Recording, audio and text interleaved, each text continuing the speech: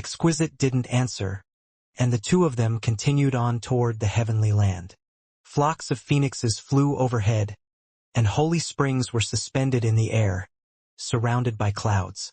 Giant dragons walked majestically across the ground, which was covered with many strange flowers and rich green grass. There were many rare animals, too. There were strange and exotic things everywhere that Hansen looked. Within seconds of landing, Hansen had seen 3 deified xenogeneics. One of them was a deified plant. This is so scary. I understand now why the very high are regarded as the greatest race in the universe. There are so many resources here. The mighty Extreme King have far less than this. No, they can't even be compared. Put side by side with the very high, the Extreme King would look like a group of hobos. Hansen was in too much shock to speak. Countless powerful xenogeneics were roaming about, and in the nearby forest, deified xenogeneics were everywhere. Still aboard Exquisite's ship, they flew onward for tens of thousands of miles. There were countless deified xenogeneics nearby, but they had yet to encounter any of the very high. Ever since our race found this place in ancient times, our elders have been bringing interesting xenogeneics here. After God knows how many billions of years, this is what has become of the place. But my people reproduce very slowly. There are only 200 of us left now, and we cannot use the vast majority of the resources that we have gathered over the ages. However, the creatures we have collected breed and breed. They are the fruits of our labor, Exquisite said. So, Hansen understood why the very high could make so many deified elites now. This place was like an organic treasury. With the resources available, creating deified elites would be easy. Bauer was lying comfortably on the floor of the ship, looking around at the weird flowers and strange grasses. They didn't look special, but Hansen knew Bauer. He could tell she was prepared to take action. The small boat continued to fly forward. After a while, Hansen started to think that there was a problem with the flow of time in this place. He couldn't accurately determine how much time had passed since he first saw land. Their ship was drawing close to some cloud-covered mountains, and when they came within range, Hansen finally saw that the mountains held a collection of palaces. They had been built into and around the mountains, fitting perfectly between them. Faintly obscured by the haze of the clouds, it was like a picture of heaven. When the ship landed at the foot of the mountains, Hansen noticed a stone staircase. It led all the way up to the stone palace at the mountain's peak. There was a very high man descending the steps. Exquisite! You have returned. Perhaps there was such a thing as a place where the grass was greener, for being born in such a heavenly environment seemed to breed people gracious enough to befit it. Second brother. Exquisite stepped off the ship and bowed before the man. The man waved his hand, signaling for her to refrain from such politeness. He looked at Hansen and saw Bauer sitting on his shoulder. He frowned. Third sister, why have you brought 2 people? Which one is your silkworm? He is Han Senator. I selected him. That is his daughter. He had to bring her with him because there was no one else willing to look after her in his absence. Exquisite explained. The man nodded and stopped looking at Hansen and Bauer. He told Exquisite, "Go. The altar is ready. We may complete the contracts now." Exquisite nodded and told Hansen, "You guys follow me. Don't stray too far." Hansen nodded. He stepped off the ship. As soon as he left the boarding ramp, his body felt as if it was being crushed by a mountain. He moved a bit slower than usual. The environment of outer sky is different from that of the outside universe. You'll just have to get used to it, Exquisite told Hansen. Hansen nodded. He remained silent and followed Exquisite up the grand staircase. He glanced around. Sister, you could have chosen lone bamboo of the sky. Why did you pick a crystallizer? Crystallizer bodies are unremarkable. They cannot amount to much, the man said to Exquisite as they ascended the steps. He certainly didn't beat around the bush. Why does this guy not look like one of the very high? Hansen wondered as he inspected the man. The man's insult hadn't bothered him. The fellow looked different from Likir, Bishi, and Exquisite. He looked fairly average, in truth. He didn't appear to be as cold as the other very high that Hansen had encountered so far. Exquisite said something non-committal, clearly not interested in the conversation. The four of them reached the halfway point on their journey up the mountain. There, they found a stone pavilion residing on a stone platform. The stone pavilion's name was written as Half-Life Fate. Hansen didn't know what it meant, but another man soon approached. He waved his hand at Hansen and said, "You've come here to be Exquisite Silkworm? According to the rules of the Very High, only someone with a 9 armor talent is eligible to sign the contract. Allow me to test you." The man didn't seem to know Hansen had already been tested. He walked him to the pavilion and opened a stone canister that was cradled by a stone table. When the lid was removed, Hansen could see another God Spirit touch lying inside the canister. "Give the God Spirit touch a drop of your blood and wait for the results." The man pointed at the God Spirit touch for Hansen. "Second brother, there is no need to test him. Brother Bishi has already tested him with a God Spirit touch. He has an armor talent figure of 11. He is more than suitable to be a silkworm," Exquisite said. "An 11 armor talent? He's just a crystallizer. He cannot have an 11 armor talent. You're joking with us, surely. Or did Bishi make a mistake?" The meager talents of crystallizers aside, even we of the Very High very rarely produce offspring with an armor talent of 11, so he still needs to undergo this test. I don't want a mistaken test result to delay this process. The man's mouth was like a machine gun as he kept talking. Hansen didn't bother paying attention to the man's rambling. He approached the stone canister and lifted the middle finger of his right hand. He squeezed out a drop of blood and gave it to the God Spirit's touch. Exquisite's eyes locked on the God Spirit touch. Despite what she had said earlier, she did want to find out if the test conducted before was legitimate. Saying Hansen had an 11 armor talent still seemed ludicrous, so a second test was warranted. The man stared at the God Spirit touch, too. He didn't believe a crystallizer could have an 11 armor talent. He thought something must have happened when Bishi tested Hansen, and that was why the result was incorrect. They all stared at the God Spirit touch intensely, but after the God Spirit touch consumed the blood, it stopped moving. They kept watching for some time, but the creature remained completely still. It didn't even shed a single shell. Exquisite was surprised, and the men thought this was strange. No matter how bad a crystallizer was, there was no way the bug wouldn't discard a single shell. Weird. Is there a problem with the God Spirit touch? The man reached out a finger and brushed it against the God Spirit touch's head. His face twisted with confusion as he said, "There's nothing wrong with the creature. It is just the same as before. How could this happen? Feed him another drop of blood?" The man told Hansen after he examined the God Spirit touch. Hansen didn't know what to make of this turn of events. He did just as he was instructed and squeezed out another droplet of blood to feed the God Spirit touch. When Hansen placed the second drop of blood before the God Spirit touch, it didn't behave any differently. It swallowed the droplet, then returned to its previous, motionless state. The four waited around for a long time, hoping something would happen. But there the bug remained, at the bottom of the canister, not moving an inch. If they hadn't seen it swallow the blood, they would have believed the insect to be dead. The man frowned. He had no idea what was going on. He picked up the God Spirit touch again, trying to make sure there was nothing wrong with it. Weird. No matter how bad his skills are, it shouldn't be possible for him to be entirely without an armor talent. The man continued to poke and investigate the creature, but he learned nothing. Maybe the God Spirit touch is simply too old, and it can no longer shed its shell? Exquisite paused, then went on to say, "This God Spirit touch is the very first God Spirit touch that once belonged to the Alpha, is it not? It performed tests here for much of the Alpha's life, and that was eons ago. Perhaps it really has finally succumbed to old age." The man shook his head and said, "When Bishi brought you Shanshin here, they conducted the test just fine. That wasn't very long ago. Why would it suddenly stop working now?" "Well, aside from that, what other possibilities can you think of? There is no way that Hansen is lacking even a single armor talent," Exquisite said. The man knew that was impossible, too.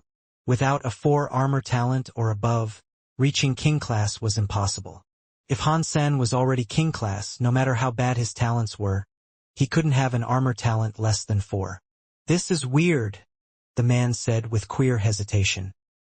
He put out his finger and sliced it, releasing a thin trickle of his own blood.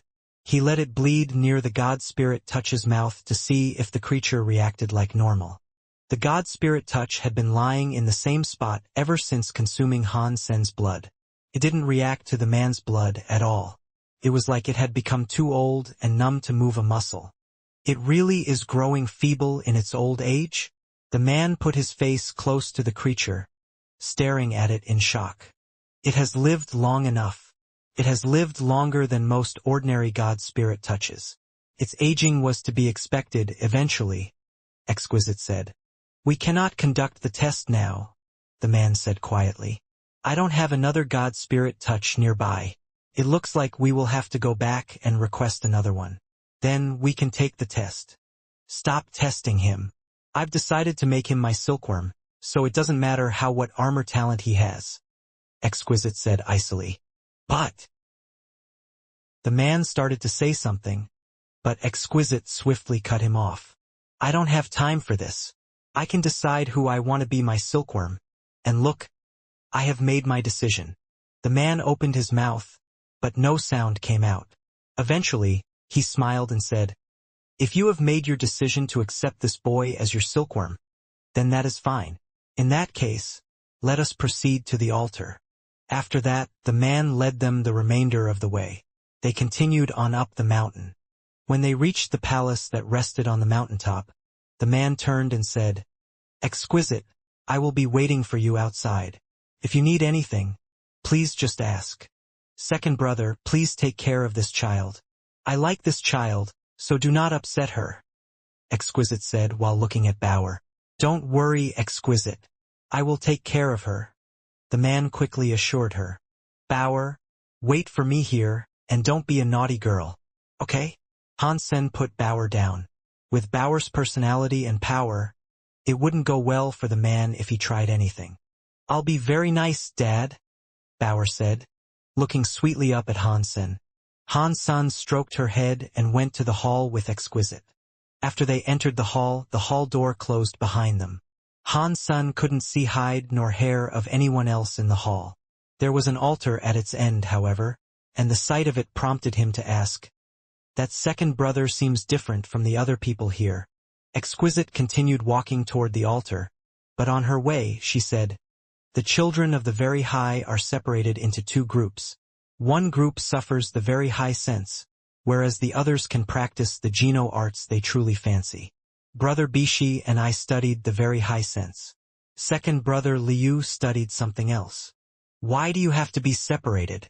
Han Sen asked with curiosity. Exquisite twitched slightly, but she pretended it was nothing. Practicing the very high sense gradually removes our ability to feel emotions. That can harm our breeding capabilities. Now Han Sen understood why they had to be separated. It was so their bloodline could continue. Otherwise, if all of the very high transformed themselves into emotionless machines, they probably wouldn't reproduce at all. The race wouldn't have lasted very long in that case. Han Sen raised his head. The altar ahead looked a bit strange. There was a large platform that held a large furnace in its center. Aside from that, the altar was bare. Put a drop of your blood into the furnace, Exquisite said. She held out her finger and dropped her blood into it. Han Sen had known this was coming. Sky Palace leader had told him what to expect. He lifted his own finger and quickly supplied the furnace with a drop of his blood. When the jade furnace took in the 2 drops of blood, it lit up. It began to glow with a shifting cosmic light, and something inside the furnace began to rumble. Han Sen looked at the jade furnace with curiosity. He couldn't see what was inside it, but the light and presence of the furnace were enough for him to tell that it was stuffed with knowledge about the universe. As the light grew stronger, it began to gather on the carving on the front of the furnace. The engraved symbols were shaped into a rough triangle. The light continued to shift restlessly, and the engraving glowed brighter and brighter. And then, the light within the furnace dimmed as it all rushed into the engraving. When the triangular symbol burned like a sun, Exquisite said. Put your hand against that symbol. Which hand? Han-sen asked with a blink. It is up to you, Exquisite said. Men go left, women go right. In that case, I will use my left hand. After that, Han-sen placed his left hand on the triangular symbol. Han-sen felt as if he had pressed his hand against red-hot steel. Han-sen jerked his hand away, and when he did, the light on the jade furnace's engraving vanished. A shining triangle was now branded on his left hand. When the burning sensation disappeared, the triangle vanished as well. Han-sen could no longer find any trace of it on his skin. Is that it? Han-sen looked at Exquisite with curiosity. Yes, it is done, Exquisite answered with a nod. Han-sen knew that at this point, Exquisite should be able to feel what he felt and read his mind. His mind should have been an open book to her. So he started imagining stuff to test it. In a split second, Exquisite blushed and shouted, Stop! It looks like you really can read my mind, Han-sen said while looking at Exquisite. It's good that you know. Don't ever think of things like that again, Exquisite said, feigning calmness over what she had just seen. The silkworms of other races might not have known they were being watched by the Very High, but it wasn't surprising that the Sky knew about this, though. After all, the Sky and the Very High were once part of the same family, and the Very High had never tried to hide the fact that they spied on their silkworms. So, Exquisite didn't think it was strange that Han-sen knew about this. Let's go. I will help you practice here in Outer Sky. How many resources you receive over the course of the next 4 years will depend on how well you perform. Exquisite turned and walked out of the palace. Is that it? Han-sen asked her with some curiosity. Well, what else did you expect? Exquisite asked. Don't we need to meet with some supervisors and go through additional registration procedures or something? Han-sen was confused. Since they had arrived, the only other Very High he had seen was Second Brother. And Second Brother probably wasn't an important figure amongst the Very High. His rank was certainly not as high as Exquisite's, that was for sure. There is no need for any of that. Now that you've entered Outer Sky, your movements will be watched keenly by the leader. Since no one has come here to stop you, that means our leaders have given you their approval. You can now be my silkworm and practice here in Outer Sky. The way the Very High do things is quite different. Considering that they were the #1 race in the universe, the Very High were conducting themselves very casually. But when Han-sen thought about their relaxed attitude a little more, he realized that he should have expected it. The Very High were incredibly powerful, but there weren't many of them, and they had no interest in mixing their blood with the blood of another race. Plus, after they practiced the Very High sense, they lost their ability to care about things. Based on what he knew of the Very High, this process was proceeding logically. After Han-sen left the hall, he found Bauer and Second Brother, Li Yuzhen, chatting. It seemed that they were getting along rather well. That was a surprise. Li Yuzhen wanted to accompany Exquisite, but she refused. He didn't push the subject further, and so he promptly took his leave. They reboarded Exquisite's small ship and began flying east, away from the heavenly-looking palace. Bauer. What were you talking to Li Yuzhen about? Han-sen didn't believe Bauer would have been nice enough to engage Li Yuzhen in idle conversation unless there was something she wanted. It was nothing much. He is nice. He promised me a lot of fun toys, Bauer said with a blink. Why would he suddenly give you things? Han-sen asked. He said that if I tell him more about Sister Exquisite, he will bring me more stuff to play with, Bauer naively explained. Han-sen thought about this and he had a guess. If Li Yuzhen is one of the people responsible for ensuring the existence of future generations of Very High, then he probably wants to. When Han-sen thought of that, Exquisite's face hardened. She stared at him and said, Don't even think about it. He has 0 chance. Han-sen shrugged his shoulders. He knew his assumption had been correct. The ship traveled for 100,000 miles before they stopped atop a little peak. That mountaintop had a wooden building and pavilion. It looked rather tidy. He thought it must have been where Exquisite lived. Exquisite set Han-sen up inside the wooden building, then left. Once Exquisite was completely gone from sight, Han-sen pulled something out of his pocket. Sky Palace leader had given it to him. It was a small jade figure that was around the size of his hand. Sky Palace leader said that once she is some distance away from me, Exquisite's ability to monitor me will weaken or perhaps even disappear entirely. The distance must be considerable, though. That is what Sky Palace leader told me. She probably can't read my 7 senses now, right? Hansen tried not to think. Keeping his mind as empty as possible, he lifted the small jade figure in his left hand. The small jade figure came to life with light. The light wasn't actually coming from the small statue, though. It was coming from Hansen's hand. The triangular brand on his hand was glowing, and it slowly began to twist into the shape of the jade figure. I can't believe Sky Palace leader came through with this. It really does work. Hansen looked at the outline of the statue that was now shining from his hand. The sight of it made him ecstatic. Hansen had no idea what the small jade figure actually was. Sky Palace leader had told Hansen how to use it, but he hadn't bothered to explain exactly how the device worked. In truth, the small jade figure was a magical device that worked a little like a video camera. However, instead of merely recording visual information, the device captured data from each of Hansen's 7 senses. Once he pressed the statue against the triangular brand on his hand, Exquisite was no longer able to sense what Hansen was currently feeling. Instead, she was now experiencing a recorded loop of sensation. The information that Exquisite could learn now were all things that Hansen was fine with her knowing. Hansen had recorded a lot of content into the statue, most of which were the sensations that he experienced while he practiced. If Exquisite wasn't actually watching him in person, she would assume that he was training. Let's see how this works. As Hansen held the small jade figure, he recorded more of his own thoughts and senses. It was very difficult for a human to control their emotions perfectly, but Hansen had some experience in doing so.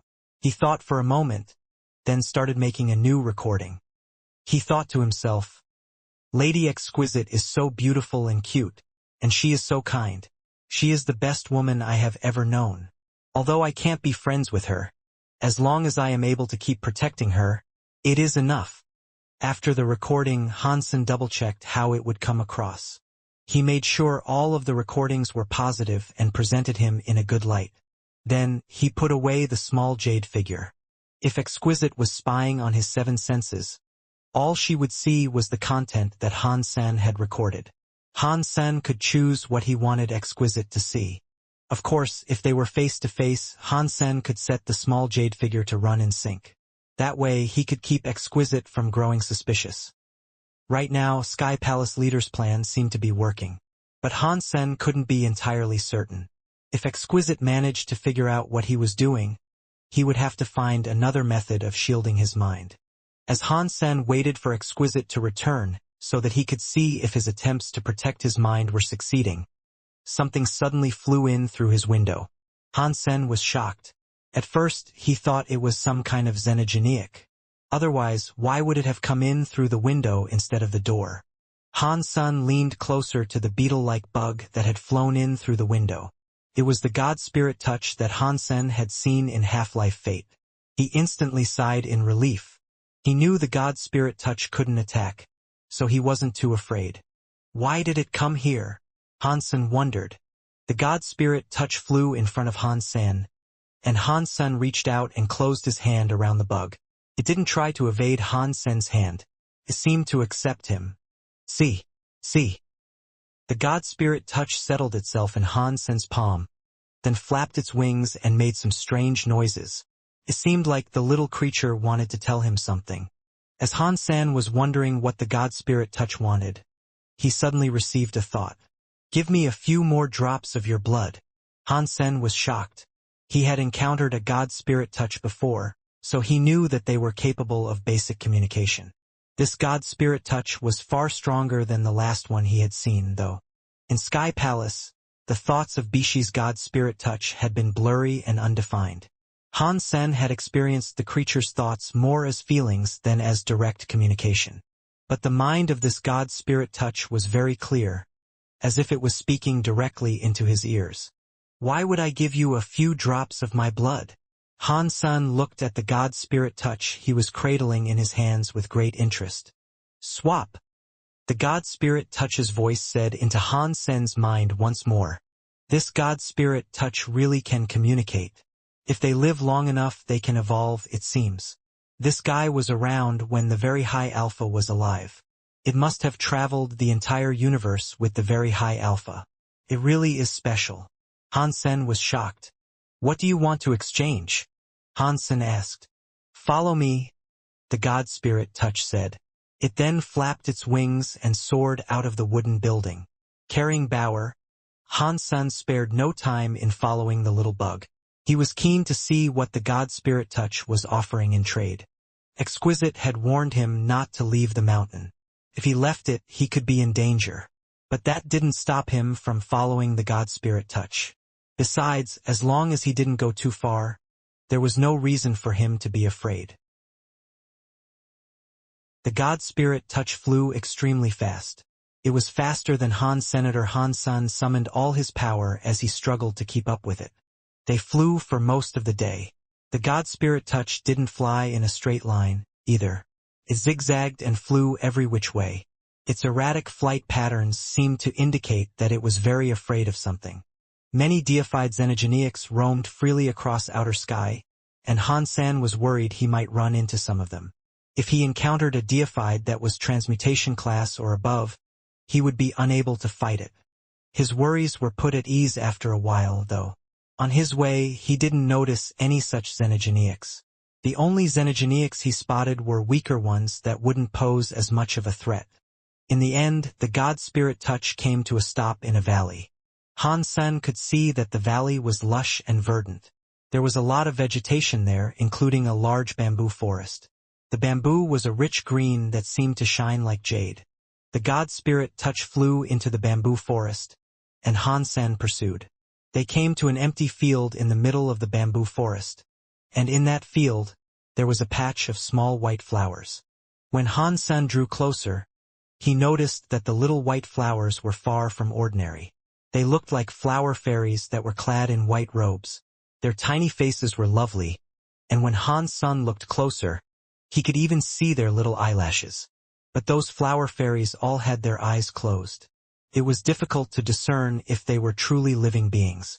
The God Spirit touch flew through the clearing, flapping its wings hard enough to create a little breeze. When the breeze rustled the flowers, it roused the flower fairies to wakefulness. But when they opened their eyes, their bodies shook in the wind. They all squeezed together as if they were very afraid of something. I offer these in trade, the God Spirit touch said as it landed near the flowers. Again, it had used its mind to communicate with Han Sen. What are these things? Han Sen looked at the white flowers that looked like fairies. He detected a powerful life force within each of them. Flower fairies, the God Spirit touch answered. What do they do? Han Sen asked. God King bees love them, the God Spirit touch said through its mind again. What does that mean? Han Sen didn't understand. You use them to attract God King bees. You are going to need them. While this God Spirit touch's thoughts were much clearer than Han Sen had expected, there were still limits to its communication abilities. It could say something simple, but explaining a complex subject was beyond the little creature. Han Sen listened as the God Spirit touch tried to explain.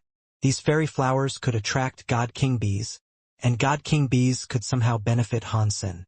Of course, that was just what the God Spirit touch believed, and Han Sen had never even heard of a God King bee. Therefore, he couldn't be entirely sure that what the bug was suggesting would work. In exchange, how much blood are you asking for? Han Sen asked, looking at the God Spirit touch. 100 drops. The God Spirit touch said in Han Sen's mind. That is too much. How about 1 flower per drop? Hold on, let me count. There are 17 flower fairies, so I will give you 17 drops of blood. How is that for a bargain? Has Sun asked, flexing his haggling chops. Han Sen wasn't in a rush to get the flower fairies.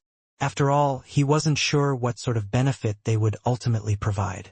He was, however, very interested in the God Spirit touch. It knew outer sky very well, so there was a chance the creature would be quite useful sometime in the future. Forming a good relationship with it might come in handy later on. Sure. The God Spirit Touch answered with certainty. How do I use these things? Hansen asked, looking at the fairy flowers. Dig out the roots and take them with you. The God Spirit Touch answered. Will they die? Hansen looked at the white flowers that looked like fairies. He didn't want to hurt the beautiful creatures any more than he had to. No, but plant them in your yard when you get back, the God Spirit Touch said. Sure. Hansen rolled up his sleeves and got to gardening. He started digging up the flowers one by one. Blood, the God Spirit Touch requested, flying over and landing atop Hansen's hand. Hansen didn't hesitate. He squeezed out 17 drops of blood and let them pool in the palm of his hand. The God Spirit Touch fell on the blood like a hungry wolf. It gulped it all down, draining the 17 drops of blood instantly. The creature's crystalline body was dyed light red. It looked like an artwork made of pink crystal. Hansen dug all the fairy flowers from the ground. While there were 17 different flowers, their roots had grown together into a single mass. The root ball was about 30 centimeters wide. The fairy flowers trembled as he worked, looking scared. Don't worry, I don't want to hurt you guys. Hansen soothed them with a smile. Those creatures were very adorable.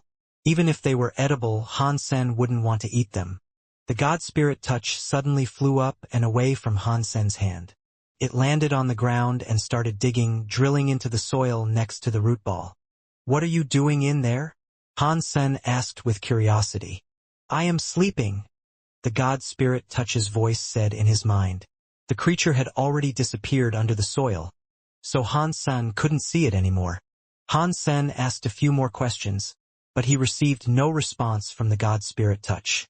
At that point, he knew that he needed to return to the wooden house with the fairy flowers. Exquisite must know how to make use of these fairy flowers. I'll have to ask her later. Hansen flew up out of the clearing, then turned and headed back to the mountain where the wooden house was.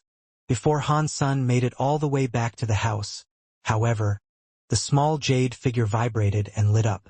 That meant Exquisite was back in range. She could sense Hansen again. When Exquisite returned to the wooden house, she frowned. It seemed that Hansen had already left.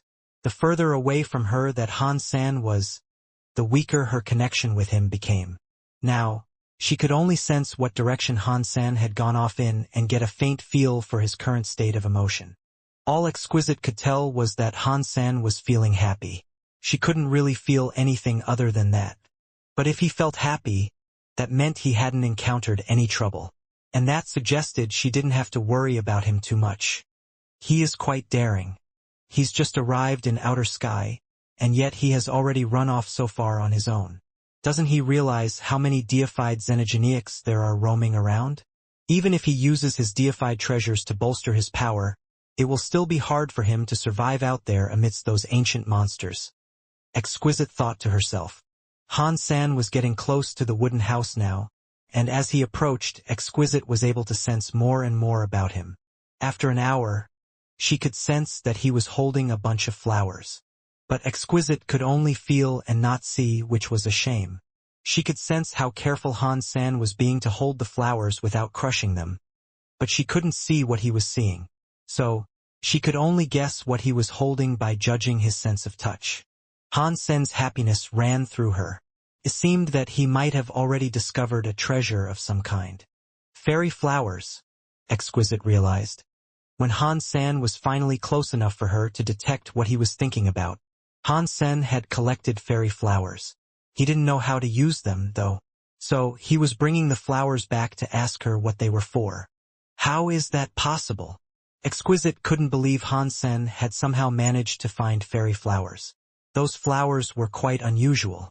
Many of the very high wanted fairy flowers, but the strange plants were incredibly rare.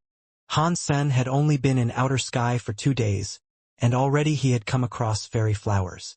This really was so weird. Since Exquisite still couldn't see Hansen with her own eyes, she didn't believe Hansen had discovered real fairy flowers, though. He must have been mistaken about what he had. But when Hansen appeared in her vision, Exquisite's eyes opened wide. Han-sen was holding real fairy flowers, and not just one, but several. There were 17 individual flowers on the plant. Fairy flowers only opened a single bloom every 100 million years. There were 17 flowers here, so that meant the plant had been alive for 1.7 billion years. Across the whole history of the very high 1.7 billion years wasn't very long. But it was very rare to find a fairy flower that had been growing for that length of time. Even if someone was lucky enough to find a fairy flower, it usually only had 2 or 3 blossoms. In the very high palace, there was a very old fairy flower that had 72 blossoms on it. That number of blossoms seemed to be the maximum that a fairy flower could achieve. The plant had never grown any further. That flower was called the fairy king flower, and it was the very high's most important flower. Han-sen's fairy flower had 17 blossoms. That wasn't a bad sum. If he was able to grow it and keep it alive, it could help him a lot. "Why did you run out there all alone?" Exquisite asked when Han-sen had returned to the yard. "I thought I'd go check out the neighborhood. And look, I found a strange bunch of flowers. Do you know what these things do?" Han-sen asked, holding out the fairy flowers as if he had just stumbled upon them. He didn't mention the trade he had conducted with the god spirit touch. Although Exquisite knew that Han-sen wasn't saying something important, she still listened to what Han-sen told her. Then, she answered, "That is a fairy flower. If you can grow it, it could very well become a true god-class plant xenogenic. But it grows incredibly slowly. It will only produce 1 flower every 100 million years. Once it has 72 flowers, it will become a butterfly. Whether it can become a true god after that will depend on its luck and power." After pausing, Exquisite looked at the plant in Han-sen's hand and said, "The plant you found has 17 flowers. It should be half deified already. If it produces 1 more blossom, it will become deified. 100 million years per flower? Right now, there isn't even another bud. I'm afraid I won't live long enough for it to grow its 18th flower," Han-sen said with a sardonic smile. 100 million years was far too long for him to wait. No human had a lifespan that long. Maybe not. Fairy flowers don't show signs of their growth. When the time comes, a new blossom will simply sprout overnight. Maybe this plant is very close to having another flower already, Exquisite said. "What use are the flowers, anyway?" Han-sen asked. After a moment of thought, Exquisite told him, "The flower has multiple uses. It can be used to produce medicine, but unless the medicine was direly necessary, no one would use it for that purpose. Instead, people prefer to transplant the flowers into their own gardens. The presence of the fairy flower helps nearby plants and creatures to develop. Having a fairy flower in close proximity can also boost one's life force and add to one's lifespan. And after a while, the fairy flower will attract god king bees. That is what yields the greatest benefit." "What benefit is that?" Han-sen quickly asked. "After a god king bee eats the nectar of a fairy flower, it will become drunk and slump down underneath the fairy flower," Exquisite said. "It is about 10,000 times easier to take out god king bees that way. If this plant can become deified and attract deified god king bees, that would be fairly awesome. But I need 1 more flower before that happens. I don't know when it will grow that 18th flower," Han-sen mumbled, his voice a little dull. He felt as if his luck was far inferior to the luck of others. He only needed 1 more flower. If he could attract deified god king bees and kill them easily, that would be a great boost to his development. Exquisite could sense that Han-sen was feeling a bit disappointed, and so she said unsympathetically, "You can still attract half-deified god king bees, which isn't too bad at all. It is a very good resource for you at your current level. I have a few geno-arts. Take a look and tell me if you want one. If you would like a different geno-art, feel free to tell me." Exquisite placed a few books down on Han-sen's desk. Han-sen picked up a few of the books and perused them. One of them, which Han-sen had already practiced, was God's Wander. But Han-sen hadn't known it was called God's Wander. He thought it was just a good space teleportation technique. Aside from God's Wander, there was an assortment of knife skills, punching techniques, and a geno-art called Very Real Body. Very Real Body was a geno-art that strengthened a practitioner's body. If he practiced it very well, he would be able to use his body to block any physical attack. Even deified elites wouldn't be able to harm him. Exquisite had obviously selected these Geno arts based on her interpretation of Han Sen's character. They were all skills Han Sen would be very good at. It seemed as if Exquisite had gone through a lot of effort to find them. Thank you very much. Han Sen greatly appreciated her kindness. These are only what my silkworm deserves. You just need to keep practicing. If you are lacking anything, make sure to let me know, Exquisite coldly said. After pausing, Exquisite glanced at the text for Very Real Body and said, "This copy of Very Real Body is only the basic version. It is suitable for people who haven't yet become deified. If you can become deified, I can get you the rest of this Geno art, and you can become deified with it. Very Real Body can be practiced all the way to butterfly class. It is a Geno art that reinforces your body. I noticed your body was strong, so I thought you might as well try it." Han Sen agreed with her. He accepted the Geno arts she had brought him and planted the fairy flowers in the garden. He was going to wait until the God King bees came so he could kill them with ease. There are a lot of resources to be earned from outer sky xenogeneics, but they are very dangerous for ordinary students to obtain. This house will keep any deified xenogeneic from approaching within 1,000 miles. It is hard to say what will become of you if you leave that radius, however. If you are out by yourself and encounter danger, I'm afraid I won't be able to save you in time. So, if you want to go hunting for some reason, we should go together, Exquisite said. What kind of primitive deified xenogeneics around here can I hunt? Han Sen asked. Since he was there anyway, he wanted to acquire more deified resources. They are everywhere. Our people haven't raised them on purpose, but the creatures have multiplied on their own over the years. They don't bother the homes of the very high, but they can travel freely wherever else they wish to go. So, when you leave the designated safe zones, you must be wary wherever you tread. There are larvae and even butterfly xenogeneics to be found. A creature like that could end your life by exhaling in your direction, Exquisite said. Han Sen was stunned. I thought there were resources I could take freely. Why are they that dangerous to obtain? If you want resources, you don't have to go and hunt them yourself. Our race has stockpiles for your enjoyment, Exquisite said. She now spoke in a different tone of voice as she looked at Han Sen. What have they got for me? Han Sen asked. Follow me, Exquisite said simply. She led Han Sen out of the garden. But this time, Exquisite didn't use her little ship. She put her hand on Han Sen's shoulder, and all of a sudden, a space teleportation trick teleported them God knew how far. When they came out on the other side, Exquisite didn't release her grip on him. She used her teleportation ability again. She did this a dozen times before they came to a stop. Han Sen saw beads of sweat on her forehead, and on top of that, her face was flushed red. It had cost her a lot of strength to bring him so far on a whim. We are here, Exquisite said, looking forward. Han Sen followed her gaze. An odd lake lay before them. The lake was full of clouds rather than water. Han Sen thought that the surface of the lake might merely have been obscured by a deep mist, but when he looked down, he realized he couldn't peer through the fog. Despite the strength of Han Sen's vision, he couldn't see anything deeper than 10 meters.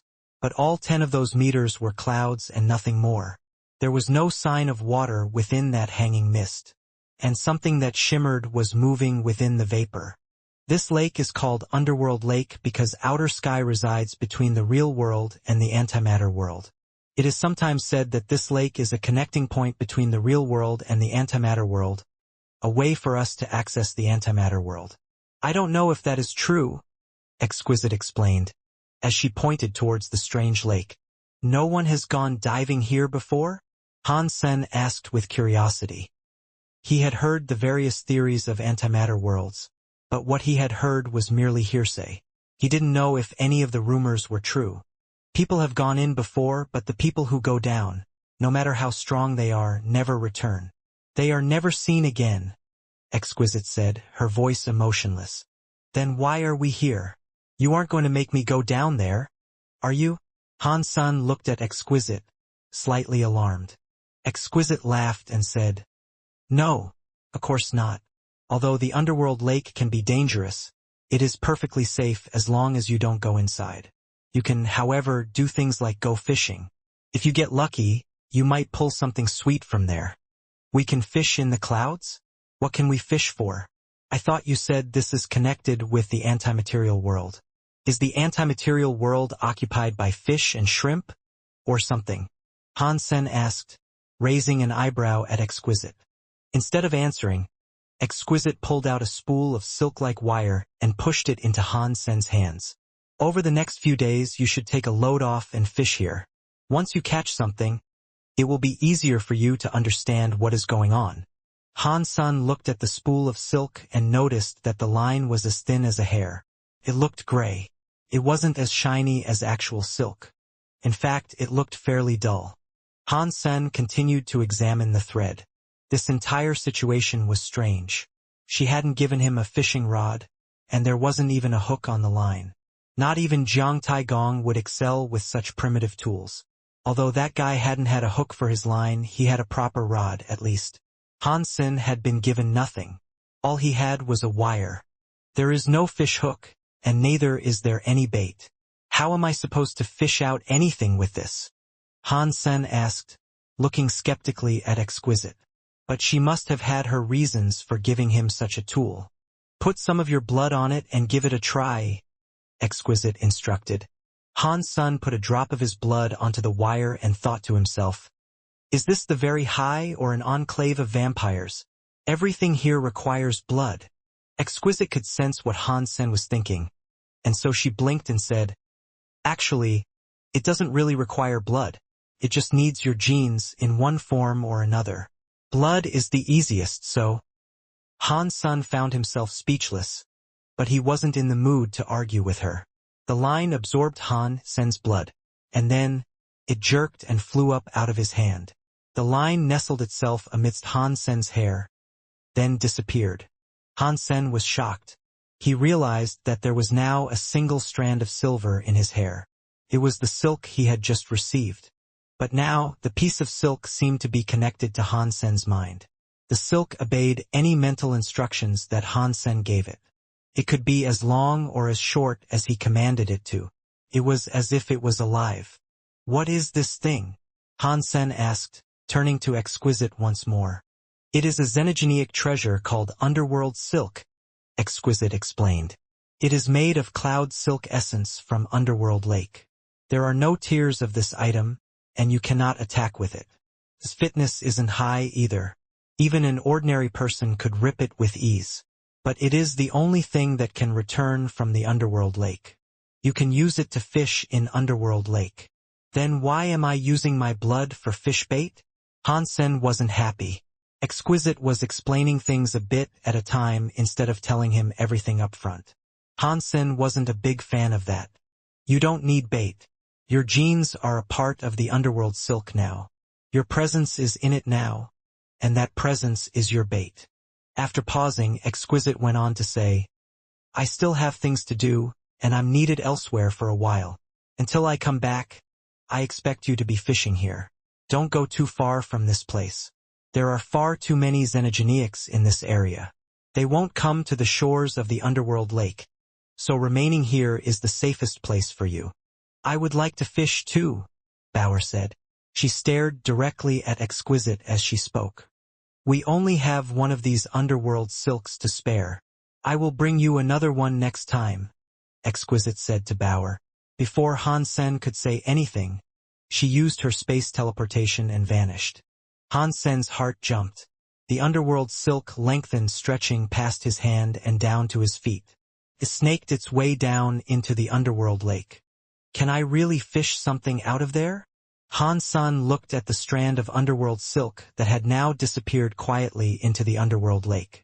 Han Sen had serious doubts about this. Han Sen was a little bit curious. He sat down near where the Underworld silk disappeared into the clouds, and he decided to wait and see what happened. But after he waited for a whole hour, the Underworld silk hadn't moved an inch. He couldn't tell if it was working or not. Exquisite isn't trying to test my patience, is she? Han Sen wondered to himself. And then, he looked at Bauer and said, Bauer? Do you fancy doing some fishing? Yeah, I would like to, Bauer said with a nod. In that case, I will give it to you. Hansen handed over his underworld silk. Don't worry, Dad. I'm going to catch some super big fish for you, Bauer said. She had wanted to try fishing a long time ago, and now Hansen was making good on a long-awaited promise. Sure you will, Hansen said encouragingly, not wanting to crush her hopes. But inside he was thinking, there is no hook and no bait. You won't be able to pull anything out of this lake. Do you really think you are Jiang Taigong, who can fish with nothing but a rod and line? Bauer had a stern and serious look on her face while she fished. Hansen, in the meantime, began to flip through the text for very real body. The knife skills and punching techniques were good. They were top-dog Geno arts for sure, but Hansen's knife skills and boxing talents were already high-class. He only needed to briefly glance over the skills that Exquisite had brought him. There was no point in practicing them with any modicum of seriousness. Hansen had already trained in the use of God's Wander. He just needed to slowly reveal his proficiency with it to Exquisite. Hansen thought the very real body was extremely interesting, however. It was a skill that could reinforce his body, and at the same time it could make his body into a weapon. Very real body had a high requirement for the practitioner's base-level strength, though. Even ordinary deifieds might not have the requisite physical power for the beginner level of very real body. Hansen, on the other hand, had a body that was stronger than any half-deified. The power granted by his 4 Geno arts wasn't something ordinary creatures could match. So, fulfilling the requirements for very real body wasn't too difficult for him. In fact, this was the reason that Exquisite had given him very real body. An extreme body works as a blade. Once I learn this Geno art, I should be able to fight others of the same level, even if they're making use of a xenogenic weapon. That is pretty cool. After Hansen read through it once, he began to practice very real body. But it would take a very long time for Hansen to practice and become talented with this Geno art. This wasn't a task that he could accomplish in a day, and so Hansen wasn't in a crazy rush. He trained slowly, and he also practiced heart connection in the meantime. Hansen set the small jade figure into a fishing mode. Even if Exquisite turned her attention back to him, she would only sense him fishing. She wouldn't realize that it was Bauer doing the fishing for him. Bauer was still as serious about fishing as when she had begun. Hansen was surprised. He didn't expect that the normally rambunctious Bauer would be content to spend time with the slow, patience-testing, quiet art of fishing. What a shame. This fishing line seems entirely useless. Hansen thought Exquisite really was testing his patience. There was no way they would be reeling anything in. Dad, there is something on my line, Bauer suddenly shouted with glee. She held onto the underworld silk for dear life with those little hands of hers. No way. You've actually caught something? Hansen quickly looked at the underworld lake. He saw that the lake's mist was swirling around the underworld silk. The mist had grown more cloudy, as if there really was something down there moving about. Pull the line! Pull the line! Hansen ran behind Bauer and started reeling the underworld silk back with her.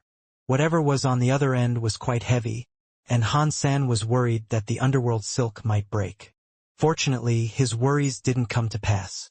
The underworld silk remained undamaged as the two of them hauled it out. As more and more of the lake's mist was disturbed by the rising object, their excitement grew as well. Hurry up! Hurry up! We might have caught something big. Hansen was happily shouting. I want to eat grilled fish tonight, Bauer said. She licked her lips as her eyes became incredibly bright. The underworld silk was getting longer and longer. Hansen had no idea how deep the line had gone. He just kept pulling it in hand over hand. Suddenly, Hansen and Bauer felt as if something on the other end of the line had torn loose. The line snapped back toward them like a broken rubber band. The two of them had been pulling their hardest when they were suddenly sent rocketing back into the ground. Bauer shot into Hansen's chest. And then, the two of them saw something emerge from the lake with the underworld silk. It arced beautifully through the air overhead, then landed next to them with a ringing noise. The two of them turned their heads quickly. They saw a giant gold sword sticking out of the ground, every inch of it gleaming in the light. Holy crap! Aren't we fishing? Why did we just reel in a giant sword? Han Sen looked at the giant, luxurious sword with shock. The enormous sword gave Han Sen the feeling he was looking at something owned by a rich person. The whole thing had been made of gold, and it looked incredibly heavy. It was about 1.5 meters long, and the blade was 1 foot wide. It looked like a small door. There were some engravings carved into the sword. There was the depiction of a phoenix, and there were jewels embedded in the metal. The sword looked very luxurious, especially the center of the handle, which held a fist-sized, gold jewel. Han Sen had seen a lot of weapons in his time, but he had never seen a weapon that looked so opulent. How can you fish up something like this? Han Sen mumbled as he stood up. He walked in front of the big gold sword. He reached for the handle to see what sort of weapon it was. Pang! Just as Han Sen's hand touched the pommel, the brilliant gold sword shone brightly. Han Sen felt as if an electric current was coursing through him. His entire body was hurled through the air. He rolled for 100 meters before coming to a stop. Oh no! It's a deified treasure. Han Sen lifted himself off the ground. His whole body was covered in ash, and blood dripped from his mouth. He looked happy, though. Despite his remarkable fitness, the blade had still been able to toss him away and deal that much damage with a single touch. It was definitely a deified treasure. Any item of a lesser rank couldn't possess that much power. You can fish up deified treasure from here? Seriously. Han Sen ran back to the luxurious sword. He still couldn't believe what he was seeing. Han Sen stared at the gleaming sword, and he finally accepted that Exquisite hadn't just been testing his patience. There really were powerful treasures that could be pulled from this lake. Evidently, some of them were even deified. No wonder the very high are so strong. Deified treasures can be pulled from this lake. This cannot be real, surely. Han Sen felt as if his heart was going to leap out of his chest. It had taken them half a day to obtain this deified treasure. If they fished there for a few months, they would be blinged up in all sorts of deified kit. But when Han Sen went to take hold of the gold sword again, the luxurious weapon bounced him away again. Han Sen used all his power to try and hold it, but alas, he could not. However, when Bauer touched it, the beautiful gold sword seemed to rest comfortably in her hands, and it even became smaller. It shrank until it seemed perfectly suited to her diminutive size. This cannot only be used by the person who fished it up, surely. After Han Sen thought of this, he threw his underworld silk into the lake again. He watched the underworld lake and thought, "Come on, baby. Give me a big gold sword, too. I don't mind if it makes me look rich." When the potential reward was high enough, Han Sen could be a very patient man. He squatted down near the lake, and he didn't move for half the day. In fact, in all that time he didn't even blink. He was hoping he would be able to fish something out. Bauer spun her gold sword around, playing with it casually. But after a while she grew tired of the weapon. She put it away inside her little gourd. She returned to Han Sen's side with her hand on her jaw. She watched him fish. Han Sen was very jealous of her ability to use the gold sword, but there was nothing he could do about it. It was similar to when he needed to make use of Windstring. He had been able to fire the legendary bow, but he preferred using the six-core snake bow due to its adherence to his will. Are big gold swords the only thing that this lake contains? Han Sen wondered. He didn't think things would be that simple, though. If it was that easy to obtain deified treasures, the very high wouldn't have been beaten by sacred long ago. While Han Sen was in deep thought, he felt his underworld silk twitch. The vibration ran gently through his fingers. "I've got something." Han Sen jumped. He quickly yanked the underworld silk back and began reeling it in. It didn't, however, feel as heavy as last time. There was little resistance, so whatever it was had to be lighter. Han Sen thought to himself, "It doesn't seem like it is another giant sword. Could it be a dagger instead? Or maybe an arrow? It has to be something. If it's a smaller item, maybe I can use it with my six-core snake bow at least." Bauer happily helped Han Sen pulling the line in. With the two of them working together, it wasn't long until they had brought their catch out of the mist. Just like the last time when they pulled something out of the lake, it felt as if an elastic band had been broken. The underworld silk suddenly bounced up. Han Sen was prepared this time, however. He stood solidly and didn't fall over. He stared at what was attached to the underworld silk this time. What is this? Han Sen saw an old piece of yellowish paper on the end of the line. He reached out his hand and pulled the paper free. When he brought it closer to his face, he confirmed that the piece of paper was exactly what it looked like. This underworld lake is so weird. How can I fish out paper? Han Sen opened the old, wrinkled paper. He noticed that there was a drawing on it. Han Sen almost coughed up lots of blood upon seeing what was inside it. He quickly closed it and pushed Bauer's head away. He was not going to let her see the illustration. What the hell? What is this? Why did I fish out porn? Han Sen felt depressed. Bauer had fished up a deified xenogenic treasure, whereas Han Sen had pulled out a pornographic image. It was very beautiful, he had to admit. He only looked at it once, but his nose almost bled. It seems as if what can be fished up isn't fixed. If people could just randomly fish up deified treasures, the very high would be very rich. Han Sen thought this was to be expected. But if there was still a chance of fishing up deified treasure, then Han Sen wasn't about to miss the opportunity. So, he lowered the underworld silk and went back to patiently waiting. This time, it took a much shorter time before the line twitched again. It had only been an hour when the underworld silk began to move. Han Sen was so happy, and he pulled the line. Bauer came over to help, and so they reeled in their freshest catch together again. As the two of them worked, Han Sen prayed, "Give me a deified treasure. Give me a deified treasure." Bo! Something came flying out of the lake. When Han Sen saw it clearly, his face almost collapsed. It looked like another sheet of paper. It looked similar to the last one he had brought up. Indeed, when Han Sen took the catch in his hands, it was the same old, yellow paper. He gripped Bauer's head and moved it away. He opened the old sheet of paper to reveal another pornographic image. But this was different from the last one. The people depicted were the same as before, but they were doing things in a different position. Holy crap! Is this whole thing a comic? Han Sen felt depressed. "Dad, I want to fish, too," Bauer said, as she looked at Han Sen. "Sure. It can be your turn to try." After Han Sen put down the underworld silk, he passed it to Bauer. Bauer gave him a pleased grin. She took the silk and squatted near the lake's edge. She stared at the lake intently, as if she was afraid of missing this opportunity to fish. Han Sen went back to researching the geno arts he had been given. He was still interested in fishing, but he had received 2 pornographic images in a row. So he was no longer in the mood. Very Real Body was a high-class geno art. Han Sen followed the teachings and practiced with it. The cells in his body grew numb, as if electrical currents were zapping them. It was a sensation that surged through him from the tips of his toes to the top of his head, reaching into every nook and cranny within him.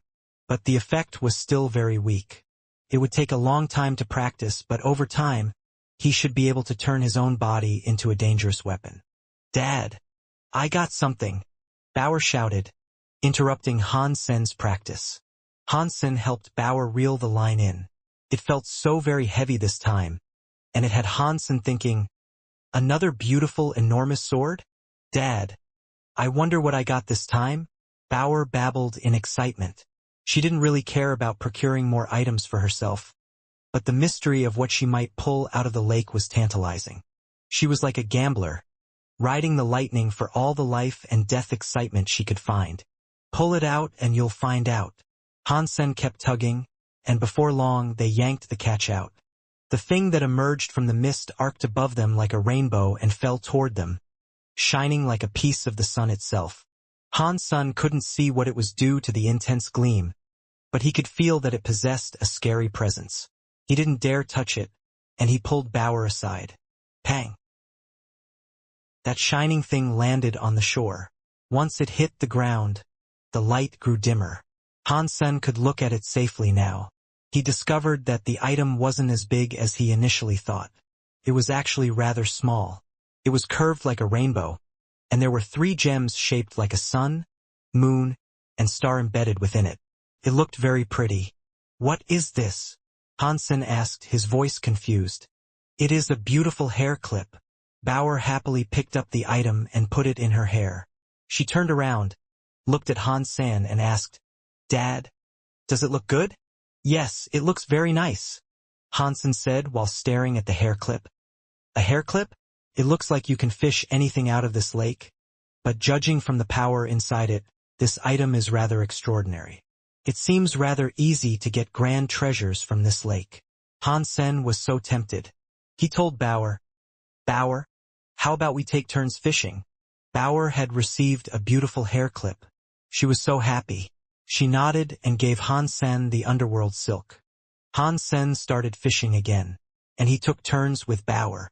The 2 of them created quite a ruckus as they fished. "Come out! Give me a treasure!" Hansen was shouting. A piece of yellow paper came soaring out of the lake. "Ah, what is this?" "It looks so pretty," said Bauer's voice. "Piece of yellow paper." Bauer's excited voice. "Piece of yellow paper." Bauer's excited voice. The same process repeated itself over and over on the shores of the underworld lake. Hansen looked at the thick stack of yellow papers he had amassed. He wanted to cry. Those pornographic pictures he had fished up over the past few days were enough to compose an entire book. Aside from the yellow papers, he hadn't been able to catch anything. "Don't say that," he reminded himself. "These pictures look kind of like a comic." If it wasn't for Bauer being there, Hansen would have liked to examine them in greater depth. Hansen looked at the Bauer. Her experience fishing had been very different. She had managed to earn all sorts of things. Although they weren't all deified treasures, the things she had collected were all better than the yellow papers Hansen had received. "It looks like my luck hasn't been too good in recent times. Perhaps I should ask Mr. White to calculate my fortunes and find a way to heighten my luck," Hansen thought, considering various ways he might improve his situation. Just as it was Bauer's turn to fish, the small jade figure reacted. Hansen quickly pulled Bauer away and sat down on the lakeshore himself, pretending to be in the middle of fishing. Not long later, Exquisite teleported there. Exquisite walked over to Hansen and looked at him. She didn't see anything next to Hansen, and she said, "Don't worry. Underworld Lake is often like this. Sometimes it can take a couple of days to get something, other times it can take weeks. I asked you to come here to test your luck and give you some time to practice Geno arts." Hansen was shocked. Hearing Exquisite, it sounded as if it was supposed to take a number of days to fish something out. But he had always received something in half a day at the most. The shortest time it had taken those 2 to fish something out was half an hour. The average, if he had to guess, was 2 to 3 hours. Hansen had been trying to think of a way to show Exquisite those yellow papers, but he didn't have to do that anymore. "It looks like there are no resources I can use for practice here," Hansen said, looking at Exquisite. Underworld Lake was magical, but he couldn't stay here if he was only pulling out old pieces of paper. He would rather kill xenogeneics. "Don't rush anything just yet. Recently, my little sister has needed my help. I don't have the time to take you hunting. So, continue practicing here. If you have enough luck, maybe Underworld Lake will give you a pleasant surprise," Exquisite said with a smile. Hansen might have just been imagining things, but he noticed that when she spoke to him, even though she was still reserved, she tended to smile more and more. She was different from how she used to be. There was a surprise, but the surprise was so big, I wasn't sure how to take it, Hansen thought to himself. After a brief conversation with Hansen, Exquisite quickly walked away. She left a few items behind for Hansen to live off, and she also provided him with vials of Geno fluid. Hansen had actually brought his own, but he had forgotten to tell her. Hansen pulled a parasol out of Destiny's Tower, and he also brought out a couple of sunbathing chairs. Hansen and Bauer settled themselves down comfortably on the shores of the lake to fish. As they did so, Hansen also set aside some time to research the Geno arts he had been given. The Geno fluids Exquisite had brought him weren't bad. They were good for his body, but Hansen had yet to find a way to make a breakthrough that would enable him to become half-deified. After another couple of days, Hansen gave up fishing. He let Bauer do things herself. He focused on practicing his Geno arts. Part of the reason he had given up was because he had continued to receive pieces of paper. It was pointless for him to continue. Whenever Bauer fished, she would retrieve something encrusted in jewels. Each item was ornately wrought and beautifully finished. But aside from the enormous gold sword and the hair clip, Bauer hadn't gotten any more deified treasures. Clearly, deified treasures weren't easily found. Since Bauer had already been able to get 2, though, that was still a fantastic result. Not everything she fished up was a high-level treasure. There were a few ordinary items in there. But whether they were high-class or low-class items, they all looked sovereignly luxurious. Suddenly, Hansen's eyes flashed. He picked up Bauer and pulled the underworld silk away from her. A minute later, he saw someone approach. It was second brother Liuzhen, the man that Hansen had met when he first entered Outer Sky. Liuzhen saw Hansen and Bauer behaving as if they were having a vacation, lying down on their sunbathing chairs with a parasol. There were many snacks and drinks on a table beside them. There was even a nuclear reactor mini-fridge.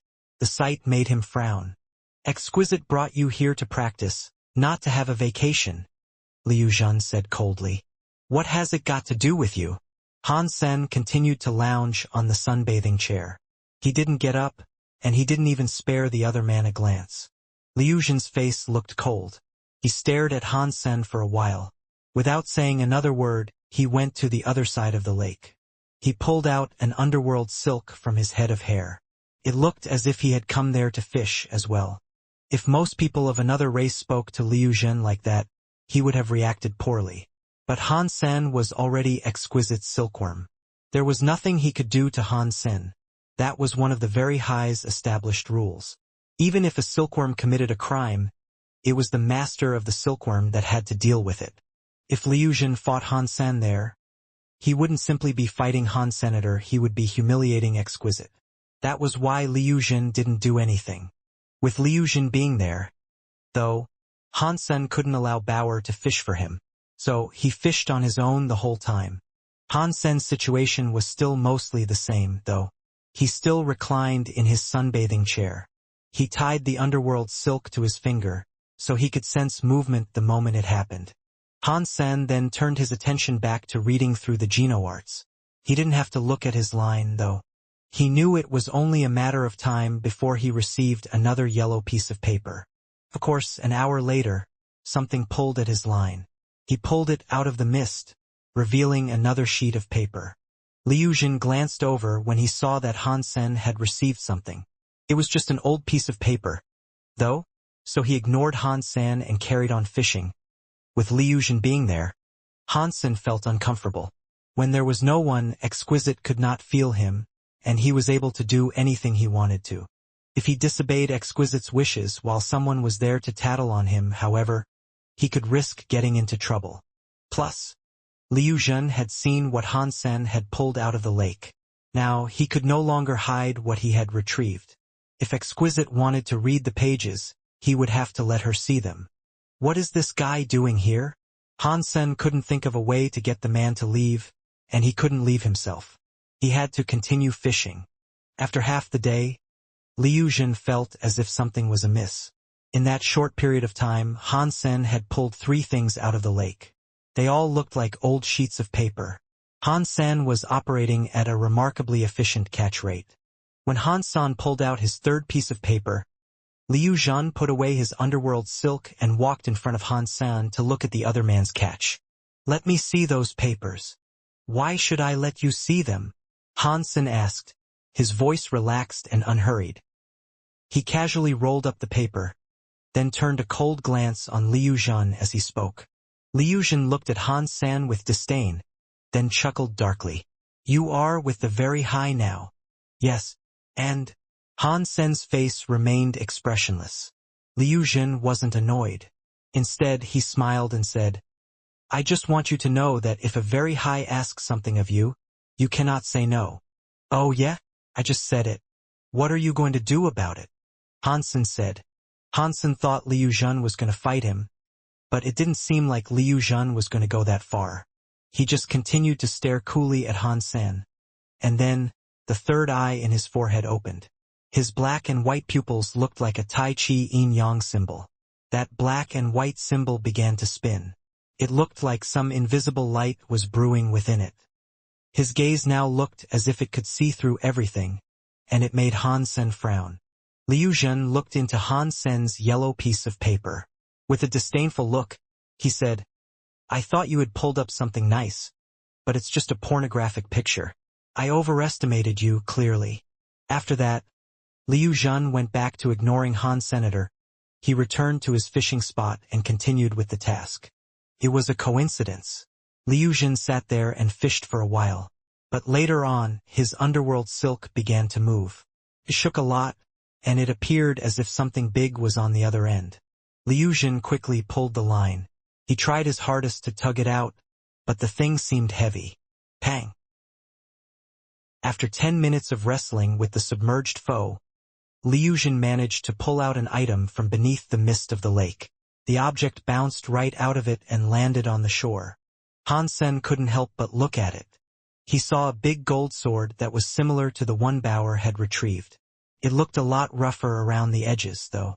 It also seemed to lack the jewels. It was just a big gold sword that was missing its luxurious touches. Liu Zhen looked at the big sword with excitement. He spoke to himself, saying, "Gold slash, is this the deified gold slash? The seventh uncle was right. My luck has finally turned around." He picked up the big gold sword with a look of unbridled joy. He was extremely fond of his new catch, and after goofing around with it for a while, he decided to end his day of fishing. He put his underworld silk away and started to leave with the golden sword in his hand. When he passed by Han Sen, Liu Zhen looked at him. He acted as if he was talking to himself, but the words of poison were obviously meant for Han Sen to hear. "This is the luck that separates you from I. You can only fish up that useless and dirty pornography, while I get deified treasures." "Really? Your piece of crap sword is a deified treasure," Han Sen said with a laugh. "Such an ignorant kid you are. Gold slash is an obscenely rare treasure to fish up from the underworld lake. It is deified at the very least. Although it is a primitive treasure, it is much better than your dirty pictures," Liu Zhen said with a cold laugh. "That means there are higher-level gold slashes to be found, right?" Han Sen asked. "Of course there are. One of our leaders managed to obtain a butterfly-class gold slash. But that doesn't matter to you. Carry on fishing up your useless, dirty porn. Ha ha!" Liu Zhen held his sword proudly and laughed as he wandered off. He laughed in mockery. Han Sen couldn't be bothered with the man. He thought to himself, "It looks like the sword Bauer got was also a gold slash, but it is obvious that Bauer's is of a higher class. Which class it is has yet to be determined, though." After Liu Zhen left, Han Sen felt a lot more comfortable where he was. Felt good to have no one watching him again. He planned to fish one more item out of the lake, then let Bauer carry on while he went back to practicing with his Geno arts. Not long later, Han Sen felt the underworld silk move. Something had latched onto the line. Han Sen thought it would just be another yellow paper, but the item he pulled up was black. It wasn't the same yellow paper as before. Has my luck taken a change for the better? Han Sen's heart jumped. He quickly grabbed the black thing to take a look at it. When Han Sen picked it up, a chill ran through him. This new item was also a sheet of paper, but it was black this time, and it was much thicker than the yellow sheets he had previously retrieved. Am I going to collect 7 different colors of paper before I move on? Can I summon a dragon along with it? Han Sen complained, turning the paper over so he could check it out. Han Sen had a look, and the sight made him freeze. This new piece of paper was indeed quite different. The thick black parchment appeared to be the cover of a book. Furthermore, there were 3 words written on the front. Xian Yellow Sutra. This cover cannot be a cover for all of those yellow papers. Can it? Han Sen was shocked. He flipped it over and had a look at all the small words inside the cover. If the man is in chaos, the sky and the earth will be in chaos. And the sky and the earth will turn yellow. Han Sen was shocked. This line of words was the prologue of the Xian Yellow Sutra. This was definitely some sort of Geno art, but it didn't seem to have anything to do with the yellow papers he had collected. Maybe this isn't a cover for the yellow papers. Maybe it's meant for another book. Hansen thought the entire situation was strange. Hansen hesitated. While Bauer began fishing, he brought out all of the yellow papers and started to piece them together. He noticed all of the yellow pages had numbers. So Hansen arranged them in order of their numbers. There were many missing pages, however. The highest number was 254, but Hansen only had 20 pages in total. Hansen put them down next to the Shen Yellow Sutra and noticed that their size was a perfect fit. Still, he couldn't be sure if the cover was really meant for his yellow papers. Hansen thought this was a bit weird. He looked at the contents of the yellow paper, and when he looked over them, he felt a strange sensation. He thought the pictures had merely been the doodles of some horny guy in ancient times, so he had never inspected them closely. But now that he noticed something. The people in the picture were covered in thin veins of blue and red. The small lines were very light. If Hansen hadn't decided to examine the papers closely, he wouldn't have noticed them at all. Few drawings were so realistic that they mapped people's veins and arteries. But after a thorough inspection, he realized they weren't blood vessels. The small, blue lines should have been meridians, and the red were likely the presence. Hansen was so shocked, and he thought to himself, "This isn't a porn picture. It is a Geno art. But why would a Geno art look like this? It is easy to misunderstand it." Due to the fact that there were no descriptions or text, and Hansen was missing many more pages, he couldn't be entirely sure it was a Geno art. But regardless, his interest in it had been sparked. Hansen took the underworld silk away from Bauer. He continued fishing, and a little while later, he fished up another yellow paper. On a ship that was headed to the Andromeda system, a crystallizer woman turned to a man next to her. She looked afraid. "Are you a crystallizer?" she asked. "Yes," the man said with a nod. He sounded rather cold. The woman looked very surprised, and she said, "I can't believe I have met someone of the same race here. My name is Lydia. You took the Hall's quest to venture to the Andromeda system to hunt xenogeneics, didn't you?" "Yes," the man answered. His emotions didn't seem perturbed at all. "That is great. Can we combine forces and do it together?" The woman said. "No, we cannot," the man answered. The woman seemed disappointed, and she said, "That's fine, I guess. What is your name, anyway? Can we exchange phone numbers? There are too few crystallizers here. We can contact each other." "No, we cannot," the man said. His face remained impassive. The woman had spoken nicely to the man, but the man hadn't reciprocated by the smallest amount. He never gave her a reply that was greater than 3 words. After they arrived in the Andromeda system, the ship's passengers spread out as they headed to the various planets. The man got off the ship while the woman followed after him. "Why are you following me?" the man asked, turning around and looking at Lydia strangely. "It is because, in this universe, a crystallizer woman meeting a crystallizer man is a 1 in a billion chance. I don't want to miss out on such a rare opportunity. So, please, tell me your name," Lydia responded, lowering her head and mumbling quickly. She spoke in a volume that only dogs could have discerned. "Yi Dong Mu." The man finally spoke his name. Lydia looked very happy to hear that. She raised her head, wanting to tell Yi Dong Mu something. But as she opened her lips, before she could speak, Yi Dong Mu's dagger slammed through her heart. Why? Lydia couldn't believe what had just happened. She stared at Yi Dong Mu with shock. She couldn't believe the man would do something like this to her. "It is because I sense something dangerous within you." Yi Dong Mu pulled his dagger back out of Lydia, sending the woman stumbling to the ground. He looked at Lydia's body, then turned around. He left and disappeared someplace into the mountains. Shortly after Yi Dong Mu left, the lifeless Lydia opened her eyes. Weird flashes passed through her eyes, and she stood up like a wooden doll. At that moment, Lydia looked like a lifeless robot. Her eyes were wide open, but they had no focus. It was like lots of data was scrolling through her eyes. It failed again. Such a heartless killer. He killed a beautiful woman of the same race simply because he sensed danger. It is so hard to deal with this guy. After a while, Lydia spoke to herself. So annoying. I have now failed 8 times trying to get close to this target. Another team failed to gain any information from him as well.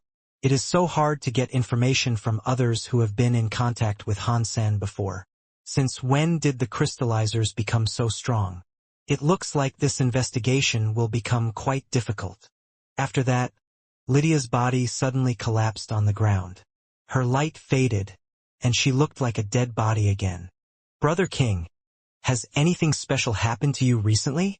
Wang Yuhang looked at his phone while chatting with Xie King. I made some new friends, Xie King said, with a cigar hanging from his lips. He was reclined in a CEO chair. He looked really relaxed as he spoke. Me too. But it looks like something happened with Han Senator. Is he in big trouble or something? Wang Yuhang said. Maybe not. Maybe they are just keen on investigating the boy. Otherwise, the people coming to ask us questions wouldn't be so gentle. Xie King squinted while he spoke. Then, what are we going to do? Wang Yuhang asked. If someone is giving you free money and beautiful women, are you ever going to say no? It would be very rude and you would be missing out. That would sadden the person making the offer. Of course, we aren't going to do that. Xie King laughed. Teehee. That is what I thought too. Lin Feng, Tang Jinliu, and the others as well. Can you please get in touch with them? Me being here is not a coincidence. Wang Yuhang laughed. Every day, Han Sen remained near the lake and continued fishing out pages of the Xian Yellow Sutra.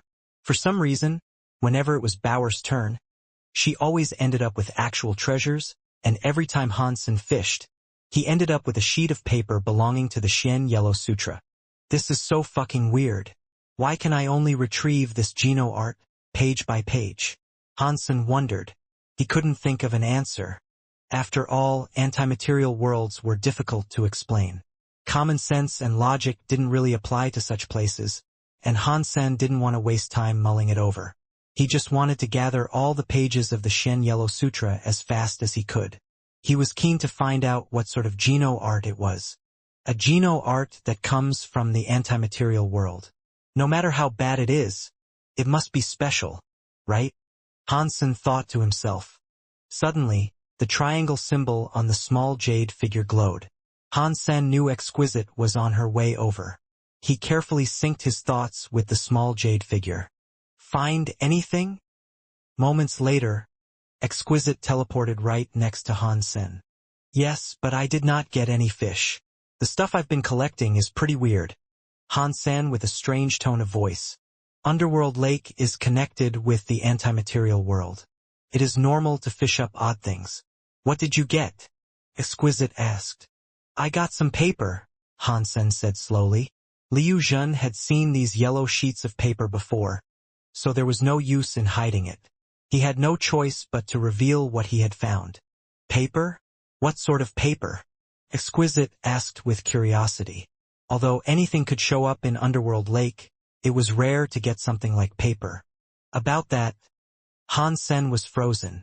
When he thought about the lewd content on the yellow pages, he didn't know what to say. Exquisite could sense what Han Sen was thinking. So, she blushed and said, Never mind. You don't have to tell me. Whatever you get from Underworld Lake belongs to you. Even if you collect a deified treasure, it is all yours. When you leave Outer Sky, you can even take them with you. Thanks. Han Sen pretended to be relieved. I thought you always wanted xenogeneic resources. I have found some for you already. How much you get will depend on your power, though. Exquisite said to Han Senator. She appeared rather mellow. What do you mean? Han Sen asked, curious. Outer Sky has a star tree. The tree produces star fruit, and it is surrounded by powerful space xenogeneics. They are king class, at least. Of course, some can even reach deified. Now, you can collect the star fruit, but how many you can collect will depend on you. Han Sen listened carefully as Exquisite explained the situation to him in more detail. The star tree was guarded by seniors of the Very High. Every silkworm of the Very High was allowed one chance to claim star fruit from its boughs. But how many star fruit could be collected would be determined by tests conducted by the aforementioned seniors of the very high. The test results correlated with how many star fruits could be obtained. Even if the results weren't great, a participant was always guaranteed at least one. 10 star fruits was generally the most one could receive. But the tests were highly variable depending on which very high senior was administering them. The personality of your particular administrator is very unique. If he likes you, he will only ask you a few questions. Then, he will let you claim 7 or 8 fruits. If he doesn't like you, he will give you a very difficult question. If you answer correctly, you will only be allowed a small number of star fruits. I hope the man will like you. Exquisite's eyes looked strange as she spoke. Is he often that unreasonable? Is there any point of a test if he just gets to decide regardless? Just make it a beauty contest or something? Then, Hansen thought to himself. Exquisite could feel what Hansen was thinking, so she laughed. The star tree belongs to the uncle alone. Who he shares the fruit with is entirely his decision. Being willing to share with those far younger than him is already a grand act of kindness. So, even if he gives you only 1 star fruit, you should still be appreciative. I see. That makes sense then. If they are his items, then he can definitely dictate the distribution of them, Hansen said with a nod. This is just a small reward. My generation will soon begin testing silkworms in earnest. If you perform well when that happens, the resources you receive will far exceed the star fruit, Exquisite said. How long must we wait? Hansen asked. There are 13 of us in my generation. Now, there is only one little sister who has yet to decide on a silkworm. Once she has made her decision, the tests will begin. When Exquisite spoke of her little sister, her eyes glimmered strangely. Hansen's heart felt weird hearing this, too, but he carefully kept his thoughts away from the subject. The little sister Exquisite was referring to was undoubtedly Likir. Likir won $1, so Hansen knew all about that. Let's go. We should head to the star tree. Exquisite placed a hand on Hansen's shoulder. Then, she teleported Hansen and Bauer away from Underworld Lake. There were still many Xian Yellow Sutra pages left to collect, and Hansen wanted to carry on fishing them all out. But it was a long task that he couldn't rush. He would have to wait for the chance to fish again later. When Hansen saw the star tree, he was shocked. Its boughs almost blanketed the whole sky. It was like a big umbrella that formed a bridge between the land and the sky itself. Many pieces of fruit hung from the tree's branches. They looked like suns, and their light made the leaves of the tree shine like jade. It was so very beautiful, and Hansen squinted against the light. According to what Exquisite had told him, the test administrator's personality was quite strange. But his story was a legendary one. When a child of the very high was born, it would be put into one of 2 factions. One faction was responsible for reproducing. They were the ordinary very high, and they didn't practice the very high sense. Their personalities were comparatively normal, and they retained emotions like an ordinary person would. They were similar to Liujian. The other faction was the one Exquisite studied with. They learned the very high sense, and at the end of their practice, their emotions were practically non-existent.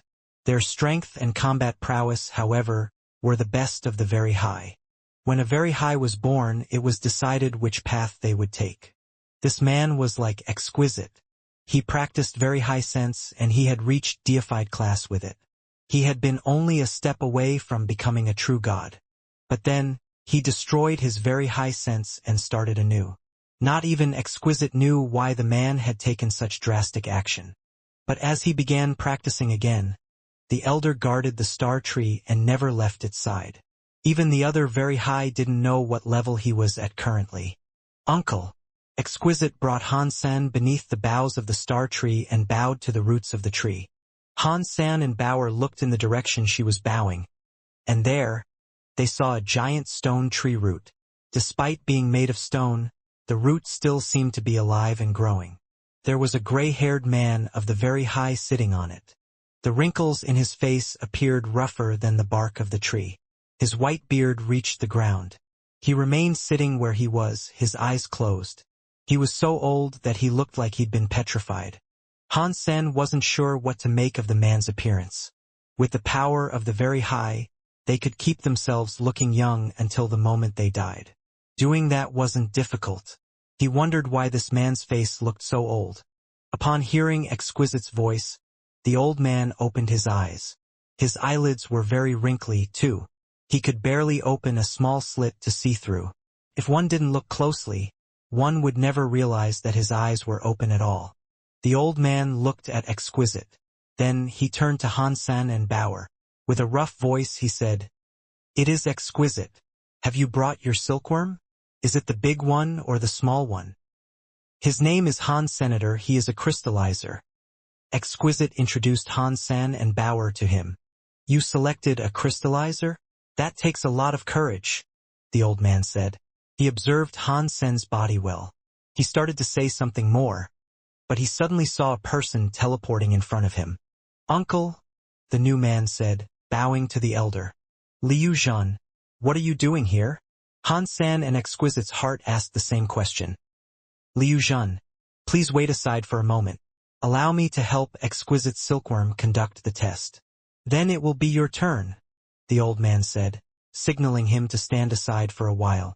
When Liu Zhan heard the command, he bowed to the old man and said, "Uncle, if things are like that, why don't we conduct our tests together?" Han Sen and Exquisite, when they heard it, felt a shock. They didn't know what was going on in Liu Zhan's mind to make such a proposal. When the old man heard this request, he went silent. Then he nodded and said, "Why not? We can save some time. Let us do the tests together, then." Exquisite was unsettled. Usually, ordinary very high silkworms conducted their tests alone, and people of the very high never had to undergo these tests at all. She was confused by why Liu Zhan wanted to take a test as well. The old man seemed to understand what Exquisite was wondering, and so he said, "I have to travel soon. Others have recommended that Liu Zhan protect the star tree in my absence. If he can pass the test, he will be in charge of the star tree temporarily." Han Sen felt lucky. It was good that they had come now.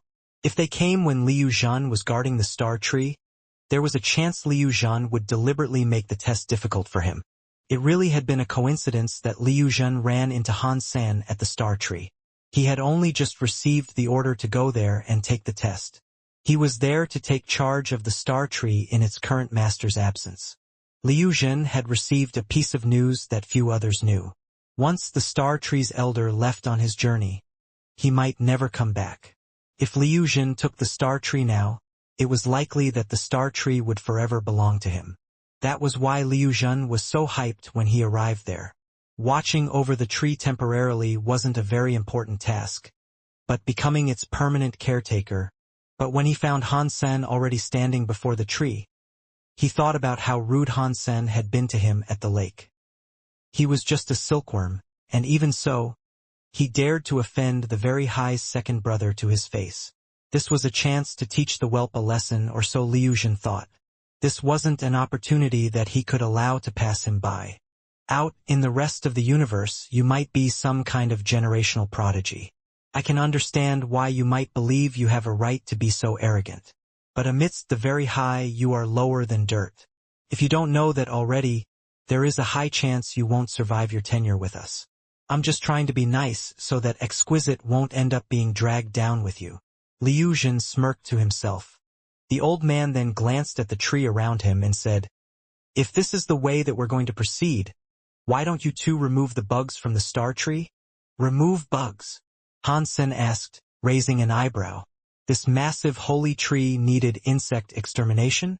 That was surprising, to say the least. Because Han Sen had just learned of the tree's existence, he didn't know that part of the tree guardian's job was to remove bugs from it every now and again. Otherwise, the bugs would eat and destroy the tree's fruit. That was what Liu Zhan would have to do if he took over the job. Anyway, if Liu Zhan hadn't been present, Han Sen's challenge would likely have been something different. However, because of the unique circumstances, the elder had decided that this test would be appropriate for both of them. While we are performing this test, you cannot use treasure or any other special powers. You need to use your own strength to remove the bugs. And while you are doing so, You cannot bring any harm to the star tree. If you damage the tree, you will receive no reward.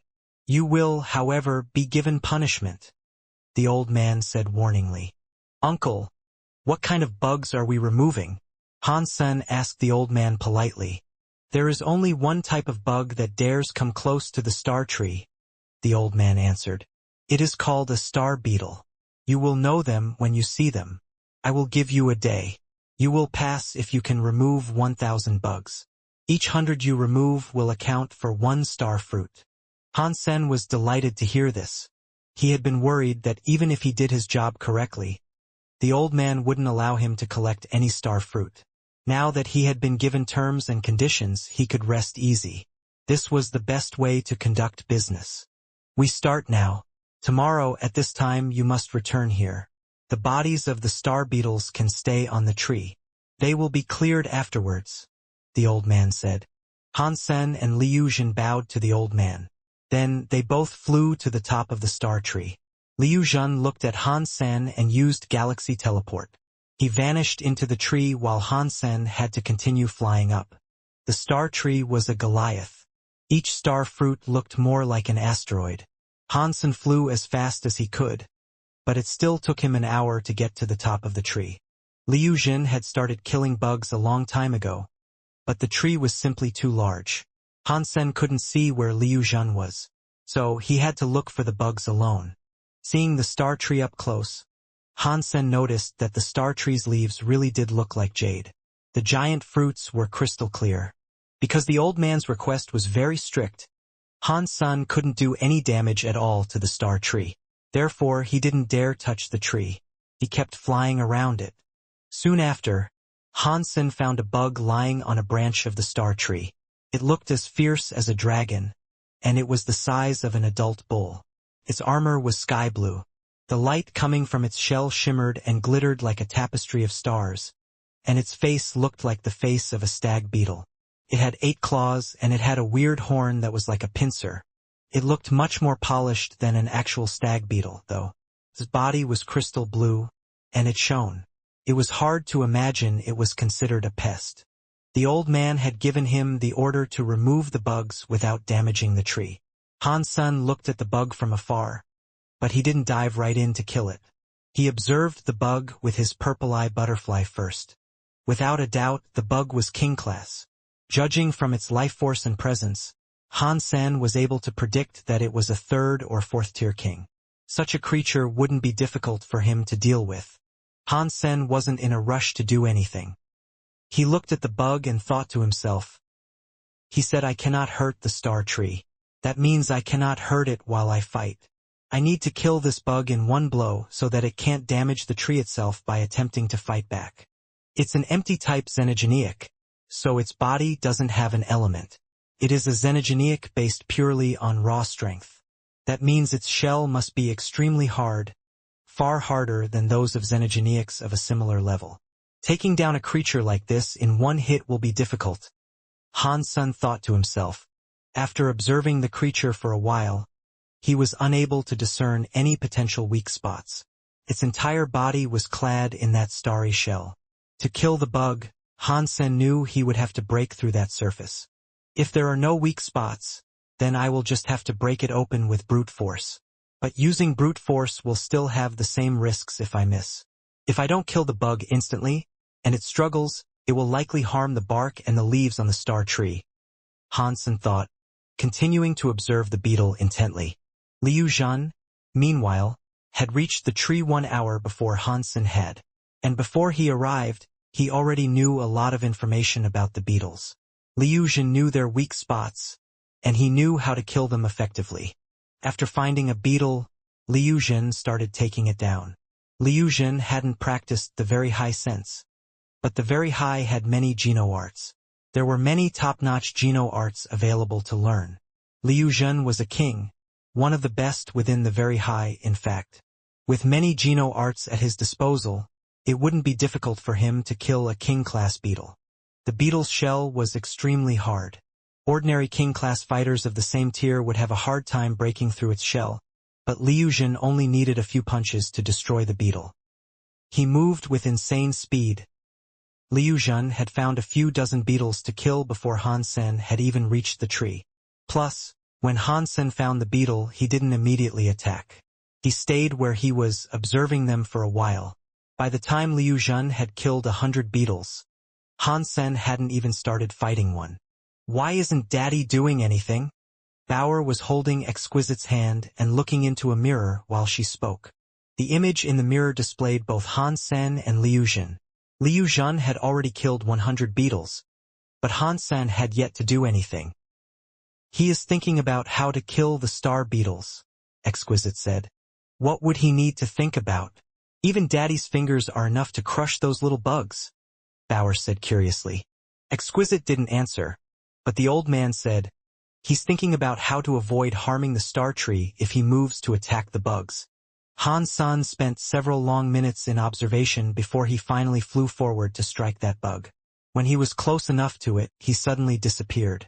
When he reappeared, he was already above the bug's shell. God's wonder! Exquisite was shocked to see this.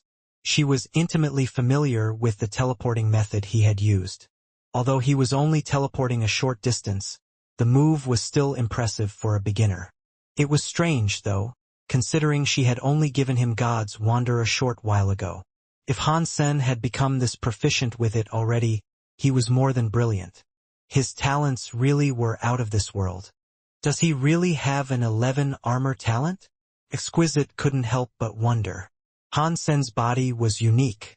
If the God Spirit Touch's result was genuine, it was nuts. Han Sen teleported behind the star beetle, but the star beetle didn't react. And then Han Sen pointed a finger at its brain. Ding! There was a small ringing noise, like a steel needle striking bone. It was barely even audible. And right after, Han Sen pulled his finger away. The star beetle didn't struggle at all after the strike. It simply gave a tiny shiver. The beetle grew still again as if nothing had happened, but its life force was waning fast. It didn't take long for its flame to fully extinguish. The star beetle was in the same position as before. It was lying atop the branch, but if one looked closely, one could see a very small hole in its head that led down to the creature's brain. Xenogeneic King hunted. Star beetle. Xenogeneic gene found. A hunting announcement rang in Han Sen's head. What excellent powers of observation. That was a very strong ability. His body is evolving fairly well. Exquisite, I think you found yourself a decent silkworm, the old man said. He looked at Han Sen with a genuine sense of appreciation for the young man's performance. Han Sen's attack had been very good. What the elder admired most about the scene was that Han Sen had taken the time to observe the creature before committing to action. He wasn't a reckless man whose body operated faster than his brain. Recklessness wasn't always a bad thing. If a warrior fought someone of the same tier, the fight was usually a matter of life or death for both combatants. Neither fighter would have the opportunity to spend time deliberating their actions. The body's first response was usually the most useful. But taking care of those bugs didn't require those instantaneous reactions. Han Sen had no idea what the star beetles were before this day. He had only observed them for a moment before killing one in a single hit. He had managed to sever the star beetle's nervous system. Couldn't even react before it died. So, the damage dealt to the star tree was minimized. That was why the old man really admired Han Sen. Liu Zhen had known all about the star beetles before he even began this test, but his methods of attack were still obscenely rough. He wasn't dealing much damage to the star tree, but compared to Han Sen, he was leaving a lot of wreckage in his wake. Han Sen started to attack more of the star beetles. He teleported and used his under-the-sky knife skills. The knife silks he controlled were as accurate as a surgical blade. His strikes would pierce through the beetles' shells and sever their major nerve pathways. Under such precise attacks, each star beetle died without the chance to fight back. Star beetles were falling to Han Sen one after another. Han Sen was like a skilled surgeon. Each cut he made had the precision of a razor. He was able to kill 100 star beetles without missing once. None of the beetles stood a chance of resisting. The old man was shocked. Exquisite's eyes were glued to the video. Her mind was also connected to Han Sen's mind, and it was as if she was with Han Sen, killing those star beetles right then and there. That was the benefit of having a silkworm. She could share a bond and feel the same things as her silkworm did, thereby learning and experiencing something that she wasn't familiar with. It was a learning experience for her, too. As Han Sen went from king class to deified or even further, Exquisite wouldn't level up with him. However, she would feel his evolution process as if it was happening to her. So, when she became deified, she would have all that experience. It was like she was being reborn, and there was no need for her to worry about going along the wrong path. The king-class star beetles were nothing compared to Exquisite. She could kill them with ease, being as accurate as Han Sen and obliterating a beetle's nerves so that it couldn't even struggle, in addition to the fact he was killing so many star beetles without making a mistake. Exquisite couldn't have done the same. Exquisite could feel Han Sen's reactions, and that was what shocked her the most. Han Sen's simple finger attack looked easy, but before he did it, he used a lot of predictive powers. He calculated everything that could happen while he was performing the strike. Even a straight strike had many potential ramifications depending on its speed and power. If Exquisite hadn't been able to feel what Han Sen was thinking, she never would have guessed that there were so many complicated calculations running through his mind. This guy's power is so strong. It is something you rarely see. Even those of us with the very high sense aren't capable of insanity like this. Exquisite's emotions were quite conflicted.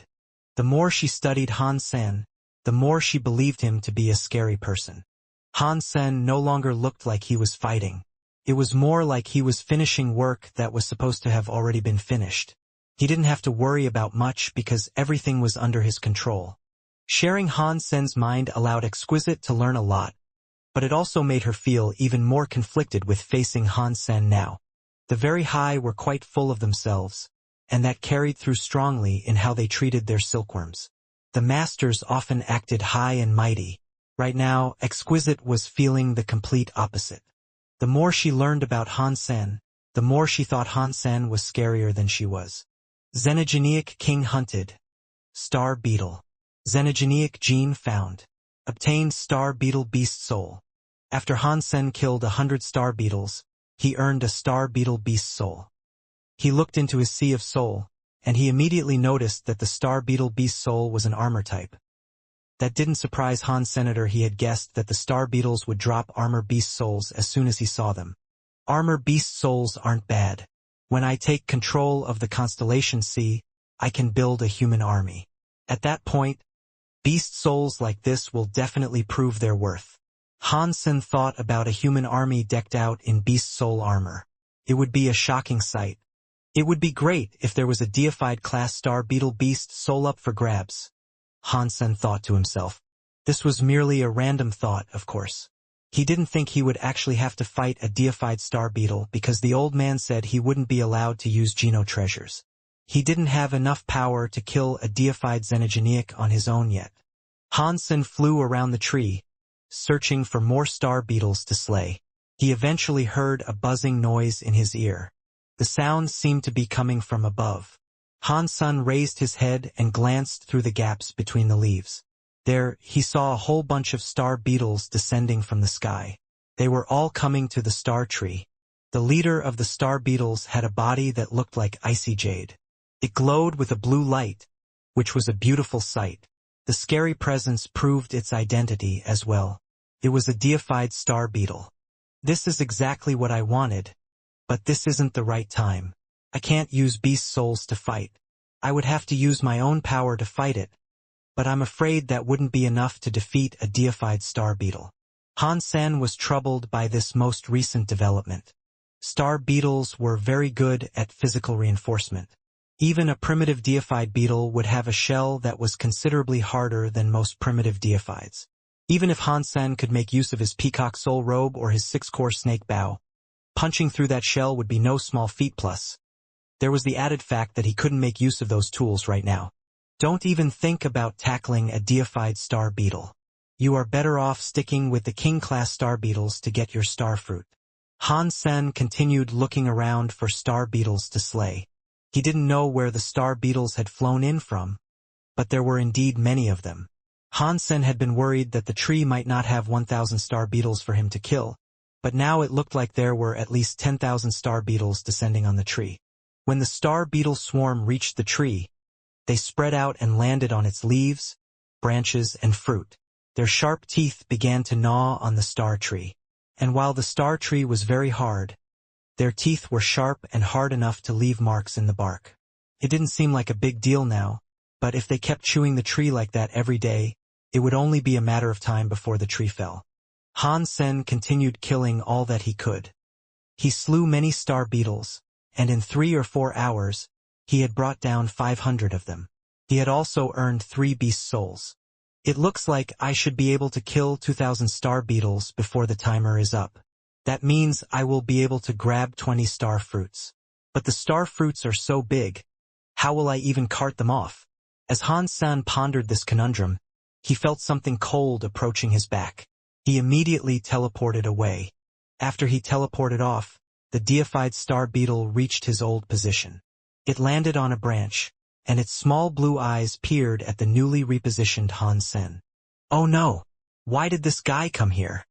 Han Sen had deliberately avoided the deified star beetle as he moved on down the tree. He hadn't expected the powerful beetle to come after him and attempt a sneak attack. Han Sen didn't have much time to think about it. The deified star beetle was attacking him again. Its blue body became lightning that zapped its way forward to reach Han Sen. Han Sen wasn't fast enough to dodge the beetle's charge with speed alone. He teleported away again. He put some distance between himself and the deified star beetle. He didn't stop there either. He teleported again to get even farther away from his attacker. But the deified star beetle wasn't keen on letting Han Sen off the hook.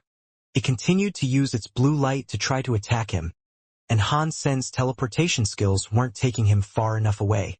He couldn't shake off the star beetle. Every time Han Sen appeared out of a fresh teleportation, the star beetle was coming for him like a beam of blue light. Han Sen had no choice but to continue teleporting. He no longer had enough time to continue killing star beetles, as his focus rested on dealing with his new deified foe. Han Sen couldn't help but frown. Because he was being pursued by the deified star beetle, he was missing out on any chance to kill the average star beetles. If he didn't kill 1,000 beetles, he wasn't sure if the old man would allow him to collect star fruit. Weird. Why won't this deified star beetle let me go? Han Sen frowned. This creature seemed very driven to attack him. This is so strange. Why does this deified star beetle keep chasing Han Sen? Exquisite was confused, too. Star beetles weren't very intelligent, and even finding the star tree was a matter of instinct for the creatures. If their intelligence had been higher, they would have fled the moment they saw the old man sitting beneath the tree. Liu Zhen laughed to himself. The moment the star beetles descended, he and Han Sen both saw them. After seeing the deified beetle, an idea hatched in his mind. He didn't have the power to control the star beetle, but he didn't need to control the deified. He just needed to give the creature a target. Han Sen was hunting the star beetles, and wisps of the dead beetle's presence would be clinging to his body. Liu Zhen merely used a secret trick to enable the deified star beetle to smell the presence of the exterminating Han Senator. It drew the deified fiend to Han Sen exclusively. This deified star beetle's appearance has saved me a lot of trouble. I do still need to teach him that lesson after all. I didn't even have to do this myself. Liu Zhen stopped focusing on Han Sen, and he returned his focus to killing king-class star beetles. Even if Han Sen was able to escape the attacks of the deified star beetle, he wouldn't have the time to kill the king-class star beetles anymore. He wouldn't achieve 1,000 star beetle kills, which would keep him from earning any star fruits. The old man squinted, but his face didn't change. Liu Zhen's trick had been done in secret, but it hadn't managed to escape his attention. Still, the old man didn't say anything. He cared very little about a grudge between two boys. He only needed someone who could effectively protect the star tree. For now, Liu Zhen's performance hadn't been bad. His abilities were higher than others of the same class. He could scrape by and be labeled guardian of the star tree. The trick he used on Han Sen had been unfair, but it was also another way of proving his power. Han Sen knew things couldn't keep going on this way. He didn't have the time to kill other star beetles, so if this continued, he would fail the test. It looks like I can't get rid of it. In that case, I will just ignore it. Hansen's brain was spinning quickly. Exquisite was worried about Hansen, but what he did next shocked Exquisite even more. Still being chased by the deified star beetle, Hansen evaded the next attack, then headed toward a king-class star beetle. From the perspective of others, it might have looked like a coincidence. It would appear that when Hansen dodged, he had just happened to encounter a king-class star beetle and randomly kill it before teleporting away from the deified star beetle's next attack. It all played out so smoothly. It was like one grand move that happened to look like a coincidence. But Exquisite could clearly feel what Hansen was thinking. This wasn't a coincidence. Hansen was planning every move he made. In this high-speed chase, Hansen still had the power to plan all that. Exquisite knew his methods, but if she was in his shoes, she didn't think she could have pulled it off. The old man, as he watched Hansen's latest performance, looked stunned. Under the continued pursuit of the deified star beetle, Hansen took down another king-class star beetle. It was the same as before and just as precise. The deified star beetle's attacks didn't seem to be hampering him significantly, and he maintained the surgical precision of his attacks. The king-class star beetles never had the chance to fight back, either, so they couldn't deal damage to the star tree. He is so young, and yet he is still so calm. He hasn't freaked out, and he has continued to do everything he has planned to the best of his abilities. This crystallizer really is a genius. You picked a tremendous silkworm, the old man suddenly said to Exquisite. As Liu Zhan was slaying star beetles, he would occasionally hear the roaring of the deified star beetle. Not bad. He has been holding on for this long. But why hasn't he tried to escape the star tree? Liu Zhan murmured casually to himself. He glanced in Hansen's direction but didn't go towards him. The deified star beetle was pursuing Hansen because Liu Zhan had enhanced the presence of death around him. Liu Zhan had killed many star beetles himself, though. The deified star beetle could smell that too. Luckily, Liu Zhan was far away, and he was using a secret skill to suppress the stench of death around him. If he was any closer, there was a chance that the deified star beetle would sense the presence of its fellows' deaths on him, and go after him instead. So, Liu Zhan stayed away from Hansen's part of the tree. He didn't know that his plan to keep Hansen from killing star beetles actually wasn't working very well. Hansen kept evading the deified star beetle's attacks, and all the while, he continued to kill the king-class star beetles. He was taking them down faster than Liu Zhan. The old man underneath the boughs of the tree stared upwards in astonishment. The deified star beetle had been chasing Hansen for an obscene amount of time, attacking continuously. But even so, not a single speck of damage had been brought to the tree. Clearly, it was because Hansen was kiting the creature quite carefully. Otherwise, any of the deified star beetle's attacks could have hit the star tree and damaged it. That is very unique. The old man complimented Hansen even more. Although Liu Zhan was very good, compared to Hansen, the elder thought he was a bit rough around the edges. It wasn't that Hansen was stronger, but there was a finesse to his performance that put him far above his opponent. Hansen might not have outclassed Liu Zhan much in terms of power, but the way Hansen dealt with this problem was outstanding. Liu Zhan, under the same circumstances, wasn't performing nearly as well. Exquisite. Can I borrow your silkworm? The allotted day had almost passed when the old man asked Exquisite a serious question. What do you mean, uncle? Exquisite had an inkling of what the elder meant, but the possibility didn't seem realistic. I would like him to spend a year guarding the star tree for me. If I'm not back in a year, you two can take ownership of the tree for me until I return, the old man said with gravity. Exquisite stared at him. She couldn't believe the old man had come to this decision.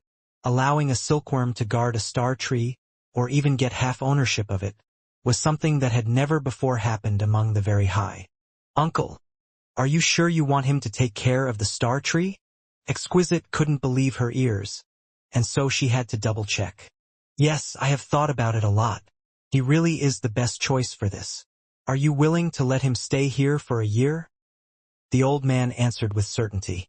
If you really have made this decision, then I would like that, Exquisite stuttered, unsure what to make of this strange turn of events.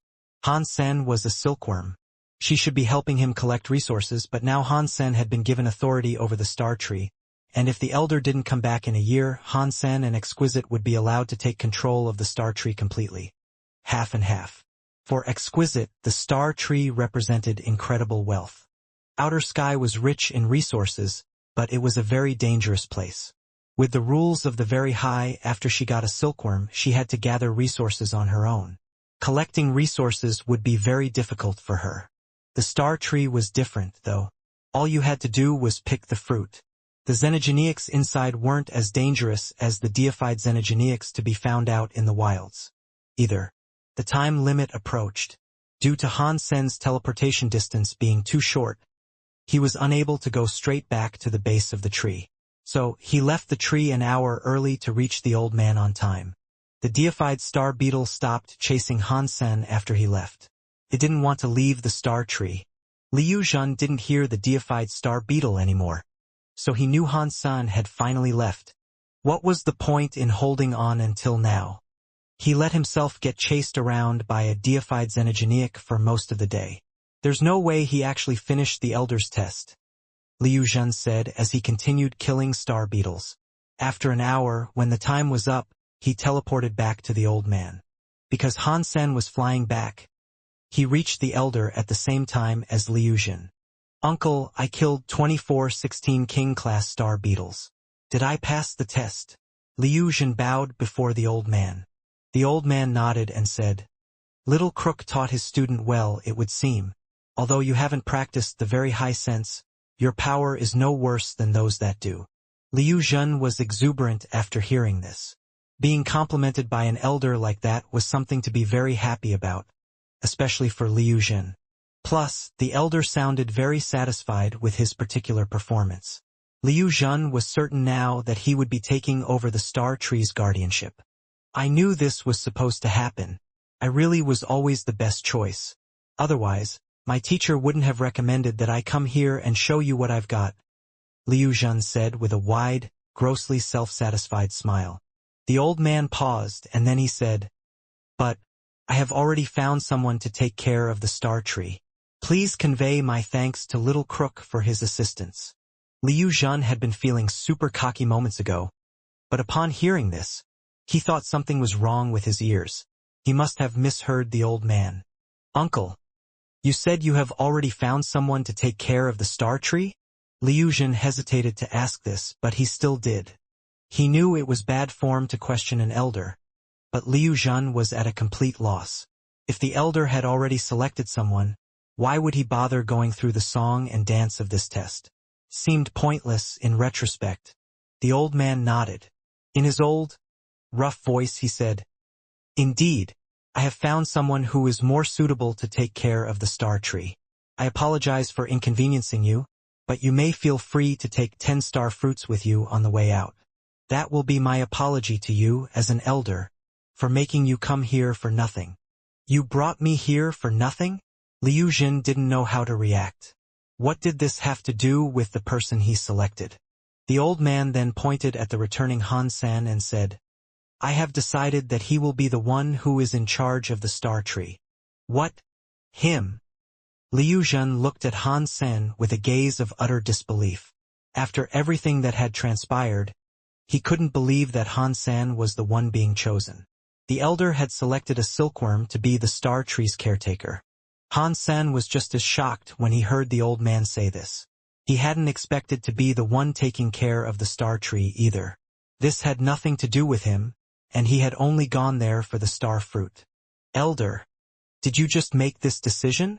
Liu Jun had been trying to keep a lid on his simmering anger, but he couldn't douse the flames of rage in his heart, so he had to ask. He didn't understand what part of him was inferior to Han Senator. The elder had chosen a mere silkworm over him to take care of the star tree. And on top of that, Han Sen hadn't even finished the task that the elder had given him. Liu Jun thought Han Sen hadn't slain 1,000 king-class star beetles. There was no way he had finished the mission. Yes, the old man knew what Liu Jun was thinking. After a brief pause, he said, Han Sen did a better job than you. Therefore, he is better suited for looking after the star tree. That is impossible. I bet he didn't even kill 1,000 king star beetles. How can you claim he did a better job than me? Liu Jin demanded. He simply couldn't believe this. He knew Han Sen had been chased by a deified star beetle the whole time. There was no way he could still have done a better job than one of the very high. Go take a look. You can find out for yourself. Instead of explaining, the old man gestured absently up at the tree. Liu Jin had received a recommendation for this job. The old man didn't really care about Liu Jin's personal feelings, but he still owed the young man an explanation. Otherwise, others would question the choice. Han Sen wouldn't earn the job properly, and people would speak ill of the events of the day. Instead of going and looking for himself, Liu Jin simply turned to Han Sr. How many king star beetles did you kill? 3,614, Han Sen answered. Impossible. You were being chased by the deified star beetle. Even if you weren't, you couldn't have killed that many star beetles in such a short amount of time. Liu Jin's eyes were filled with disbelief. Because they weren't allowed to harm the star tree when they fought, they couldn't use geno-arts that had an area of effect. They had to kill the beetles one by one with great care. Killing 2,000 in a single day was a shocking sum in itself. But Han Sen claimed to have killed 3,614. That was the sort of tally reserved for deifieds only. It should have been impossible for him to achieve that. And Han Sen had to spend additional time traveling. So he had spent less than a day killing the fiends. Han Sen smiled, but he didn't say anything. Liu Jin's face hardened. He teleported up to visit where Han Sen had been. Quickly, Liu Jin found the star beetles that Han Sen had killed. When he first saw them, he thought they were alive. It didn't look as if any damage had been done to them, but their life force was all gone. They were dead. Liu Jin frowned. He examined the body of the nearest star beetle and discovered the tiny wound on the star beetle's forehead. One hit to kill them by severing their nervous systems. That way the beetles had no time to struggle. That is both a very powerful geno-art and a remarkable control of power, Liu Jin murmured. But he didn't believe Han Sen could have killed 3,614 star beetles. Geno-arts that accurate could only be used in very favorable conditions, and executing a strike like that would be impossible while being chased by a deified star beetle. Liu Jin quickly flew around. He found many star beetles scattered around, all dead. There were many across the branches, many more across the leaves. They had all died of the same precise head wound. The damage had been inflicted with such accuracy that Liu Jin wasn't sure if he could do the same even if he had time to prepare. And if he was getting chased by a deified foe, he definitely couldn't have done it. After a short time of searching, Liu Jin discovered 3,000 star beetles.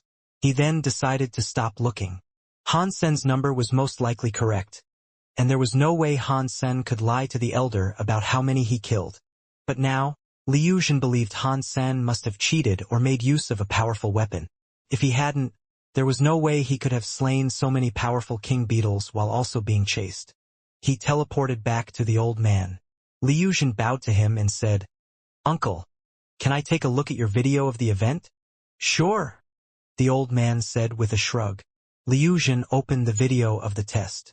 One side of the screen played Liu Jin's test, whereas the other was a recording of Han Senator. He didn't watch his own video. He focused on Han Sen's. He watched it at 8 times the normal speed, examining how Han Sen progressed in his killing of all the beetles. In the beginning, Liu Jin was trying to find evidence of Han Sen cheating. But after watching for a while, Liu Jin's face slowly morphed into a mask of shock. Despite the hot pursuit of the deified star beetle, Han Sen was able to continue hunting the king-class star beetles. Every time he killed one, he moved elsewhere. His progress was as fluid as could be, and there was a satisfaction to watching it all unfold. After watching for a while, Liu Jin came to the conclusion that the way Han Sen killed his enemies was weird, but he hadn't cheated. Han Sen had treated the deified star beetle like a doll, as if it was no more than a puppet on strings. Han Sen lured it left and it went left. He lured it to the right and it went right. It followed him like a puppy dog. But Liu Jin knew the deified star beetle was no puppy. It was a skilled and dangerous fighter. Even if he used a deified treasure, Liu Jin didn't think he could easily kill it. Han Sen hadn't used any treasures, and he was still able to play the deified star beetle like a fiddle. Liu Jin was at a loss.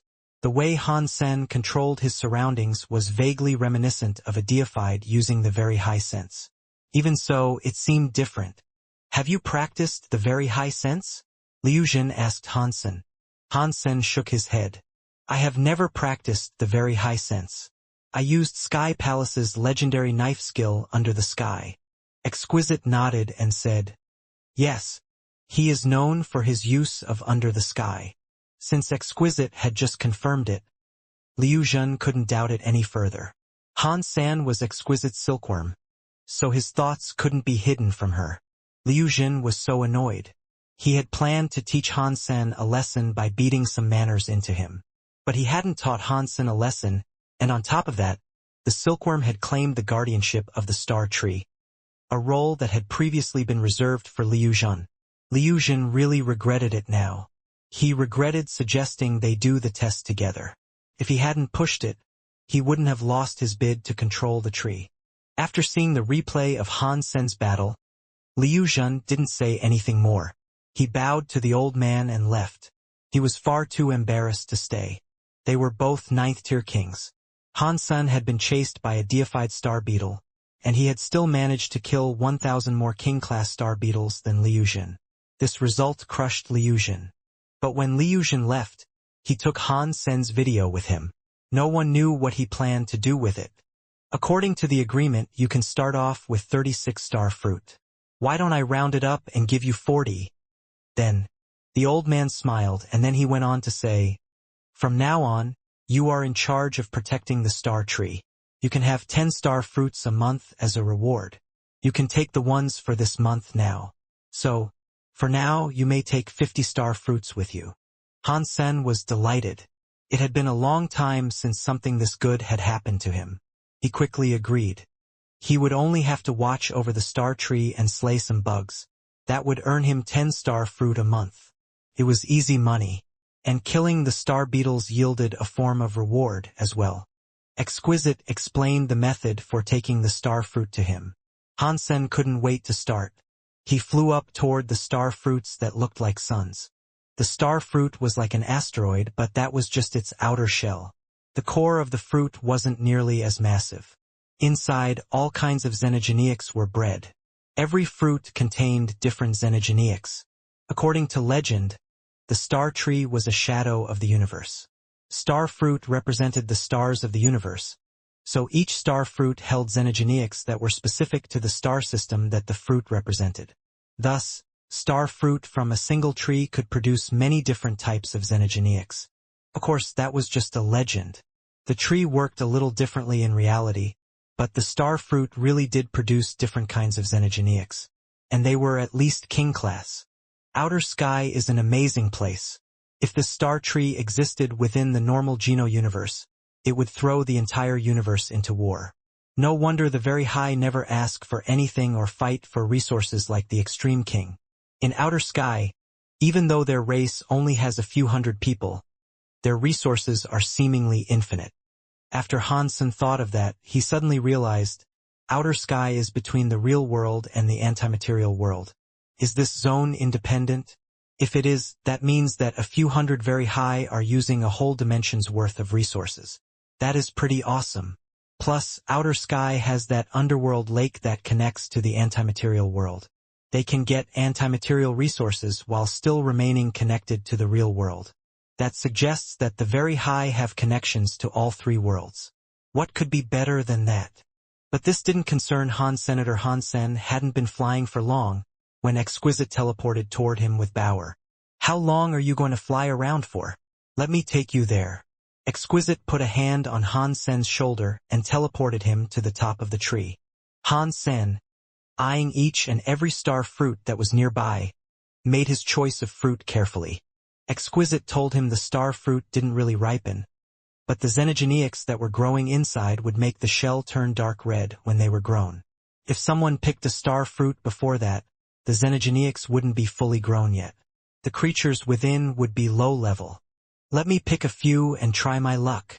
Han Sen couldn't tell what xenogeneics the star fruits held. So he didn't need to choose carefully. He found a nearby star fruit and flew toward it. The shell of that star fruit was already dark red. It looked like a setting sun, the light of which could still be seen as it slipped beneath the horizon. The star fruit was red like an orb of fire. Han Sen flew to where the branch connected with the star fruit.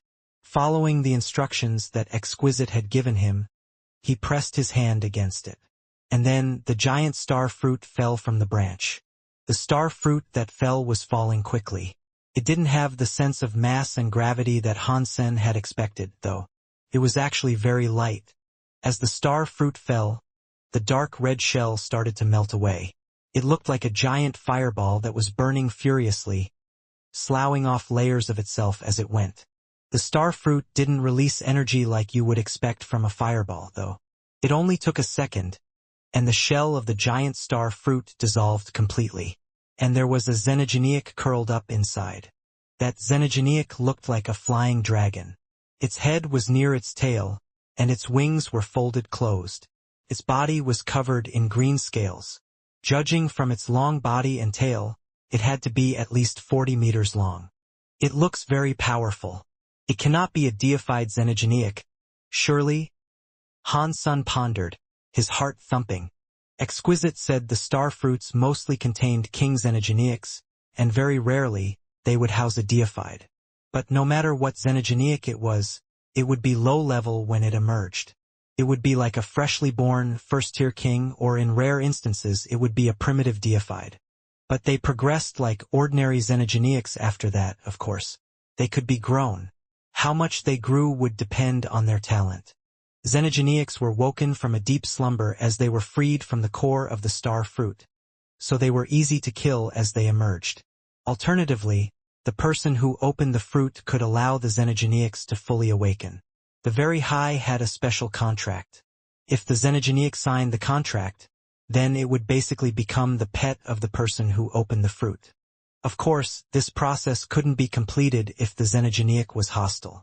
If the creature resisted the contract, then it would remain dangerous and uncontrollable.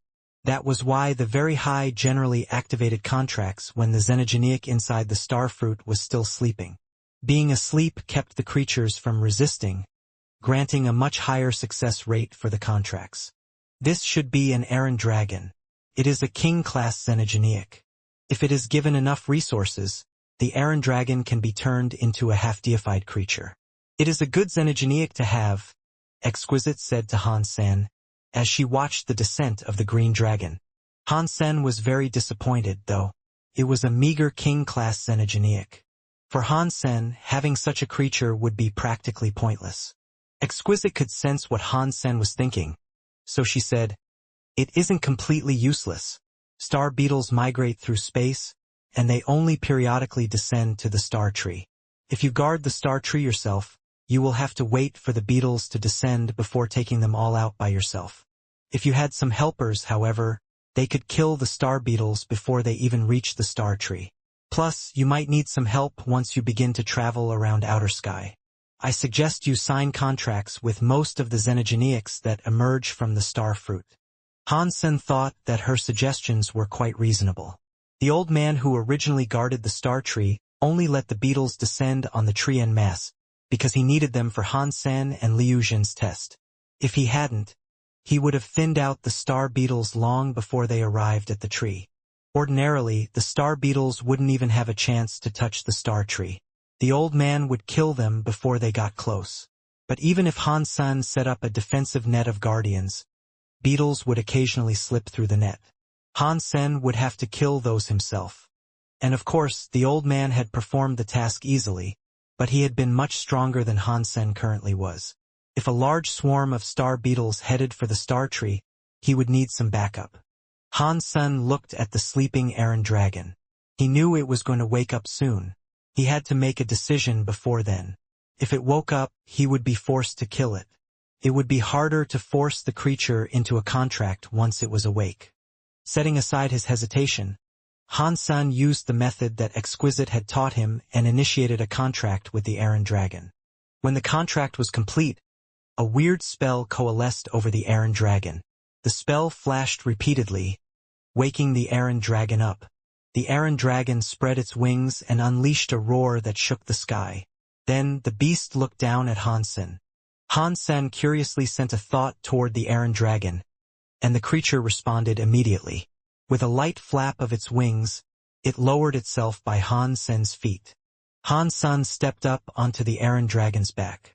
Feeling good, he said. Having a mount will be pretty nice.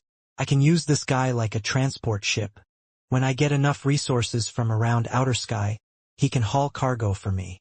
I still have another 49 star fruits to select. I hope I can get a few deified xenogeneics.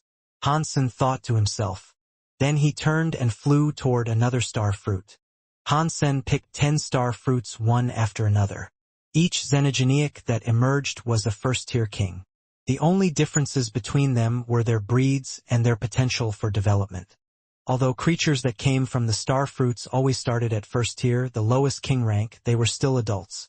Han could help them develop by providing them with resources, but there was a limit to how much they could evolve. Bringing most of these kings up to deified would be an impossible task.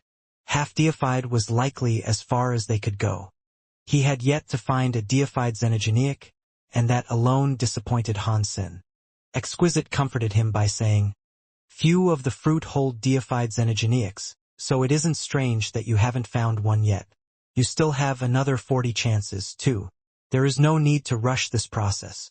If your luck is decent, then 1 or 2 of your 50 fruit should hold deified xenogeneics." What she said was correct, but it still made Hansen depressed. "Dad, Bauer wants to pick some fruit, too," Bauer said, looking up at Hansen and tugging at his clothes. Since Exquisite could feel what Hansen was thinking, Hansen was careful to keep his mind blank. He told Bauer, "Okay, you can help Daddy choose some star fruit, then."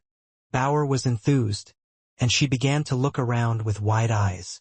Not long after, she pointed at a star fruit in particular and said, "I want that one." Hansen picked up Bauer and went there. He flew to the top of the star fruit, and Bauer's hand touched the point where the fruit and branch connected. Then the star fruit fell. Hansen watched the star fruit's shell melt away. He knew Bauer always had good luck with things like this, so he was hoping to take advantage of Bauer's good luck to amass an army of deified fighters. The shell began to peel away, revealing the xenogeneic on the inside. Hansen looked carefully at the strange xenogeneic. Its body was very small, barely larger than Hansen's clenched fist. It had really big ears and a tiny Q-shaped tail. The body was stout and circular. It looked like a fat little pink pig. "What is this xenogeneic?" Hansen asked, looking at Exquisite. He could sense that the life force of the creature he had just discovered wasn't strong. It was just like the other xenogeneics he had selected. It didn't have the presence that a deified creature would have, either. And presence aside, it certainly didn't look like a powerful warrior. "I don't know. I can't recognize every xenogeneic in existence," Exquisite said with a shake of her head. "It looks like Bauer's luck doesn't always pan out in my favor. I thought she could get me a bunch of deified xenogeneics." Hansen couldn't help but sigh. Exquisite rolled her eyes. This man was actually using his daughter for his own gain. She had never seen someone this obscene before. There seemed to be no limits to his shamelessness. But Bauer seemed to really love the fat little creature, and she bent over and picked the pig up. She rubbed its fat body because it felt really good to touch. "Dad, can I have this little pig as my pet?" Bauer asked Hansen while looking at him. "Of course you can." Upon seeing that the little pig wasn't a deified xenogeneic, Hansen was fine with giving it to her as a pet. He had enough king-class xenogeneics as it was. Bauer was so happy to receive the creature, but she didn't sign a contract with it before waking it up. Exquisite twitched in shock. Bauer had woken the creature up without signing a contract. Xenogeneics without a contract were as dangerous as any wild xenogeneic. But after the little pig woke up, it showed no signs of aggression. It lifted its round body and started running around Bauer joyously. It looked very happy. Bauer picked it up, and the little pig didn't resist. It rubbed its face against Bauer's hand. Thank God it isn't an aggressive xenogeneic. Exquisite felt relieved. Bauer, continue, Hansen said to Bauer. Bauer nodded. She let the little pig go and then flew to another star fruit. The little pig took off after Bauer, its bum wiggling. Bauer swiftly decided on another fruit. The flesh of the falling fruit sloughed away, and when the slumbering xenogeneic inside was revealed, Hansen and Exquisite were given a fright. It was another little pig. It looked exactly the same as the first one that Bauer had chosen, and it was the size of a man's fist. It was chubby, too. The two little pigs now looked like twins. Weird. Two different star fruits shouldn't yield the same xenogeneic twice in a row. Yet these two appear to be of the same race. Why has she found two little pigs that are identical? Exquisite looked at the pigs in confusion. Hansen looked at the two pigs, and he realized there was a difference between them. When he looked closely, he realized there was a white symbol on the forehead of each pig. Since the symbols were almost the same color as the pigs, the symbols were difficult to see unless you were very close to the pigs. The forehead spell that was on each pig was different, however. Hansen had no clue what they meant. Hansen looked at Exquisite. Exquisite shook her head. I don't know what this means, either. There are too many different kinds of xenogeneics. Perhaps this is one of the rare breeds. But judging from their presence, they should only be king class. And they aren't aggressive. Why is Bauer's luck broken today? Hansen thought glumly. She had just discovered a pair of little pigs. And they wouldn't even attack. They seemed useless. They wouldn't even be useful as slaves. Bauer took the two little pigs with her to open up more fruit. And what happened next made Hansen and Exquisite freeze in place. She found another little pig. Before Hansen could say anything, Bauer started jumping around the star tree. She kicked down many star fruits. More than a dozen of them were falling through the air before Hansen could open his mouth to protest. Exquisite quickly teleported over to Bauer to pick her up. The star fruits fell, burning like dying suns.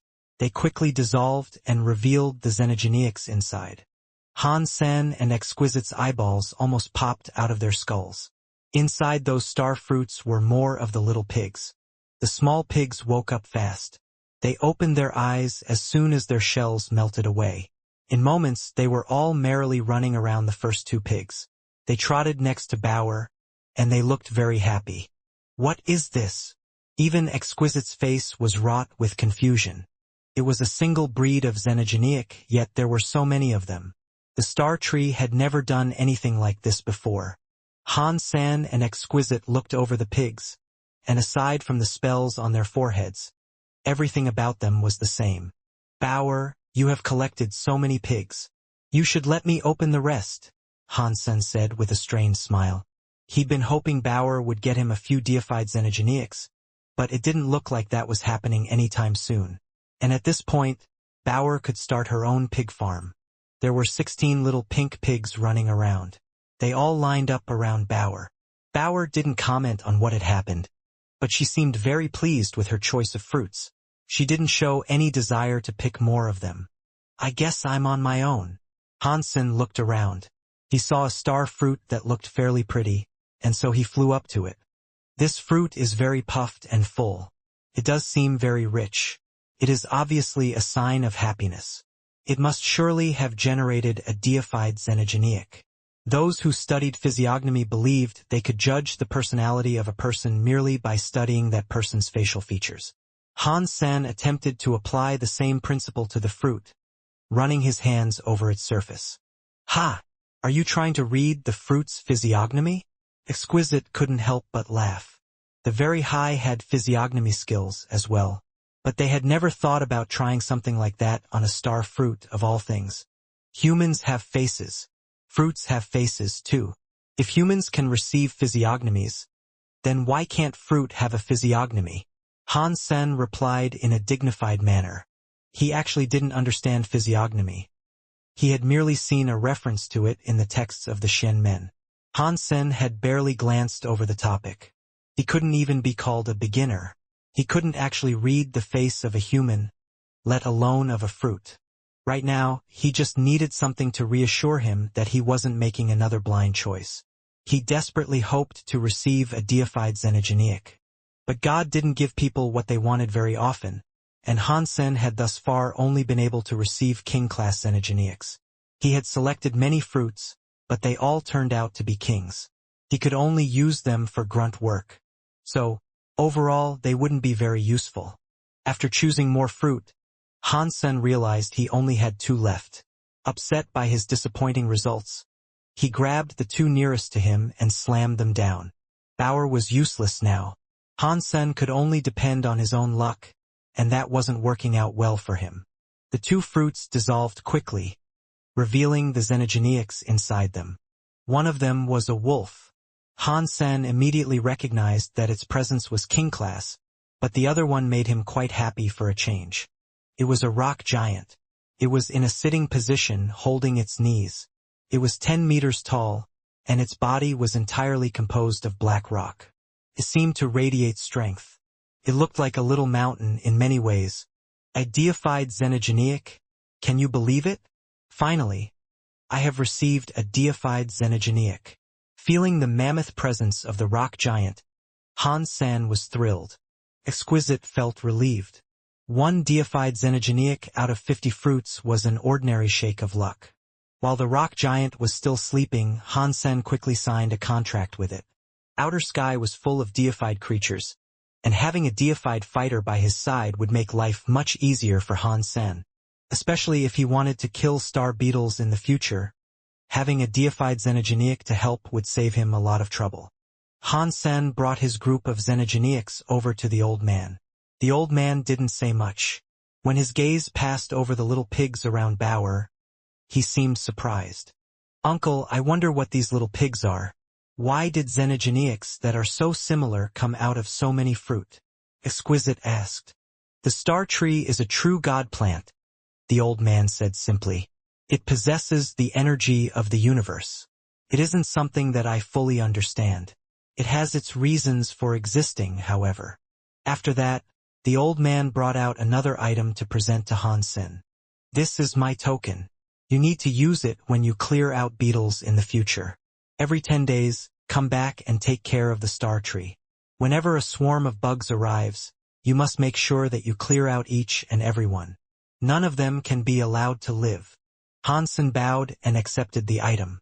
It was a small stick. It was aqua-colored, and it looked like it was made from jade. The item had a very strong presence. It looked like a deified treasure.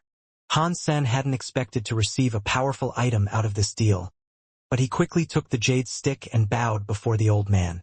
"Do not worry, uncle. I will do my best to take care of the star tree until you return. You may leave now. Come back again in 10 days. The old man said dismissively. Bauer and Exquisite joined Hansen as he turned to depart, but Exquisite was unable to teleport so many creatures with her. Even if she had used her small ship, there wouldn't have been enough room for all of those xenogeneics. So, for now, Hansen left the creatures there. He would be returning to the tree in 10 days, anyway. Bauer's small pigs were only a fist size, so transporting them wasn't difficult. Hansen pulled out a bag and stuffed all of the pigs inside it. He carried them to the small ship. "You should let them out. They won't take up much space anyway," Exquisite said. She could see the pigs writhing around in the bag in an obvious state of discomfort. Hansen realized that she was right. He released the little pigs and allowed them all to happily run toward Bauer, who was standing in the front of the ship. Altogether, they watched the majestic scenery go by. "Do you want to go back to Underworld Lake? Or would you rather hunt some xenogeneics?" Exquisite asked Hansen as both of them rested in the back of the ship. "Let's go back to Underworld Lake. I think it will be safer if I practice more with God's Wander before I begin hunting xenogeneics," Hansen said. "Sure." Exquisite nodded and delivered Hansen to Underworld Lake. Unless someone had space teleportation, they would have to use a ship like Exquisite's to travel around Outer Sky. The ship had a special power buff that deterred the creatures in Outer Sky from attempting to break it. Not even deified elites could travel through outer sky on foot without trouble. And Han Sen wasn't even deified yet. So, Han Sen wanted to practice space teleportation so he could travel around outer sky with greater ease. He didn't plan on hunting down xenogeneics yet. And of course, Han Sen also wanted to fish up the rest of the yellow papers he had been in the process of collecting. That was the main reason he had asked her to take him to Underworld Lake rather than the wooden house. Exquisite could feel what Han Sen was thinking, and it made her blush.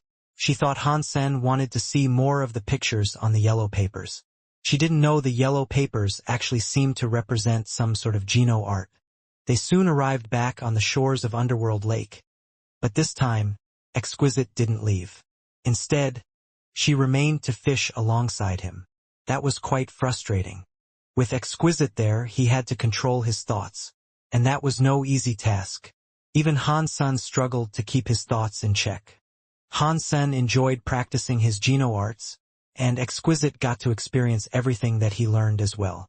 Although Exquisite had already learned God's Wander, watching Han Sen practice allowed her to learn some new things at times.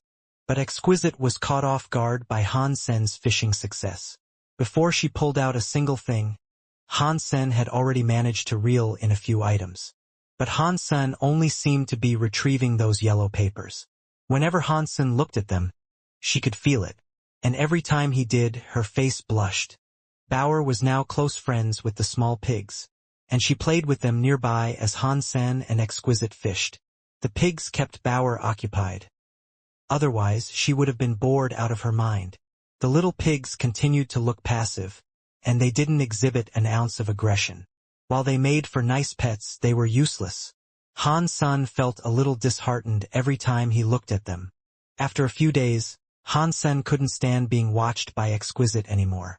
So, he told her that he wanted to go to the core area. But Exquisite told him that outer sky was between the real world and the antimaterial world. Due to the presence of space barriers, he couldn't enter the core area. Han Sen tried it anyway, and he really couldn't enter the core hall's door anymore. In a garden on a mountain in outer sky, Liu Zhen met with another very high man. They began watching the video that Liu Zhen had taken, which showed Han Sen slaying the star beetles. Li Xuecheng, what do you think after watching this? Liu Zhen asked, staring at the man in green clothing. He is very strong. He might even be stronger than a very high of the same level. Who is he? Li Xuecheng asked, not taking his eyes off the video of Han Sen. He is the silkworm Exquisite selected. His name is Han Sen, and he is a crystallizer. Liu Zhen answered. I think Exquisite is very lucky to have gotten a silkworm like this, Li Xuecheng said with a nod. Liu Zhen smiled and said, what does it have to do with us if she had good luck? To be straight with you, she is a very precious person amongst the very high. We, on the other hand, are just breeding machines. Seeing Li Xuecheng frown, Liu Zhen said, after seeing this video, do you not have any opinions to share on it? What do you mean? Li Xuecheng frowned again. When Li Qier gets her silkworm, the fights between silkworms will start. There are 13 silkworms in total. So, which of them do you think is going to win? Liu Zhen asked. From what I can see here, Han Sen seems pretty good. But he is just a king class with 9 tiers. Most of the silkworms are half deified. One of them was even born deified. Judging from the power I have witnessed, I think the born deified is the most likely to win, Li Xuecheng quietly said. Your reasoning is sound, but I have analyzed Han Sen and the other silkworms. Han Sen is amazingly strong, and he has many treasures. He even possesses the true god weapon shield of the Medusa's gaze. I think he has a high chance of winning. After Liu Zhen was embarrassed in the Star Tree contest, he had taken the time to investigate and learn more about Han Senator. He now knew more about Han Sen than most of the Very High did. Outer Sky had many resources, so the Very High never lacked anything. They only ventured out into the rest of the universe to find silkworms and people with peculiar talents. So, the Very High paid little attention to most of the races in the universe, and Han Sen was just a king. Even an ordinary deified wouldn't garner much attention from the Very High. Liu Zhen passed the information he had collected on Han Sen over to Li Xuecheng. The file included a video of Han Sen using the shield of the Medusa's gaze to turn Meng Lai into a statue. This actually happened? Li Xuechang was shocked. He went quiet and then he said, "If this video is real, he does stand a chance of winning the battle between silkworms. It is just a chance, mind you. His victory definitely isn't guaranteed. After all, using the power of a treasure doesn't make you as good as a real deified. There is still a big difference in level. But if he can use a weapon like the shield of the Medusa's gaze, he might actually win. What if this silkworm fight bars the use of treasures?" Liu Zhen suddenly laughed. With his power, of course, he cannot challenge a genuine deified. The video demonstrated clearly that he couldn't kill the deified star beetle no matter how strong he was. His power is no match for a deified yet. His skill will matter little in the face of such absolute power. Li Xuechang paused and said, "But the fight between silkworms doesn't prohibit the use of treasures. It didn't in the past, but this time will be different. I have a reliable source with sway in this matter. This time, the silkworm fights will ban the use of treasures," Liu Zhen said with confidence. "Did your family member?" Li Xuechang seemed to have guessed something unsavory about Liu Zhen, but before he finished speaking, he thought better of it and closed his mouth. Liu Zhen smiled. "You just need to know that this silkworm fight won't allow the use of treasures. That is all. Right now, there are only 4 people who know about this, and you and I cannot tell anyone. The other 2 won't tell either. But what does this have to do with us?" Li Xuechang still didn't understand what the other man meant. "Did you forget?" Liu Zhen asked coldly. "Silkworm fights are normally so boring, but this one will be rather interesting. If you send out information about Han Sen, do you think others will be like us and believe Han Sen will win the silkworm bouts?" "That might be possible. After all, the born deified silkworm is just primitive. He is actually weaker than Meng Lai. With his treasures, Han Sen would probably win," Li Xuechang quietly said. As he spoke, his eyes brightened. He finally understood what Liu Zhen had been implying all along. "You want everyone to gamble and place their bets on Han Sen, so you can take their money?" Li Xuechang's eyes flashed with interest.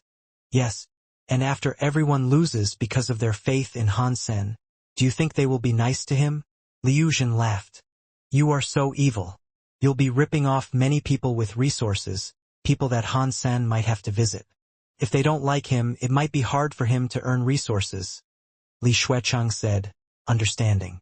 "I, Liu Zhen, won't allow something stolen from me to remain stolen." Liu Zhen chuckled darkly. Then he said to Li Xuechang, "They will soon announce that this silkworm fight will ban the use of treasures, so you better move quickly. We need people to place their wagers before the news circulates. This seems like quite the opportunity. Why don't you do this yourself? Why did you have to bring me into this?" Li Xuechang asked, somewhat befuddled. "I have a background with him," Liu Zhen said, shaking his head. "If I bet that Han Sen will lose, people will grow suspicious. You don't know him, however. We can share this business half and half." "You are right. With your relationship to Han Sen, if you bet that he will lose, they will know that there must be something going on behind the scenes." Li Xuecheng laughed and said, "Sure. Then it's settled."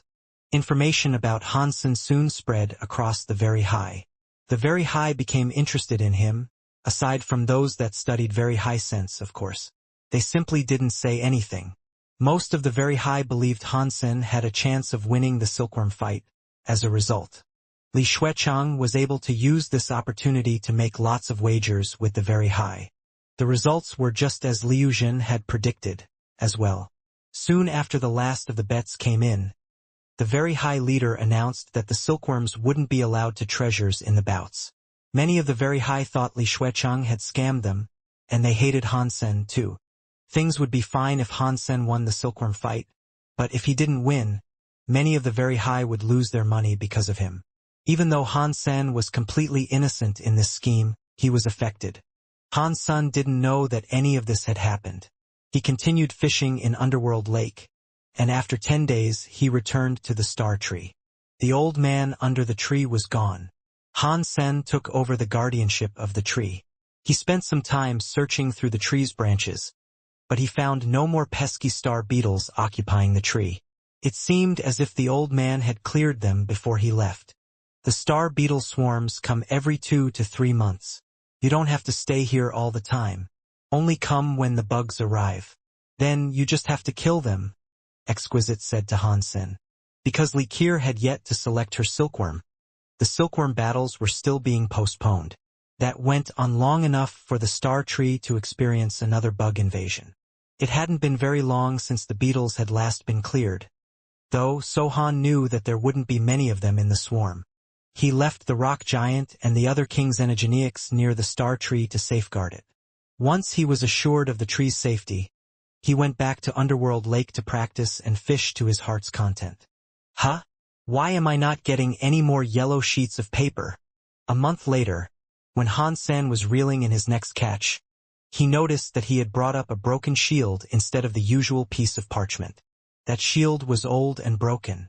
It was caked in rust. Hansen gripped it with his hand, and even a tiny portion of his strength was enough to crush it. What the hell? How did I fish up this piece of crap? Hansen thought, both disappointed and insulted. But then he thought to himself, if I'm no longer pulling up sheets of paper, does that mean I have finished collecting the last of them? Since Exquisite wasn't around, Hansen brought out all of his yellow sheets of paper. He lined them up according to their numbers and placed them within the cover. It really was a complete book now. 365 pages. That is a magically significant number. Starting from the first page, Hansen read the contents again. Usually Exquisite was there. Whenever she was present, Hansen didn't dare to think or practice. He only practiced God's wonder and very real body in front of her. Both of those were the Geno arts Exquisite had given to him herself. Having only those 2 techniques to practice had gotten quite boring. But now that he was looking at the Shen Yellow Sutra, his interest and vibrancy were coming back to life. This book fascinated him. Even though the Shen Yellow Sutra had no text and there were just pictures, after Hansen observed it in depth, he started to feel a chill. The entire situation was weird. How could a paper that was fished up from Underworld Lake contain pictures of the human body? Hansen considered the possibility that the pictures weren't depicting humans, but a race that simply had similar features to humans. But after a thorough investigation of the red and blue lines that crisscrossed the figures in the pictures, goosebumps began to flare up across Hansen's body. The lines in the pictures were like the Blood Pulse Sutra. No, this Geno art wasn't similar. It was the opposite. It was like the Blood Pulse Sutra, but in reverse. Hansen didn't know what would happen if one was to practice the Blood Pulse Sutra in reverse, but that was what the Shen Yellow Sutra appeared to be. Is someone trying to use this Shen Yellow Sutra to trick me? Hansen frowned. He had no idea what to make of this situation. He had fished up a human Geno art from the Underworld Lake. And rather than being some random skill, it was a reversed version of the Geno art Blood Pulse Sutra. It was also very weird. But it didn't make sense that this was being orchestrated by someone who was trying to mess with him. Underworld Lake connected with the antimaterial world. No one was able to actually go there. And even if someone had gone down there, no one should have known Hansen could practice the Blood Pulse Sutra and given him the same Geno art in reverse. Hansen looked at the Shen Yellow Sutra with a complex expression. He didn't dare practice it. He didn't even want to think about it. He actually wouldn't have to practice it. If he ever wished to use it, he just had to cast the Blood Pulse Sutra in reverse. But Hansen had no idea what would happen if he tried that. The pages of the Shen Yellow Sutra didn't suggest what would happen either. He couldn't guess what the ramifications of running the Geno art in that manner would be. What is going on? Hansen wanted to find someone from Blood Legion to ask, but he was in outer sky. He was now disconnected from the outer world. He couldn't simply call up a Blood Legion member now. Hansen put away the Shen Yellow Sutra. He didn't dare look at it anymore.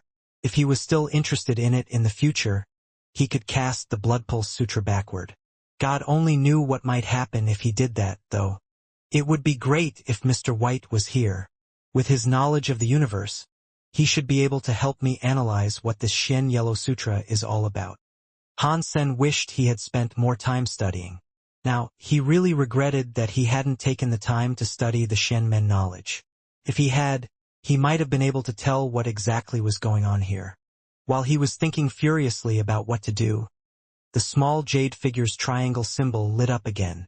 Han Sen quieted his mind and forced himself into thinking about the very real body. Not long after, Exquisite teleported nearby. She wasn't alone, however. She had brought Li Qier along with her. Han Sen hadn't seen Li Qier since they parted ways in the core area. She looked a bit sad now. She clearly wasn't as happy as she had been at the beginning of the year. Exquisite introduced Li Qier to Han. Senator Li Qier remembered Han Sen, but she had no idea he was her coveted dollar. Han Sen, there is something I would like you to help me with. After Exquisite introduced them to each other, she spared no time in making a request. What can I do to help you on this fine day? Han Sen asked, raising an eyebrow in surprise. He was an outsider in outer sky, so there wasn't much he would be able to do. This must be a very unique request if Exquisite had come to ask for his help in particular. There have been difficulties in Li Qier's search for a silkworm. She has been unable to find a suitable one, and therefore she still needs one, Exquisite said. Li Qier shook her head. Continuing to look down in the dumps, she said, "Third sister, you don't have to beat around the bush so much. The silkworm I selected rejected me, and he will never want to see me again. Therefore, I have to choose a new silkworm." Han Sen carefully avoided thinking about that. He was afraid that Exquisite would notice his thoughts and dredge up a disconcerting truth or two. He knew Li Qier was talking about dollar, but she had accused him wrongly. He hadn't been absent from the core area because he was avoiding her. In fact, he hadn't been making any effort to hide from Li Qier. He had simply been trapped inside outer sky, where going to the core area wasn't an option. "What can I help you with, then?" Han Sen asked, looking at Exquisite. He didn't know what Exquisite wanted from him. He had already agreed to be Exquisite's silkworm, so he didn't know what he could do to help Li Qier. "The time limit is almost up, and my little sister won't be able to find a good silkworm before the deadline. Therefore, I'm asking you to help. If you can convince Lone Bamboo to become my little sister's silkworm, we would really appreciate it," Exquisite said. "I really can't do that. If Lone Bamboo was willing to come, he wouldn't have chosen to go to prison rather than become a silkworm. Nothing that anyone says to him will change that." "He is his own man," Han Sen said, raising his hands helplessly. "You're saying that even with the friendship between you two, he won't listen to you?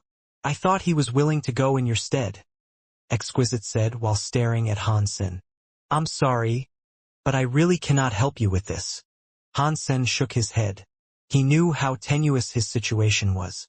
Despite having the small jade figure, he still had to remain vigilant at all times. It was harder than being a thief inside a police station. If he wasn't careful, Exquisite would do a deep dive into his mind. He was already in such dire straits, but he didn't want Bamboo to suffer the same fate. "If you cannot convince Lone Bamboo, then there is only one other way in which you can help us." Exquisite giggled to Han Sen while she spoke. "What is it?" Han Sen asked, feeling a little dread settle upon him. "It's exactly what you're thinking. Please be my little sister's silkworm, too," Exquisite said, speaking Han Sen's worry into reality. "How would that work, exactly?" Han Sen looked at Exquisite in shock. "What's strange about it? Since you're already being watched by one person, being watched by another is practically the same. You just need to share your experiences with one more person. It won't be detrimental to you in any way, and you can double the benefits you receive. You will receive the same amount of resources from me and my little sister. Effectively, you'll be receiving double what others receive. Wouldn't that be wonderful?" Exquisite said to Han Sen with a beaming smile. "I suppose you're correct, but I still think there might be a problem with this plan," Han Sen quietly said. "What could go wrong? Aren't you happy about being able to receive twice the resources?" Exquisite thought about it a bit, and then said, "If you become Li Qier's silkworm, you can even receive more star fruit. But the elder is no longer here. I thought the star tree would stop giving out fruit," Han Sen said. "I'm just giving you an example. There are many more resources like the star tree on the path ahead, and you will be receiving a double portion," Exquisite said. Then, she clapped a hand on Han Sen's shoulder and teleported away. They went straight to the altar where Han Sen had signed his contract with Exquisite. Han Sen signed another contract to become Li Qir's silkworm. Because Exquisite was there, though Han Sen kept his mind carefully blank. He waited until he was alone, out of Exquisite and Li Qir's range of connection, before thinking things over some more. He was in a bad situation. I wonder if the small jade figure can absorb 2 marks. If it can't, I'm going to be exposed. Han Sen quickly brought out the small jade figure as he mulled over his situation. He moved to transfer Li Qir's branding onto the small jade figure. Fortunately, Han Sen's biggest worries didn't come to fruition. The mark was successfully applied to the small jade figure. Since the jade figure managed to absorb the additional mark, this situation is a good thing, I suppose. It makes little difference if I'm watched by 1 person or 2. And if it means I can earn double the resources, where is the harm in that? I guess this is a lucky turn of events. Han Sen still couldn't convince himself that this was a good thing, though. He felt as if there was something dangerous about the situation, but he couldn't quite put his finger on what it was exactly. Exquisite has been talking a lot about these rewards that I'll be earning. I wonder what they are. I hope I can get my hands on some deified xenogeneic genes. Han Sen thought to himself. In the meantime, Exquisite and Li Qir were standing in a hall, signing Han Sen up for the silkworm bouts. That was the rewards Exquisite had been talking about. The silkworm fights provided many resources to the victor, but the silkworm had to earn them. The higher rank they were, the more resources they would receive. There were 13 very high students and 12 silkworms. If someone ended up outside the top 10, their rewards would be practically nothing. Ranks 5 to 10 weren't much better. Their rewards were fairly small, but things got much better for those in the top 5. Going up sequentially, each rank gave double what the last received. The prizes had been structured in that way to inspire the silkworms to work their hardest in battle. The very high wanted them to bring out everything they had. It was important for the young very high to feel the life and death fights of their silkworms. They needed to feel every ounce of emotion such battles could draw out. And they could do it all from the comfort of their seats. They could experience the dire straits of mortal combat without ever putting themselves in danger. Only the very high had a system that allowed their students to do such a thing. The very high were surprised to find out that Exquisite and Li Qir were sharing the same silkworm. It had happened before in the history of the very high, but it was a very rare occurrence. The very high that practiced the very high sense didn't comment on the arrangement, but the very high like Liu Zhen were less reserved with their opinions. Li Qir and Exquisite are using the same silkworm. That Han Sen is quite lucky. He has benefited from our people yet again, Liu Zhen said coldly.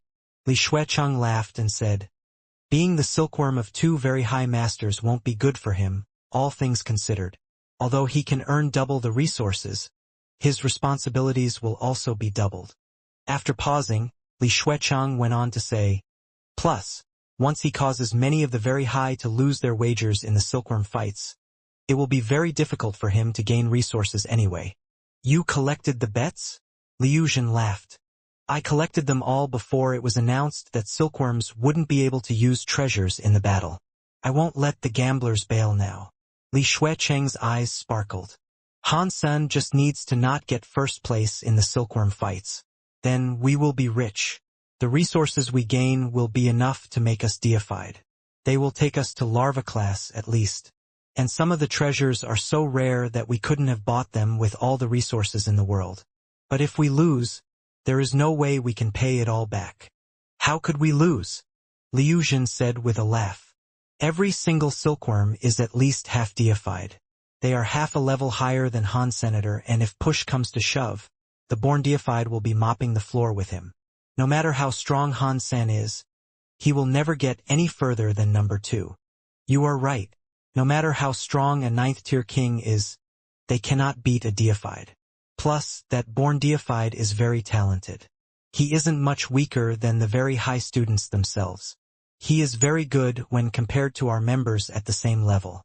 Beating a mere king will be a trivial task for him, Li Xuecheng said with assurance. He was confident he was going to win this bet. When Exquisite and Likir finally explained the rewards that they'd been promising, Han-san shook his head. This is the good stuff you've been talking about? I will have to fight for my life in there, and I can only join as a single person. Why would there be double benefits for me? You will have both of us to support you. Isn't that twice the benefits? Exquisite said flatly. Han-san and Likir looked at Exquisite, gobsmacked. Han-san didn't know if Exquisite was just fooling around, but Likir was especially surprised by seeing how Exquisite was behaving. It was hard to believe this was the same Exquisite she had grown up with. Why are you looking at me like that? If you have the time, read the files I've sent you about your opponents. And remember, the higher the rank you achieve, the more resources you receive. If you can reach second place, you will get a deified treasure amongst many other resources.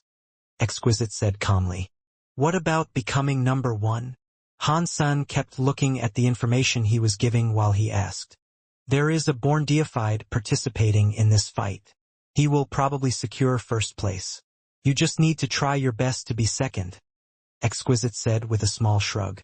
A born deified is joining, and I can't use treasures? I suppose I will have to settle for second. Then, Han-sen said with a nod. If he couldn't use his Peacock King Soul Robe and the 6-core Snake Bow, he didn't think he could beat a deified elite. Not even a primitive one, which was the lowest tier of deified. Likir and Exquisite departed Underworld Lake. Likir turned and looked at Exquisite with confusion. You aren't going to tell him about all the bets that have been placed on his performance? What is the point in him knowing that? Are we going to make him fight for his life against a born deified? I don't want to have to find another silkworm, Exquisite said. You're right, Likir said, tilting her head in acknowledgement.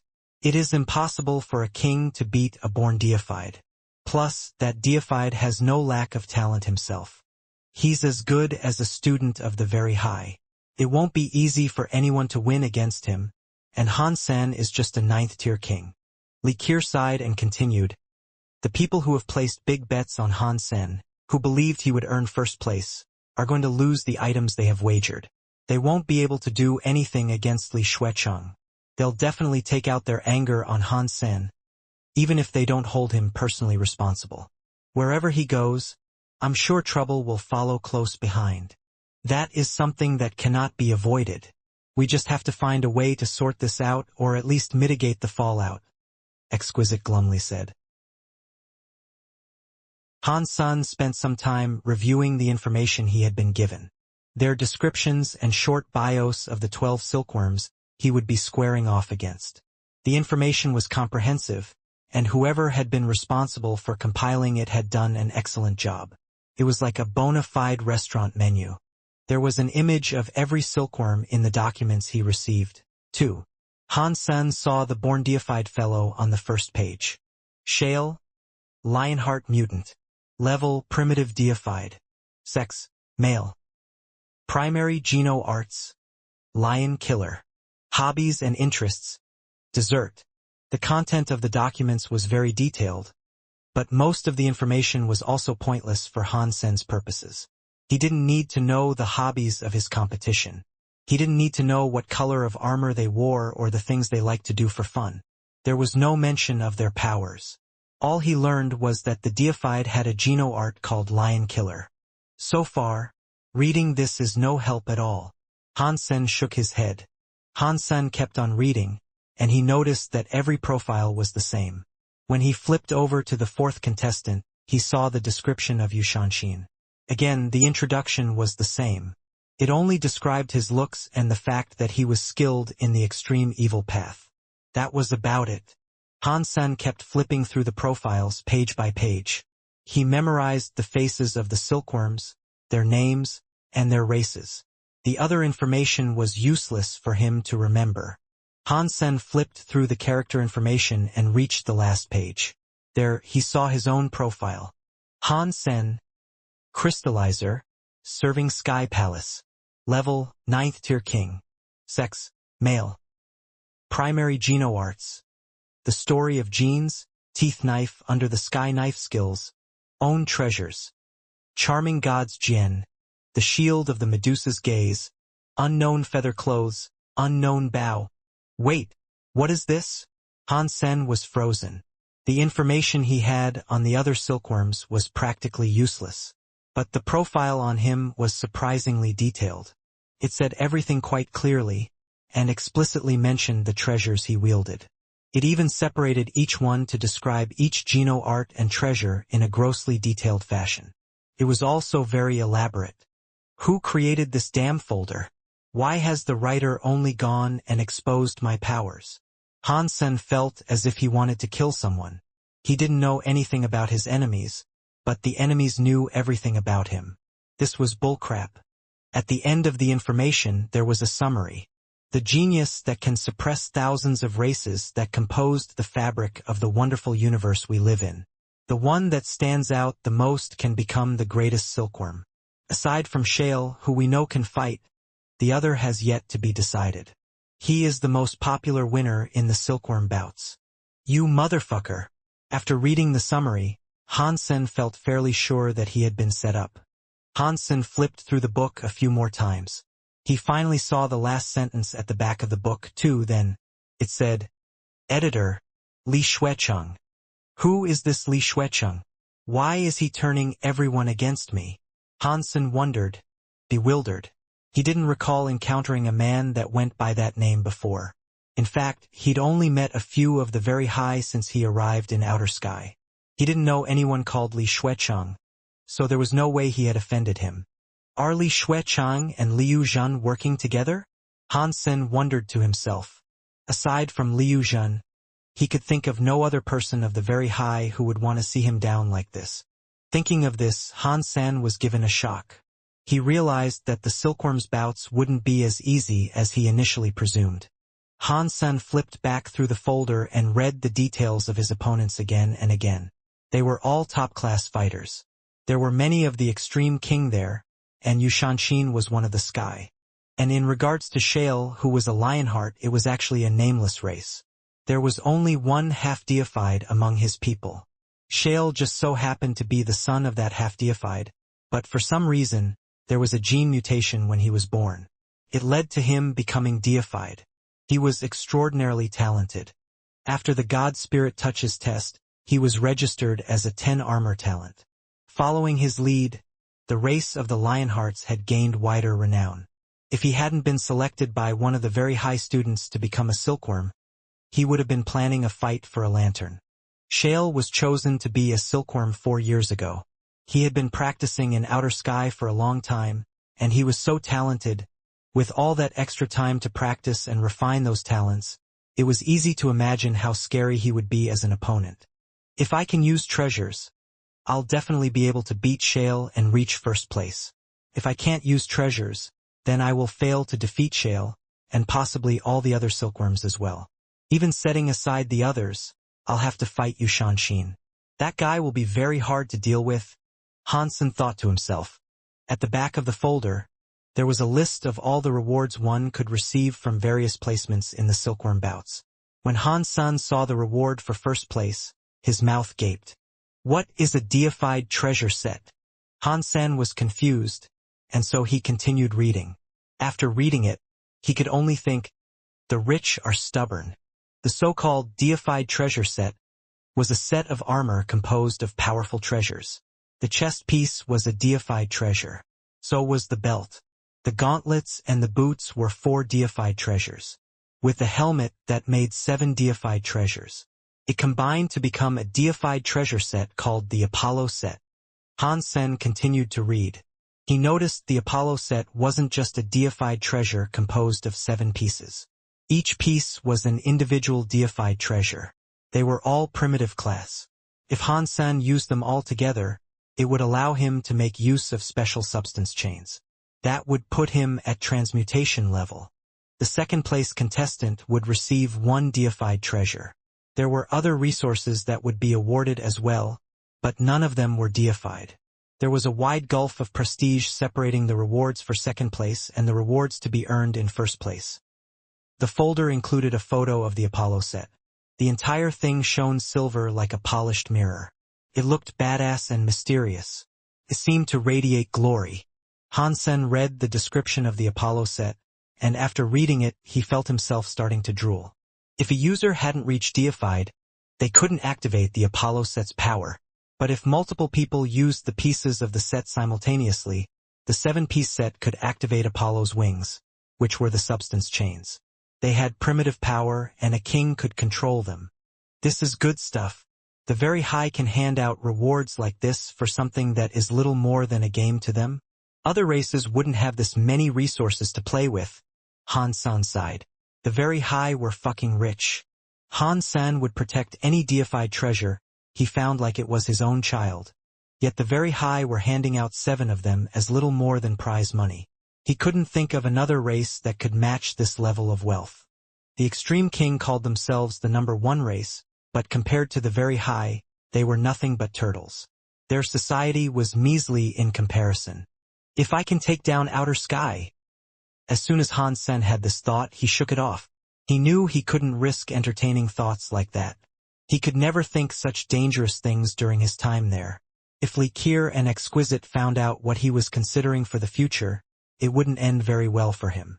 Han Sen kept turning the matter over and over in his head. Eventually, he thought, I really want that Apollo set. Maybe I can deal with those other silkworms. I can handle those fights, but that Shale, I really don't know how I'm going to bring him down. I can't use beast souls, and I can't use my super god spirit body. Because they all know me as Han Senator, how can I beat a born deified? Then, Hansen thought about this for a long time, but he couldn't figure out a solution. After all, he didn't know much about Shale. According to the information he'd been given, there was little known about the man. When Exquisite and Li Qier came back, Han Sen asked them if they had more information on the other 11 silkworms. Exquisite already had it prepared for him. She handed over the documents that she and Li Qier had spent the last few days gathering. By the way, who is this Li Shuecheng? Did I offend him in some way? Han Sen asked, pointing to the first folder. He showed them the back and the name of the editor that was written there. He is connected to Liu Zhen, Exquisite admitted after a moment of hesitation. Han Sen couldn't read Exquisite's mind, but he was a very observant person. Exquisite was obviously reacting strangely. He knew there was something between the lines here. Has Liu Zhen done something? Han Sen asked. Exquisite remained silent and didn't answer, but Li Qier said, I think we should let Han Sen know. It will be for the better. He should know so he can be prepared for the fallout regardless. What is going on? Han Sen frowned again. Exquisite explained the wagers that the Very High had made with Li Shuecheng. And then she said, Actually, this has little to do with you. This is simply a whole bunch of people being scammed by Li Shuecheng for a host of resources and treasures. I'm afraid they might not let it go easily, though. Han Sen smiled wryly and asked, Do the Very High like gambling this much? Those who study the Very High sense have no interest in gambling, but the other branch of our crooked tree, I think outer sky is too safe. The Very High on the other side don't know what it is like to fight for your life in the face of adversity and death. Some things come too easily to them, and as a result, they don't treasure what they have. Li Qier shook her head and sighed. If we make them lose so many resources and treasures, are they going to be mad at me? Han Sen asked. They won't come after you, but I can tell you that they won't be happy with you either.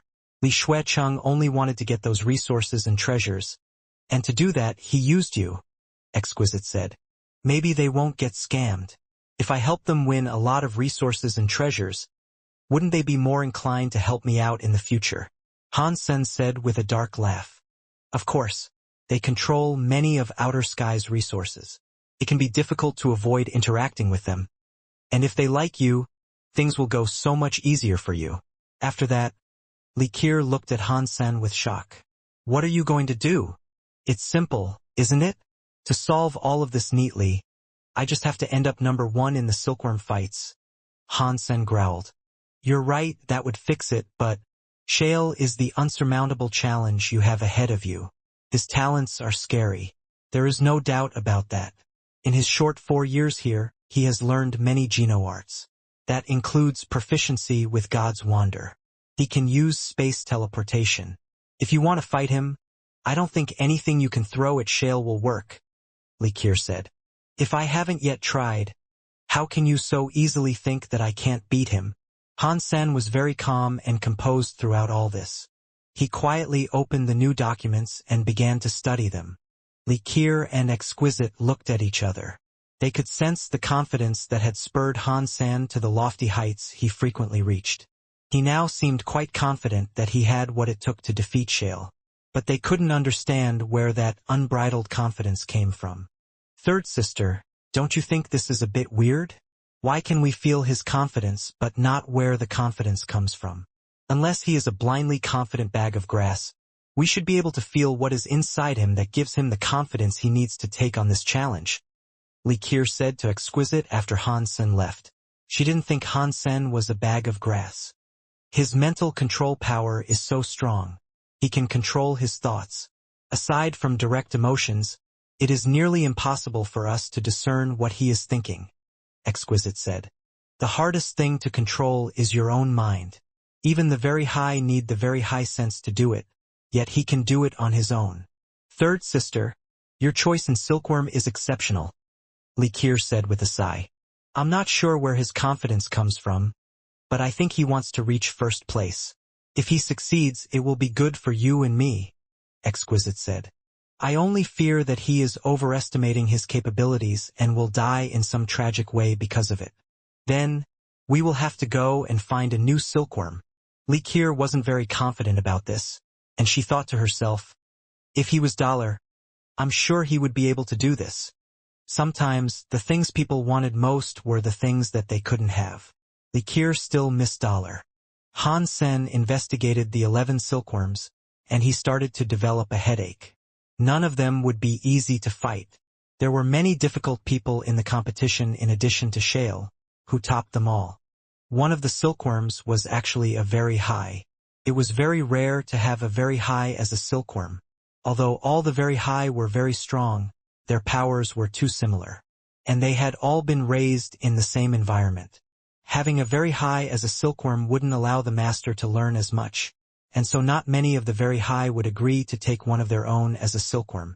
Plus, ordinary very high thought that only low-life creatures deserved to become silkworms. They wouldn't want to ruin their own reputation by becoming a silkworm, so it was very rare to see this amongst the very high. A very high half-deified. That will mean he is stronger than Exquisite, right? I don't think that will be someone easily defeated. And that's not to mention the bigger trouble further ahead like Shale. Winning these silkworm bouts won't be easy at all. Han Sen dropped the documents for the time being and went back to practicing his Geno arts.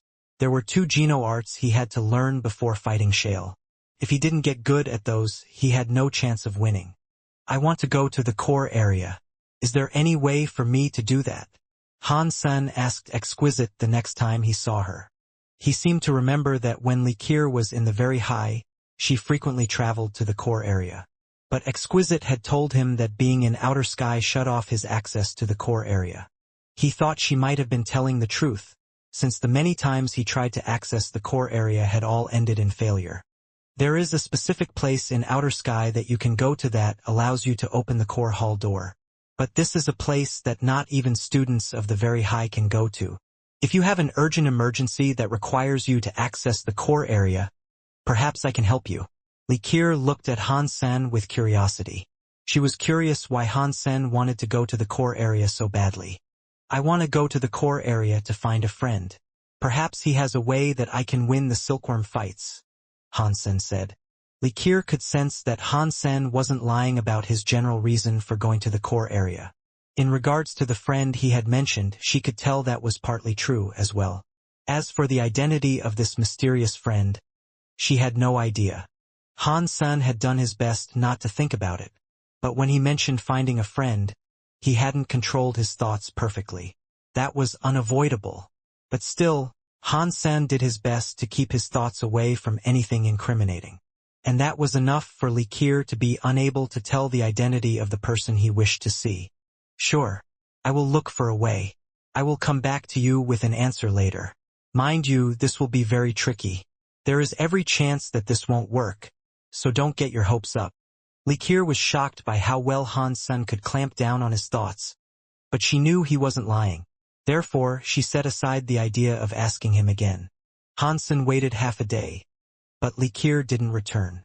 In the meantime, Exquisite came to Underworld Lake. Hansen didn't speak, but Exquisite could tell what he was thinking. She was surprised, and she said, "Little sister agreed to help you enter the core area?" She said that it might be difficult and it might not work. Hansen was worried Likir might have been away for so long, because she had some bad news to deliver. Exquisite laughed and said, "This is a complicated matter.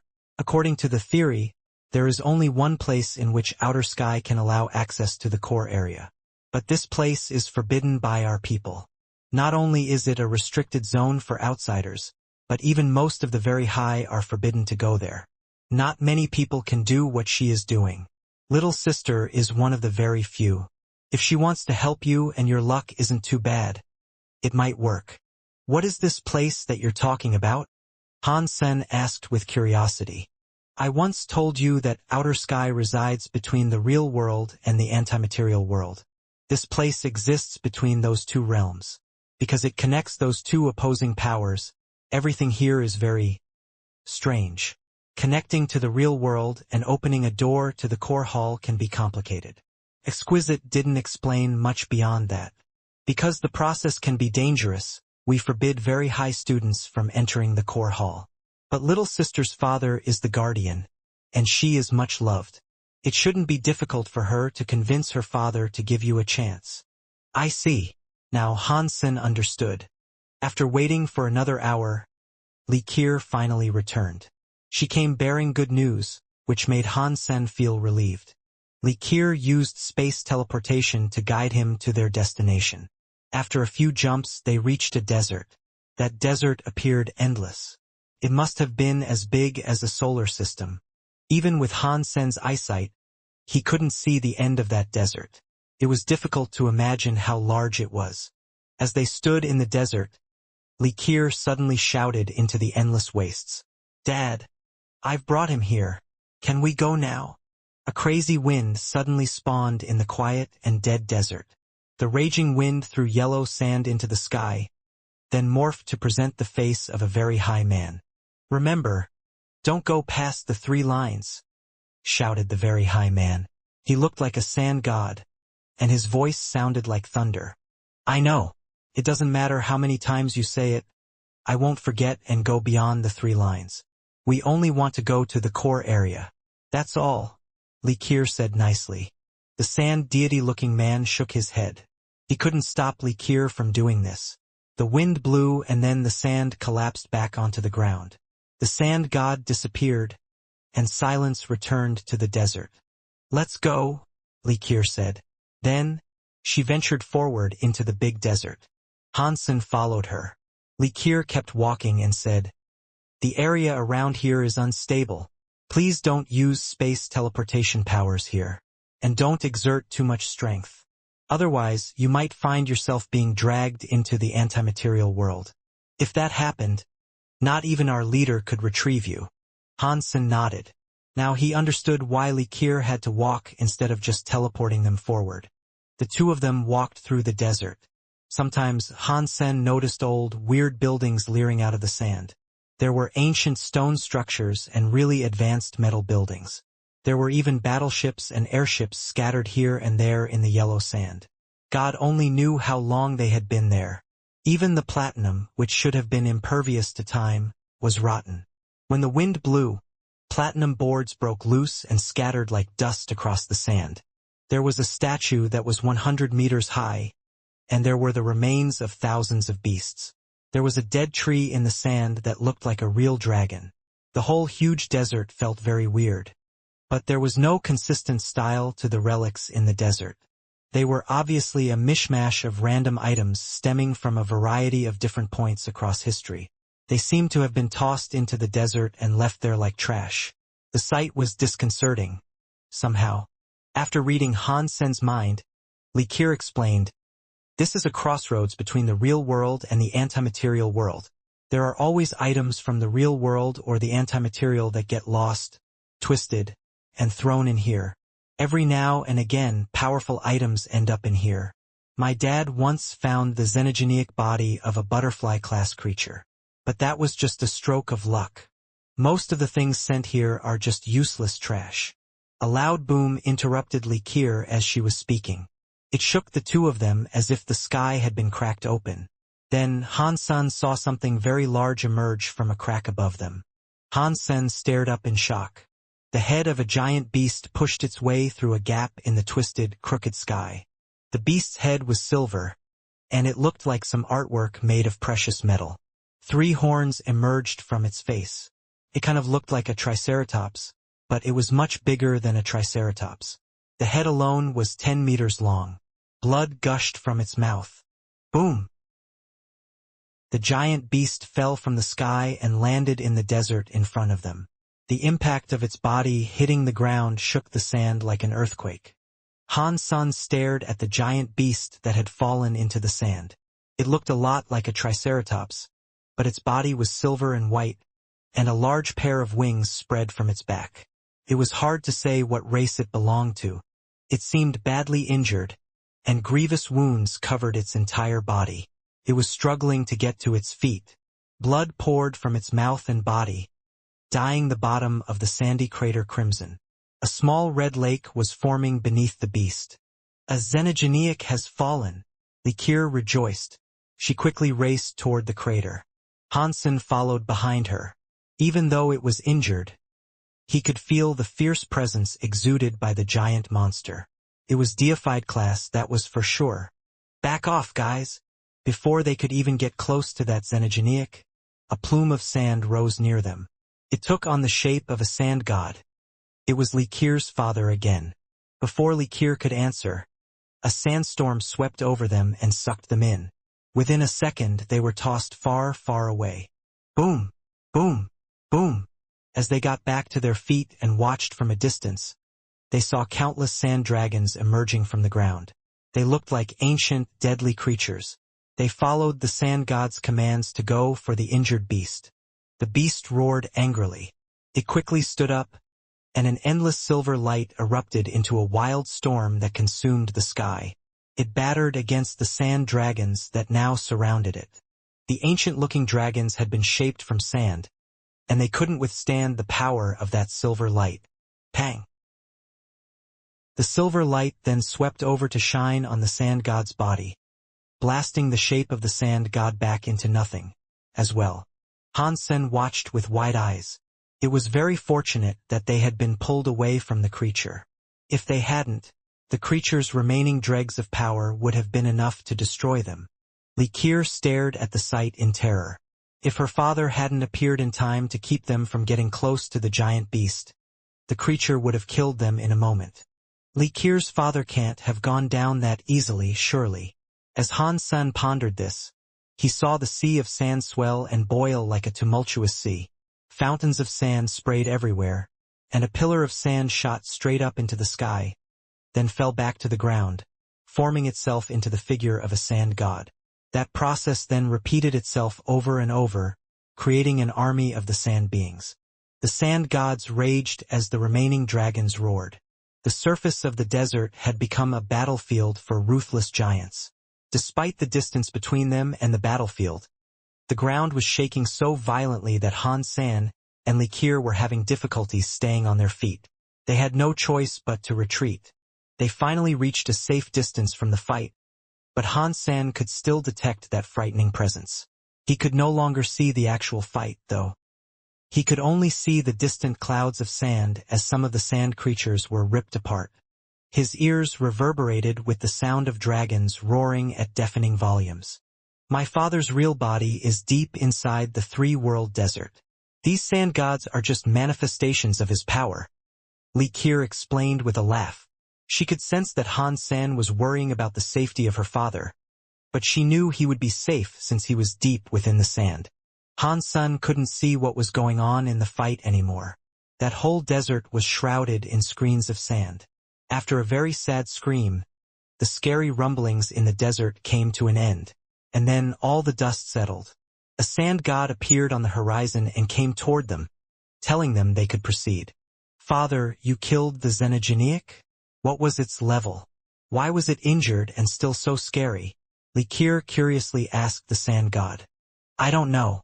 It was dragged into the antimaterial world, the sand god answered. Then it disappeared. Likir wished to ask something more, but he was already gone. So, she resumed her journey across the desert with Han Sen. The massive battle had changed the sandy landscape. Many of the weird buildings and items had been revealed from beneath the sands that once buried them. And the buildings and battleships that had once been there were now gone. Han Sen didn't know if they had been destroyed, or buried deep beneath the sands of the desert, or what. Han Sen looked around. When they reached the location where the giant beast had fallen, a large section of the desert was dyed red. But they couldn't see the body of the giant beast anymore. It is a shame that the beast was sucked into the antimaterial world. Despite its injuries, it was able to do battle with my dad for so long. It must have been a larva-class deified xenogeneic at the very least. Likir looked at the red sand regretfully. Han Sen felt that it was a shame too. If he had been able to stab the creature once, he might have been able to nab a beast's soul.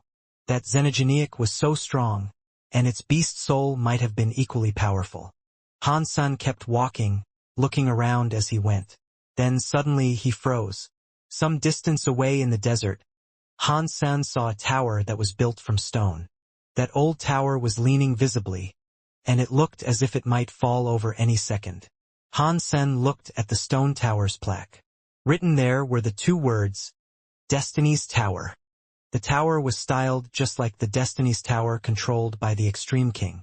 Han Sen was stunned at the sight, but he immediately clamped down on his thoughts. He wasn't going to let out any memories associated with this tower. He had to suppress everything he knew about Destiny's Tower. Likir could feel that Han Sen's mind was struggling with something. She looked at the stone tower, too. After a while of looking at it, she said, I've never seen that stone tower before. It must have been revealed by the battle earlier. Do you recognize it? It is exactly the same stone tower I saw when I was with the Extreme King. Han Sen knew he couldn't hide this from Likir completely, and so he had to explain it a bit. Likir thought for another moment. She nodded and said, Now that you mention it, I think I remember something like that. When I visited the Extreme King, I once saw a tower like this too. Let's go. We should check it out. Likir suggested, and so they went toward it. She wasn't interested in the tower, but she could feel Han Sen doing his best to suppress the desire to visit the place. Han Sen was trying to keep his thoughts away from the nature of Destiny's Tower, so Likir wouldn't be able to see everything he knew about the structures. But that sort of control on his mind suggested to Likir that Destiny's Tower had some relevance to Han Senator. If it didn't, Han Sen wouldn't have tried so hard to control his thoughts about the place. Being watched sucks. Han Sen sighed and followed Likir toward Destiny's Tower. The tower looked very old, and it was impossible to tell how many years it had been there. While the structure might have been old, it wasn't broken.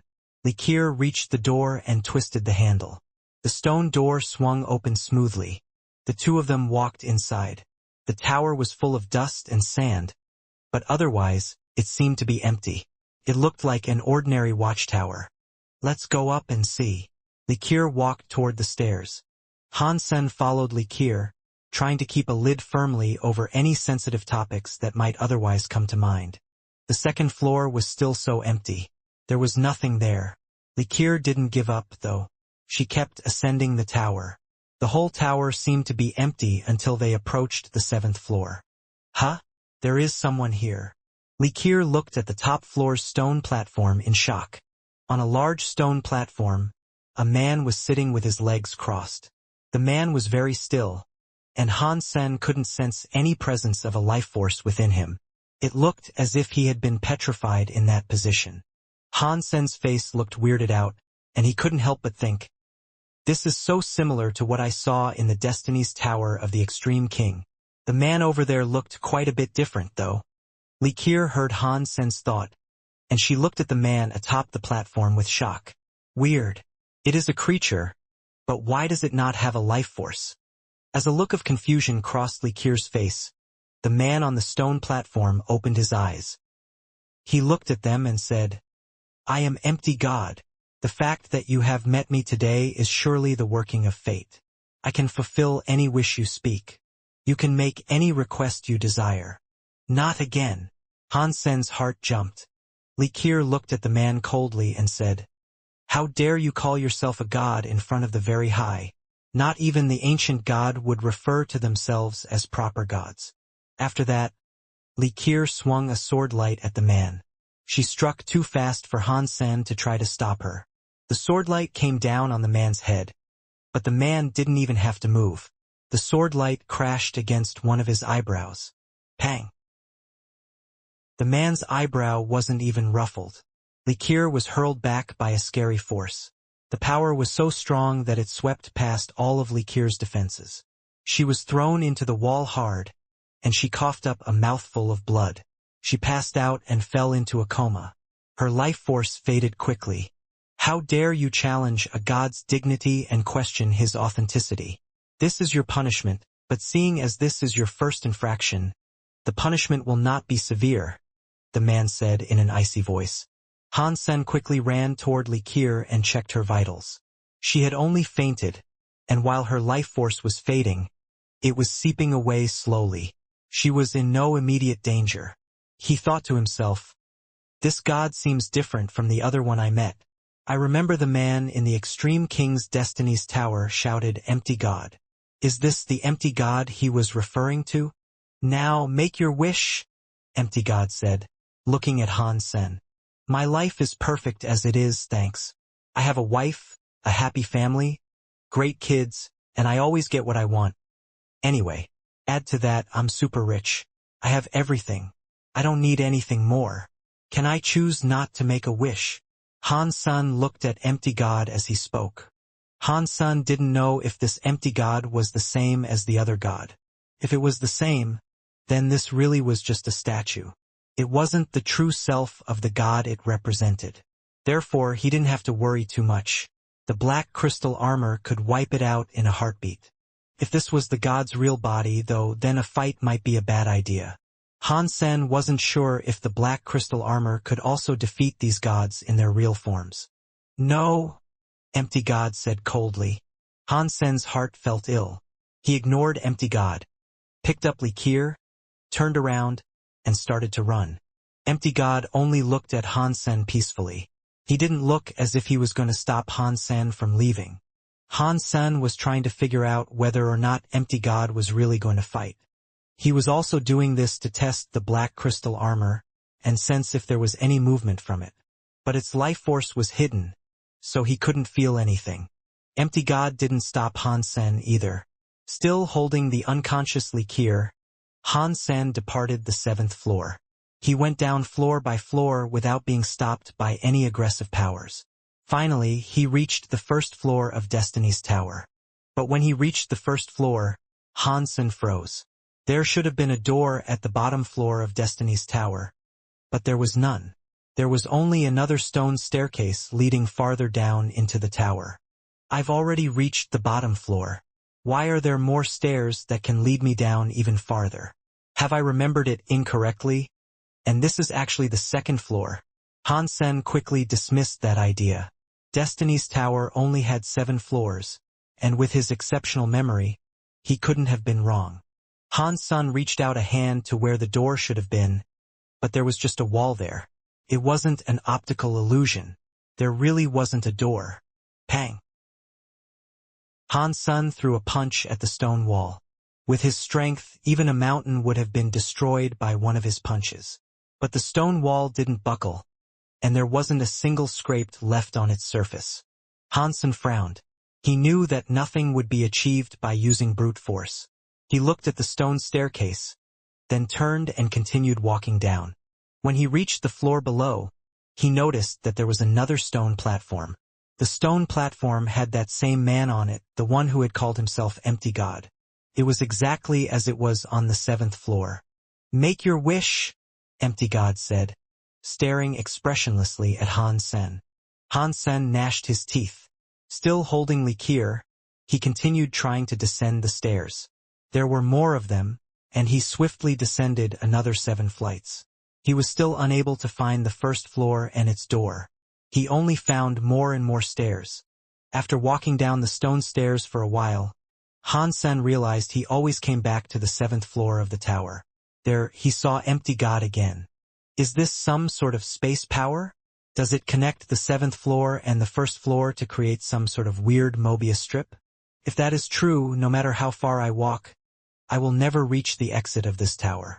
I will just keep looping the same route over and over again. Han Sen tried using teleportation powers, but it was to no avail.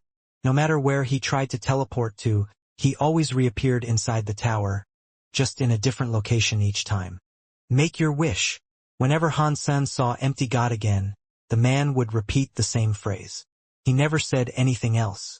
But his expression seemed to say that Han Sen had no other choice, and that sooner or later, he would have to make a wish. Han Sen knew that if he made a wish, some of his lifespan would be taken by those men that called themselves gods. And the wish he made would be twisted by the so-called gods. Even if the wish came true, he would have to pay too high a price. If he didn't make a wish, though, there was a chance that he and Likir would never be able to exit the tower. Han Sen couldn't figure a way out of this dilemma. He couldn't attack empty God. Likir had demonstrated that inability all too well. The only chance he had to attack was if he could somehow make use of his black crystal armor. Attacking empty God in any other way was practically a death wish. Likir's father must know we walked into Destiny's tower. If we don't emerge anytime soon, he will surely come here in search of Likir. Han Sen was placing his chips on Likir's father. Empty God seemed to see through what Han Sen was thinking, and he coldly said, "Have you heard of power that warps the passage of time? You might stay in this tower for 1,000 years, but only a second will pass outside. If you are expecting a rescue team to come and find you, you'll be nothing but bones by then. Do I really have to make a wish?" Han Sen looked at empty God and sighed. "If you and I have met, it is something that was always meant to be. You deserve this. You cannot escape from it." Empty God spoke slowly in a bone-chilling voice. "It looks like I have no choice except to make a wish." Han Sen started to consider what sort of wish he wanted to make. The last time he made a wish in Destiny's Tower, the statue's eyes had ended up being destroyed. Now, it seemed as if it might happen again. Perhaps it would have the same effect. But even if empty God's eyes exploded, it wouldn't help him much. The statue would still have its power, and it would still threaten Han Sen and shorten his lifespan. No matter what wish I make, unless the black crystal armor attacks him, my lifespan is going to be shortened. Why don't I ask a question I have always wanted to ask instead? Perhaps I can at least learn some useful information out of this, Han Sen thought. Then he looked at empty God and asked, "Can my wish be a question that you will answer?" "Of course. I can do anything. I can answer any question you seek to ask," empty God said coldly. "I want to know, are you and I the same? Are you a creature of this universe, too? Or do you come from someplace outside the universe?" "Regardless of the answer, I want to know where God was born," Han Sen said, posing his question. Empty God's eyes flashed. He looked at Han Sen slowly and said, "Are you sure you want to ask me this question?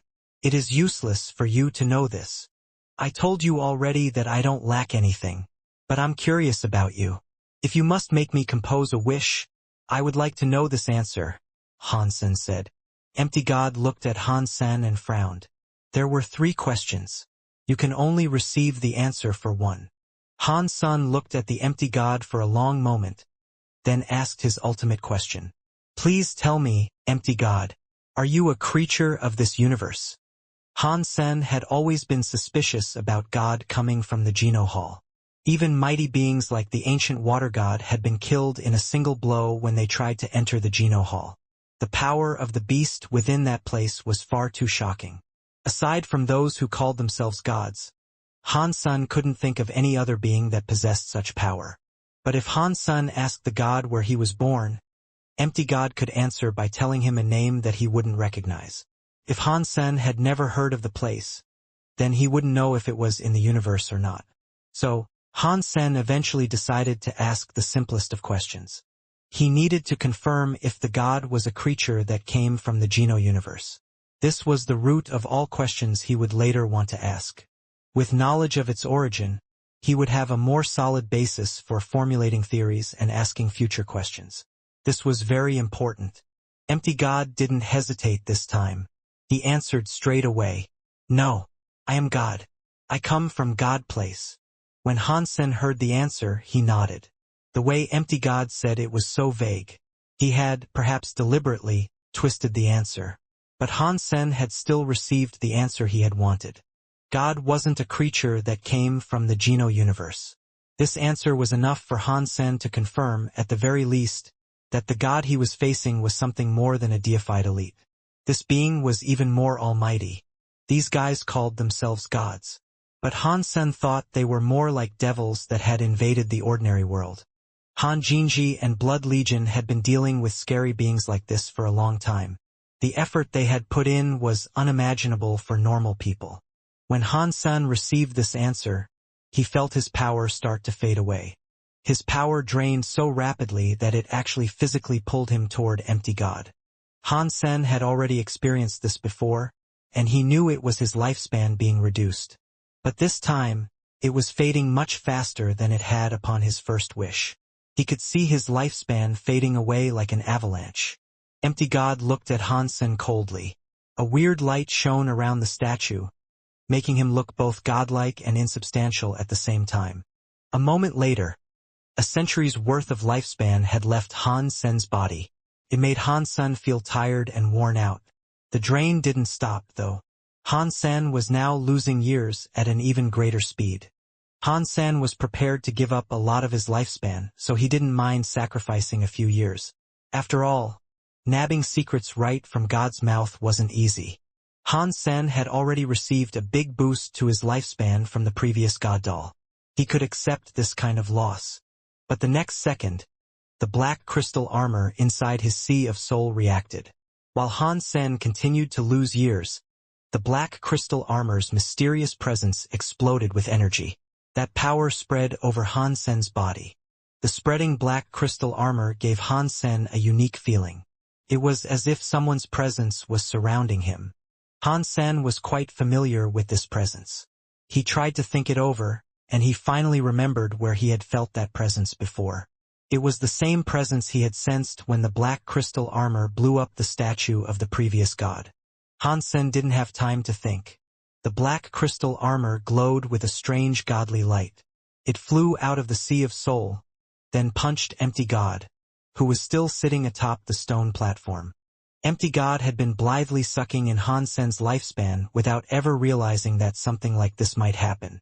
Plus, he hadn't even realized that there was a power out there that could harm him. So, he hadn't remained vigilant against a sudden attack. He had grown lax in his security. Pang! What Hansen had witnessed before was now happening again. Under the tremendous force of the crystal armor's punch, Empty God's body shattered. A massive surge of life force rose from the crumbling statue. Lifespan +1, lifespan +1. The announcement of his lifespan increasing repeated over and over. That new power entered Hansen's body, stretching out his potential lifespan. At the same moment that the god doll was destroyed, in a hall inside an empty realm, Empty God's eyes blazed with terrible fury, and he said, "Sky armor power, Sky armor god, I only destroyed your god doll's eyes. How dare you destroy my god doll? This isn't over yet." Hansen had no idea, but due to these meetings, he had started a fight between two gods. The black crystal armor returned to Hansen's Sea of Soul. Hansen had gained more than 1,000 years of additional lifespan. Of course, if you're going to become rich overnight, I guess killing a god is a reasonable way to do so. Hansen was delighted by this result. After all, he had just received a big boost to his lifespan and a great deal of life force. His whole body was brimming with a scary presence. Hansen didn't dare stay in Destiny's Tower a minute longer. He picked up Likir and resumed his flight down the stairs.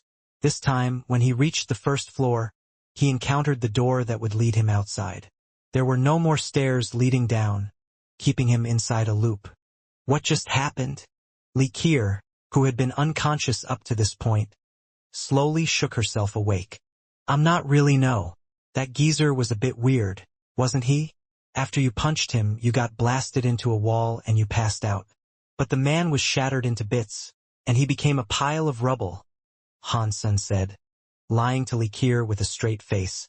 How could that happen? Li Qiu looked at Han Sen with suspicion. She didn't believe his story, but she couldn't be certain from his thoughts whether he was lying or not. She went back into the tower, and at the top floor, she saw a pile of rubble just like Han Sen had described. Although Li Qiu was a little bit confused and continued to search through the tower, she failed to find anything particularly suspicious. Eventually, she gave up the search and left Destiny's Tower with Han Sen. They went back to crossing the wild dunes of the desert. As they walked, Han Sen continued to spot strange shapes rising out of the sand. None of the shapes seemed to be recognizable, and he had no idea where they might have come from either. After they reached an oasis, Li Qiu told Han Sen, "The dimensional space here is more stable, so you can open the core area door from here. You won't be dragged into the antimaterial world." Han Sen thanked Li Qiu, then tried to open his core door. This time, the core door opened like usual. Han Sen entered the core area again. Han Sen wanted to go to the core area because, once he entered, he would be far away from Li Qiu and Exquisite. They would be unable to feel his thoughts, and Han Sen could practice his secret Geno arts in privacy and safety. He wouldn't be spied on. Han Sen hadn't dared to practice his true Geno arts in outer sky. If he had, the secrets of his 4 sacred Geno arts would have been revealed to Li Qiu and Exquisite. That would needlessly complicate his life, he believed. So for the duration of his stay in outer sky, Han Sen spent his time practicing the Geno arts Exquisite had given to him. Out of the Geno arts in his private roster, he only practiced the story of genes. The Rebate and Sky Palace already knew about its existence, and if they knew, so did the Very High. There was no point in hiding it, and it didn't matter if the 2 Very High women saw the story of genes. Aside from Han Sen, no other person could learn it. Once he was in the core area, though, Han Sen could practice his other Geno arts. But that wasn't the only reason he had come. He wanted to practice heart connection. If he couldn't use beast souls in the upcoming silkworm battles, that might be his only attack that could deal damage to his deified nemesis, Shale. In addition, Han Sen also wanted to meet up with Gu Qingcheng and Elysian Moon. He wanted them to do something on his behalf. Fortunately, Gu Qingcheng and Elysian Moon had already been practicing in the core area, and they weren't too far from Han Sen's position. Han Sen quickly contacted them and arranged a meeting. "How does it feel to be a pet of the pretty ladies in the Very High?" Elysian Moon mocked Han Sen with a smile. "It feels terrible. It's like I'm naked 24/7. I have no privacy at all," Han Sen glumly admitted. "You have come looking for us in a rush. Did something happen?" Elysian Moon could tell that something must have gone wrong. "I have a Geno art, but I'm not sure what it does. I can't leave the Very High, and I can't risk trying it myself. So, I want you to take this Geno art and find someone. Have him take a look at it and figure out if it is useful," Han Sen said. Then, he passed his Xian Yellow Sutra to Gu Qingcheng. "Who should we give it to?" Gu Qingcheng asked as she accepted the Xian Yellow Sutra. "There is a man called Mr. White among the Extreme King. I have a way to contact him, but with my current circumstances and my soured relationship with the Extreme King, meeting him might prove difficult. So, you guys need to be careful. After you have contacted him, make sure you are safe. And make sure you listen to what Mr. White tells you," Han Sen told Gu Qingcheng. He quickly explained how the women could get in touch with Mr. White. Han Sen only wanted to know what might happen if he activated the Xian Yellow Sutra. If there were no issues that could arise from it, he could just use it freely. He wouldn't even need to practice it either. He only had to perform his Bloodpulse Sutra in reverse, as that was what the Xian Yellow Sutra taught. After Gu Qingcheng and Elysian Moon left, Han Sen found a quiet place to practice heart connection in the core area.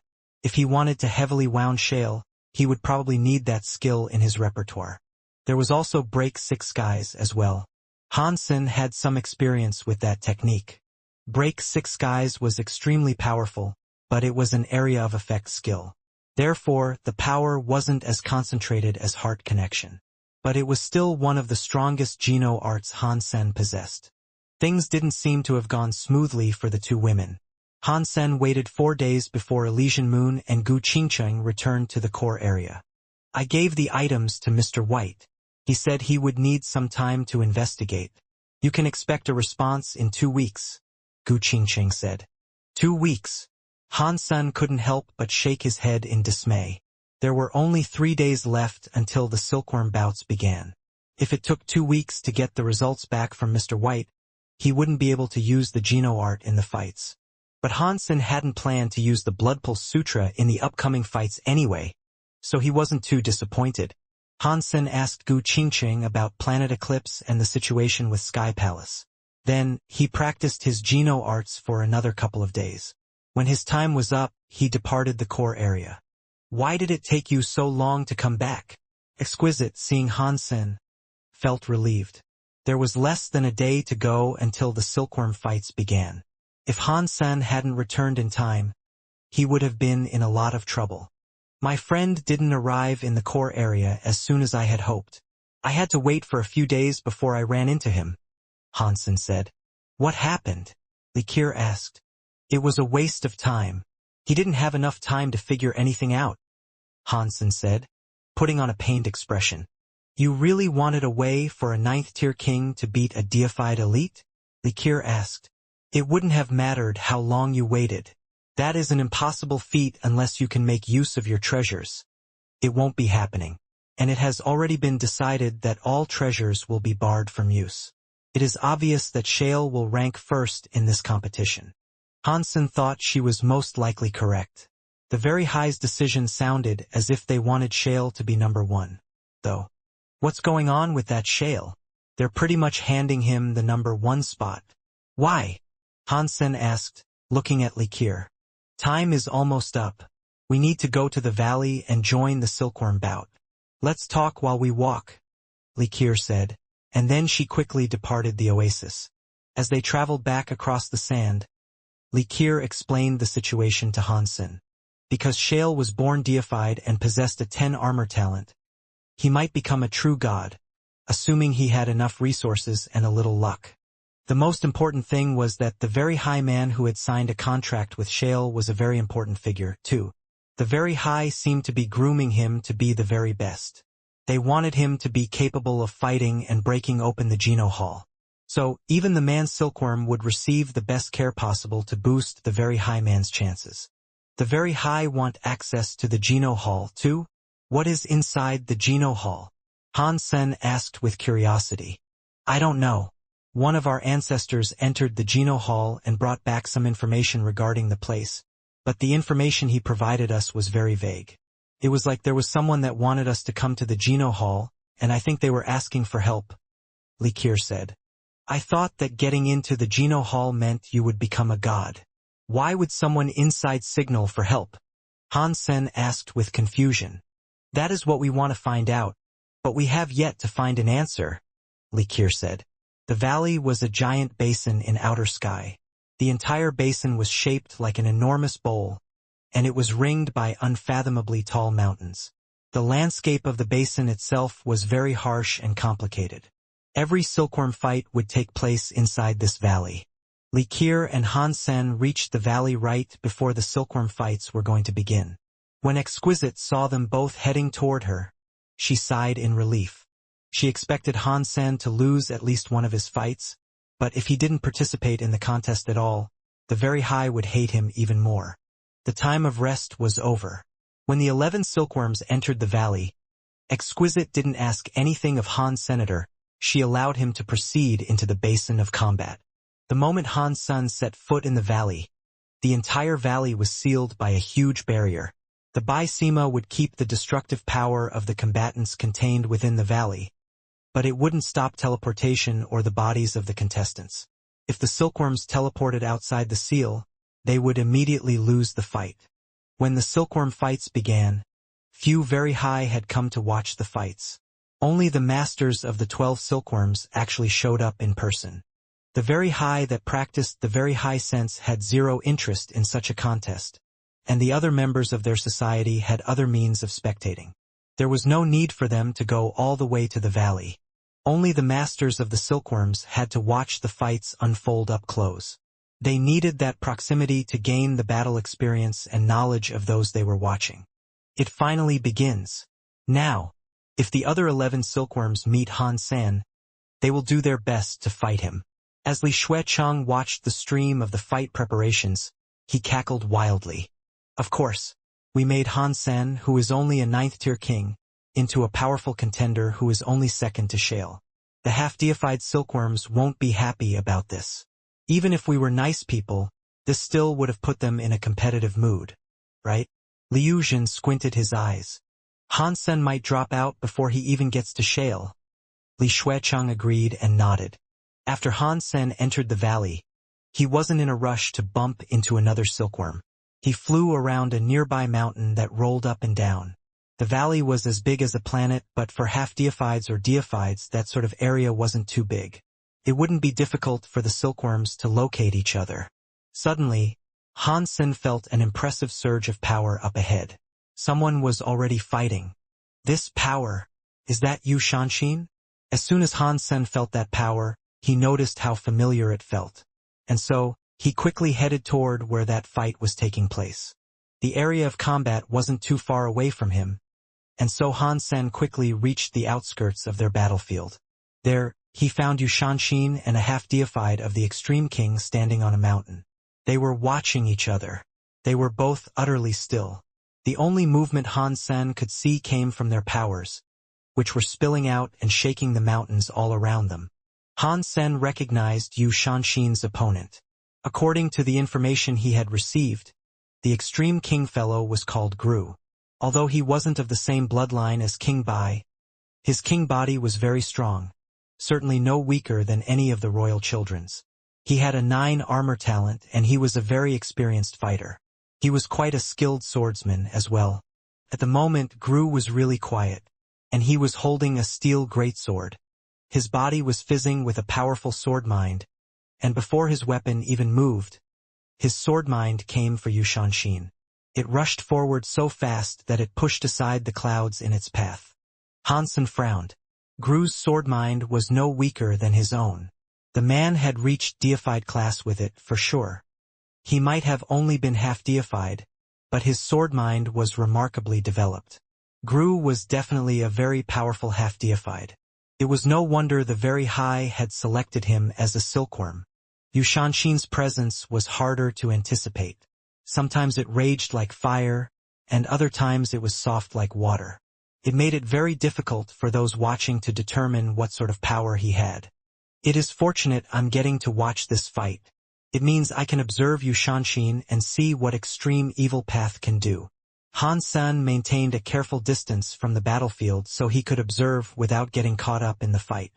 Yu Shanshin, I have heard you being called the strongest non-deified in the universe. I, Gru, am going to see what is so special about your extreme evil path. Gru looked at Yu Shanshin coldly as he spoke. Gru didn't like Yu Shanshin for one simple reason. The Extreme King were supposed to be one of the top 3 races of the universe, but they didn't have any half-deifieds that were as strong as Yu Shanshin from Sky Palace. Now, the Silkworm bouts had given him a chance to fight Yu Shanshin. In truth, he wanted to take this opportunity to kill Yu Shanshin. People who say such things are too kind. I assure you that those comments are not true. Compared to the illustrious Extreme King, I'm nothing noteworthy. Yu Shanshin smiled coldly. Ha! Let's fight and see. Gru didn't plan on letting Yu Shanshin go that easily. His sword mind rose as he gripped his steel greatsword, and a sword light spread across the sky as it headed for Yu Shanshin. The silkworm fights didn't permit the use of treasures, so the steel greatsword must have been Gru's gene weapon. As the sword moved through the air, even Han Sen was surprised by its power. The Extreme King's sword skills and sword mind were no worse than his own. But Han Sen didn't think a strike like this would be enough to defeat Yu Shanshin. He stared at Yu Shanshin, wanting to see how he might deal with such an attack. Yu Shanshin's body remained motionless. When the sword light came down, Yu Shanshin reached out both hands as if he wanted to catch the sword light. The sword light stopped when it encountered Yu Shanshin's hands, but the power of the strike was too great. While Yu Shanshin's hands had succeeded in stopping the attack, The raw force of the blow still knocked his body back. Pang! Yushanshin was pushed back through the barrier of the valley.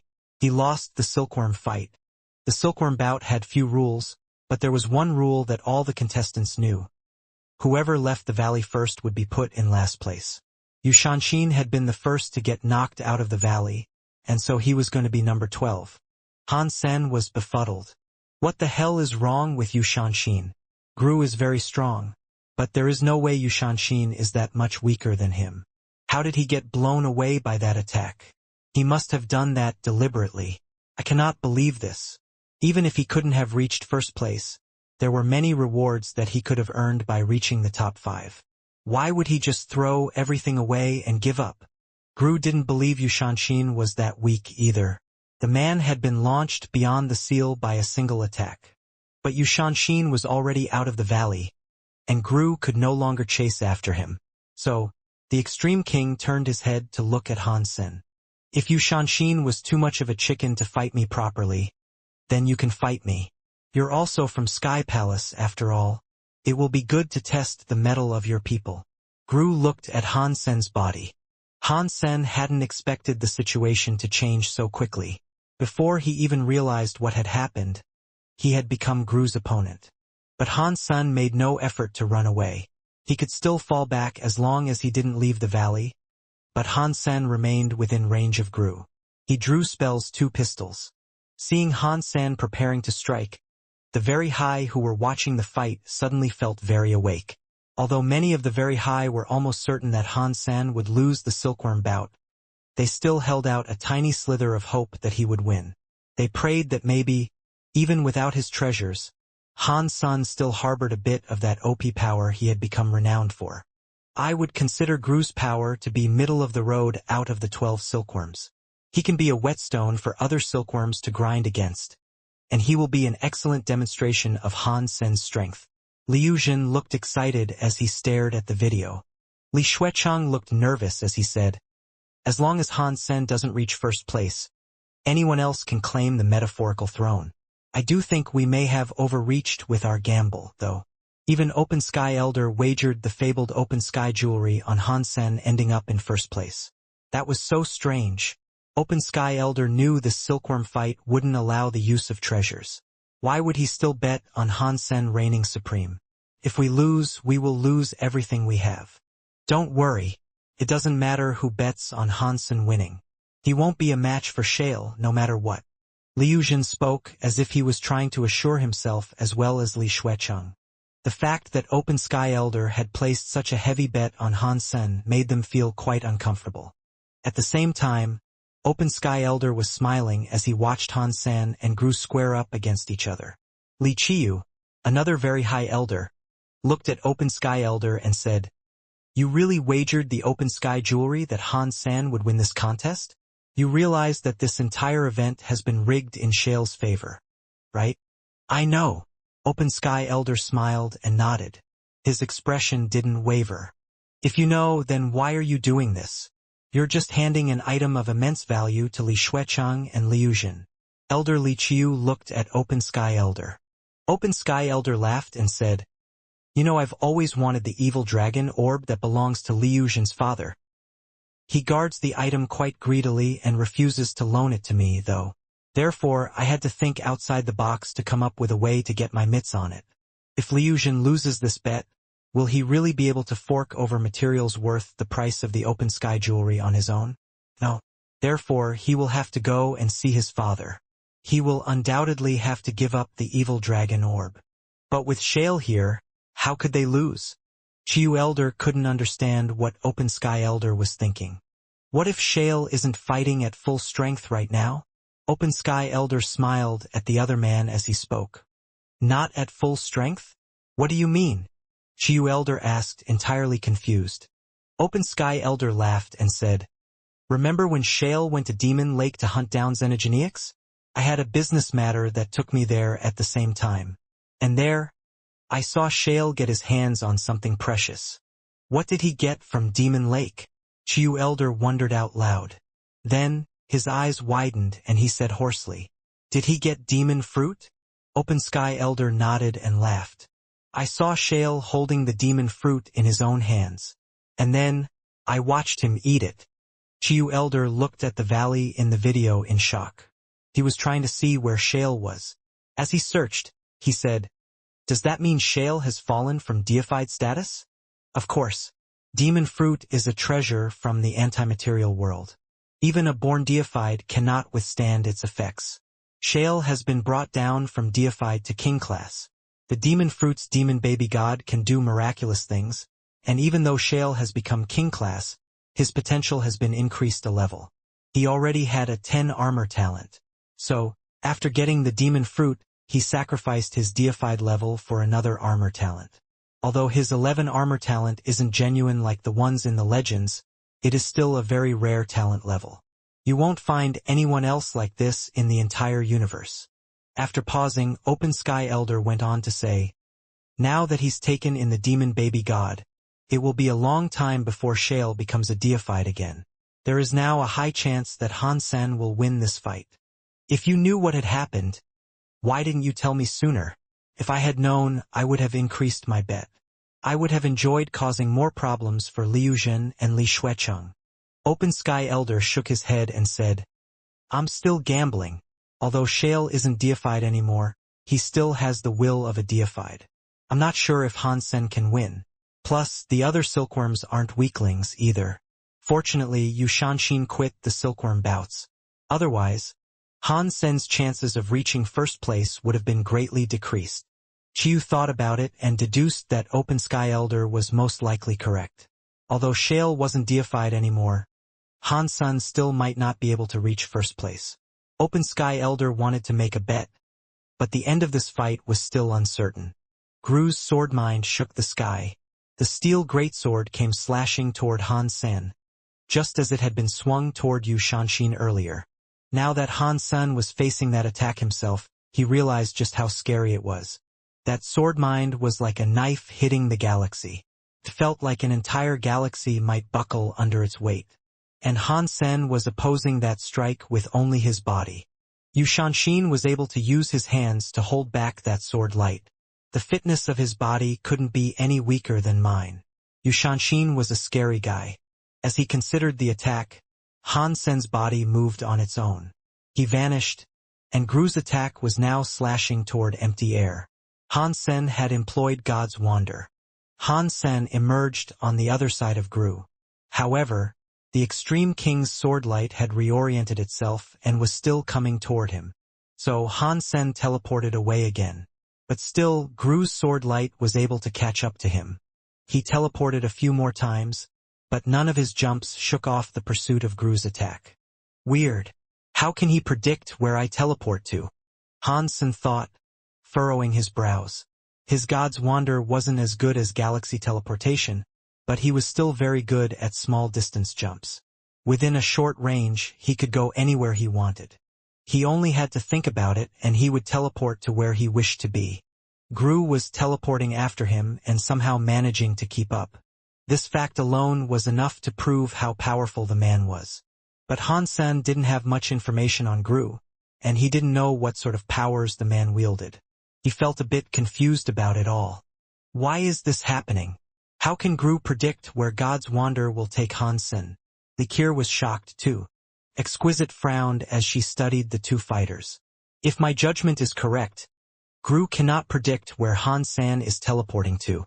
Instead, he is tracking Han Sen with his area power. Area power? Isn't Gru's area a sword area? Likir asked, trying to recall. In Gru's profile, it said that his area was a sword area, and his king body was sword-based.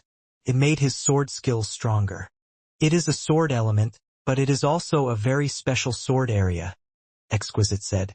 Han Sen kept teleporting, but he couldn't escape Gru's sword light. He decided to teleport somewhere far away to put some distance between Gru and himself. This time, Gru was unable to catch up in time. Han Sen immediately realized how Gru had been predicting his movements. If the man's attack had possessed some sort of automatic tracking function, as Han Sen had first supposed, then the attack would have caught up with him no matter how far he traveled. You have a very powerful area. What is it called? Han Sen asked, looking at Gru. He could tell that this was all the effect of Gru's area power. Sword heart area. My sword goes straight for the heart. Under the power of this area, I will sense your movements in my heart no matter where you go. In my area, no target can escape my sword heart's targeting ability. Even invisible foes and chameleons are visible to me, Gru said coldly. Most warriors in the universe were like candles, but to be silkworms of the very high were like blazing bonfires. Han San had planned to spend more time observing Gru's sword skills, but now he had to fight. Han Sen's fingers twitched, and Spell's twin pistols roared madly, rapidly spitting out bullets.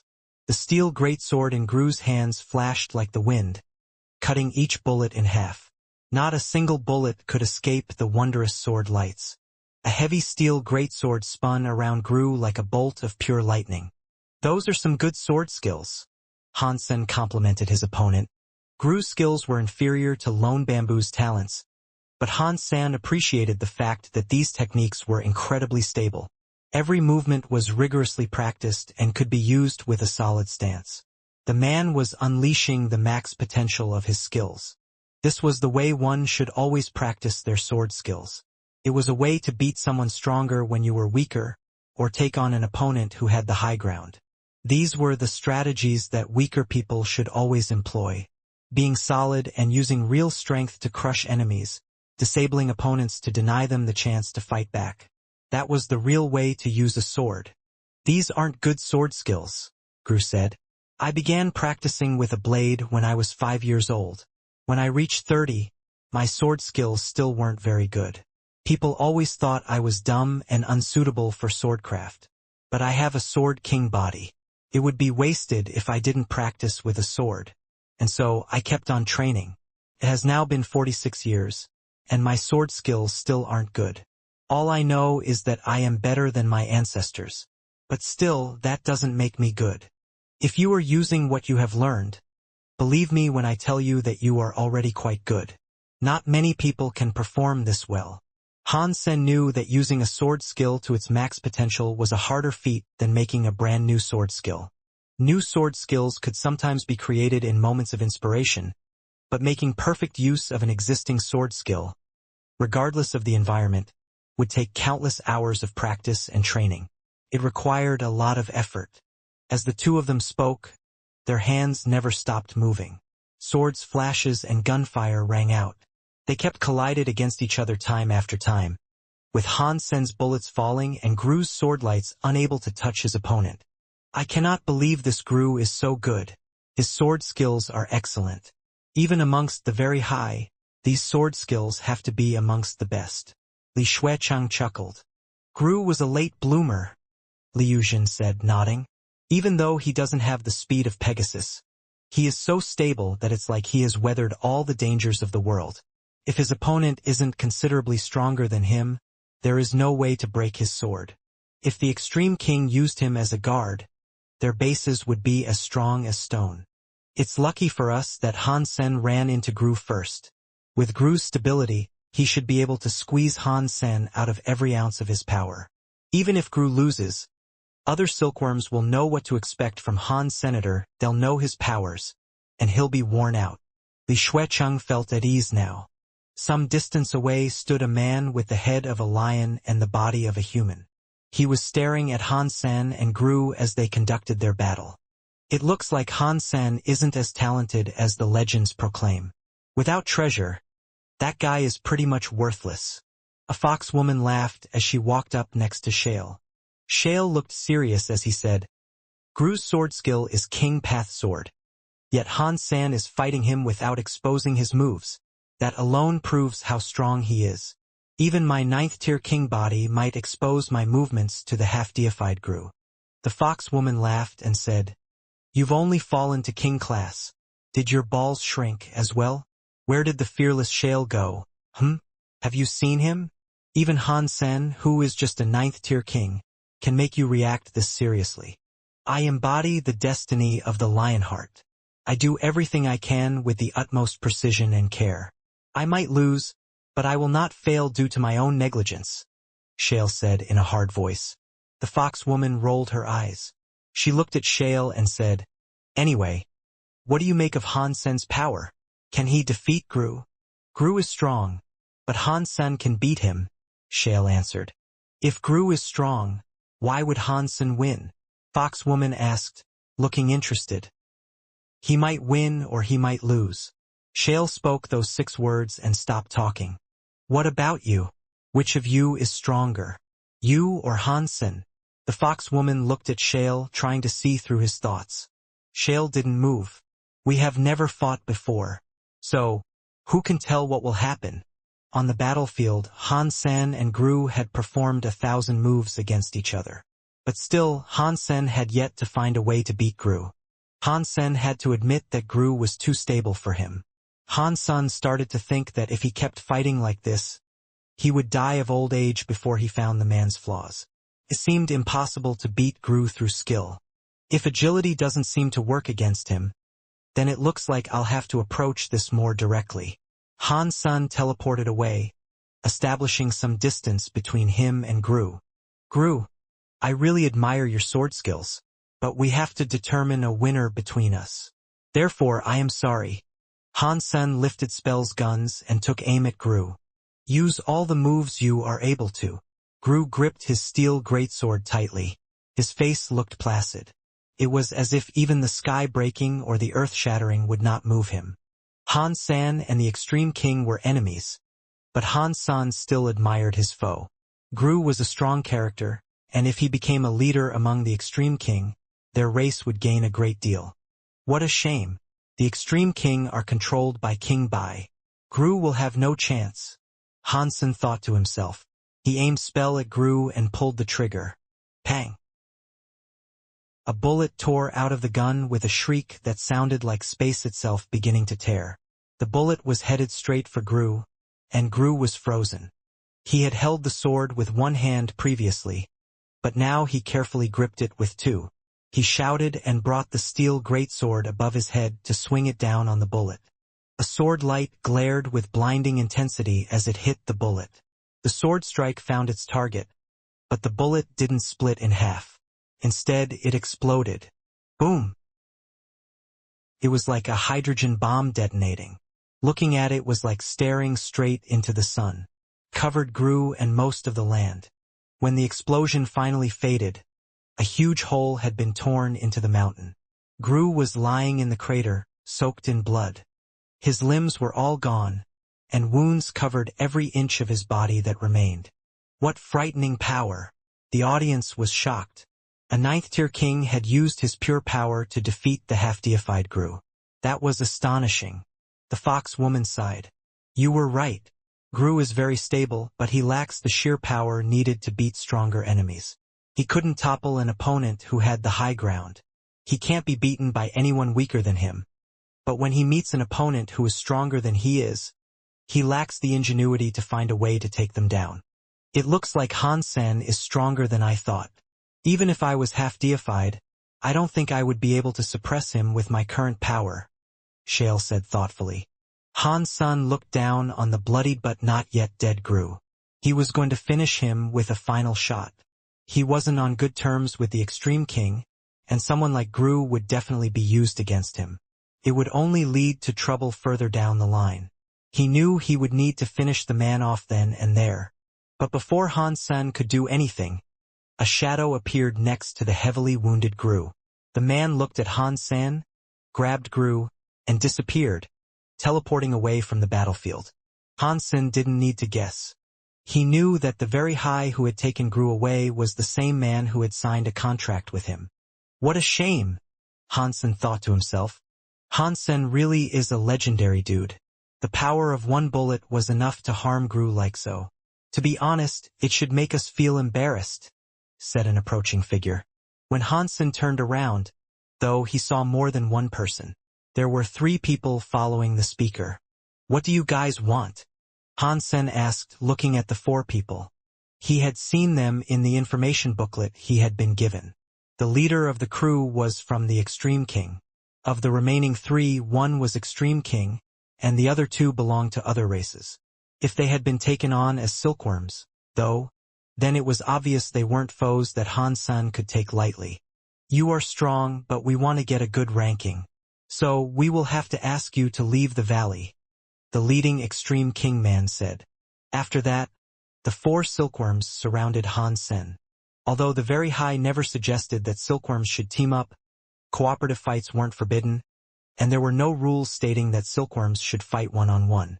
If things had to be one-on-one at all times, there would have been no reason to stick all 12 silkworms in a single valley.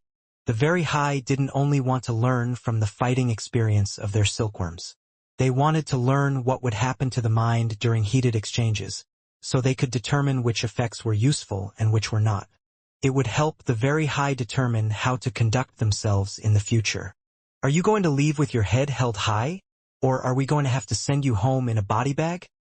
A mantis man asked Han Sen snidely. Han Sen laughed and said, You think you can bully me because you outnumber me? Han Sen, are you naive enough to believe we will fight you one-on-one? The mantis man said with a disdainful look on his face. He and Han Sen were both from small races. Despite that commonality, Han Sen was a famous fellow all across the universe. Even amongst the very high, he was considered a figure of much prestige. The mantis man's background was similar to Han Sen's, but he had never spent time in the limelight. That lack of fame led to him hating Han Sen quite a lot. It isn't like that. I'm just giving you a little advice. If you want to bully me, 4 of you won't be enough. You should go and enlist a few others before you push your luck, Han Sen said quietly. What idiocy. Come on then. Show us how good you believe you are. The mantis man grunted coldly, as a purple and red mantis arm suddenly broke through the fabric of space.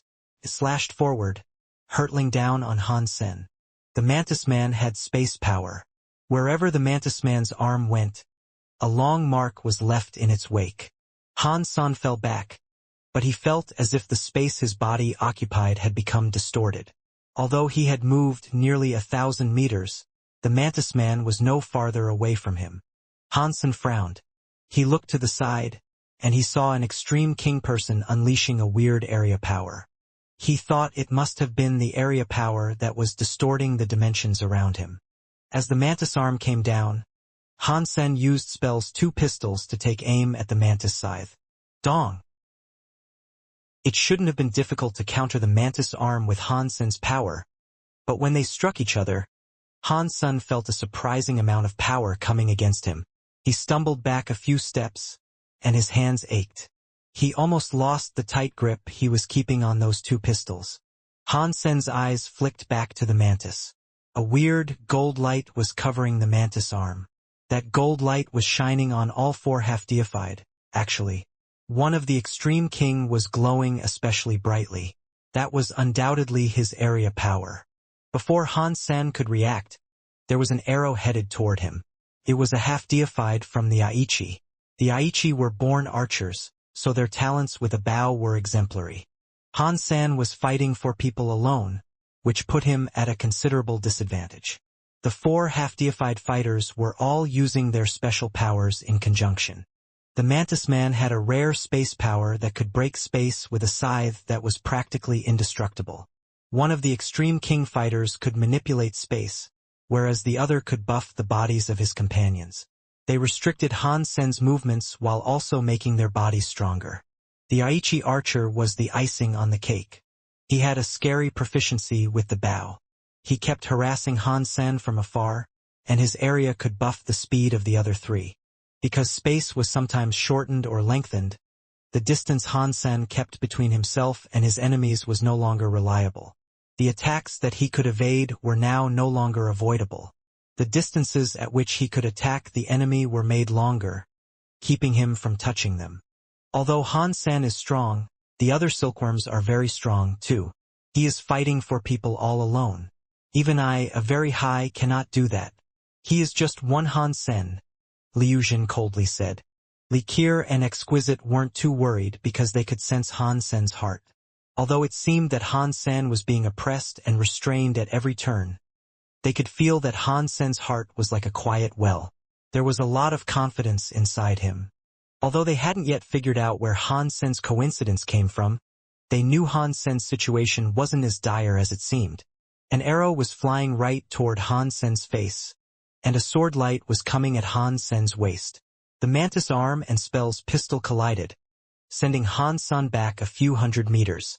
Every second of the engagement put Han Sen in a new life-and-death situation. It seemed that, if the Mantis Man and the others worked just a little harder, they could defeat Han Sen. The battle raged furiously. Han Sen was attacked by many areas, knife lights and sword shadows, and despite it all, he kept blocking everything that was thrown at him. He was countering the attacks of 4 people. In the beginning, those Han Sen's 4 attackers had the advantage, but as time passed, they realized with shock that their restraints on Han Sen were becoming weaker and weaker. They could no longer keep him contained within their areas. In the end, Han Sen was easily engaging all 4 of them at the same time. He was able to attack and defend as he pleased. "This guy's battle talents are too scary," the foxwoman said. She was watching Han Sen fight, stunned. Each of the 4 silkworms was just as strong as she was, but Han Sen could fight all 4 of them with stability. And he was only a 9th-tier king. "I have only heard that the crystallizers were smart. I would never have believed that their bodies have grown this strong," the foxwoman said with shock.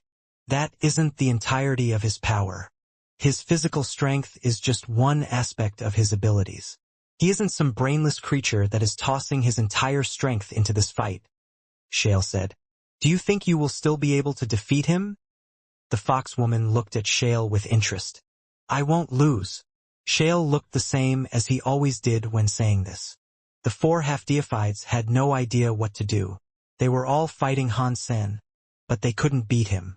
And on top of that, he was gaining the upper hand. They were the best of the half-deifieds, and they all possessed remarkable power. Normally, they could go toe-to-toe with any half-deified in the universe. Now, however, they were losing a 4-on-1 fight, and their opponent was only a 9th-tier king. To say they were shocked would be an understatement. Likir and Exquisite were in shock as well. They could feel Han Sen's strength. They could also experience what it was like to be in his shoes, fighting in the way he was. The strange thing was that Han Sen had no interest in simply fighting with his genoarts and his body. It was more like he was playing a game of chess. Watching him play was easy, and each individual move was simple. Yet assembling all those moves together to replicate his overall strategy would be very difficult. You still had to practice it yourself. This method of fighting is quite similar to the very high sense, but Han Sen has only learned under the sky. He hasn't even read the whole of the textless book, and yet he can do all this. His talent is scary to behold, Likir said. Exquisite nodded with glee and said, "This is a good thing. This will actually help us develop our proficiency with the very high sense. This is something other silkworms can never do." Pang!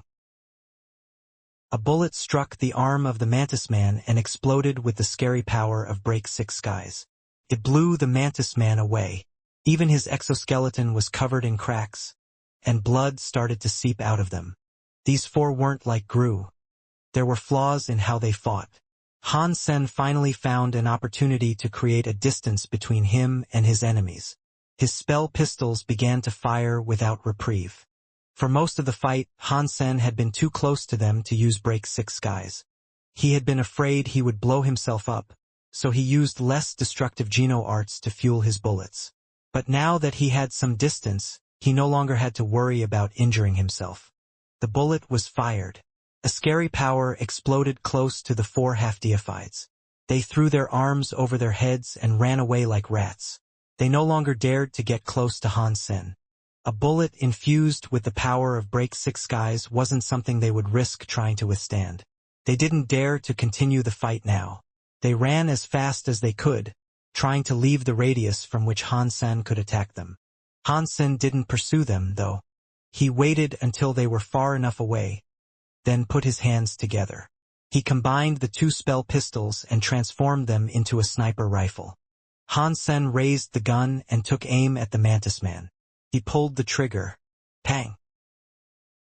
A bullet flew through the air, and the Mantis Man felt the power coming toward him. He knew he couldn't use his arms to block it. He had only been able to use his Mantis arm to repel Han Sen's power earlier due to the boons provided by the Extreme King area. But now all of his allies had fled the scene. None of them dared to fight Han Sen without the buffs and boons of each other's areas. Wings suddenly spread from the Mantis Man's back, taking him a kilometer away in an instant.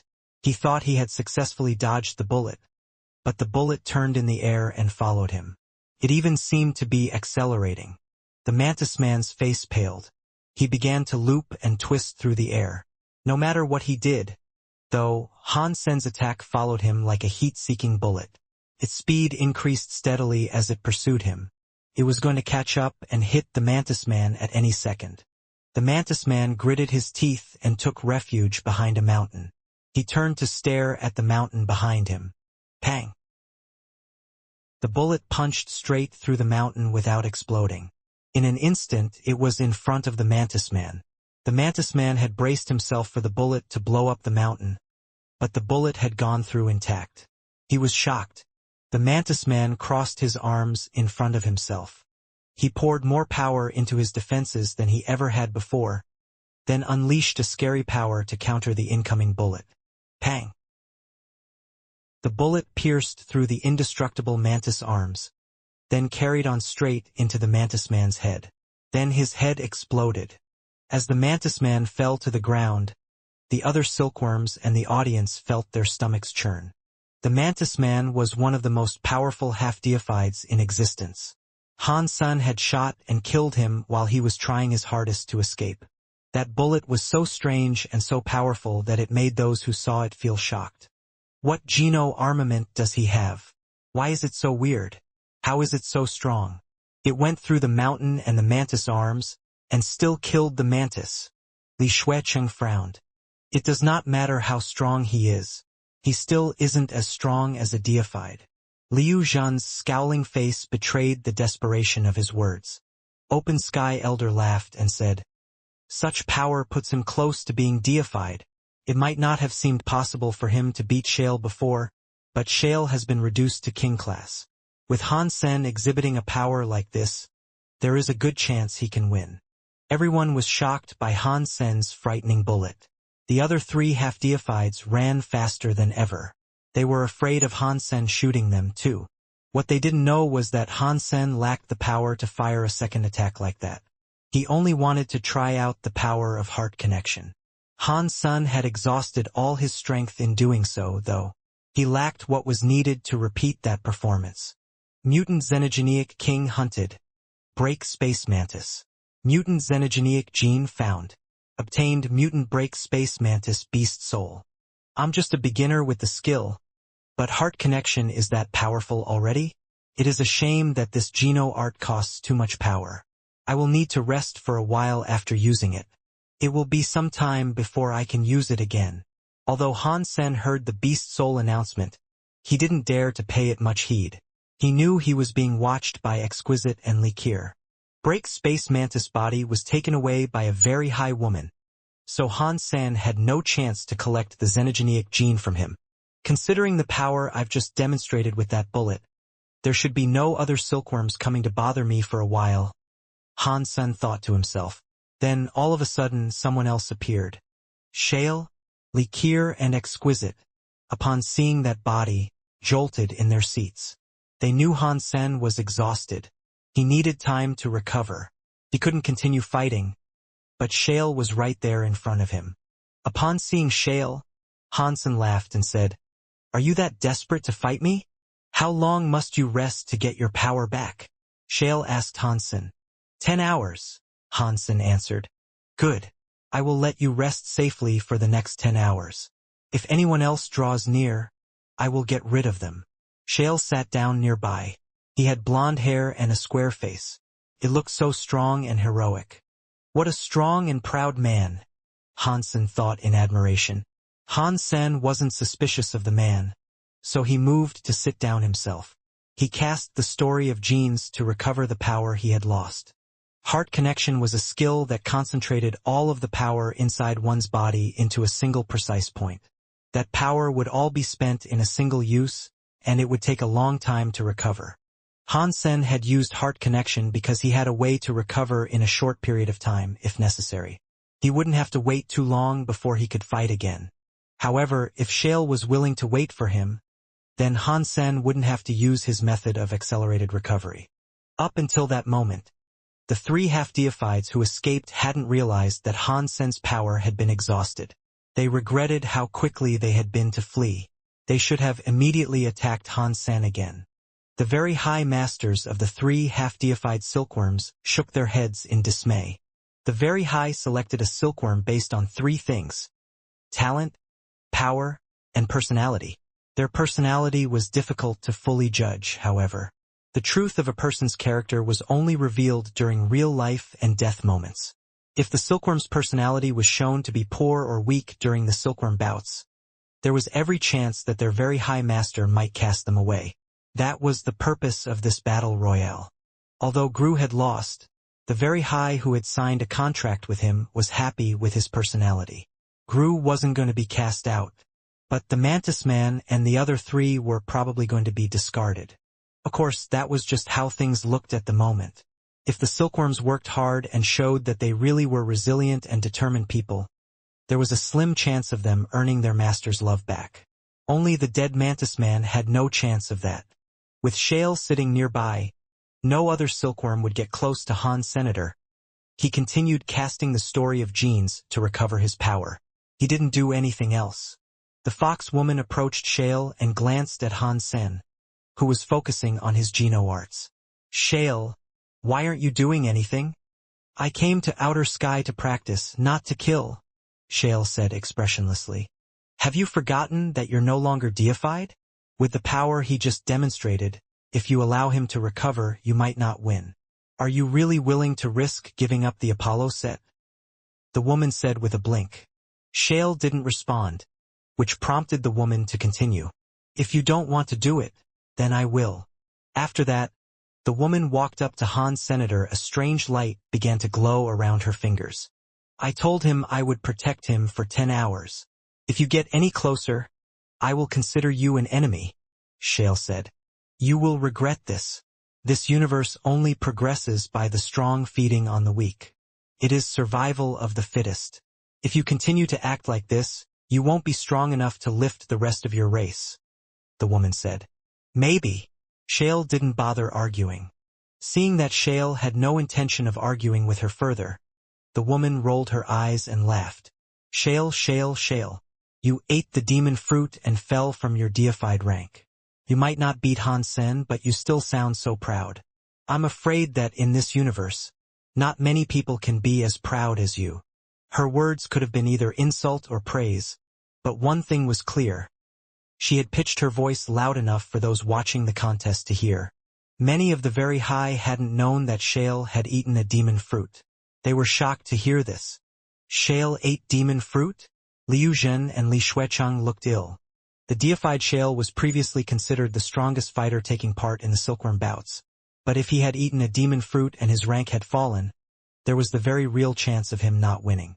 No wonder Open Sky Elder was willing to wager his Open Sky jewelry. He must have known that Shale ate the demon fruit and received a downgrade. Li Xuecheng gnashed his teeth. He pointed at Shale and screamed, "You idiot! You dropped down to half-deified, and yet you are still behaving this proudly? Kill him while he is weak." Right now, Li Xuecheng wanted to grab Shale's hand and use it to strike Hansen down. Liu Zhen's face turned green, but then it turned white. Clearly, there were a lot of sour emotions running through his heart at that moment. They almost coughed up blood because of how Shale was behaving. Exquisite and Li Qier, on the other hand, were delighted. Shale wasn't deified anymore, and that increased Han Sen's chances of winning. Therefore, things suddenly didn't seem as hopeless anymore. The audience might have been surprised by the news of Shale's fallen rank, but for the silkworms in the valley, the revelation breathed new life into this contest. In the foothills of the valley, a very high man squinted. "Shale ate a demon fruit and became half-deified? I thought there was no hope of reaching first place. I guess now there is." In a heartbeat, the very high man had teleported away and appeared on the other side of the valley. He popped into existence next to the 3 half-deified silkworms that had just been fighting Han Sen earlier. Mo Fong. When the 3 of them saw the very high man, they were given a shock. Alarmed, they gathered up all their power. Out of the 12 silkworms, aside from Shale and Han Sen, Emofong could be regarded as the most famous. In fact, some silkworms were more afraid of Emofong than they were of Han Sen and Shale. Although Emofong was only half deified, he was one of the very high.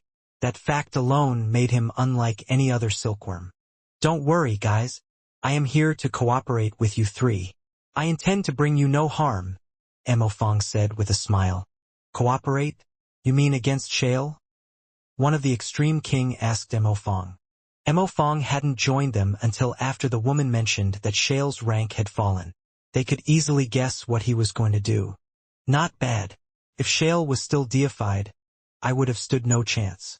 But now that he is just half deified, why don't we cooperate and kick him out of the match? Then we can finish off the weakened Han Sen, Emofong said. Fighting Shale won't allow us to reach first place in the fight, though. You will be the one reaping the benefits.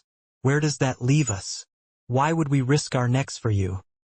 The Aichi archer asked skeptically. Forgive me for speaking so bluntly, but with the power you guys have, you will likely be the weakest of everyone in this valley. Aside from the one who quit the match, you three will be fighting for last place. If you guys are willing to help me, once we are done, we can continue cooperating. We can knock the other silkworms out of the valley, so I can become first and you three can occupy the second, third, and fourth places, Emofong said. Are you serious? Pleased grins spread across the faces of the three half-deifieds. They had been cooperating from the beginning because they already knew their powers were weak. Since when would one of the very high not live up to their word? Emofong said proudly. Two of the Extreme King half-deifieds looked at each other. Then one of them turned back to Emofong. Okay, we're in. If another silkworm had come there asking that they work together, they would have hesitated. However, Emofong was well known. Although he was a silkworm, he was one of the very high, and being on very high land, cooperating with him would be the safest thing to do. Han Sen had only been recovering for half an hour when Emofong came over to fight, the three others following behind him like ducklings. Shale glanced toward Emofong, and Emofong lifted his lips while looking back at Shale. Neither said a word, but they each knew what the other was thinking. Butterfly, are you with us? Or are you with Shale? Emofong asked, looking at the fox woman. I'm just a weak woman. I can't help anyone, Butterfly said while falling back. She didn't want to help either side. Emofong knew the woman was more than she seemed. She had deliberately leaked the news that Shale was no longer deified. She obviously wanted to sit back and receive whatever benefits stumbled into her lap. But Emofong didn't mind. No matter how tricky she might have been, she simply wasn't strong enough to affect his chances of securing first place, he believed. For right now, only Shale was standing in his way. Shale, are you really going to protect Han Sen? Shale nodded at the others who had come with him. The three of them spread out, surrounding Shale. Whether I agreed to protect him or not, I would have been forced to face you eventually, Shale said while standing up. His body was 3 meters tall. He radiated power, and he was intimidating even when he wasn't trying to be. He looked like a golden-maned lion. Emofong smiled and said, If you quit now, we don't have to waste time fighting. Just fight. Shale looked so calm. He had all the peaceful solidity of a mountain. Then you will have to be careful, Emofong said. He pointed a finger, and the evil breaker powers of the dragon spread over his fist. The dragon were widely considered the bravest race, and evil breaker powers were powers that could concentrate might. They could make the smallest attacks into the strongest attacks. It was similar to Han Sen's heart connection. But heart connection released all of someone's power at once. Evil breaker powers only concentrated the power you wanted to use at the moment. Han Sen once spent time investigating the evil breaker powers of the dragon, and he came to the conclusion that it was a very scary genoart. Right now, Emofong was using the ability to summon strength. The power he gathered was stronger than that of a dragon deified. It was like his finger could form a black hole in space. Shale didn't dodge or run. His giant body stepped forward as he swung his fist. He moved so quickly that his blonde hair waved in the wind, his body surging forward like that of an enraged lion. Boom! The finger and the fist collided with each other, and the ensuing explosion tore apart the nearby terrain. Shale didn't move at all, whereas Mo Fong fell back 10 meters. Mo Fong smiled. Then he laughed and said, "You truly are a born deified. Even if you are weaker now, your fitness is still incredibly rare." That was just physical power. It was nothing compared to the secret Geno arts of the very high, Shale said humbly. In regards to personal power, I'm not your equal, but I want to reach first place. Therefore, I must apologize, Mo Fong said. The Extreme King fighters and the Aichi then made their move. Now, Shale was in the same type of trouble that Han Sen had previously been in. But Shale's situation was even direr. The primary difference was the swapping of Mo Fong for the Mantis Man. There was a big difference between the capabilities of those two. Mo Fong's strength was far greater than the Mantis Man's had been. It might have been an illusion, but with Mo Fong's participation, the cooperation of the others seemed to be far better than it had been the last time. It appeared unbreakable. Mo Fong is skilled with heart techniques. With his ability to command, he can control the other silkworms as if he was twiddling his fingers. He can allow 4 people to conduct group combat at their max potential. Shale doesn't have the power to suppress them, so it is clear that he is in danger, Exquisite said while looking at Shale down on the battlefield. While Exquisite spoke, Shale endured a few hits. Shale was born to a small race that didn't have any good Geno arts. Aside from his talent and level, his heritage was worse than Han Sen's. The few good Geno arts he had were the ones he had learned during his stay in Outer Sky. It was impossible for Shale to defeat the 4 people surrounding him with his skill set. Shale might not have been less skilled than Han Sen, but he lacked Han Sen's range and diversity.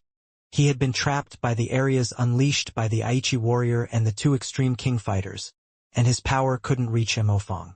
He was like a beast trapped inside a cage. No matter how much he struggled, he couldn't get out of the cage. And the people outside the cage were hurting him. Mo Fong moved his fingers as if they were 10 separate blades. Scary godlights were shining everywhere, and countless marks were being drawn across Shale's body. Mo Fong had a title. He was known as the 8-Hole Emperor. Someone who was known to be particularly empathic or sensitive was often called an 8-Face Exquisite, or a 7-Hole Exquisite Heart. Mo Fong's title was created as a combination of those 2 terms because he could use his empathy to affect others. He became known as the 8-Hole Emperor. He could do far more than just control 3 half-deifieds. He could easily exert influence over armies comprised of tens of thousands of troops. Such a feat would be easy for Mo Fong. What a powerful body. You seem stronger than the average very high. 10 armor talents are very rare. No wonder you are so famous.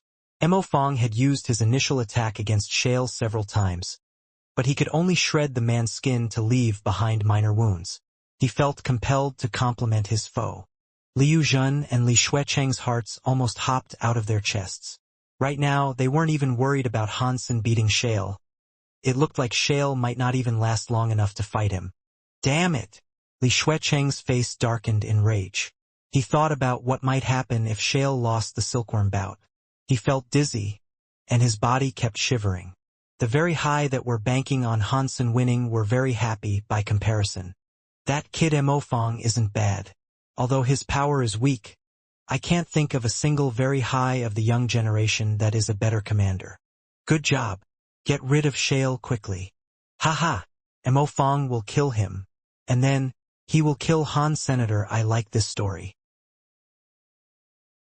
Shale was incurring more and more wounds. If a half-deified was any weaker than Shale, they would have already lost this fight. But looking into his eyes, it was obvious that Shale wasn't scared. He wasn't going to retreat. His eyes looked like the eyes of a lion. He was excited as a bloodthirsty beast. It was like some sort of stimulant was pumping through his veins instead of blood. Mo Fong frowned. He realized how difficult it was to harm Shale. He could use an attack against Shale once, and after that, the same attack would no longer damage him. Mo Fong had to keep changing his fighting stance as he used one technique after another. To an outsider, it might look like Shale was being suppressed. Someone would have needed to look very close to realize how much Immersive was struggling. Even though the Very High had thousands of geno-arts, with most coming from other races, Immersive hadn't practiced them all. If this continued for too long, he would have to start repeating his skills.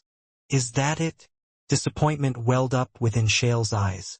The audience soon noticed that Shale was taking fewer and fewer injuries as time went on.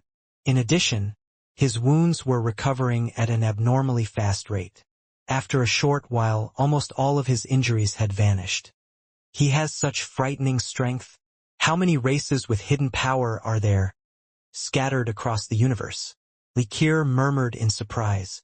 Hansen, Dollar, and now Shale, all of them were fierce. And yet, they weren't members of high races. In fact, their ancestry was barely even noteworthy. And yet, they all had crazy powers that even the Very High had never seen before. Many of the Very High were having similar thoughts as they watched the fight. The ordinary Very High, the ones who hadn't practiced the Very High sense, were quite average. None of them were any stronger than Hansen or Shale. The Very High that practiced the Very High sense certainly had incredible abilities, but it wasn't as if the mere practice of the Very High sense could give them the level of power that was now being displayed. When their silkworms became deified, however, they would gain experience that would lend them a lot of strength and willpower. Such a process would dramatically boost their development. This was the case with Exquisite and Likir. Right now, they weren't as strong as Han's Senator, they couldn't defeat him in battle. Exquisite had even failed to beat him when she was a level above him. But over time, they would learn everything they could as Han San became deified, and it would propel them forward. Although they would not yet have achieved deified status personally, their minds would be as strong as Han San at deified status. When Mo Fong realized that he would be unable to suppress Shale, a strange gleam passed over his eyes. He focused his full concentration on his opponent, and his third eye tore itself open. It became a Tai Chi yin-yang eye that shone with crystal clarity. The moment the eye opened, Mo Fong's entire presence changed. He hadn't become the lifeless, machine-like being that Exquisite turned into, but he still wielded a power that would make all who fought against him cower. The moment his third eye opened, the three half-deifieds that were following his mental commands suddenly lurched. Their eyes lost focus. They became puppets, operated entirely by Mo Fong's will. It was like they were merely extensions of Mo Fong's body, dancing to his whims. The three half-deifieds felt sick. They had been selected as silkworms, yet they had ended up in this humiliating situation. It was very likely that their masters would end up picking new silkworms. The moment Mo Fong opened his Very High eye, the situation of the battle was flipped on its head. Shale had regained the upper hand, but now he seemed to lose it again. The four silkworms were no longer a group composed of Mo Fong and the three other half-deified outsiders. It was now a group of four Mo Fangs. The other three Mo Fangs used their original powers, but their bodies were entirely controlled by Mo Fong's mind. Under that giant tide of pressure, Shale's eyes looked bright again. The fight became insane. The four Mo Fangs had different powers, and Mo Fong used them to make countless combination attacks. And now Shale had no chance to fight back. Although Shale wasn't yet losing the fight, he couldn't find any way to mount an effective counterattack against his opponents. The fight continued, and Shale began accumulating wounds again. At this time, the fox woman quietly walked over to Han San, who was still in the middle of recovering. "Ah, Hansen, you are finally in my paws." The woman lifted her hands and placed them on his back. Han San was still practicing, but he could still tell what was going on around him. He knew every movement of the fox woman. He was preparing to stand up and fight her when he heard a shout. That noise came from Shale's mouth, and it was like thunder rolling across the sky. Although Shale was still in combat with Mo Fong, he had been keeping an eye on Han Sen's situation. When he saw that the fox woman was making a move behind his back, his eyes flashed. He let out that lion's roar. Suddenly, Shale's body expanded to become twice as big. All of his muscles bulged, and a red ball of light manifested like a fire outside his body. The wavy blonde mane straightened in the fire. He looked like a lion-headed demon god. Shale was having a nasty fight against Mo Fong already, but now Shale's transformation forced Mo Fong to fall back. His abrupt retreat threw off his rhythm of attacks. Shale ran toward Han Sen and threw a punch at the foxwoman. The foxwoman was shocked. She teleported away, vanishing like a cloud and avoiding Shale's punch. "Shale, why are you going against me on behalf of our enemy?" The foxwoman frowned at Shale. "I told you I would protect him for 10 hours. Anyone who touches him will become my enemy." Shale stood next to Han Sen, looking as cold as a demon god. Mo Fong stared at Shale in astonishment. Shale's power and presence were entirely different. He had already been in such a tough fight, but he clearly hadn't been using all of his power. "Mo Fong, how about you and I fight him together?" the fox suggested to Mo Fong. She knew she couldn't defeat Shale by herself. Sure. Mo Fong didn't want to lose or abandon this fight, so he had to take advantage of every opportunity that came his way. The foxwoman didn't say anything more. Her body shone with a red light that solidified into a full set of red, metal-plated armor. It encased her body, leaving only her tail waving gently on the outside. That tail then split into 9. 9 foxtails were swinging in the air. The pink area then spread to enshroud the space all around them. Shale's body was suddenly ensnared by a pink chain that was barely visible in the haze. Tied up his body, and it looked as if he couldn't move. Without any communication, Mo Fong immediately guided his 4 bodies to attack Shale. All of the areas landed on Shale. When the 5 half-deifieds came against him, Shale reacted in utter rage. His eyes were on fire, and his body was like a volcanic eruption. Shale roared furiously, and a scary power exploded the binding chain. His fists were like a pair of fiery warhammers. They annihilated space and struck one of the Extreme Kings. Mo Fong guided the Extreme King to raise his arms and block the incoming strike, but beneath the cruelty of that punch, his attempt was futile. The man's area-buffed arm bones were shattered by Shale's strike. The fist proceeded to land against the man's chest, and it sent him flying away like a meteor. Pang! Pang! Pang! Pang! Shale was like an unstoppable demon god. Every punch sent another enemy streaking away. Mo Fong and the other 3 silkworms he commanded hurtled through the air, and none of them had even been given a chance to fight back. The punches looked very simple, but things were actually far more complicated beneath the surface. Only Mo Fong knew that Shale's seemingly simple punches somehow subverted all of his plans to counterattack. It was like each punch was designed to stop whatever ability he tried to activate. The 4 punches were a little different each time. Different powers were released against the different bodies. There was only one explanation for how Shale could do this. He must have known the powers and attack methods of each individual fighter. That was the only way this was possible. Does this mean that while we were attacking earlier, he was studying our attack patterns? To this level? Mo Fong thought as he flew back through the air. His back slammed into a nearby mountain, and the force of the impact drove the air from his lungs in a ragged cough. Blood spilled over his lips. He struggled a little, but he couldn't get up. His heart was in so much shock, he could scarcely believe it. Everyone stared at the match in awe. No one had expected that Shale, who had fallen from his deified rank, could wield power as fierce as this. He had even managed to injure an elite like Mo Fong with a single punch. Possessing this sort of power would make him invincible once he became deified again. Haha! I knew Shale wouldn't lose. Did Mo Fong and Han Sen seriously think that they could fight Shale? Li Xuechang was so excited that he couldn't help but cackle. Relief washed over Liu Jin. If Shale were to lose, their lives would become very difficult in the near future. Exquisite and Li Qir were worried now. Shale was very strong, and even though he wasn't deified, it would be a very tall task for Han San to achieve victory. Shale, you are going to regret this. The fox lady spat spitefully at Shale. She was the only person who hadn't been punched. She stared at Han San for another moment, then left. Shale's face was impassive.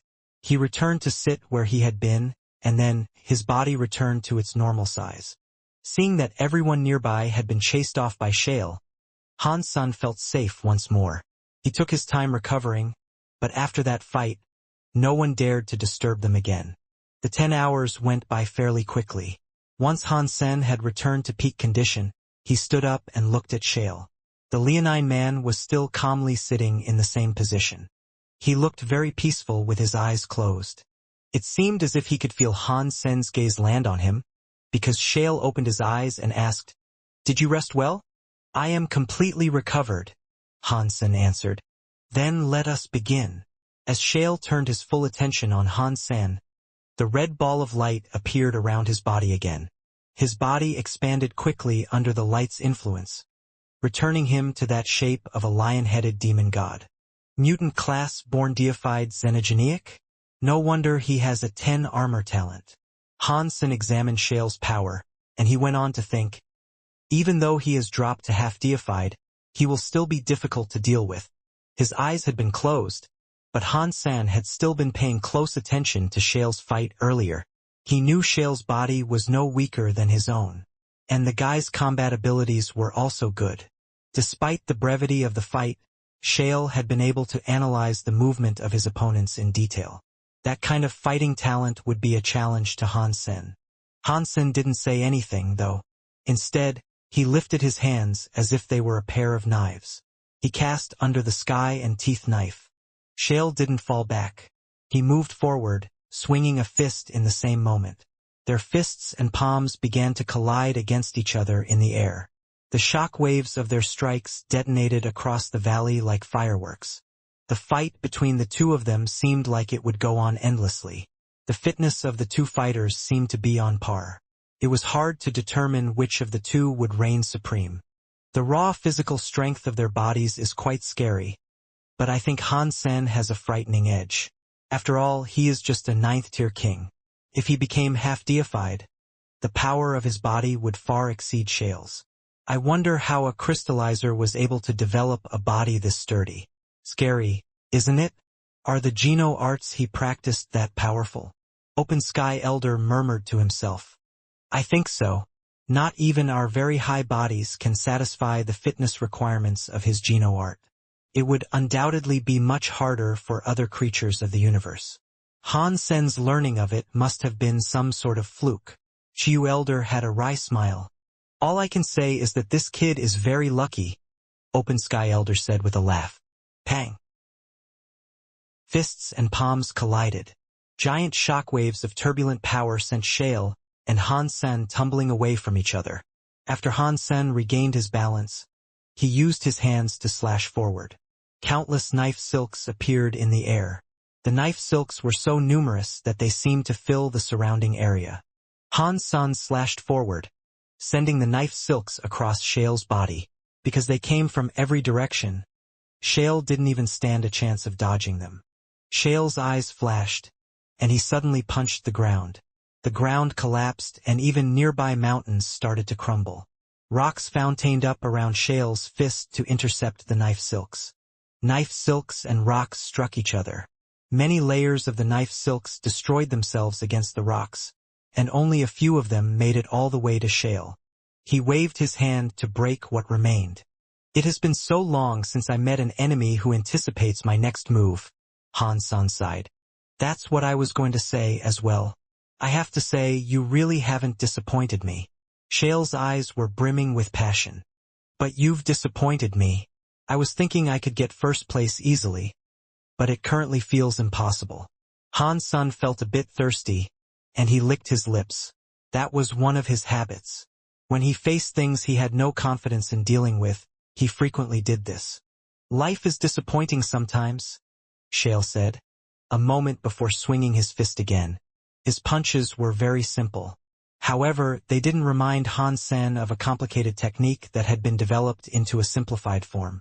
Instead, Shale used a raw, basic punching skill. A skill like that could be found amongst any of the smaller races.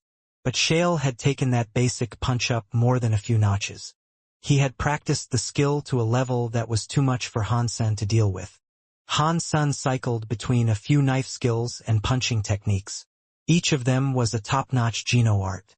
Some of them were from the rebate, whereas others came from Sky Palace. Each style he used was unique. Every time he used a new skill, Hansen felt like he had gained the advantage. For a moment, at least. Then Shale always swooped in to take that advantage away. Plus, Shale used the same punching skill the entire time. He didn't alter his own skills until he became familiar with Hansen's Geno arts. Then, he changed his punching skill just enough to counter each of Hansen's techniques. Fuck this guy. He wasn't just born deified. He was born a battle master as well. He is far too sensitive to the delicacies of combat.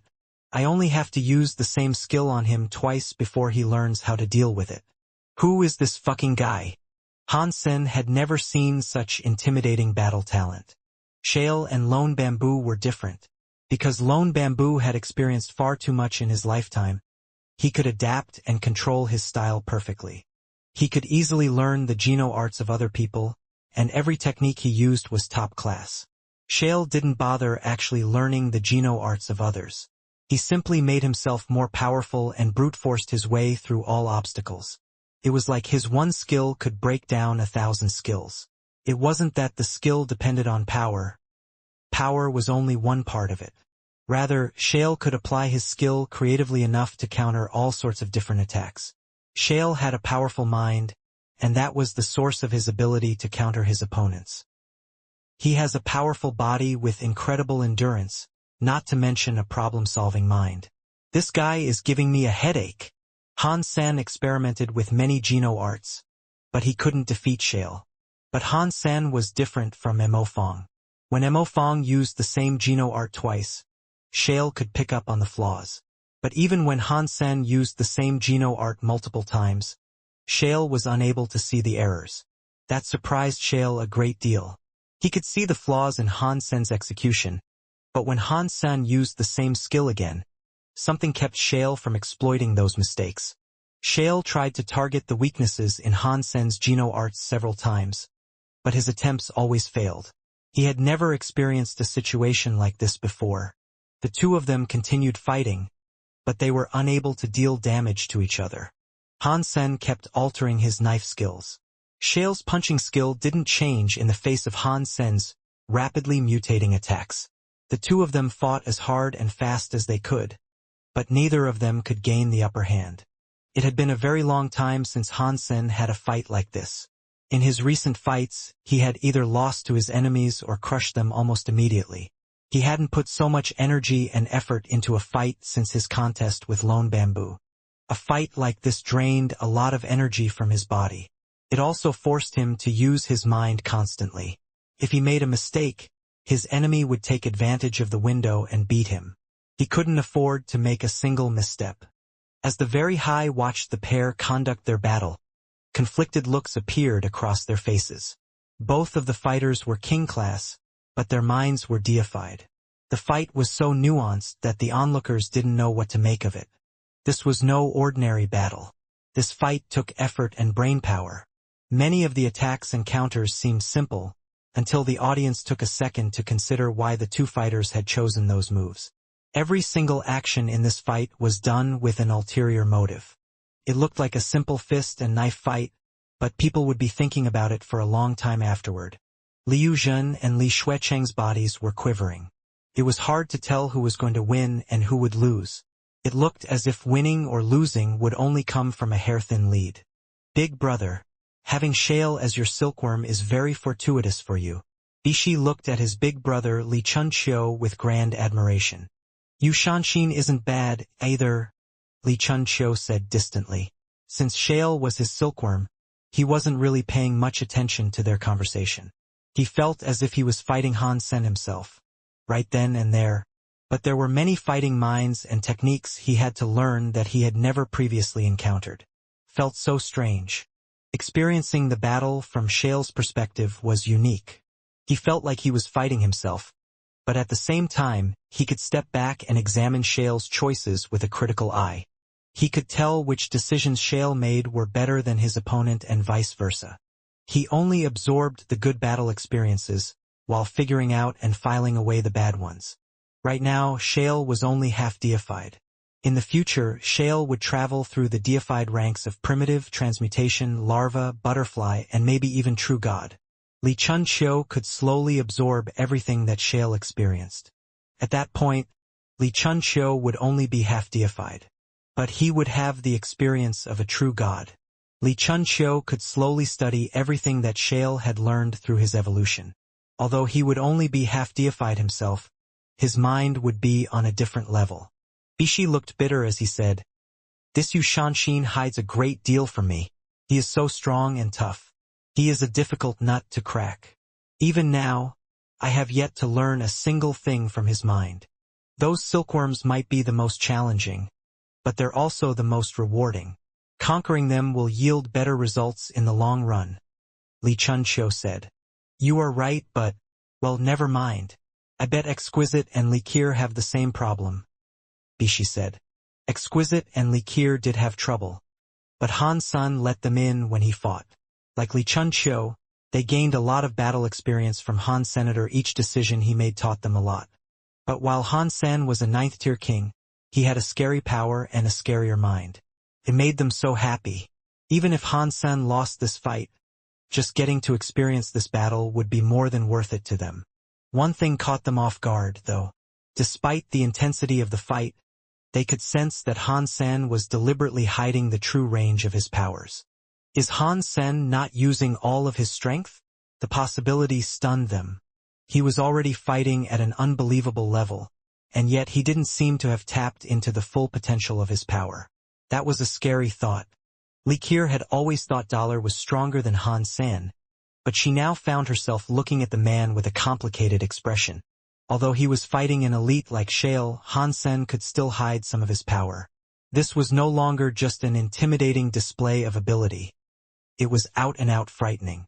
Although Han Sen tried his best to close off his mind and avoid thinking about the Dongshin Sutra and his super god spirit body, Liqueur and Exquisite were still able to pick up that he was suppressing something. They would come to know that Han Sen was hiding his true power, but that couldn't be avoided. In truth, Han Sen's ability to suppress his thoughts at all in this situation indicated that the power of his mind was terrifyingly profound. In a fight like that, most people would need to constantly think about which Geno arts and powers they were good at. "This guy is too scary," Liqueur said while she watched Han Sen. "He is rather frightening, isn't he? I don't think he will ever fail to surprise us. Every time we think we have seen it all, he goes the extra mile and does more," Exquisite said with a nervous smile. When she fought Han Sen, she thought that she had forced him to cast many of his skills. But it now looked like Han Sen had only used a fraction of his talent when he was fighting her. He was now bringing out more tools, but even more were still being kept hidden. "We must dig into this man and unearth all of his secrets," Liqueur said. Her eyes were brimming with excitement. Liqueur had better potential than Exquisite, but she didn't focus on the very high sense. Her very high forget love wasn't as developed as Exquisite's, so she was prone to becoming more emotional. Exquisite only coldly said, "There is no rush. We have 4 years. He will reveal his secrets to us in time. It doesn't matter that he has managed to hide it all for now." Open Sky Elder looked a bit gloomy, and he said, "The smallest move could determine how this plays out. Either one of them could win at this point. Han Sen is strong, but he is just a 9th-tier king.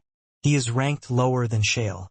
If they were in the same class, Han Sen would have a 70% chance of winning." Chiyu Elder shook his head and said, "No, it doesn't work like that. Shale is half-deified, but his will is deified. Han Sen is just a 9th-tier king, and yet, he is holding his own against a powerful half-deified. That means his talent and potential are scarier than Shale's. Does that mean the 11 armor talent test was legit?" Open Sky Elder wondered with a frown. "It is hard to say. If he isn't doing this well because of his talent, then it is hard to imagine what Han Sen has that is letting him fight Shale." Chiyu Elder looked at Han Sen, his face conflicted. A 10 armor talent is very rare. A real 11 armor talent would make a man the greatest of his generation. "Do you think Han Sen is this kind of great man?" Open Sky Elder asked, looking a little worried. "I'm not sure about that, but it is plain to see that his talent is stunning." Likir and Exquisite got lucky when they signed a contract with him, Chiyu Elder said. What is going on? Something is wrong with Shale. Open Sky Elder wanted to say something, but he was in too much shock. Then his face went white. He looked at Shale in the video and screamed. He's going to level up. Everyone could see the strange expression on Shale's face. As time passed, the red ball of light that surrounded him dimmed, then darkened. Then the dark red color began to change to solid black. It must be the demon fruit. The demon fruit is working. Is Shale going to become deified right in front of us? Li Xuecheng merrily proclaimed. Liu Jin was thrilled as well. Now I understand. Shale knew that the silkworm fights were going to start, but he decided to eat the demon fruit anyway. He hoped to use the pressure of a challenging silkworm fight to accelerate his growth and activate the dormant demon fruit power that resided in his body.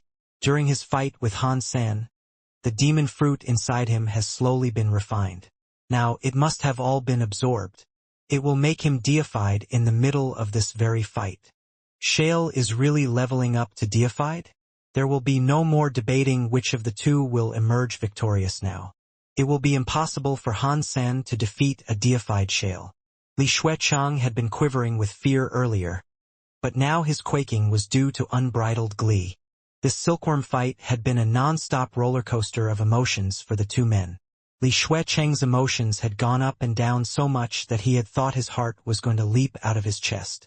The fires around Shale's body turned black. Black symbols were appearing across him, as if they were being carved into his exposed skin. A frightening presence was emanating from the symbols. Shale's power began to generate substance chains. Back to deified once more? Hansen frowned. He wasn't blind. He could see that Shale's power was changing. Shale tipped his head back and roared to the sky, and the power of his substance chains exploded. His previously golden hair was suddenly dyed pitch black. Shale used to look like a gold lion. Now his body had shrunk, but his muscles looked more solid and powerful than ever. It was like every cell in his body had filled up with an unimaginably grand power. The new, black-haired Shale didn't look as wild. He looked mysterious and alien. The black symbols were visible all across his face, and black flames quivered across his body. He looked like some sort of demon lion from hell. He has returned to deified. Likir's face looked sickened. It didn't matter how talented or strong Han Sen was. He couldn't defeat a deified Shale. After all, deifieds were completely different from all other ranks beneath them. They were as different as the sky and the ground. Shale must have planned from the beginning to use this fight to become deified again. He wanted to use Han Sen as his whetstone. Exquisite said glumly, then sighed. She understood the truth behind it all now. That was excellent planning on Shale's part, Likir said with a grunt. He ate the demon fruit before the silkworm fight. If no one presented him with a serious challenge, he could secure first place. If he did find someone who could stand up to him, he could refine the demon fruit and return to being deified and still secure first place and all the spoils. He is a very smart man, I will confess. Exquisite shook her head. But again, it isn't that simple. A normal person would struggle to become deified again whether or not they refined the demon fruit. Shale was able to become deified because his talent was that exceptional. This may not have been his plan at all. No matter what his reasoning was, these are the results, Likir said in frustration. Chiyu Elder and Open Sky Elder both looked very ill. And the very high people who had placed big bets on Hansen looked just as bad. They thought they had seen a sound hope of victory, but it was all gone now. Since the moment Shale became deified, their hopes and dreams were squashed. Their hearts fell to the bottom of the blackest abyss, and they couldn't see the light of hope anymore. I apologize. I tried to control my power, but I was unable to suppress it. I have now returned to deified class. Shale ceased attacking. He felt guilty about what had happened. What he said made everyone watching want to cough up blood. Many creatures wanted nothing more than to become deified, and Shale had been doing his best not to. That was quite upsetting. If anyone else had said this, they might have sounded cocky. But Shale was renowned for his honesty, and he certainly wasn't putting on an act. He had genuinely tried to suppress his power, but he ended up becoming deified anyway. He had wanted to finish this fight as a half-deified. But fighting Han Sen had required too much from him. He had no choice but to use his full power to fight, and so he was unable to hold back the energy of the refined demon fruit.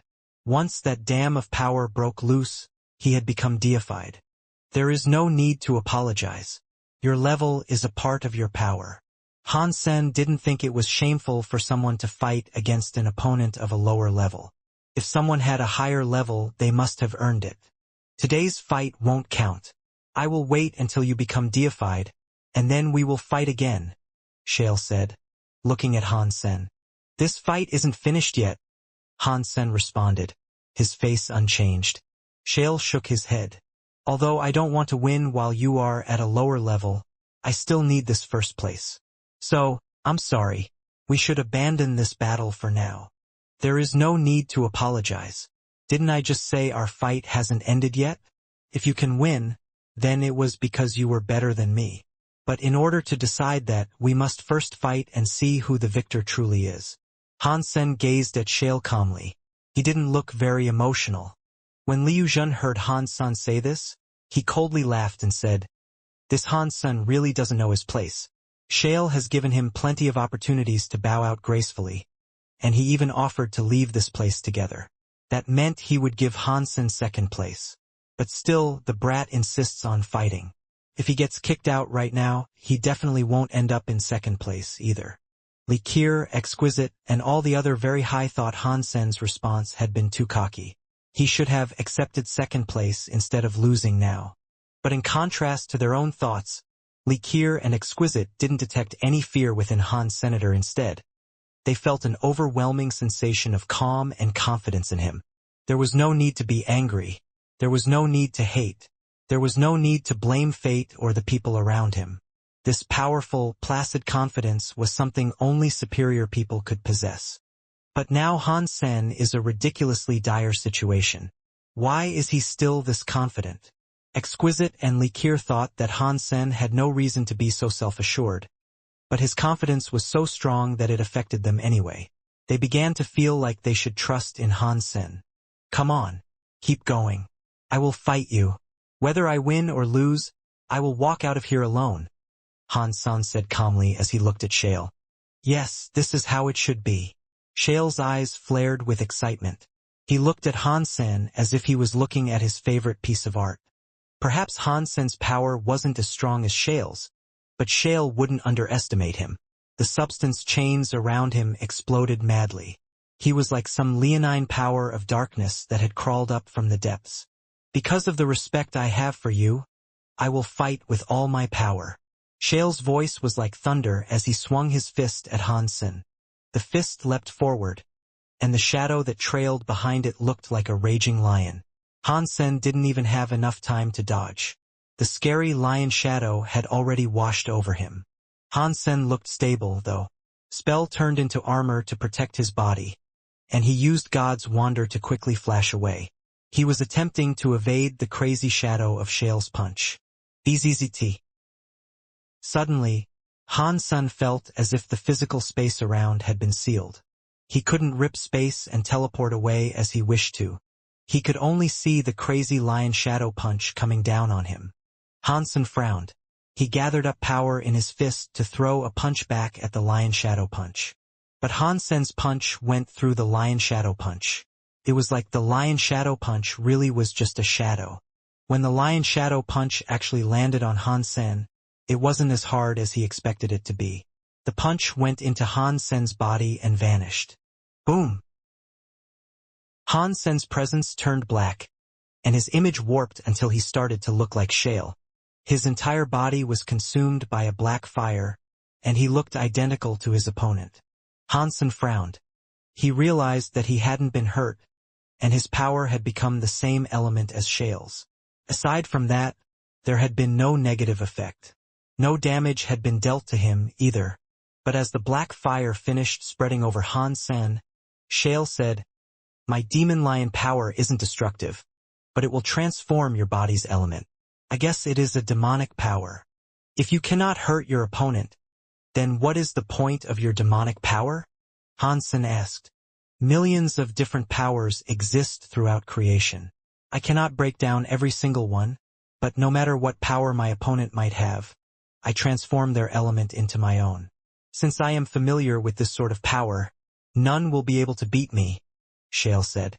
When Hansen considered the ramifications of that, he realized how scary Shale's power truly was. At his current rank, Hansen's power simply wasn't as great as Shale's. If Hansen was able to depend on his various elements and his special skills, he still had a chance to defeat Shale.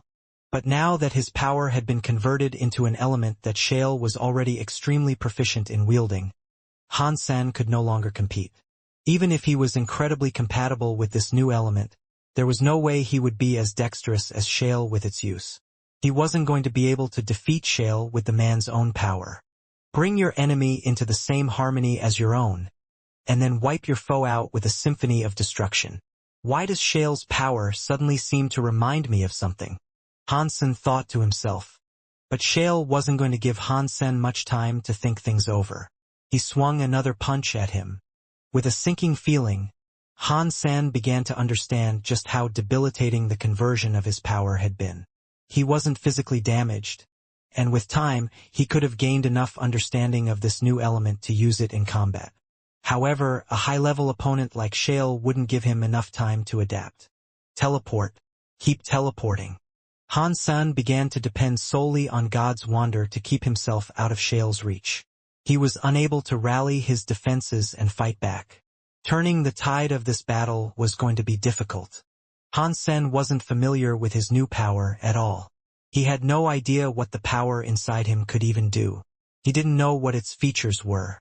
No matter which Geno art Hansen tried to use, he could only cast power in Shale's strange element. Hansen is going to lose, it seems, Li Xuecheng said. His eyebrows painted him as a very happy man. Everyone now knew that Hansen didn't have a chance. He was beneath Shale's level, and he was both weaker and slower than Shale. Now that his power element was the same as Shale's, under such extreme circumstances, how could anyone expect Hansen to come out of this fight victorious? This would have been true of any person of Hansen's level who found themselves confronted by a monster like Shale. Even if another deified creature went up against Shale, they wouldn't be able to defeat him if they were forced to use his element. Shale's demonic power was quite mysterious. Copying the powers of an opponent wasn't exactly rare, but his power was able to force his opponent to copy him. It was a little unfair, truth be told. Open Sky Elder had a wry smile. Chiu Elder shook his head. There is a reason for Shale's fame. This is why he is called the best against those of the same level. Every power has an element it is weak to. No matter how unique an elite's power is, there is always some other power that will suppress it. But Shale's demonic lion power ignores that universal truth. His ability is scarier than anyone can imagine. Hansen focused his entire mental power on developing familiarity with the power Shale wielded. But time was too short.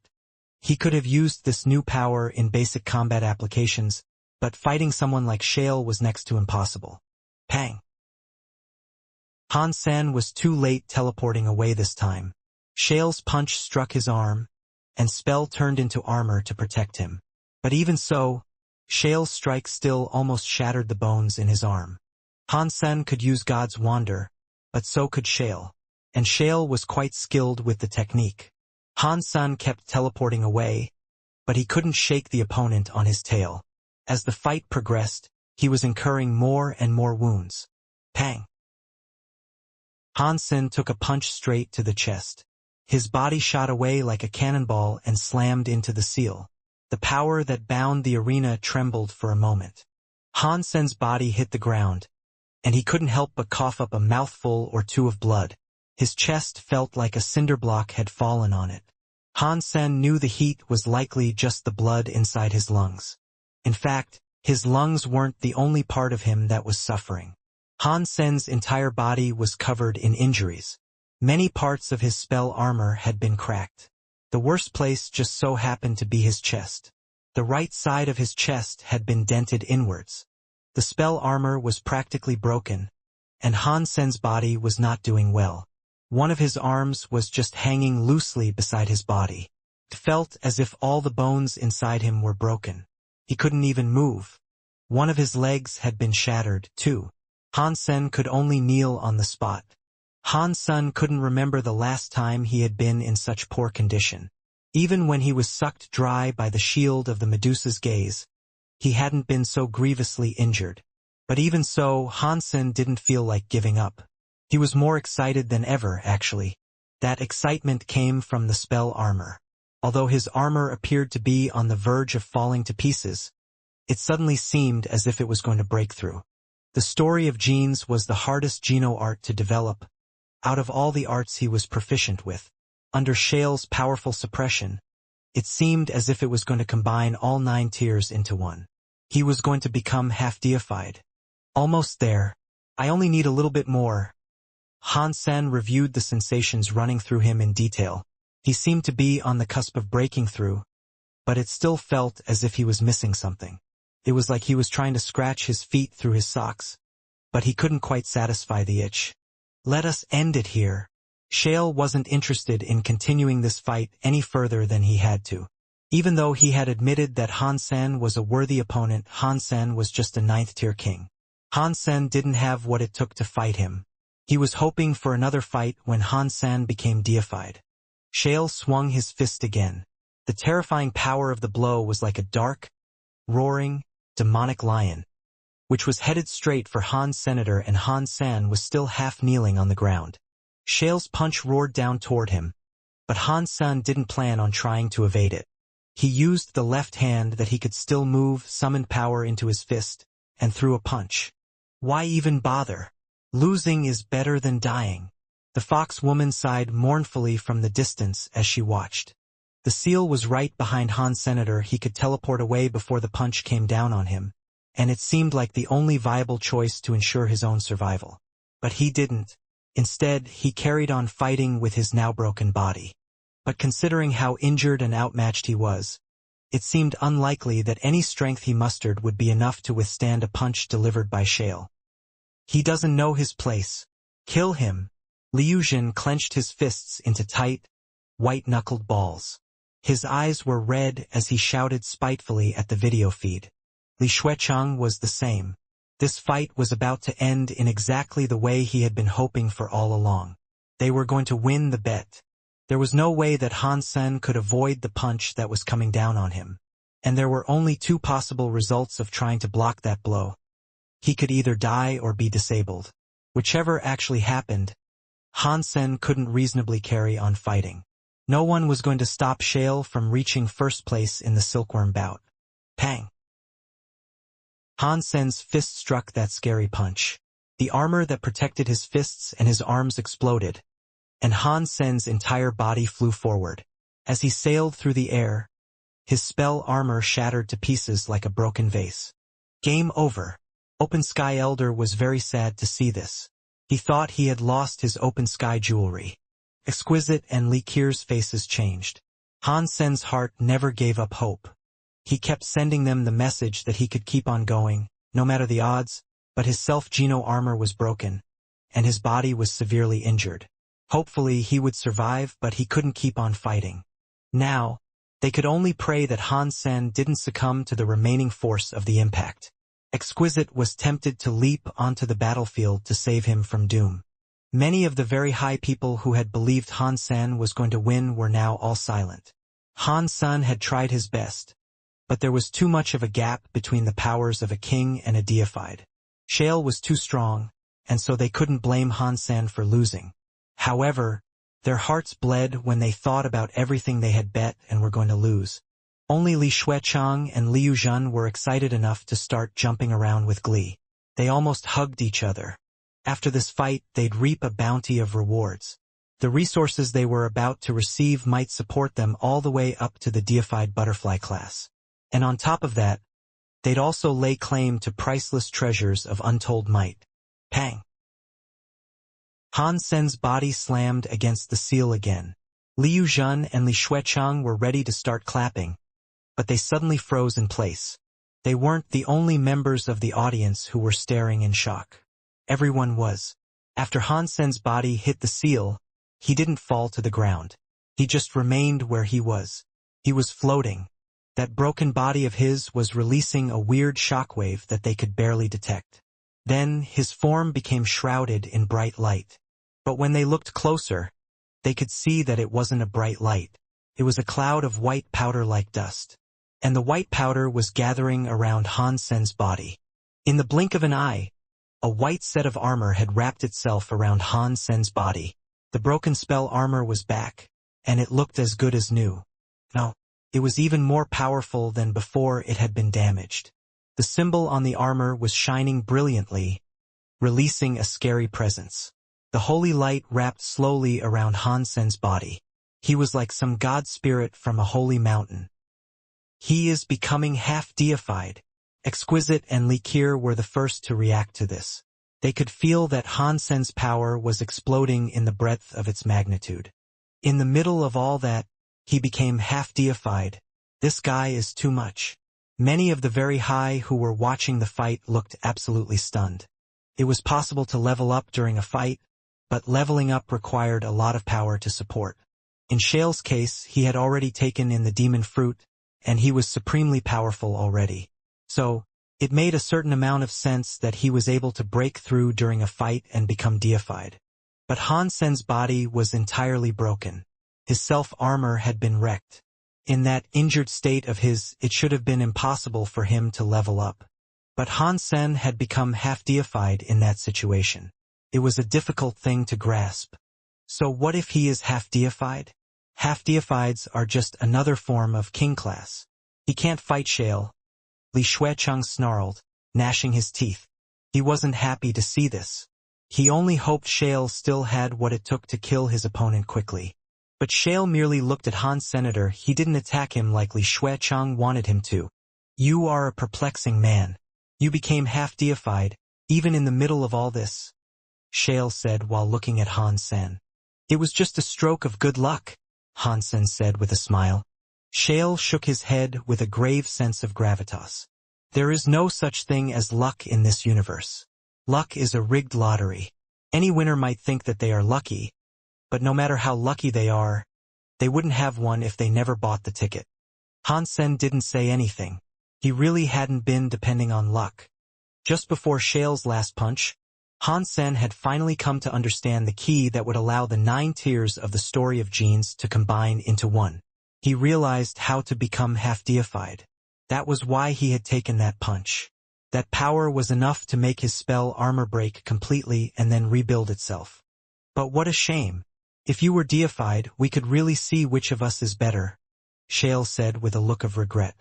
We can still find out, I think. Like I told you once before, our fight has not yet ended, Han Sen said expressionlessly. Shale shook his head and said nothing. He was happy to admit that Han Sen was strong, but half-deified was still king class. Han Sen wasn't as strong as him. He still didn't think Han Sen had enough power to challenge him. Brother Han, let us end this here. The Apollo set can be set aside for now. When you become deified, you can fight me for it. And if you win, you can take the Apollo set, Shale said after a brief moment of thought. A good opponent was like a fine wine. It needed time to truly reach its potential. Shale wanted Han Sen to become deified before he fought him again. But Han Sen didn't have the patience to wait that long. Seeing that Shale wasn't going to attack, Han Sen decided to stop talking. Instead, he lifted his hand like a knife, then used Fong to strike at Shale. Shale frowned. He had already decided to end the fight. He gathered up demonic powers again, and his fist became a demonic lion that went straight for Han Sen's body. Just like before, Shale's fist blurred forward, and Han Sen's power transformed into the demonic mirror of Shale's own abilities. It is the same. Does Han Sen not understand that if his power is forced to match Shale's, he can never beat him? Li Xuecheng trailed off halfway through his statement. The demonic power had definitely sunk into Han Sen's body. But the powers that Han Sen was using for his attacks were not demonic like before. The teeth knife he lashed out with was still a purple knife. It was not affected by the demonic power. The power of Han Sen's spell armor had been static for a long time. Earlier in the fight, It had been unable to block Shale's demonic attacks because the man had simply used too much force for it to repel. But now, the spell's 9 tiers had been combined and condensed into one. Its power solidified, and that new density allowed the armor to ignore the difference in power between the two fighters. Its energy could no longer be converted to the demonic element. Shale was a bit shocked by this twist. He used his demonic powers a few times more, but try as he might, he was unable to change Han Sen's element. He had realized that Han Sen had discovered a way to fight back against the demonic power he wielded. Han Sen is somehow holding off the demonic power. That is a bit unexpected, Open Sky Elder said with raised eyebrows. Although the demonic powers no longer change him, he is still a half-deified going up against a deified. There is a large gulf in power. It will still be an incredibly difficult fight for Han Sen if he seeks victory, Chiyu Elder said. Even so, as small as it may be, he stands a chance. Open Sky Elder put all his hopes on Han Sen's newfound opportunity. Although Shale's demonic power had lost much of its effectiveness, Han Sen was still suppressed by his opponent's might. There was still a staggering difference in their power levels, and Han Sen's geno-arts had only been reinforced to a half-deified level. It still wasn't going to be enough for Han Sen to fight a deified elite. Under constant pressure from Shale, Han Sen had to keep changing his movements. He teleported and dodged, keeping Shale from landing a fatal blow. Han Sen still didn't have enough power to engage Shale directly. Every move Shale made carried dangerous strength, but Han Sen was managing to keep him from hitting his target. Exquisite and Likir could feel the calmness in Han Sen's heart. Every time they saw Han Sen on the brink of death, he would surprise them and turn out no worse for wear. They were on the edge of their seats, and the rest of the audience was even more nervous. Han Sen was walking a tightrope. If he wasn't careful, he would fall into a bottomless abyss. Although his situation looked perilous in the extreme, Han Sen was holding on. Beneath Shale's oppression, he was able to avoid further injury. The cons of Shale being from a smaller race are finally coming to the surface. Li Chun Chiu sighed in his heart. Shale was very talented, and he could challenge all sorts of geno-arts and perform miracles with his ordinary punching techniques. With his demonic powers, he could go against any deified elite at the same level. But now his demonic powers weren't working. That meant the simplicity of his punching techniques might not cut it. No matter how good a driver someone might be, that skill would still only allow them to drive a car. Even the best driver in the world wouldn't suddenly develop the ability to fly planes. Shale's punching skills were so simple. He could only use ordinary methods as he tried to win this fight. He didn't have the power to simply end the fight in a moment. He definitely had an advantage, but he had been unable to take Han Sen down. If Shale could practice in outer sky for a few more years and learn many more top-class geno-arts, with his power and talent, he could definitely defeat Han Sen. Li Chun Chiu thought to himself. He went on to think, this Han Sen is strong. Any ordinary half-deified would find themselves completely outmatched by Shale. They couldn't fight him. Within a repetition or two, Shale would analyze their skills and break them. But Han Sen's skills have been repeated many times, and yet Shale still cannot break them. Li Chun Chiu could sense everything that Shale was feeling. Although the fight had changed dramatically, Shale was still determined to do his best to crush Han Sen. But Li Chun Chiu could see that there were many moments Shale was certain he would get Han Sen. But each time, he failed to lay a finger on his opponent. Li Chun Chiu began analyzing Shale's mind. He finally discovered why Shale was unable to break Han Sen's skills. Shale needed to see a geno-art to see through his opponent's flaws. And Han Sen's use of geno-arts was not flawless. There were too many flaws to be exact. When Shale tried to make use of these flaws, he soon learned that the flaws were traps deliberately laid by Han Senator. They didn't do much harm to Han Sen's use of a skill, but they were enough to trap his enemy and provide Han Sen with some breathing room. Every technique had flaws. There was no such thing as an unbreakable geno-art, but Han Sen hid the true flaws of his skills within artificial flaws. For every real flaw, there were 9 ones to throw his enemy off course. He let Shale guess which flaw was the real one each time. But even after all this time, Shale had been unable to guess which flaw was the correct one. There are 50 paths to choose from, and there are 49 you can pick. Take away one, and it will become a fixed number and a variable. Imperfection is this world's true perfection. Han-sen has learned the meaning behind what it means to take away one. This guy is so scary. When he grows up, he might end up better than the kids of the very high. Open Sky Elder stared at the battle with wide eyes. I have heard his self-geno arts have required a lot of resources. Even with 4 years in the very high, I don't know if he will make it to deified. Even if he does become a primitive deified, who in this universe could provide him with enough resources to keep him going beyond that? Chiu Elder shook his head. He wasn't very hopeful of Han-sen's future. What a shame. If he was born as a very high, he might have been another Li Chunqiu. We would give him all the resources he required. He could have entered the Geno Hall for sure, Open Sky Elder said. Don't even think about it. You know Old Stubborn won't let an outsider become a true child of ours, Chiu Elder said with a wry smile. Upon hearing that, Open Sky Elder sighed and said, Sometimes, I envy Zhang Xiandao of the sky. At least he can do whatever he wants. We cannot do anything. Chiu Elder's face changed. You can only say that here. Don't let Old Stubborn hear you say something like that. You know there are harsh feelings still lingering about the sky betraying our people. Open Sky Elder shook his head and said nothing. He continued to watch the fight between Han-sen and Shale unfold. Shale's punches were like demonic lions. Every punch looked as if it could swallow the sky and eat the sun. Han-sen was like a small boat surfing the crazy waves of the sky and the ground. But no matter how scary Shale's fists were, he was still unable to defeat Han-sen. A single kernel of corn on a big sea. Han-sen was that kernel, but he could float. It didn't matter how much the sky and earth raged. They couldn't take him down into the abyss. Now Han-sen's mind was very clear. He used Under the Sky and God's Wander. He kept casting from his hands, one after the other. Every knife seemed as if it flipped the sky and the earth. He had practiced knives for so long. He had learned from the minds of many others. But now, it was Han-sen's own will and mind that Shale was putting under pressure. The sky and the ground are the chessboard. I am one of the chess pieces, but as they move across the sky and the earth, the meaning of the chess pieces is increased. There are 1,000 ways for them to be used, and you need a chess piece to follow a path. Without a chess piece, there is no path. Han-sen's heart suddenly opened up within him, and he spoke as if he was in a trance. Under the sky, I am the path. If I live, the path lives.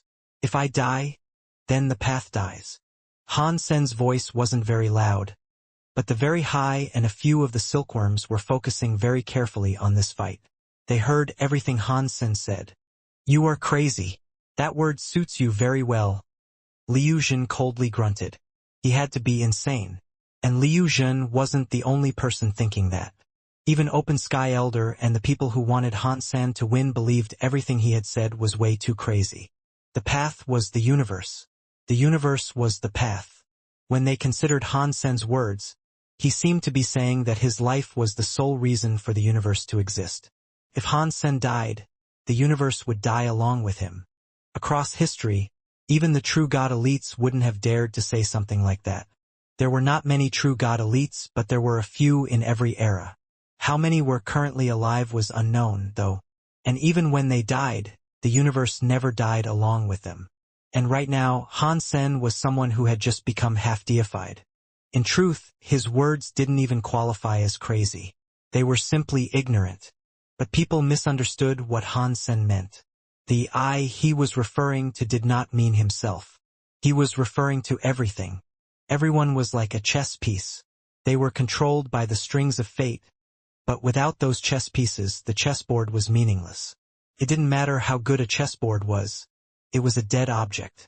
The chess pieces could lead to many events and combinations of moves, which was what led to a path. A chess piece led to a path and a road to traverse. Without a chess piece, there was no path. When Han-sen understood the meaning of this, happiness rolled through him. He was too happy, and it was that glee that prompted him to speak it out. People thought Han-sen was crazy and ignorant. Only Li Qir and Exquisite could understand the way Han-sen truly felt. Their pretty eyes fluttered strangely. Han Sen had gained understanding, which meant they understood as well. They were drowned in the will of under the sky. That will was so strong that they would only see something like this in a select few of the strongest very high currently living. But on this day, under the influence of that powerful will, they had learned something new. How could they not be surprised and happy?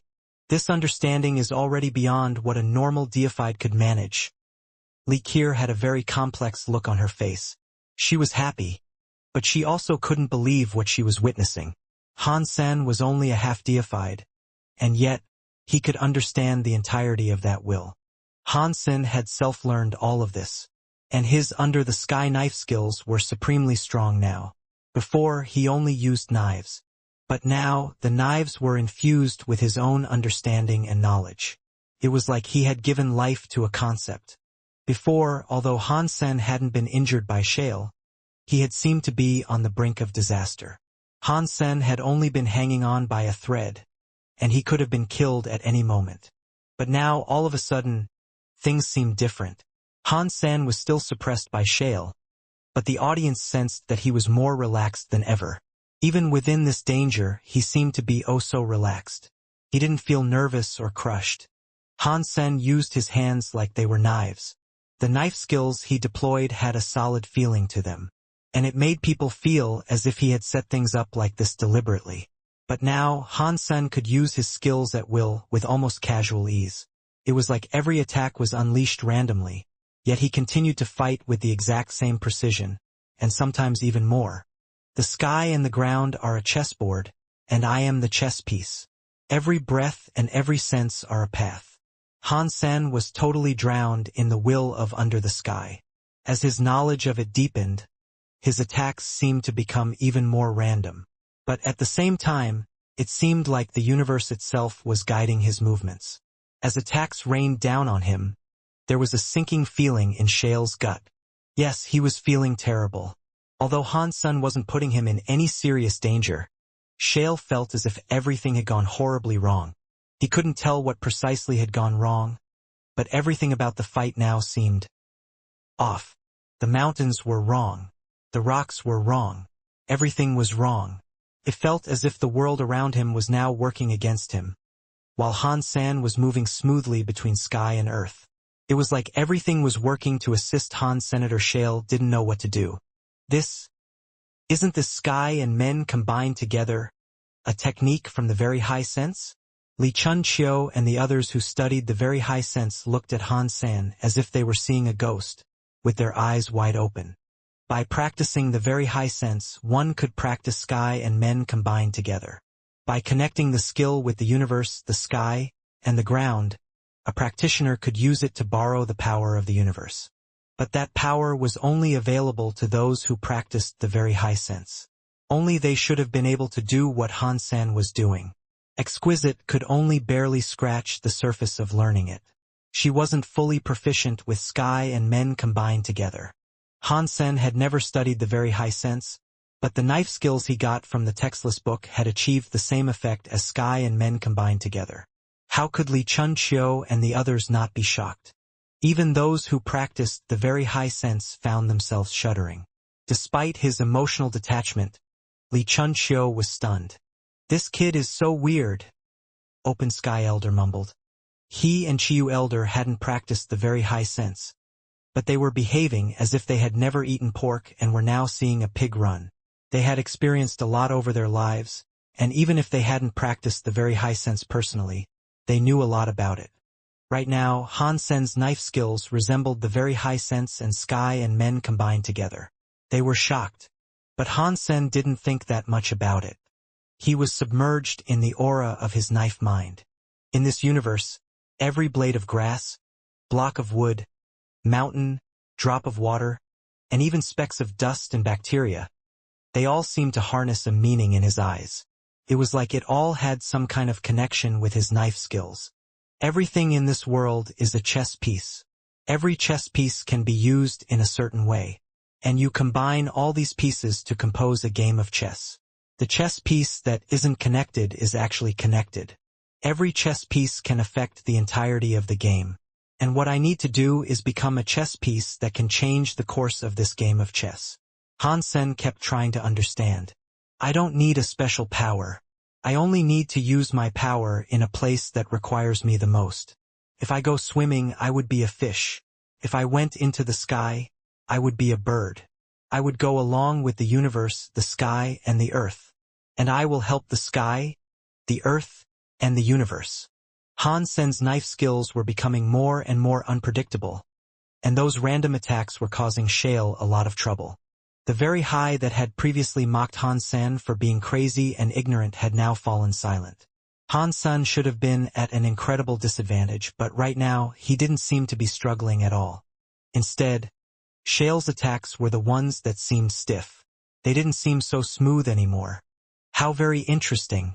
He's used Under the Sky to create sky and men combined together. Those very high elders are going to go crazy with jealousy. As Yu Shanshin watched Han Sen's remarkable knife skill, the corners of his mouth rose. His smile was strange and unreadable. Li Xuechang and Liu Zhen's faces were turning green. They felt like they were going crazy. Their eyes were full of red, bloodshot lines, and they clenched their fists tightly, unaware that their nails were digging into the palms of their hands. They were like two madmen as they watched Han Sen make battle. Impossible. This is impossible. They felt as if they were going to suffocate. A half-deified was fighting a deified and was no worse for wear. It made them feel more and more nervous about how things were going to turn out. They were afraid that the unthinkable might actually happen, and they might lose their bet. No way. There is absolutely no way that a half-deified can defeat a deified in combat like this. Plus, this deified is the one and only Shale. Our fears cannot come to pass. I am positive Shale will win. Liu Zhen hissed slowly, gnashing his teeth. It was like he was speaking to himself as much as to Li Xuechang. His eyes remained glued to the screen in front of him. Shale's eyebrows were furrowed slightly. Although he was still in charge of the situation, he did feel as if there was something wrong. Every move Han Sen made seemed to be guided by the hand of God.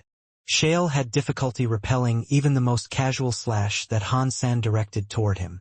Ordinary strikes were more effective than should have been possible. Regardless of how much he analyzed Han Sen's techniques, Shale didn't understand what was happening. Shale wasn't someone who was willing to just lay down and let himself lose. So, when he felt that something was wrong, he made the best decision he could. The hellish flames around his body roared high, and he ignored Han Sen's attacks and rushed toward his opponent. No matter how dexterous you are with your skills, your power is no match for mine. My power will crush you and your skills alike. I can summon enough force to break your techniques. Shale was like a demon god. He carried scary substance chains with him as he thundered forward to suppress his foe. Han Sen's knife air slashed at him, but the substance chains crushed it. Han Sen was unable to break through the substance chains to damage Shale's body. Han Sen didn't panic, though. His body floated from side to side like a cloud. Shale had gathered an immense amount of raging power, but he was unable to hurt Han's senator. It was like watching a little boat go up against a big wave. The big waves were going wild, but they couldn't flip the boat that effortlessly surfed from crest to crest. Han Sen was like a holy man that could ride the wind. His body was brimming with the energy of his knife mind. Shale continued to bump Han Sen around, but he couldn't ruffle Han Sen's clothing. Bishi watched Han Sen and Shale's fight with a gaping mouth. Will Shale? He was wondering if Shale was going to lose, but he realized he shouldn't make such a suggestion in front of Li Chengqiu. So he swallowed the words. I'm afraid he is going to lose. Shale is strong, but he comes from a bad place. His practice time was too short. If there had been another 3 years to train him, perhaps he wouldn't be in this situation. Li Chengqiu said coldly. Bishi nodded.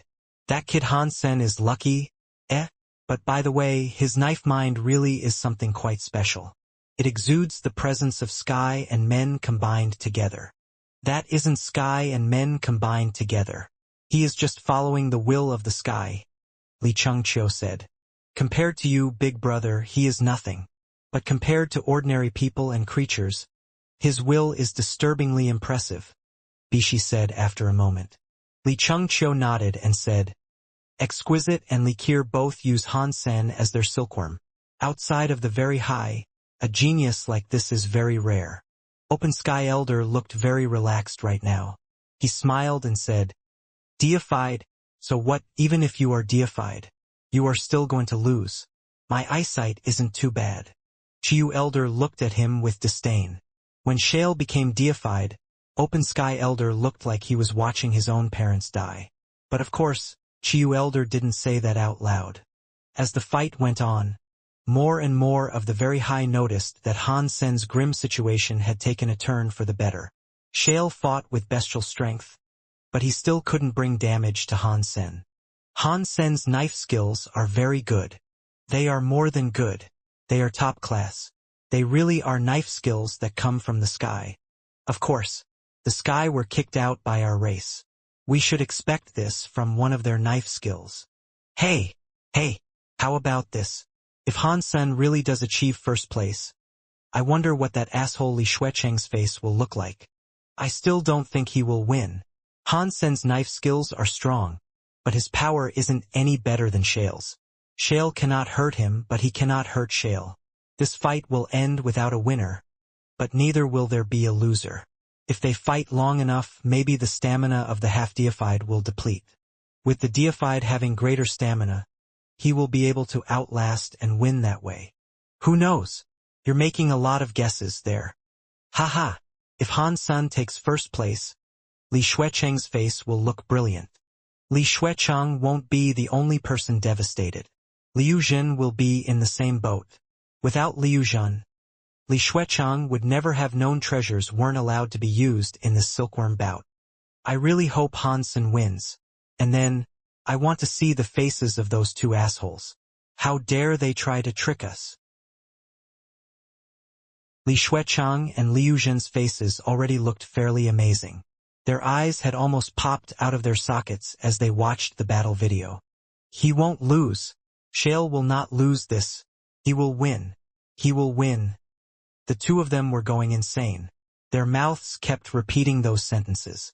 The unease within them was growing with every passing second. The sky and the ground are like a game of chess that keeps changing. Everything is like a knife and they all have a path. Shale, try to taste my under-the-sky knife. Han Sen's knife mind was like a volcano that could no longer keep its magma inside. It erupted in a large fountain at Shale. Han Sen used his hand like a knife and slashed towards him. Good job. Shale had power, but there had been nowhere for him to use it. Now that Han Sen wanted to fight directly, this was perfect for him. Scary substance chains gathered on his fist, and he threw his fist forward to meet Han Sen's attack. Buzz! Space rippled and shattered under the force of Shale's punch. Substance chains that looked like demon lions ripped through reality around him. Lion mouths became giant black holes in space, and they tried to swallow Han Sen. But Han Sen remained unmoving. His hand kept swinging downward, but no knife air appeared around his hand. His hand fell in a simple cutting motion. The sight filled the audience with confusion. As they watched, they saw all of the mountains and rivers of the valley, the grass, the flowers, and the woods, become consumed by a knife light. All different kinds of knife lights all across the valley lit up. Night lights suddenly seemed to make up the entire landscape around the two fighters. And all of those attacks were coming for Shale. Countless knife lights crossed each other. There were so many, it was like a flood. All of them surged toward Shale and his demonic lions. Shale summoned the power of his substance chains.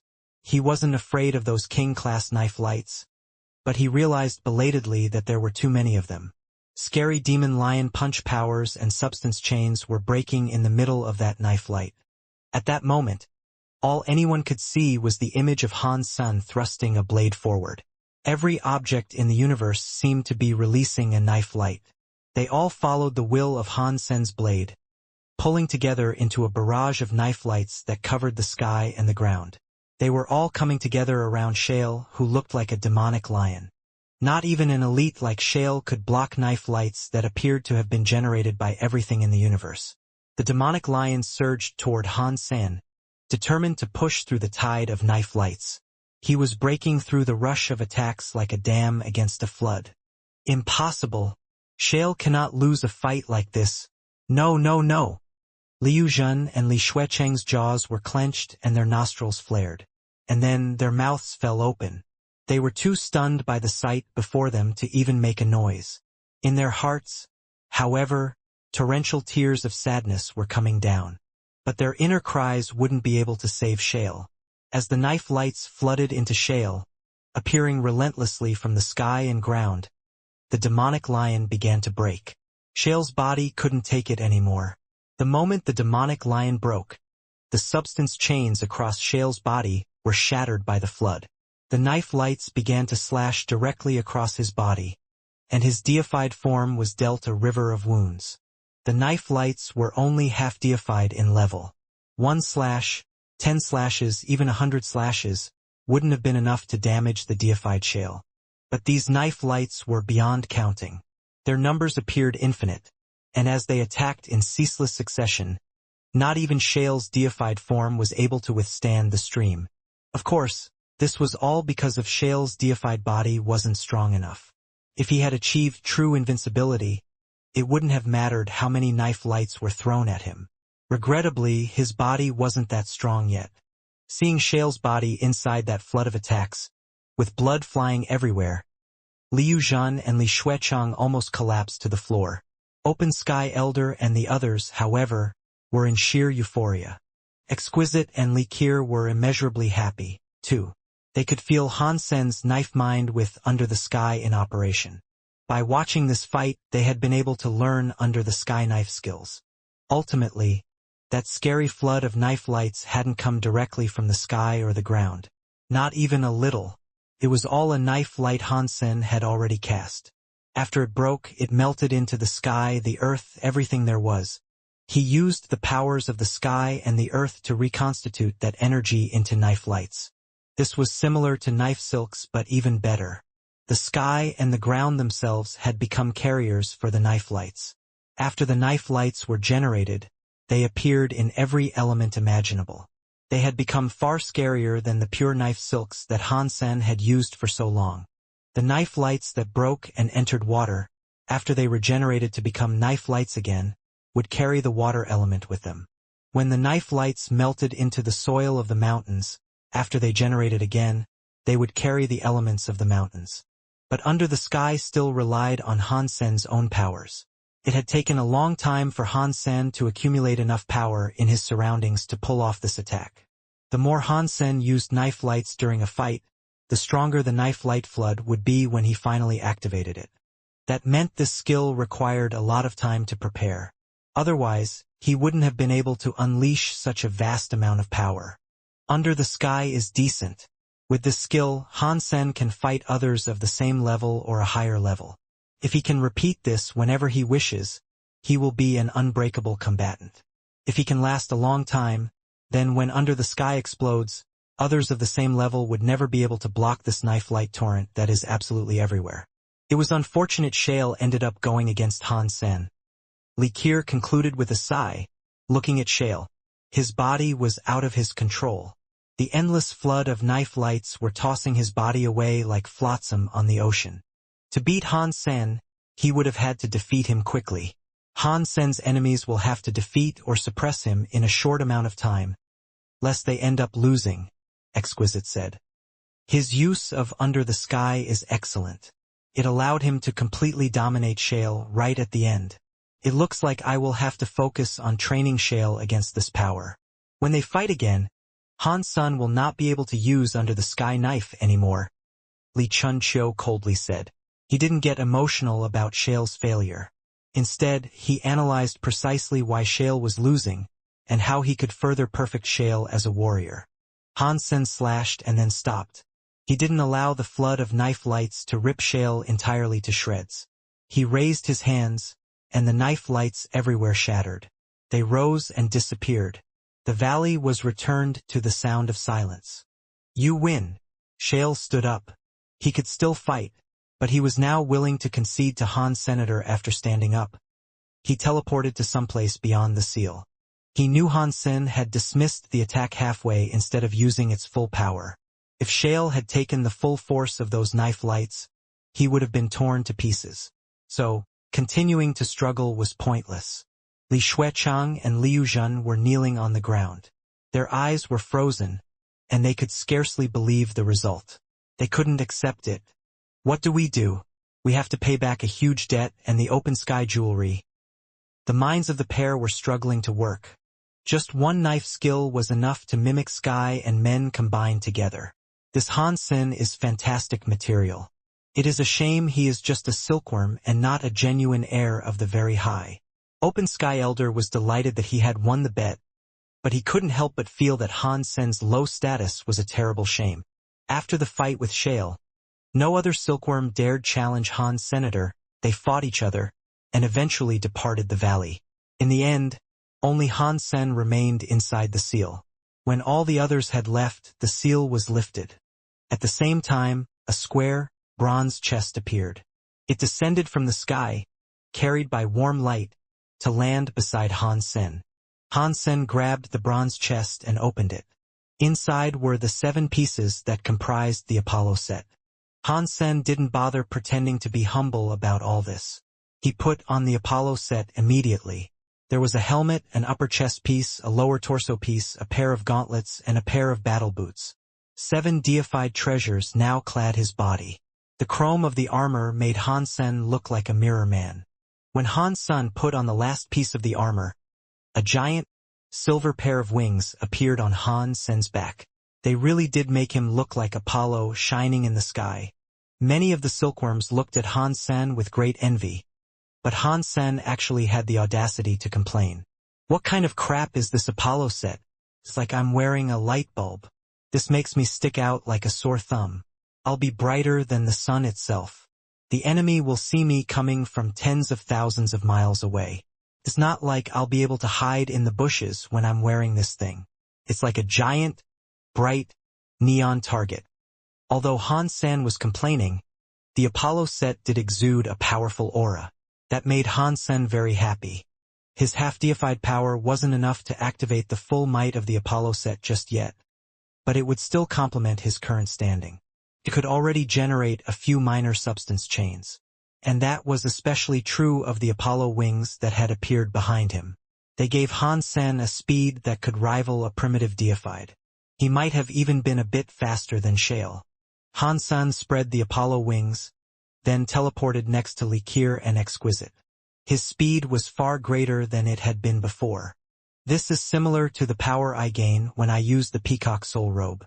The Apollo wings don't give me as much speed as the Peacock Soul Robe, but the power of the Apollo set isn't fully activated yet. Once it is used to its full potential, I might be able to fight larva deifieds like Meng Lai. Han Sen admired his Apollo set. He really loved it. The smoke and the fog were as heavy as rain. There was a garden that housed a lake, and Likir and Exquisite were sitting at a stone table nearby. They appeared to be in a state of confusion. Have you thought about Under the Sky's flaws? Exquisite asked, glancing at Likir. Likir shook her head. What about you? Exquisite shook her head as well. She frowned and said, For us, silkworms are a way of gaining new understanding. However, they aren't merely tools for learning. Our situation now is both good and bad. On the positive side, we're learning a lot from Han Sen, and he's allowed us to feel what having a truly powerful will is like. He will help us accelerate our growth. But if we keep learning and following him, we will simply be copying his progress. We will be aping him, so to speak. And no matter how closely we try to replicate what he has done, we will never achieve what the true Han Sen can accomplish. The path we tread must be one that leads to glory greater than our silkworms. We need to trailblaze a path of our own. But with the way things are now, that might be a very difficult prospect. Likir cut in quickly. Perhaps, but Han Sen's will is too strong. At our level, we won't be able to pinpoint his flaws for our own betterment. The fact that we can confess something like that is terrible, without a doubt. He is supposed to be our silkworm. We are not supposed to be his. If Han Sen leaves the impression that we cannot exceed his talents, then we are already limited by him, Exquisite said with a look of seriousness. In that case, what do you propose we do about it? Li Qiu couldn't think of a way around this problem. If Han Sen left an indelible impression of invincibility on their peers, then their achievements would be forever overshadowed by his own.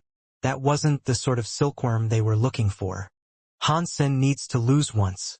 A loss is the only way that impression of him can be erased from our hearts, Exquisite said. Even Shale lost to him. I highly doubt that any other silkworm will come close to rivaling him in the near future. Li Qiu looked at Exquisite with confusion. She wasn't entirely sure what her third sister was implying. Why do you suggest it has to be a silkworm? Now that Han Sen has achieved first place, he should be able to go to Jail Demon Hall. He can start practicing there. First, it will be a great help for his own abilities. Secondly, he will probably get crushed. Once that happens, he will lose his confidence and cockiness. Thirdly, it will break the image we have of him. We'll have a hard time viewing him as being so incredible if he gets defeated. That sounds like 3 birds with 1 stone, if you ask me, Exquisite said coldly. This is a brilliant idea. Now, let us go and register his application to enter Jail Demon Hall. Open Sky Elder earned a lot from Han Sen, so I doubt he will refuse his request to go there, Li Qiu replied merrily. Han Sen and Bauer were still fishing at Underworld Lake. Li Qiu gave an underworld silk to Bauer, so Han Sen no longer had to share his own. But Han Sen was still feeling quite depressed. After he fished up the Xian Yellow Sutra, the only things he had pulled from the lake were utter trash. Rusted armor and broken weapons were a frequent sight. He had even collected bits of broken statues and the like. One time had been particularly bad. While he was fishing, he latched onto something super heavy. He had instantly assumed, based on the weight, that he had snagged something amazing. He spent half the day reeling it in. When he finally pulled it free of the lake, it was just a 3-meter-tall statue with shoulders and legs missing. Han Sen's lungs almost exploded. Bauer was sometimes able to fish up pieces of jewelry. Han Sen didn't know what they were for. And also, the entire time, the 16 pigs continued to follow Bauer around. They frequently munched on Bauer's snacks, but they didn't grow at all. They each remained the size of a fist. They looked small and cute, but as far as Han Sen could tell, they were completely useless. If they were not spending their days eating and sleeping, they were sleeping and eating. It was either that or following Bauer's ass and running around everywhere. Dad! Come here. There is something coming. It is so heavy, Bauer suddenly exclaimed. Han Sen quickly approached her, and he started tugging the string. It really did feel like something absurdly heavy. It was like the other end of the string was attached to a small mountain. Han Sen and Bauer used all their strength as they tried to reel in the underworld silk from the lake. After pulling it for a while, they finally saw something coming up from below the swirling clouds. They could see its corner as it rose from the mist. What is this thing? Han Sen looked shocked when he saw the item. Based on what he could see, Han Sen could tell that the item was built from bronze. It had an opening that was 1 meter wide at the top and narrowed as it went farther down. As the bronze item was slowly pulled up, more and more of it appeared above the fog. Han Sen could soon see that this bronze item's opening was 1 meter in size. It was a statue of a sheep's head. No, not a single sheep's head. Each of the object's 4 corners held a sheep's head. This thing, it looks like a 4-sheep cube, Han Sen thought to himself when the bronze item finally slid into full view. Pang! It sounded as if something had broken. Although the bronze item had almost completely been removed from the lake, its ascension came to a halt. The underworld silk holding the statue had snapped. Han Sen watched the 4-sheep cube sink back into the mist of the lake. He didn't know if it was an illusion or not, but Han Sen could see the 4 sheep heads seemed to smile strangely at him as the object disappeared. Han Sen stared at the lake in confusion. The underworld silk had broken with ease, which was a first. Han Sen and Bauer had spent a long time fishing with underworld silks, and never before had this happened. Now, the underworld silk had simply snapped without them understanding why. He wanted to ask Li Qiu and Exquisite, but they weren't present. Han Sen had nothing else to do except continue his mellow fishing experience. It has been a few days. Mr. White should have some news for me. I should ask Li Qir to take me to the desert again, Han Sen said to himself as he continued fishing. He had a simmering sense of excitement regarding the Shen Yellow Sutra. Han Sen wouldn't even have to practice the strange Geno art. He only had to reverse his Bloodpulse Sutra to make use of it. How lucky was he to stumble on such an easy new Geno art. I hope the Shen Yellow Sutra is useful, Han Sen thought to himself. But then he suddenly heard Bauer shouting, Dad, something is coming. Come and help me. Han Sen saw Bauer's small hand clutching the underworld silk. She seemed to be struggling. The underworld silk had latched onto something heavy that kept the line taut, just like earlier. Han Sen raced over to her and grabbed hold of Bauer's underworld silk to pull the next item up. Whatever he was bringing up now was heavier than the 4-sheep cube. Han Sen and Bauer fought against that immense weight. There was a power that was pulling downward, struggling against them. They were on the verge of losing the underworld silk or getting pulled into the lake themselves. The 16 little piggies came over, too. They all stood in a line to bite the underworld silk. Then they leaned back, pulling it like a big game of tug-o-war. Put your back into it, comrades. 1, 2, 1, 2. 2 people and 16 small piglets were pulling the silk. They all shouted. After half a day, they finally saw something emerge from the lake. When they finally saw it, Han Sen couldn't help but shout, It is the 4-sheep cube again. We managed to fish it up again. Han Sen was shocked. He thought about the 4-sheep cube that plummeted back down with the 4 eerie faces smiling at him. He looked closely at the heads of the sheep. He jerked back in surprise. The bronze sheep had their eyebrows lowered, and their eyes were half closed. They looked like monks that were meditating. They were no longer smiling as they were earlier. Are the expressions on the 4 sheep heads different? Han Sen wondered to himself. Then he heard a pang. The underworld silk snapped again. Han Sen watched the 4-sheep cube quickly sink again. This time he could see the bronze sheep heads clearly. Their meditative expression was gone now. The sheep smiled creepily. It looked as if they were squinting their eyes to look at them. Is that thing alive? Han Sen wondered curiously. But before he could examine it any further, the 4-sheep cube was lost in the lake once more. Now this is weird. Why have we fished up the same thing twice in a row? And why does that thing seem as if it is alive? Do living creatures actually exist in the antimaterial world? Han Sen pondered.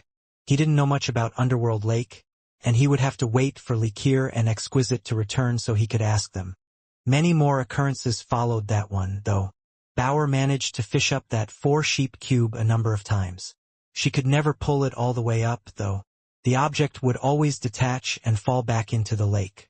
As for Han Sen, he only ever managed to fish up useless garbage. The triangular symbol on the small jade figure lit up. Han Sen knew Li Qir and Exquisite were on their way back. Not long later, he saw them appear via teleport on the shores of the lake. Han Sen, I understand you are always keen to hunt xenogeneics. Yes? We have found a suitable location for you. There are primitive deified xenogeneics to kill, and it is safe. You will have the chance to take down a primitive deified xenogeneic solo. Li Qir said with a smile. There's such a good hunting ground out here? Why didn't you tell me sooner? Han Sen asked, looking at Li Qir with suspicion. Before the silkworm bouts, there were places that you weren't qualified to enter. Now that you've earned first place among the silkworms. Though, things are different, Li Qir explained. I see. Han Sen's mind wandered back to the 4-sheep cube, so he told them about his experience trying to fish it out of the lake a few times. When they heard the story, Li Qir and Exquisite's faces both went gray. Exquisite looked at Han Sen and asked, The 4-sheep cube you fished up, would you say it was 3 or 4 meters tall? Exquisite described the 4-sheep cube she was thinking of, and it turned out to be the exact same one Han Sen had seen. Yes, that is the one. Is there a problem with it? Han Sen asked, glancing at the 2 women's expressions. He knew there was something dodgy about this. Li Qir and Exquisite looked at each other. Exquisite said, This 4-sheep cube is something the Very High have fished up before. After saying that, Exquisite stopped. And then, Han Sen asked, Let me explain. Li Qiu looked at Han San with a strange face and said, Our people have fished up the 4-sheep cube before, but that thing is not an omen of good luck. All the very high who fished up the 4-sheep cube ended up having misfortune fall upon them. Han San's heart jumped. He frowned and asked, What happened to them? Were they injured? Or did they just end up dead? Li Qiu shook her head. They were neither hurt nor killed. According to the histories of the very high, there were 3 very high that fished up the 4-sheep cube. One of them was the one who made the sky and sky palace. Isn't that a good thing? Why would you consider that unlucky? Han San didn't understand what she was trying to say. Building a race and becoming supremely powerful was something glorious. Why would they consider that a misfortune? Well, with a wry smile, Li Qiu went on to say, The second very high that fished up the 4-sheep cube had something happen to him. It made him kill his parents. And then, he betrayed the very high. After pausing, Li Qiu said, The third one that fished up the 4-sheep cube ended up stealing an important treasure from the very high. Then he disappeared. Where he went, no one knows. So whoever fishes up the 4-sheep cube is from the very high, and they have all betrayed the very high. Now Han San understood why the 4-sheep cube might have been deemed unlucky.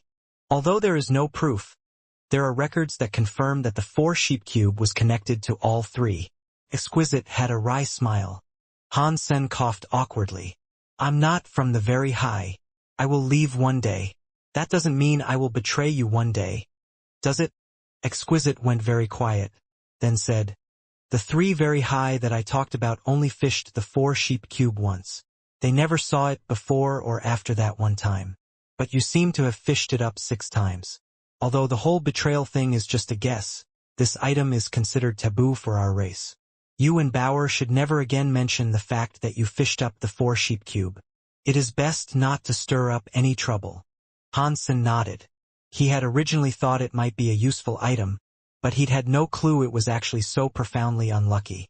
He wasn't going to mention what he fished up to anyone else. That being said, he didn't know many people in the very high. Even if he wanted to tell someone else, there was no one he could tell. Let's go. You two shouldn't visit Underworld Lake for a while, Exquisite said to them. Then, she teleported Han San and Bauer away from the lake. Han San asked Li Qiu about the place they were headed, a location known as Jail Demon Hall, and what sort of xenogenics he would be able to kill. He learned that the place used to be a mere cave, but the very high built a palace atop it.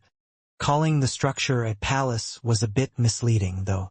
In actuality, it was more like a prison. A xenogenic had lived in the cave beneath Jail Demon Hall for a long time. The creature lacked the power to escape its prison, but after a while, it learned how to create a doppelganger that could enter the palace above the cave. The doppelganger was a primitive deified. Now, every so often, the very high had to go to Jail Demon Hall and kill the doppelganger to make sure that the xenogenic stayed contained. Li Qiu and Exquisite had already filled out the paperwork that would allow them to hunt in Jail Demon Hall. Now that his request had been granted, Han San would be given the chance to solo a deified xenogenic. A primitive class deified xenogenic, huh? I can test the strength of my Apollo set this way, and earn a deified xenogenic gene as well. That is 2 birds with 1 stone, Han San thought happily. The Peacock King Beast Robe and the 6-core Snake Bow were items Han San didn't dare use while Li Qiu or Exquisite were around. He didn't want them to realize that beast souls and treasures were different. His new Apollo set would do a great deal to help Han San keep his secrets. The 4 of them went to Jail Demon Hall. There, Li Qiu pulled Bauer to the side so that Han San could enter Jail Demon Hall alone. The rest of them would wait outside. Han San wasn't suspicious. He thought they just wanted to get more of his battle experience and knowledge, and that was why they had asked him to go and kill the doppelganger xenogenic. He pushed the door open and entered Jail Demon Hall. Jail Demon Hall had been built for that xenogenic. When Han San entered it, he couldn't feel the restrictive effects. The hall's architecture was incredibly strange. The floors of an ordinary hall were usually flat or subtly sloped as they led up toward a stage. Inside this hall, however, all 4 sides of the hall led down a series of broad steps to a 10-meter-long stone platform at the bottom. The stone platform was covered in symbols that Han Sen had never seen before. Although he had no clue what they meant, he could sense a strange power coming from the runes. An ink-black stone pillar sat in the center of the stone platform, and it ran all the way up to connect with the hall's ceiling. The upper portion of the pillar was covered in engravings and markings, but Han Sen's attention was instantly drawn to the pillar's base, and to the creature that had been bound there. That creature looked vaguely humanoid, but the body was insectal. Its shell was blood-red, and a red horn rose from its head, making it look something like a unicorn. Its eyes also flashed with a bloody, crimson color. It was full of rage and murderous desires. While Han Sen observed that trapped creature, the creature stared up at Han Sen, too. It suddenly opened its mouth and revealed the jagged, saw-like teeth that adorned its maw. It let out a high-pitched scream at Han Sen. It began to thrash around violently, and when it moved, the markings across the stone pillar lit up. The chains attached to the pillar also began to glow. They tightened their grip on the creature, making it harder for the furious being to escape from the stone pillar. It really is a primitive deified. Upon seeing the red substance chains appearing around the creature, a delighted expression crossed Han Sen's face. Outer Sky had many xenogeneics, but most of them were very frightening. It would have been too risky for Han Sen to go out and pick a fight with some random xenogeneic. Now, a primitive deified xenogeneic had been handed to Han Sen on a platter. Han Sen was extremely pleased with the way this was turning out. Han Sen donned his Apollo set, and then, the Apollo wings fluttered slightly. They sent him zipping toward the stone platform in an instant. He turned his hand into a knife and slashed at the xenogeneic bound to the stone pillar. Han Sen was still using Under the Sky, but with the extra strength that the Apollo set was giving him, a frightening substance chain knife air was unleashed as he activated the skill. His attack was like a sunlight blade as it came down against the xenogeneic's neck. The xenogeneic hissed like a viper, and its red substance chains exploded like a volcano. It broke free of the restraints of the stone pillar, and its talons flashed toward Han Sen like red blades. Catcha! Han Sen's knife air was as strong as the strike of an ordinary primitive deified, but against that xenogeneic's claws, Han Sen's attack didn't stand a chance. Before Han Sen could even attack, the creature had brushed aside his attack and rushed within striking distance. The hand knife and the claws collided. The claws left deep cuts across Han Sen's gauntlet. 3 bloody scratches across his hand before to ooze blood. Fortunately, Han Sen was able to react quickly. He abandoned his attack and then teleported away. If he hadn't reacted instantly, the creature's blow would have amputated his hands. Why is it so strong? Han Sen wondered in shock. He had just finished teleporting away when the xenogeneic was in front of him again. Its claws came down on his chest, cutting straight through the Apollo armor like it was made of butter. The wings of the Apollo set flapped. Han Sen quickly retreated, putting more distance between himself and the xenogeneic. But there was a glow of bloody light around the creature's body, and it came for him again like a rocket. Its speed was unfathomable, and again, its claws were digging into Han Sen's chest. The red substance chains became claw-like lights, and they carved 5 grooves deep into Han Sen's chest. His ribs were almost visible through the wounds. Is this guy really just primitive? Han Sen muttered in consternation. He used Under the Sky and teleported rapidly as he attempted to get ahead of the xenogeneic. But it was a futile endeavor.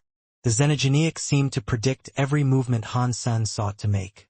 Han Sen had only just moved away when the xenogeneic was in front of him again.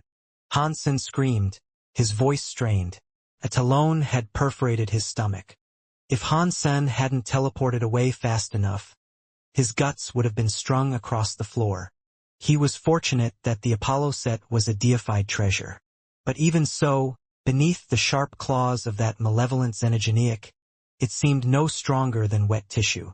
It didn't have the defensive properties that a deified set of armor should have given him. Han Sen no idea what to do. Although he was fighting a primitive deified, it was only a doppelganger. His true opponent, the real body controlling the creature before him, was a scary true god deified. This body was just a doppelganger, but it was undoubtedly the best that a deified could be at primitive class. It was in a whole different league than Shale, who had just become a deified. Even more frightening, its will and its movements were true god class. Han Sen was very proud of his will and power, but before a true god, his capabilities were measly. He was borrowing power from the Apollo set so he could fight at a deified level, but he still couldn't endure the Xenogeniac's attacks. Every very high that came to defeat this doppelganger would usually encounter a larva deified for them to kill. Transmutation class deifieds would still take a long time to kill. Exquisite and Likir had told Han Sen this was only a primitive deified. They hadn't told him how scary the creature was, though. Once Han Sen realized how powerful it was, he knew he shouldn't push his luck and continue trying to fight it. He used his teleportation abilities to escape Jail Demon Hall. The attacks he had already survived had left him bloody and injured. If he kept going, there was no doubting the fact he would end up dead. Is that Xenogeniac really a primitive deified? Han Sen asked, still clutching the wound in his belly. He looked at Likir and Exquisite with suspicion. It is true.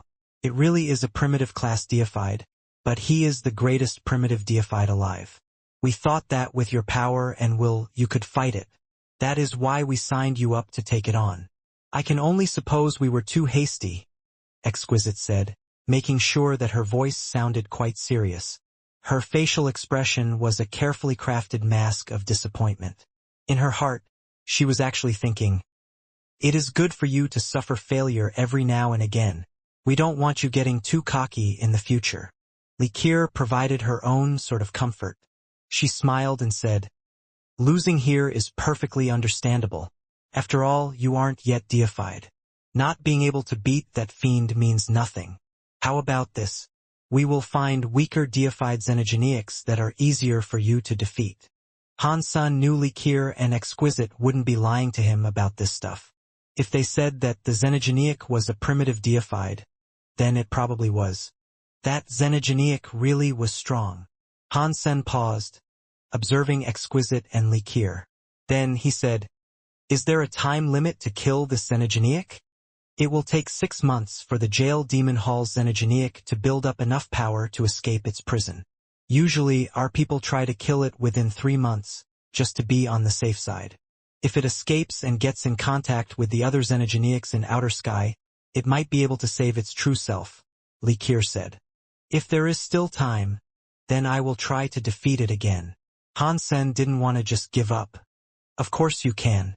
If you are confident enough, you can try as many times as you want. But this doppelganger has already been here for a month. If you cannot kill it in the next couple of months, we will have to send in a deified elite that is strong enough to kill it. So remember, you have a limited amount of time," Exquisite said. "That should be more than enough, I should think," Han Sen said with a nod. He was still thinking about the fight he had just endured against that Xenogeniac. Han Sen thought his fighting power was decent at this point, but that Xenogeniac had completely suppressed him in every way imaginable.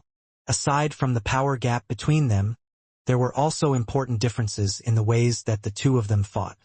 Now that he thought about it some more, he realized he had been completely suppressed. He had lost in the most embarrassing way possible. It was just a doppelganger, and yet it had such a scary amount of power. I wonder how strong its true self is. Then, Han Sen wondered to himself. Exquisite and Likir looked at each other. They had played Han Sen perfectly, and now they could barely suppress their laughter. Han Sen didn't know that the doppelganger he battled was different from most other doppelgangers. It was kind of like a child of the true god Xenogeniac.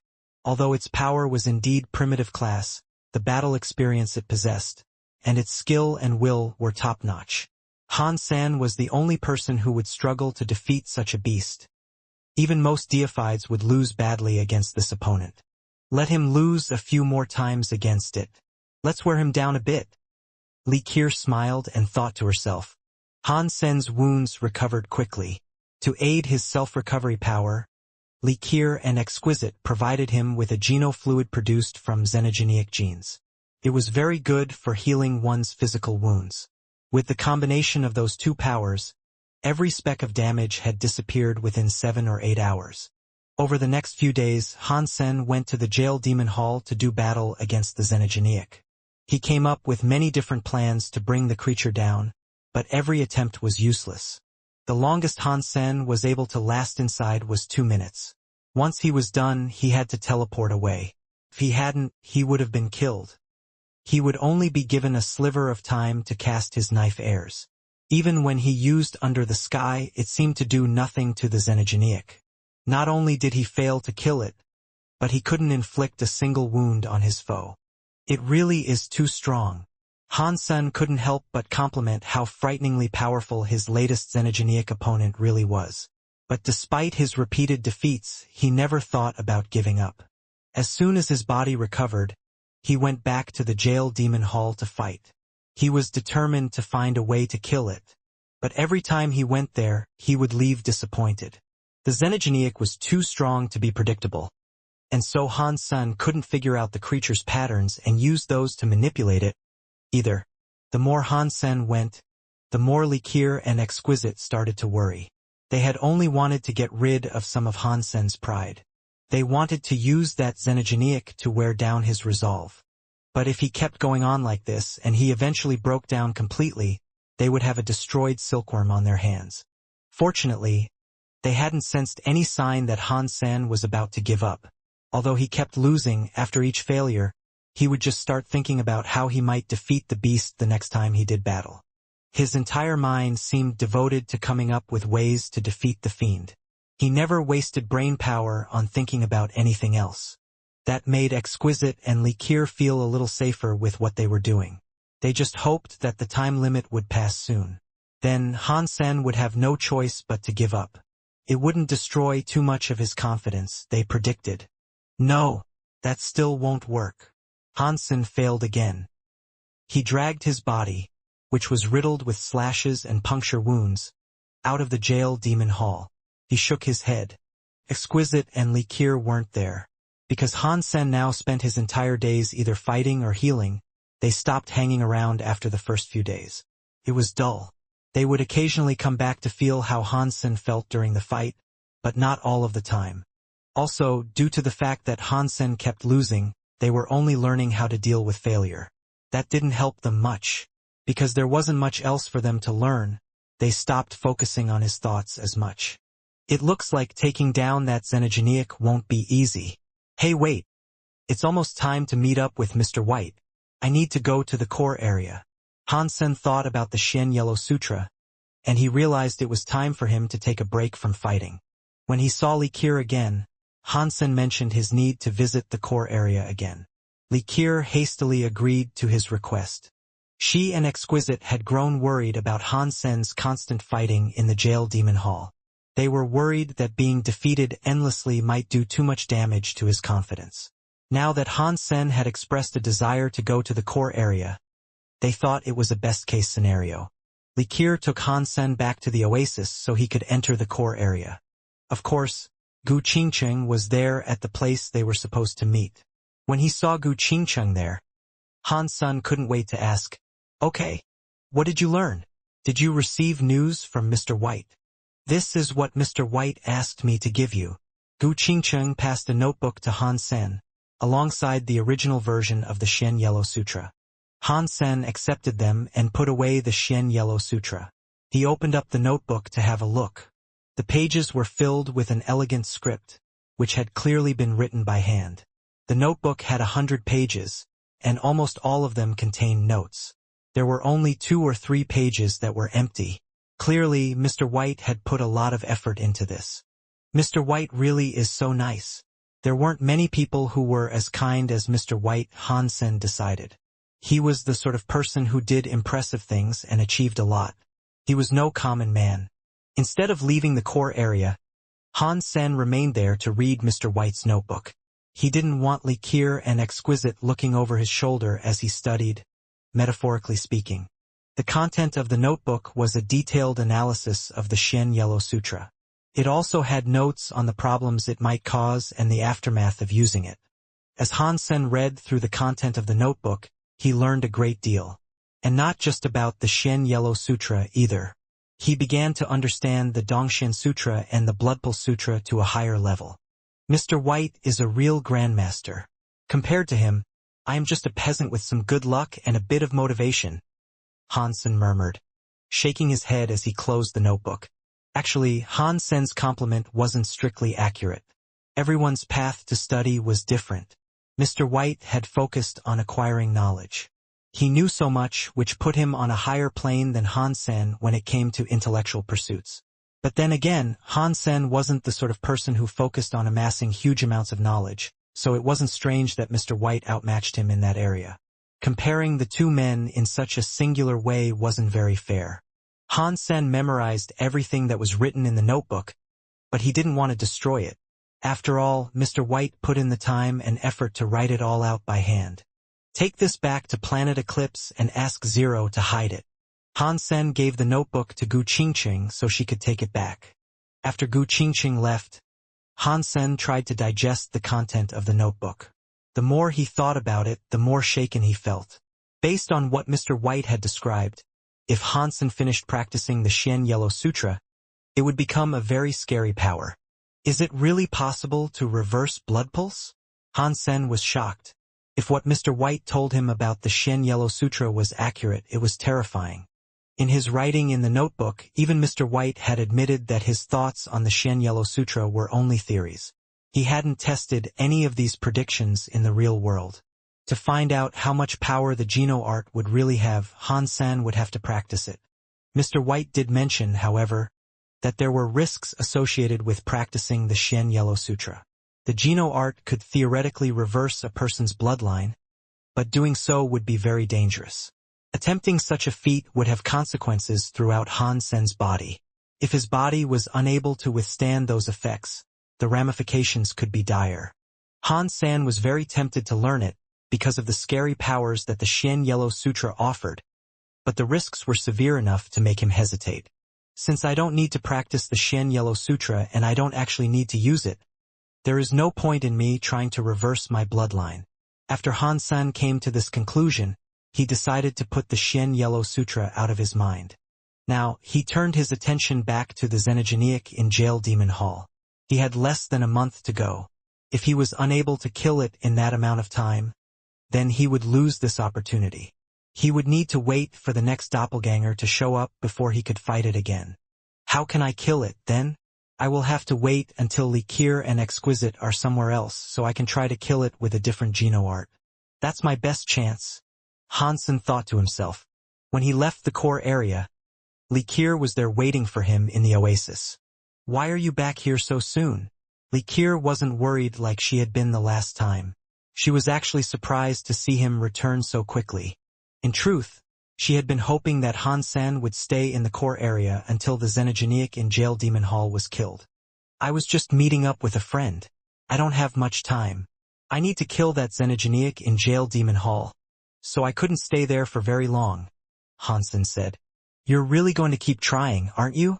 You're planning on returning to Jail Demon Hall, Liqueur said to Hansen. Why shouldn't I keep going there? It is rare to tackle such a powerful enemy, and it isn't as if I have to worry about my safety. This is the perfect opportunity for me to hone my skills, Hansen said with sincerity. Liqueur looked at Hansen, her head tilted slightly to the side. She could sense that Hansen was speaking the truth.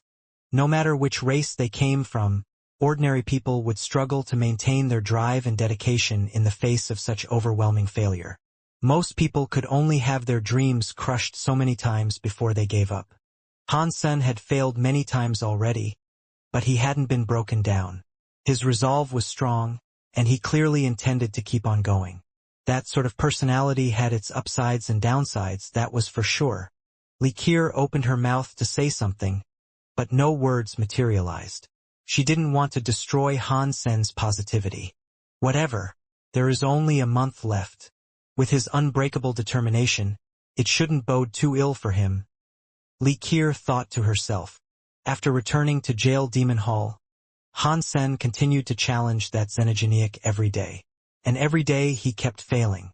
After 2 weeks had passed, Liqueur and Exquisite rarely visited anymore. He had failed far too many times, and he had yet to learn anything new. There was no reason for them to spend time watching such pointless fights. While he was occupied doing his own thing, the girls wanted to practice the knife skill under the sky, which they had learned from Han Senator, although their mental access to Han Sen's personal experience made it easier for them to cast the powerful skill. They were still having difficulty getting anywhere close to the talent Han Sen had with the skill. He is very talented when he fights. This kind of knife skill and knife mind are very rare to see. He should be a great help for us when practicing the very high sense, Li Qir complimented. It is a shame he isn't one of the very high. Otherwise, with his level of talent, he might be able to practice the very high sense. Exquisite said, her voice carrying a distinct note of regret. Li Qir sneered slightly. What is good about practicing the very high sense, anyway? I don't want to become one of those cold-blooded monsters. If I was given the choice, I would have never decided to practice it at all. It is because you have a 10 armor talent. Those with an armor talent that high must practice the very high sense. That is the rule of being one of the very high, Exquisite said. But why me? I really wish my talents were below 9 armors. Li Qir grumbled. Han Sen lost his next fight. He stumbled out of jail demon hall, covered with injuries. But then, he suddenly saw a very high man standing outside the hall looking at him. Han Sen didn't recognize this very high, but the man's eyes definitely looked hostile. This guy can't be Li Xuecheng, can he? Han Sen thought to himself. In his time in Outer Sky, Liu Zhen and Li Xuecheng were the two people he had offended the most. He had seen Liu Zhen before, but he had never seen what Li Xuecheng looked like. Even if this man wasn't Li Xuecheng, he was probably related to those two. Han Sen, you have been using Jail Demon Hall for 2 months. If you cannot kill the red blood demon, then get out of there. Don't waste people's time, Li Xuecheng said, staring at Han Sen. Li Xuecheng and Liu Zhen had lost everything after the silkworm fights. All they had left were their undies. Their parents had helped them pay back most of their debts, but they still owed a lot to a lot of people. Right now, the two men had nothing. Literally nothing. Even the resources they needed for practice had to be used as payment for others. Li Xuecheng had the idea of fighting the red blood demon. The red blood demon xenogenic gene was required in order to craft a particular deified treasure. If he could get his hands on that xenogenic gene, then Li Xuecheng could use it to earn more resources. Li Xuecheng couldn't kill the red blood demon alone, but he had his family backing him. If his family helped, he could probably take down the red blood demon. But when Li Xuecheng went to Open Sky Elder to request admittance to Jail Demon Hall, he was told that Han Sen had already registered there to be the one that killed it. He would have to wait until Han Sen failed before applying again. Li Xuecheng didn't believe Han Sen had what it took to slay the red blood demon, so he came to the Jail Demon Hall to see how things were progressing. And there, he found Han Sen getting repeatedly wrecked by the red blood demon. Exquisite told me I still have a month to go from the time I was allotted when I was signed up. Is that incorrect? Han Sen asked coldly, meeting at Li Xuecheng's gaze. If you don't have the required power, another month won't make any difference. Why not just give up now? Save yourself some time and stop inconveniencing others. Li Xuecheng shot back. I see. You say others, but you really just want me to do something that will benefit you, Han Sen said to Li Xuecheng, squinting slightly. You are correct. Rather than staying here and wasting everyone's time, just quit and save us all the trouble, Li Xuecheng said flatly. You are right. Making the lives of others more convenient is a nice thing to do. I shouldn't waste someone else's time. I should have finished here sooner, Han Sen said with a nod. He looked like he was agreeing with what Li Xuecheng said. That is a reasonable way of thinking. If you want to cancel your registration, you must visit Open Sky Elder. I can take you there, if you want, Li Xuecheng said, expecting Han Sen to genuinely throw in the towel. No, no, no. You misunderstood me. I will kill the red blood demon. Therefore, there will be no need for you to waste more time waiting for me, Han Sen said with a laugh. Kill it? What, are you going to kill it with boasting? Li Xuecheng looked at him with disdain. The red blood demon wasn't like ordinary primitive deifieds. Not even Han Sen's Apollo set would be enough to let him fight the creature. Han Sen had already stated his intentions. He was going to kill the red blood demon. Hansen acted as if it would be the simplest thing in the world, but to any of the very high, it would have sounded like he was daydreaming. If you don't believe me, then feel free to wait around. It isn't my time that's being wasted, after all. Hansen shrugged, as if he didn't care one way or another. After that, Hansen settled himself next to the stone pavilion to rest. The damaged Apollo set would take a while to recover as well. Fortunately, the Apollo set was good at mending damage it had sustained.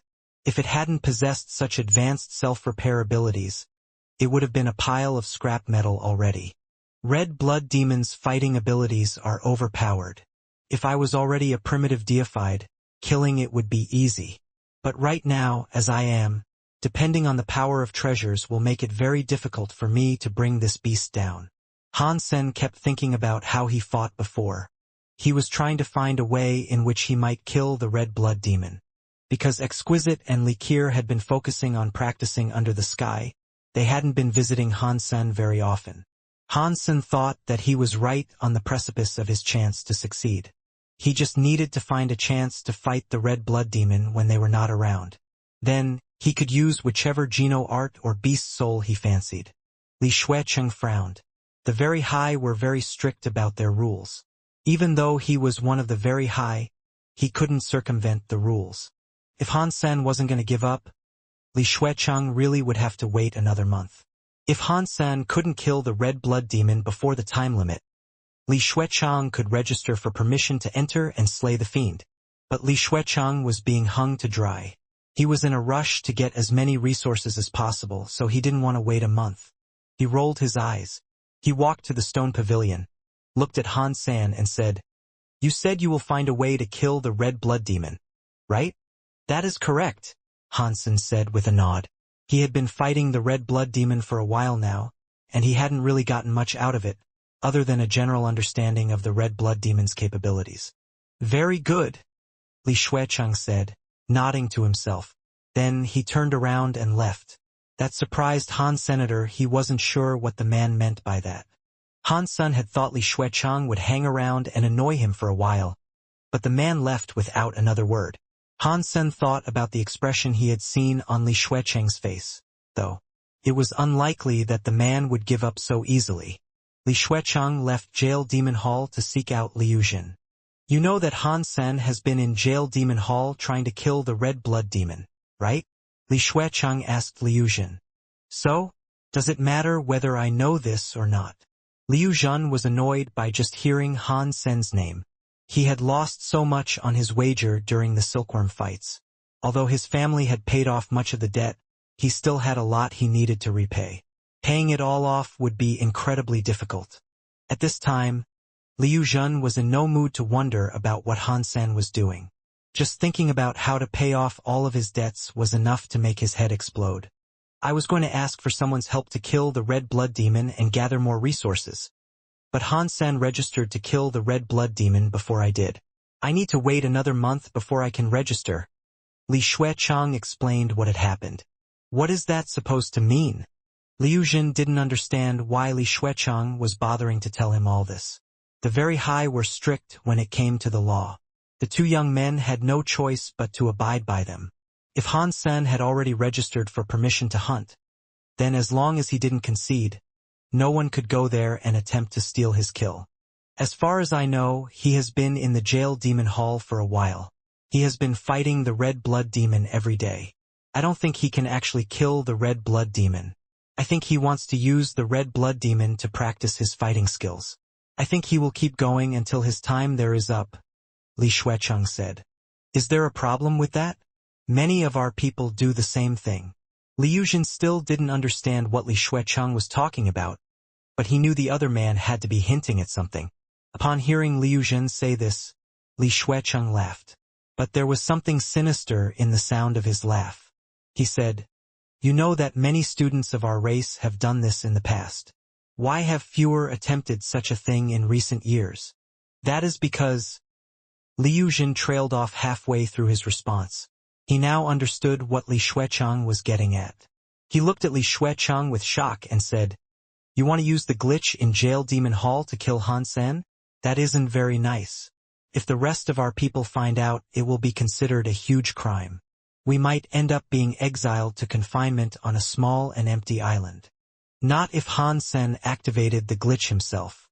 If that happened, it would have nothing to do with us? Li Xuechang grinned darkly. He then went on to say, he was the reason that we lost everything. Are you really going to sit back and accept that? Jail Demon Hall's restrictions originally weren't as strong as the real body of the Red Blood Demon. Because of that, the beast almost managed to escape.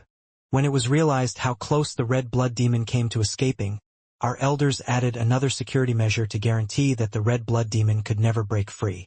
If the doppelganger gains enough power to break out of the first level of restrictions, then the extra security protocol goes into effect.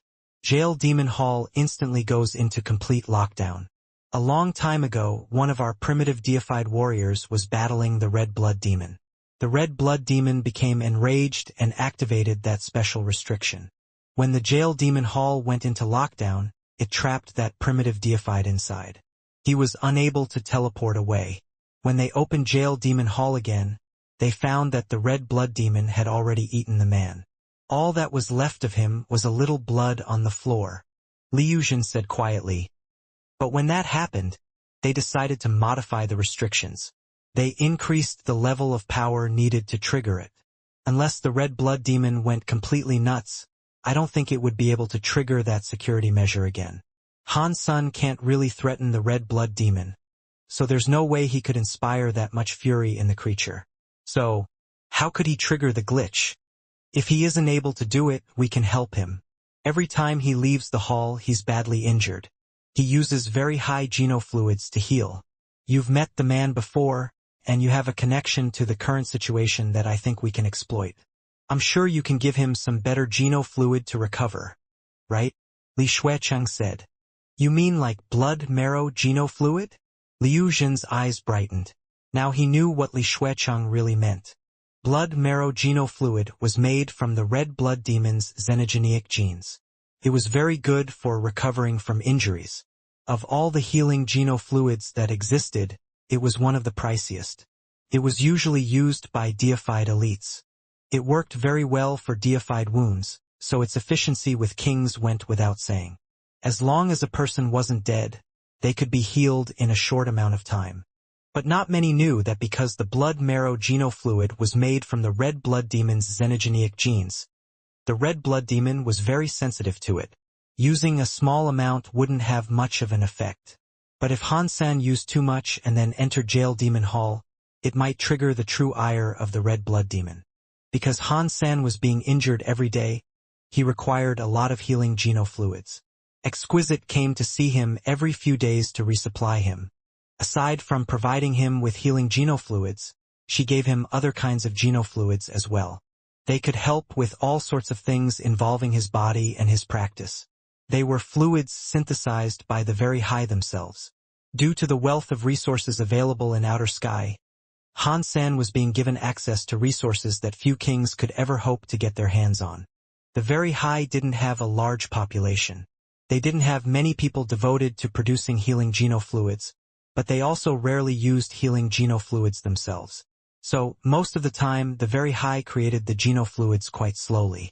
They kept enough on hand for ordinary use, but as Han Sen stubbornly continued to fight the Red Blood Demon, he had created a situation that the very high were uniquely unprepared for. Within a month, Han Sen had almost cleared out their genofluid reserves. If he wanted more, he would have to wait for more to be created. That meant one every few days. Why are there no more healing genofluids? Han Sen saw the genofluids Exquisite had brought him, and he noticed they weren't the same genofluids he usually used. Rather than the healing fluids that he really needed, these other genofluids would merely reinforce his genes and physical power. Even if there was a whole warehouse full of healing genofluid, it wouldn't be enough to support the amount you keep consuming, Exquisite said. She pointed toward a box with 6 red genofluids and went on to say, "This is a high-class healing genofluid. They only offer it to deified fighters. Since there are no more of the weaker fluids available, you are being gifted these. Do not go through them willy-nilly. If you use up these, you won't be granted any more for the next 2 weeks. Exquisite didn't know that blood marrow genofluid had the xenogenic genes of the red blood demon in it. After all, few people knew exactly what was inside a medicine when they took it. The red blood demon's xenogenic genes were just one element of these fluids. They weren't even the primary ingredient. Even if Exquisite had known the xenogenic genes were in the fluid, she wouldn't have known about the potential side effects in this situation. Liu Zhen and Li Xuecheng knew about this because one of their elders had used a large amount of blood marrow genofluid before going into the jail demon hall to kill the red blood demon. The red blood demon had instantly gone into a fury. Luckily, the man had been a larva class deified. Despite the red blood demon's rage, he had been able to kill it. Only a few people who were close to that elite knew about this. Exquisite and Likir didn't know much about that elite, so they didn't know how taking the genofluid would affect the monster inside the hall. Liu Zhen and Li Xuecheng wouldn't have come up with this plan if the creature's reaction to the genofluid was generally known. Hearing that there was an even better genofluid that he could use, Han Sen was more than pleased. If he could recover faster, he could spend more time fighting the red blood demon. Although he was unable to beat the red blood demon, he was honing his talents as he fought the creature. That was because the red blood demon had been continuously suppressing him. Han Sen had gained a huge amount of experience by being so determined. This kind of wound really hurts. Han Sen looked down at his chest and saw his exposed heart, which had come close to being shredded. He had a wry smile. If Han Sen had lacked his impressive abilities of recovery, such a strike would have likely killed him. Opening a blood marrow genofluid, Han Sen quickly gulped it all down. He felt a warm sensation race through his body. A numb, itchy feeling passed over his wounds, and Han Sen's injuries began to heal. He watched in amazement as his wounds sealed closed. This is good stuff. No wonder this is considered a superior item usually reserved for deified elites. The effects are 10 times stronger than what I was using before. Han Sen grinned widely when he saw the wounds heal so quickly. His wounds would have taken half a day to heal previously, but now they took less than an hour. But the Apollo set hadn't recovered yet, so Han Sen had to keep waiting. Without the Apollo set, his body wouldn't last. Han Sen didn't waste a single second of his free time, though. He practiced very real body and God's wander for a bit. Those 2 Geno arts were very beneficial for him to practice with. They could be used at any time. When the Apollo set had finally recovered, Han Sen decided it was time to enter jail demon hall again. But to Han Sen's surprise, the red blood demon was sitting on the stairs staring at him when he entered. It didn't attack him as soon as it saw him. What is this? Han Sen wondered. It seemed odd that on this random day, the red blood demon's temper had improved so much. While Han Sen wondered what it was doing, the red blood demon's body flashed with a bloody light. His bug wings opened. The strange horn on its head flashed with a crimson that looked like a sun. Holy shit! What is going on with this guy? Why has it suddenly exploded with a scary power like this? Han Sen was very confused. He had fought the red blood demon for a very long time now, but he had never seen it so enraged. And it had suddenly gained a frightening amount of power. Before Han Sen had time to consider his situation, he saw the red blood demon's evil-looking crimson eyes light up like light bulbs and turn to stare at him. Han Sen didn't say anything. He just wanted to teleport away from jail demon hall. Han Sen couldn't fight the red blood demon at its normal power level, but now it was a raging version of itself. For all he knew, this thing could destroy his body in one punch and cripple him, leaving him no chance of teleporting away. But the moment Han Sen ripped space open to leave, he saw all of the markings across Jail Demon Hall light up in a single brilliant flash. The whole of the Jail Demon Hall was covered in a holy light. Pang! Han Sen bounced out of space and almost hit the ground. He descended into a nice roll, which was how he managed to maintain his balance. What is this? Why have Jail Demon Hall's restrictions flared up and sealed the entire structure with me inside? Han Sen's face changed. He looked around frantically, and he found that wavy beams of light covered every surface of the hall. The whole building was sealed up tight, and there was no getting out now. Han Sen realized that he was in a scary and dangerous situation. Jail Demon Hall was sealed, and he couldn't use God's wander to leave. He was trapped inside with the beast. Furthermore, the red blood demon had become far more dangerous than usual. When Han Sen had fought the red blood demon previously, he could only last a few minutes. But now the red blood demon was in a scary mode. Thinking of this, Han Sen turned his attention back to the red blood demon. The red blood demon's eyes were giving off red light. It looked like a small flashlight, the beam of which landed on Han Sen. "What is this? I thought we were friends. I'm just taking a break here, you go and do your stuff. No need to worry about me." Han Sen forced a smile at the red blood demon as he spoke. The red blood demon actually smiled back at Han Senator, but that smile sent a chill down his spine. The jagged, razor-like teeth that lined its maw were particularly menacing to see. It was like a demon that could destroy and devour anything. The next second, the red blood demon let out a strange screech. Its body was like a red shadow, and it was coming straight for Han Senator. Han Sen's eyesight couldn't read its movements either. He saw the flash of a red shadow, but the red blood demon remained where it was. Then, another red blood demon appeared in front of him. Its sharp claws were already digging into his chest. Pang! The talons of the red blood demon tore through Han Sen's body, and it exploded like a water balloon. The next second, the water that had separated began to gather up again. It reformed Han Sen's face, but before the water finished reconstituting Han Sen's body, the creature spread its claws again.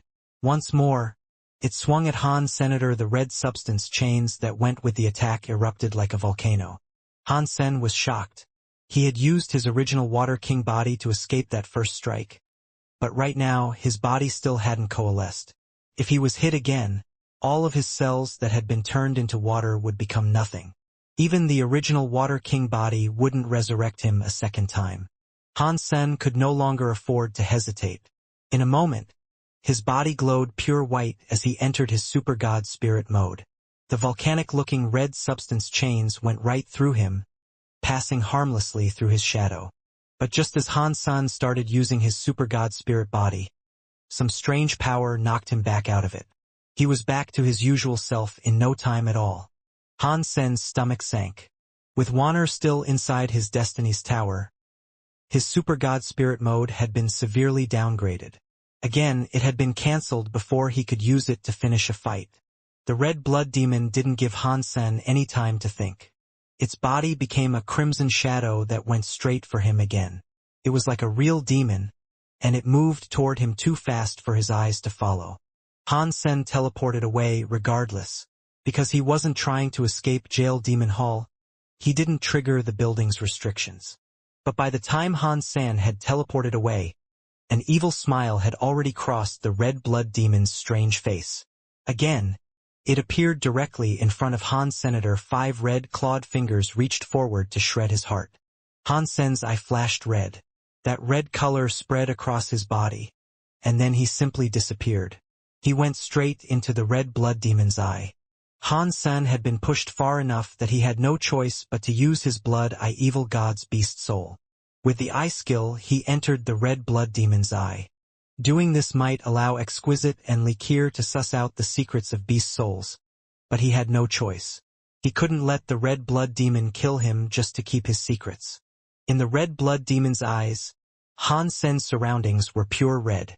It was completely different from the eyes Han Sen had entered before. Han Sen felt a bit relieved for a moment. Just as he thought he had escaped all of the danger, he saw the redness around him begin to boil. The power rose up around him like scary flames of blood. That power carried a scary presence, and it turned the whole of the eye world into a flaming red sea. Han Sen could feel the power inside the bloody flames. He didn't dare stay there any longer. He teleported out of the red blood demon's eyes. This guy is too much for me to deal with. As soon as Han Sen teleported out, the red blood demon was coming for him with its red substance chains lashing around. It reached Han Sen in an instant. Han Sen's purple eye began to spin as he used the purple eye butterfly beast soul to trace the movements of the red blood demon. He used the power of all the beast souls he had, without hesitation. He used Move Mountain Area's Area Beast Soul and even his own Dongxian area. He used Jade Skin, the Bloodpool Sutra, and more. He used everything he could to repel the monster. He pushed all of his powers to the max. Aside from the Peacock King's soul robe that couldn't be worn in tandem with the Apollo set, Han Sen used every beast soul he had at his disposal. Even so, Han Sen's power and speed were unable to close the gap between him and the Red Blood Demon. He used his formation and judgment powers to their full potential, and he barely dodged the next attack. Catcha! When the Red Blood Demon attacked for the third time, it was already too late for Han Sen to avoid. The red substance chain brushed right by his ribs. 3 of his rib bones snapped instantly, and his flesh was torn through. I have to fight for my life again. Han Sen's mind was still calm at that moment, though.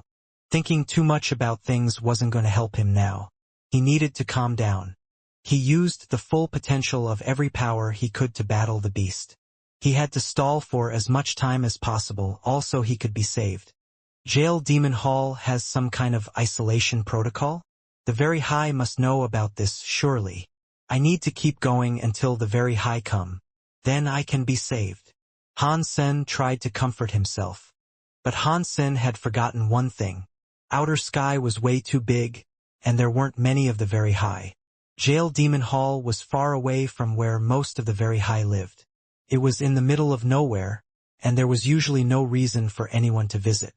If the Very High noticed there's something amiss, it would still take them half an hour to get there. It might even take them longer than that.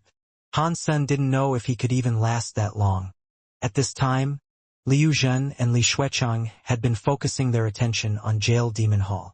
When they saw Jail Demon Hall's door suppress the Red Demon Beast's light, they knew that their plan had succeeded.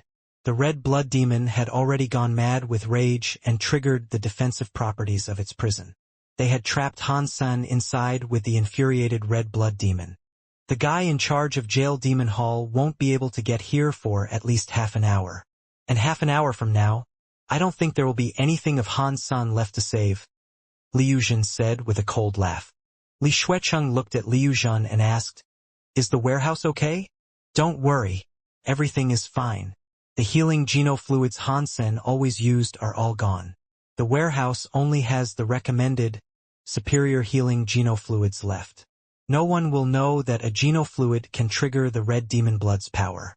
Even if they found out it was the blood marrow genofluid that triggered the Red Blood Demon's rage, they couldn't blame me. It would just be an unfortunate event, caused by no one but himself. That is great, Li Xuechang said with relief. He smiled and went on to say, Exquisite just gave him some genofluids too. She won't be here for another 2 days, at least. He is very dead this time. He is such a genius. It is a shame he has to die. But no one asked him to be our enemy. Exquisite and Li Qir were practicing under the sky, trying to employ Han Sen's experience to their advantage. All of a sudden, both of their phones rang at the same time. They saw the number and it shocked them. Why is the inspection department calling us? Li Qir asked with confusion. She quickly answered her phone. It didn't take long for Li Qir and Exquisite's faces to change. Li Qir screamed, What? Jail Demon Hall's restrictions have been triggered. Because Jail Demon Hall's restriction powers had been activated, they had no way of learning what was going on inside. Either. All of their scrying powers had been cut off due to the hall's defenses. So, right now, even the inspection department couldn't tell what was happening inside the hall. They had already sent out an agent. When they found out who was in charge of Han Sen's challenge to the Red Blood Demon, they contacted Exquisite and Li Qir. They asked if the 2 women knew if Han Sen was inside, because the restrictions had been triggered 10 minutes before. It is over. Exquisite and Li Qir felt cold. Only Han Sen had permission to hunt inside that hall, so he was the only person inside. If the Red Blood Demon had triggered the defenses, Han Sen was probably the reason that it had done so. After the 2 of them spoke to the inspection department, they used God's Wander to travel to Jail Demon Hall. They prayed Han Sen wasn't inside. But the closer they got to Jail Demon Hall, the colder they felt. That was because they couldn't sense their connection with Han Sen or something was smothering their ability to feel what he was feeling. There weren't many powers that could sever their connection with Han Senator. The power that bound the true god Xenogeneic within Jail Demon Hall was one of the only things that could. There was an 80% to 90% chance that Han Sen was trapped inside Jail Demon Hall. He could even be dead already. Every second inside Jail Demon Hall was a desperate scramble as Han Sen attempted to cling to life. Thus far, he had only been inside the hall for 1 minute, and his body had already incurred 7 or 8 wounds. Those wounds were so deep that bones were visible inside them. Damn it! This isn't the way. Han Sen felt terrible. His power was no match for the monsters, and the skills he had were losing their effectiveness. I have to try this out. As Han Sen teleported away, he used the moment's reprieve to pull out a piece of gear. It was a peculiar bottle. The handle was the tail of 2 sirens. It was the holy item siren bottle from the sirens in the Extreme King. Han Sen tapped on the left side of the siren bottle, but before he could take the next step, the red blood demon was in front of him. Its sharp claws were like knives, and Han Sen was unable to avoid them. He immediately summoned the shield of the Medusa's gaze to block the red blood demon's scary attacks. Although Han Sen couldn't use the power of the shield to attack, it still had amazing defenses. The red blood demon's claws came down on the shield, but failed to deal any damage to it. The scary power blasted Han Sen and the shield away, though. Pang! Han Sen's body slammed into the back wall of the hall. His entire body felt as if it had been shattered. It was almost too painful for him to stand back up. Han Sen got control of his pain and teleported away. The next moment, the red blood demon was right where Han Sen had just been. The red substance chains lashed out against the wall and made the spells flash. The siren bottle that had fallen to the floor was glowing weirdly. It displayed the face of the Siren Virgin. Siren Virgin, I'm in trouble. Help me get rid of this guy. Han Sen quickly shouted at the Siren Virgin when she appeared. Han Sen had just said that when the red blood demon's talons flashed toward him again. Han Sen flapped his Apollo wings and, through careful judgment, decided to veer left. He managed to evade the attack, but the red blood demon's body flashed again. Those claws were right in front of Han Sen once more. Han Sen tried his best to dodge, but a substance chain still connected with his shoulder. The blow opened him deeply enough to expose pale white bones inside his flesh. The red blood demon? The Siren Virgin said in shock when she saw the red blood demon. It's good that you know this creep. This is just a doppelganger, though. It is only primitive class. Do you know how to deal with it? Han Sen immediately asked as he teleported again. With a wry smile, the Siren Virgin said, If my true body was still here, perhaps I could fight it. But right now I still don't have a body. There is no way for me to help you. Although it is just a doppelganger, the red blood demon is a doppelganger that carries the battle experience of its true self. It isn't like an ordinary primitive deified. So I wish you luck. After that, the body of the Siren Virgin shrank. She returned to the siren bottle. Han Sen didn't have any time to be angry. The red blood demon was already on him again. He had nowhere to dodge, so he had to use the shield of the Medusa's gaze to block the strike again. Although the shield protected Han Sen's body from the creature's claws, it did nothing to soften the impact of the strike. It made Han Sen's body feel like it had been struck by a big hammer. Han Sen was unable to fight the fiend, and he knew he couldn't escape. He was at a dead end. I can't keep going on like this. If this keeps up, my body isn't going to last. Even if I find a chance to strike back, I won't have any strength left to do so. I guess I will just have to try this. Han Sen gritted his teeth. The blood pulse sutra inside his body began to surge like mad. But this time, it was different. The blood pulse sutra's path ran in complete reverse. This Geno art was no longer the blood pulse sutra. It was the Shen Yellow Sutra Han Sen had fished out of the underworld lake. It was a different Geno art entirely from the Blood Pulse Sutra. Han Sen was desperate. He had to try every option he had before it was too late. If Mr. White's theory of the Shen Yellow Sutra was correct, perhaps the Shen Yellow Sutra was the last thing that could save Han Sen's life. If someone else had attempted to practice the Shen Yellow Sutra, it would have been extremely hard. But to cast it, Han Sen only had to reverse the Blood Pulse Sutra. He hadn't even needed to practice with it. But this was Han Sen's first time casting the Xian Yellow Sutra. He didn't know what would happen after he used it. The Blood Pulse Sutra's power was gunning in reverse through Han Sen's body. It made him feel like his entire body was covered in static. It made him feel as if his body wasn't coursing with blood, but with electricity instead. The tingling pain almost made Han Sen, a man with a strong will, scream aloud. The Blood Pulse Sutra usually released a red aura. In reverse, though, that color darkened to a red that was nearly black. It was like old, dried-up blood. The red blood demon was unbothered by this change. Its eyes still looked murderous, and it swung its claws at Han Sen again. It would be too hard for Han Sen to dodge. His body was in so much pain that it felt like he was going to be torn apart. There was no way he could dodge the next strike. Han Sen gritted his teeth to endure the pain and raised his shield to protect his body. At the same time, he punched toward the red blood demon. The red blood demon ignored Han Sen's fist as the claws came down upon the surface of the shield. Han Sen clutched the shield desperately. He moaned in pain. The reversed Blood Pulse Sutra released its power, and it felt as if his body was being torn apart. The pain he felt was too difficult to describe. Pang! The red blood demon's blow came down on the shield. Han Sen's body flew away with the shield, but the Xian Yellow Sutra he cast also hit the red blood demon. Han Sen hit the seal again, and he once more coughed up blood. But he noticed that his wounds weren't as grievous as they had been. Then, to his shock, Han Sen realized that the Blood Pulse Sutra had become half-deified. It had finally completed a key step in its ascension, combining the 9 tiers to revert back to 1. He quickly looked at the red blood demon. He wanted to know if the Xian Yellow Sutra had worked or not. The results were disappointing. The red blood demon didn't look as if it had been injured. It looked the same as it always had. Its presence was oh so scary.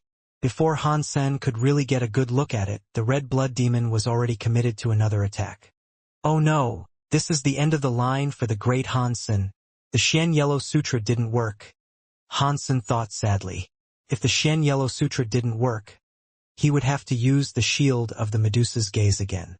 But with his body already injured, using the shield would probably end up sucking him dry again. This time he could die, and it was way too big of a risk. So, despite the dire nature of his situation, Han Sen hesitated to use the power of the shield. But as he hesitated, something unbelievable happened. Han Sen could feel the red blood demon's power and speed lessen. Han Sen used a teleportation trick to avoid the red blood demon's next attack. The creature's reaction speeds were clearly much slower than they had been before. Its reduced speed gave Han Sen the opportunity to slide out of range. Although Han Sen was still mostly outmatched by the red blood demon, he discovered that his powerful predictive abilities, when used in concert with God's wonder, were allowing him to begin protecting himself from the creature's attacks. Has the Xian Yellow Sutra started working? But this effect is much weaker than I thought it would be. It has only made the red blood demon a little bit slower.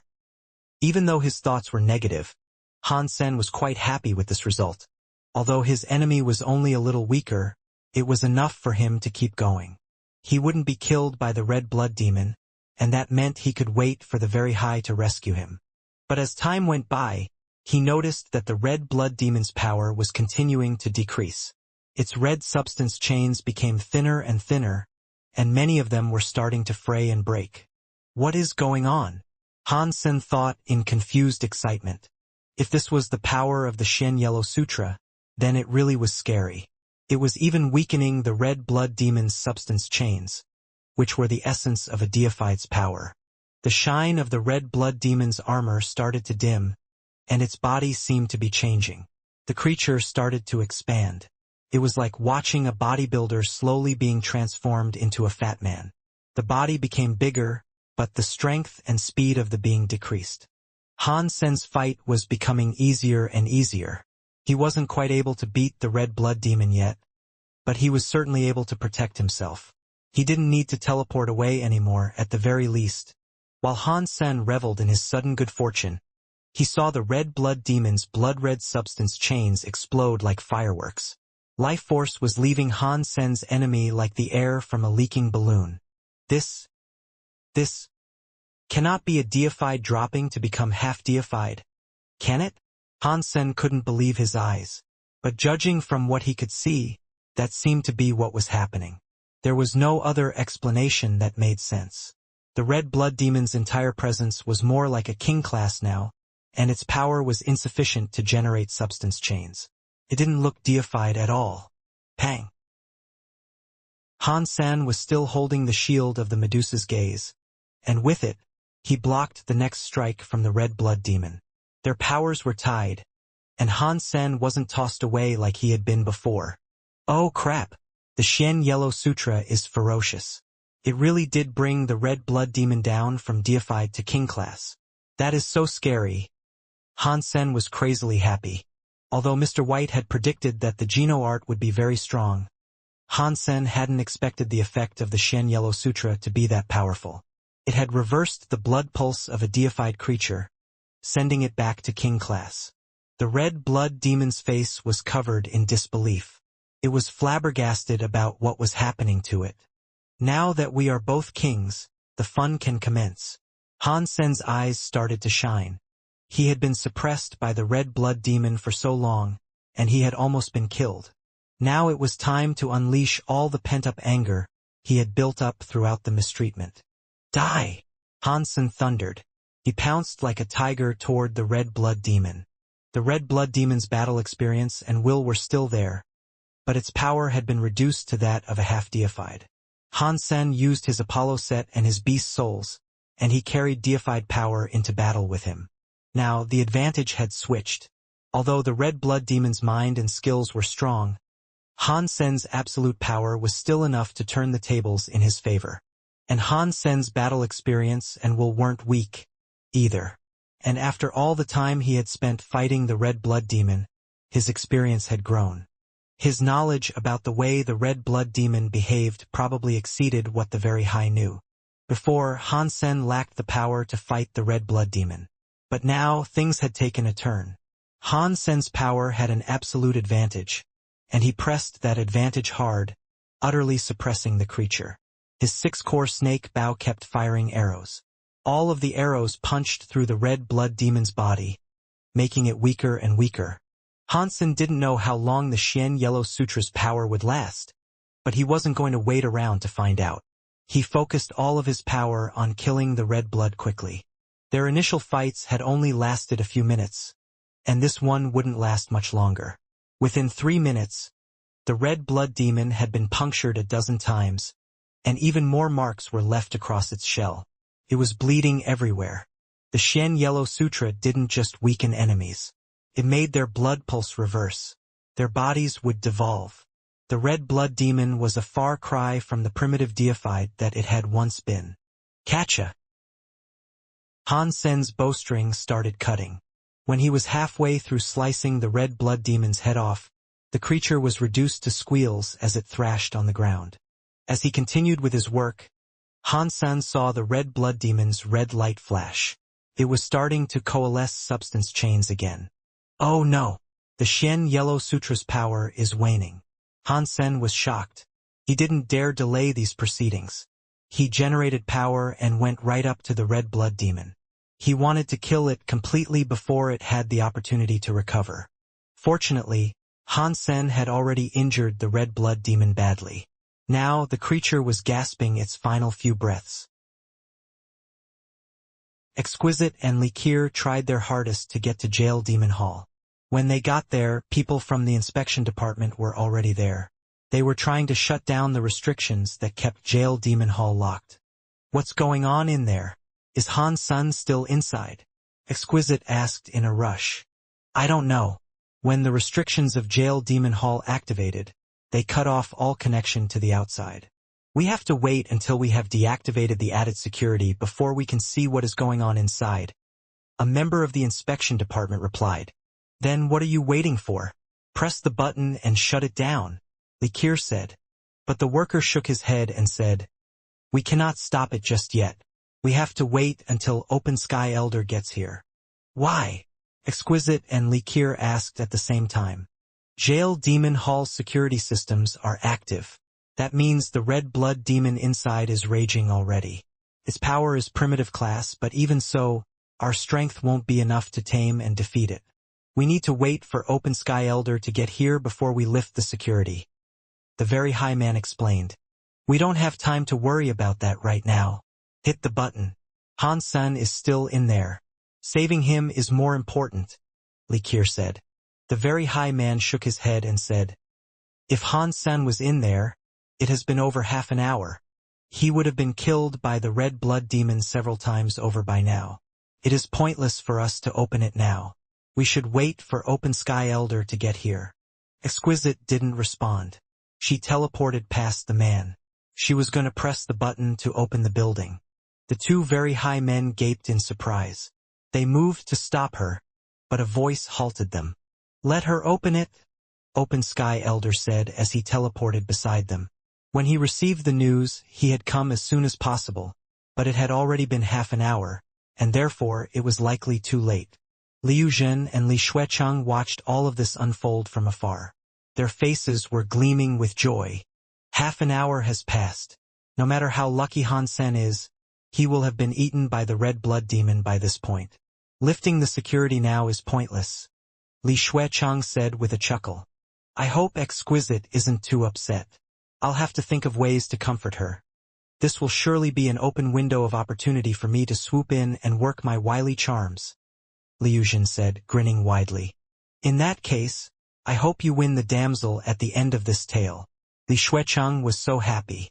It felt like he had been waiting a long time to take out Han Senator. This was ointment to the long string of bad days he had recently suffered. Exquisite, let them do it.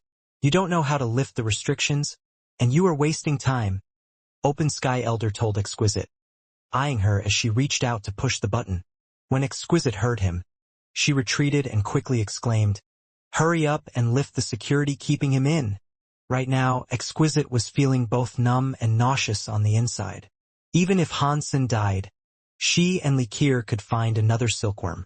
It didn't have to be Han Sen, but for some reason, she didn't want to entertain the thought of finding someone else. Merely the idea made her feel dismal. I'd never find a silkworm like Han Sen again. That's why I'm feeling like this. It must be the reason. It must. Exquisite had realized that her emotions weren't very rational, and so she was desperately trying to convince herself that they were. The two inspection department men stepped forward and pushed the button.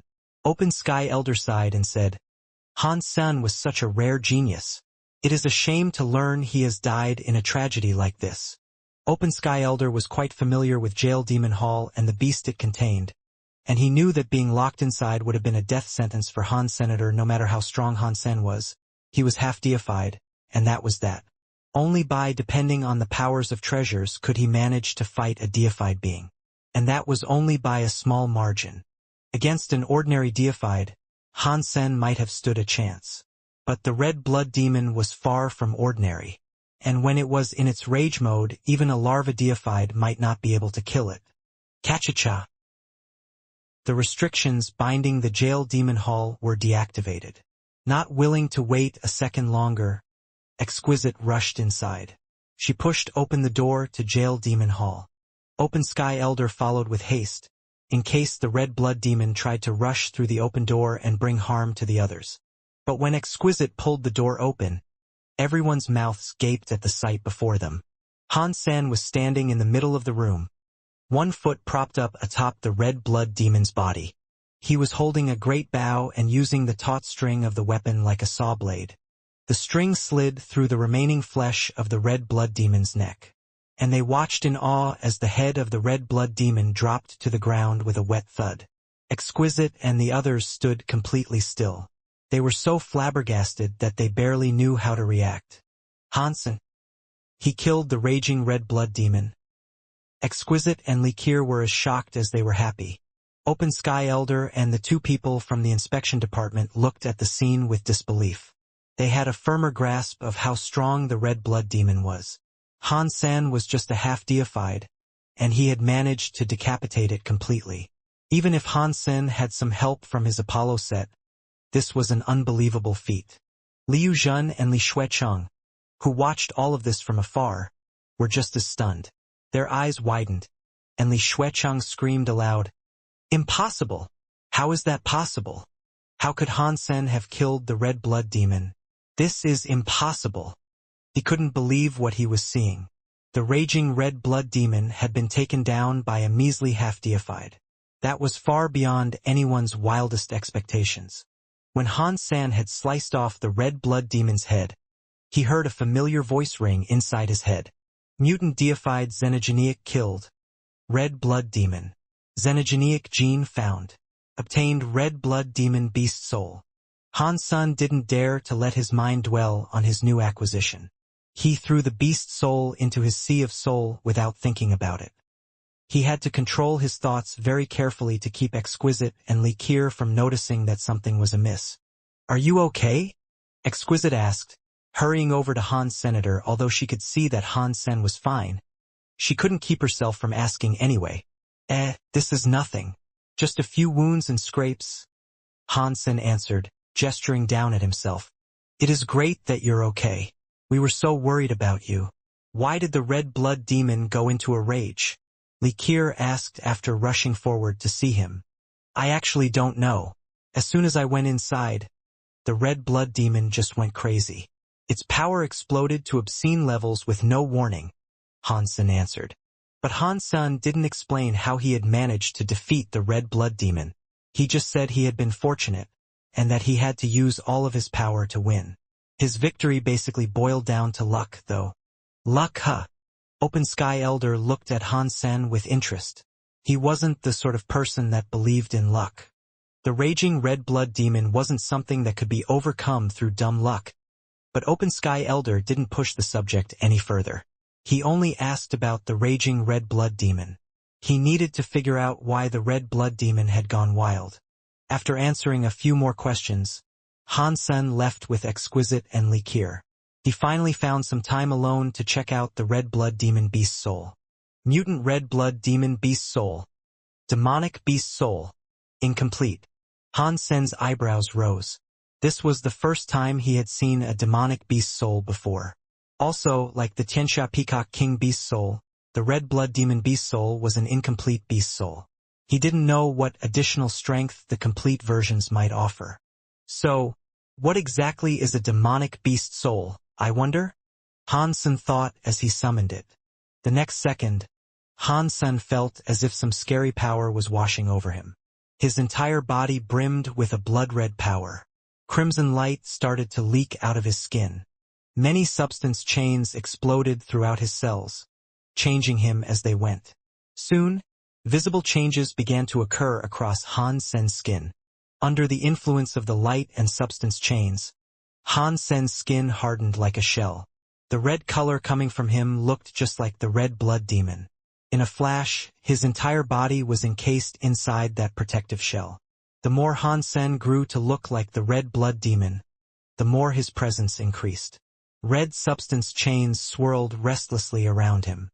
This is like a shape-shifting beast soul, but it is a bit different. Transfusion shape-shifting beast souls transform my body to look like the creatures that the beast souls originally belonged to. This demonic beast soul reinforces my body as well, however. I'm basically half human and half demon, Han Sen murmured to himself, trying to get a sense for exactly how the beast soul worked. He was very pleased with his prize. Despite the change in Han Sen's appearance, the demonic beast soul wouldn't turn him into a xenogeneic. He would have both the red blood demon's power and his own human power. In demon mode, I would probably have enough power to fight the red blood demon reliably. So even if I ran into the red blood demon again, I wouldn't have such a hard time. Han Sen tried to explore the breadth of the beast soul's power. The demonic power it wielded was greater than Han Sen had expected. He liked it more and more. But what does the incomplete part mean? Does that mean the Peacock King beast soul and the red blood demon beast soul can still be upgraded? If so, how do I make them complete beast souls? Han Sen thought to himself. The incident in Jail Demon Hall had yet to be explained. Although it was suggested that the raging of the red blood demon might have been somehow connected to the blood marrow genofluid, the inspection department came to no ultimate conclusion. And before the incident, no one had known that the bone marrow genofluid could produce this sort of effect. The warehouse frequently offered that type of genofluid when they ran out of the ordinary ones, so it all seemed like one giant coincidence. No one should have been responsible for what occurred. But Hansen thought things couldn't have been that simple. He firmly believed the event had something to do with Liu Jin and Li Xuecheng. Li Xuecheng had visited him not long before the lockdown took place. The timing was too suspicious to be a coincidence. But there was no evidence linking the event to Li Xuecheng, and that meant Hansen could not do anything to the man. It is a shame that the red blood demon doppelganger will take another 6 months to regenerate. Otherwise, I could go and kill it again. Maybe that would help me figure out what an incomplete beast soul is. Hansen thought to himself as he fished at Underworld Lake. Then he heard Bauer's voice shouting to him, interrupting his thoughts. "Dad, I fished up the sheep head again," Bauer yelled as she pulled at the underworld silk. Hansen looked toward her and saw that she was indeed pulling the 4-sheep cube toward her. Half of it was visible through the clouds of the lake. Hansen had gotten used to this happening. Bauer frequently caught the 4-sheep cube on the end of her line, but she was never able to bring it out of the lake. Indeed, whenever the 4-sheep cube was on the cusp of being pulled free of the lake's surface, the underworld silk tended to snap. The 4-sheep cube would sink below the white mists again. After fishing it up so many times without actually being able to catch it, Bauer was starting to get angry. As she watched the 4-sheep cube again, waiting for the moment it fell back into the lake, she decided to try something new. With her free hand, she summoned her little gourd. She aimed the gourd at the sinking 4-sheep cube. Then Bauer tapped the top of the gourd, unleashing a weird power. It was like an invisible lasso had been slung over the 4-sheep cube. It yanked the 4-sheep cube in the direction of the little gourd. Hansen looked at Bauer with shock. The things in Underworld Lake were very special, and generally only strings made of underworld silk could affect them. Other powers didn't really do anything in Underworld Lake. Until an item left Underworld Lake completely, no types of power should have worked on it. Hansen had already tried using his own powers to remove the 4-sheep cube from the lake, but it hadn't worked. If his power touched the surface of Underworld Lake, the mist would disrupt and render it null. But the little gourd's power of suction didn't seem to be affected at all by the lake. It easily pulled the 4-sheep cube up and away. Unfortunately, Bauer didn't have enough raw power, and she seemed to be struggling to pull the statue free of the clouds. He didn't know if it was an illusion, but it felt like the 4-sheep cube was using its own strength to pull itself back into the lake. It was trying to return to the camouflage of the clouds. Bauer gripped her little gourd tightly, and the weight of the statue slowly began to drag her little body toward Underworld Lake. Hansen's heartbeat sped up, and he teleported over beside her and grabbed hold of her.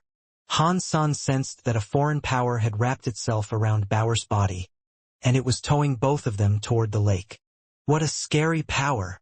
Hansen's face paled slightly. He didn't have time to think, so he simply summoned his Peacock King Soul robe and used all of his power to remain still. His legs dug into the lakeside soil. It wasn't enough.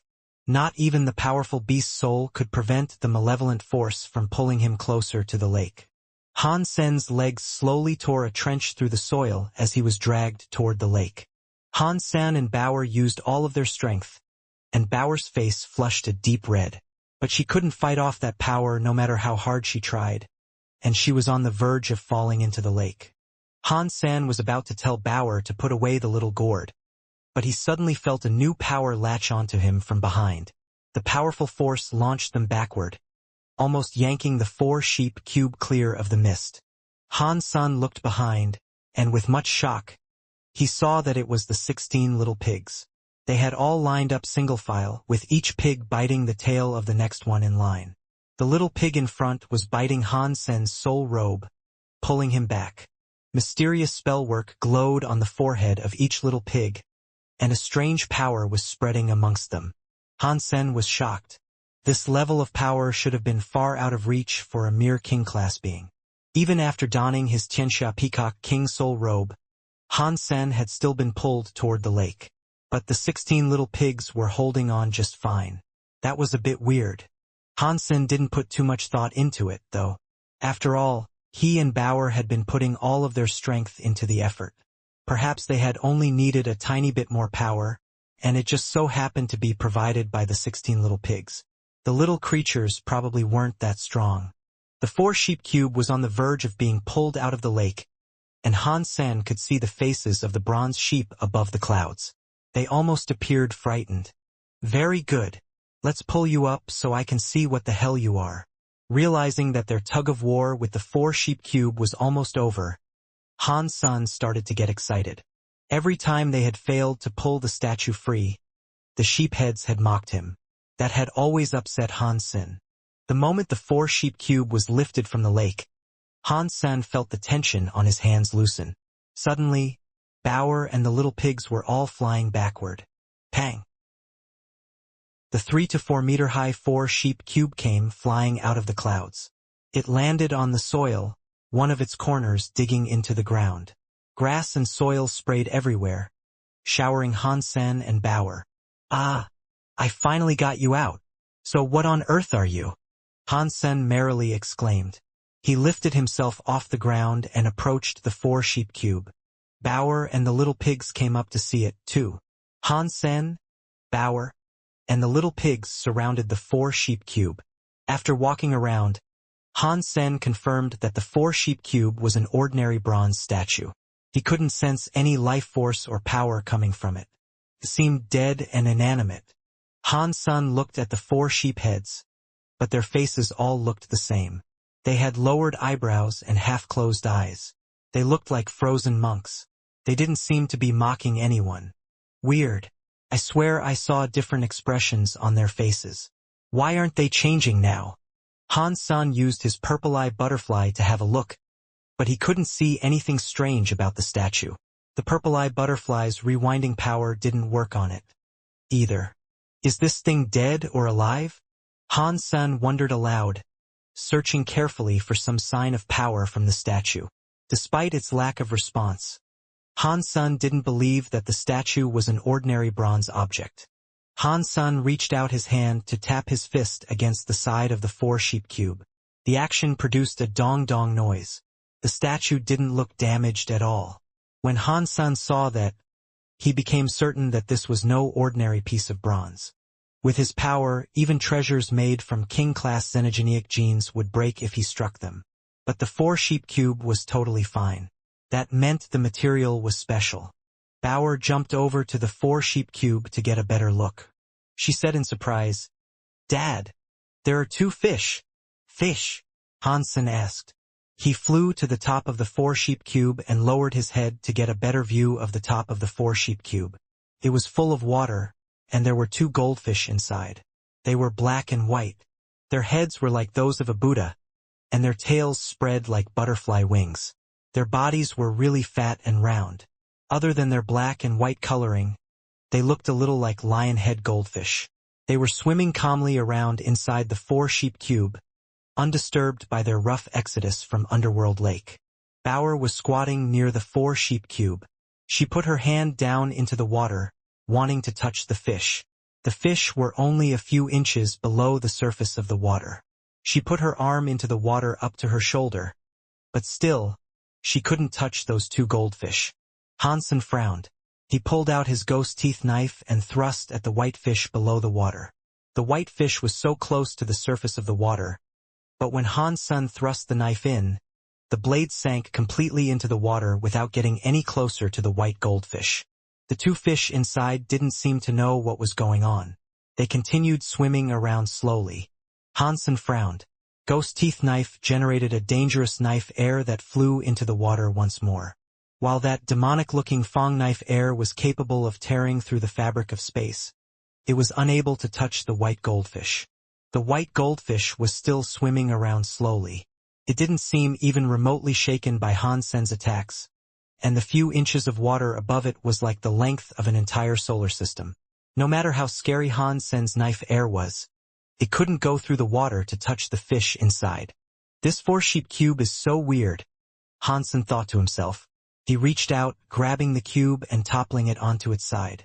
Water began pouring out of the top of the statue.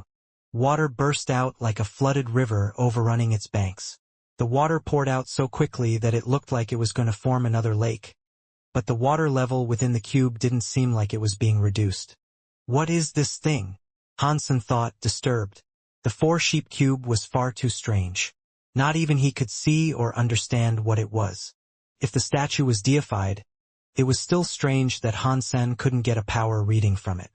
And if it was just an ordinary object, it shouldn't have been able to hold an ocean's worth of water.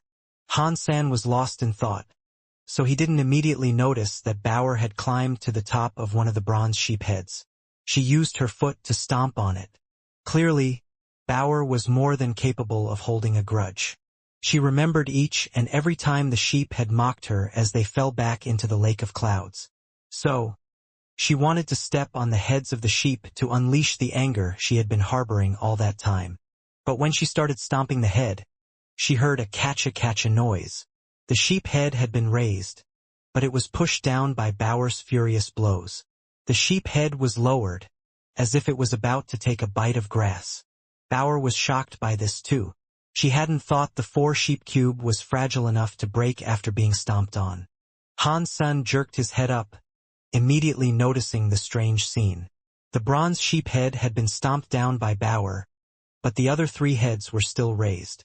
An ominous feeling rolled through Hansen's stomach. Before, when he struck the statue, he thought it was a very hard object. He had been unable to leave a single mark on the object. Bauer, however, had almost broken one of the heads when she stomped on it twice. If Bauer didn't use some special power to do that, then the cube...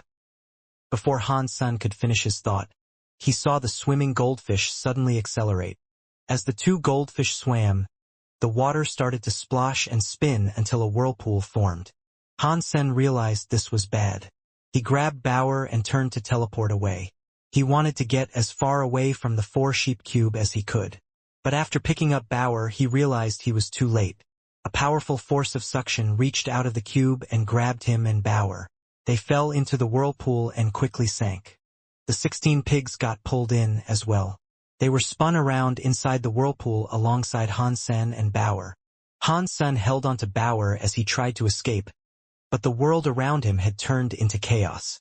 When he finally managed to regain control of himself and pull himself out of the water, he froze. The four-sheep cube sat quietly beside him, and the two goldfish were once more swimming placidly through the water. The vortex had disappeared, and the sheep head that Bauer had stomped on looked ordinary again. Just like the other three sheep heads, it was raised. Its eyebrows were lowered and its eyes were half open.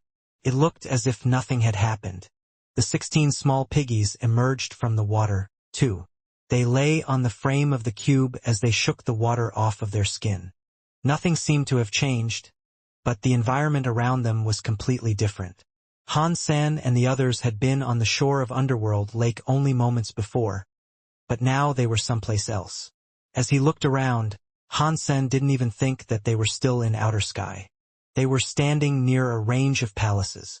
Unlike the palaces that could be found in outer sky, however, these palaces hadn't been constructed atop mountains. Rather, they were built across the surface of a nearby sea. All kinds of different palaces stood across the seemingly endless sea. They were like islands, spread out across an infinite ocean. This place wasn't anywhere to be found in outer sky. What is this place?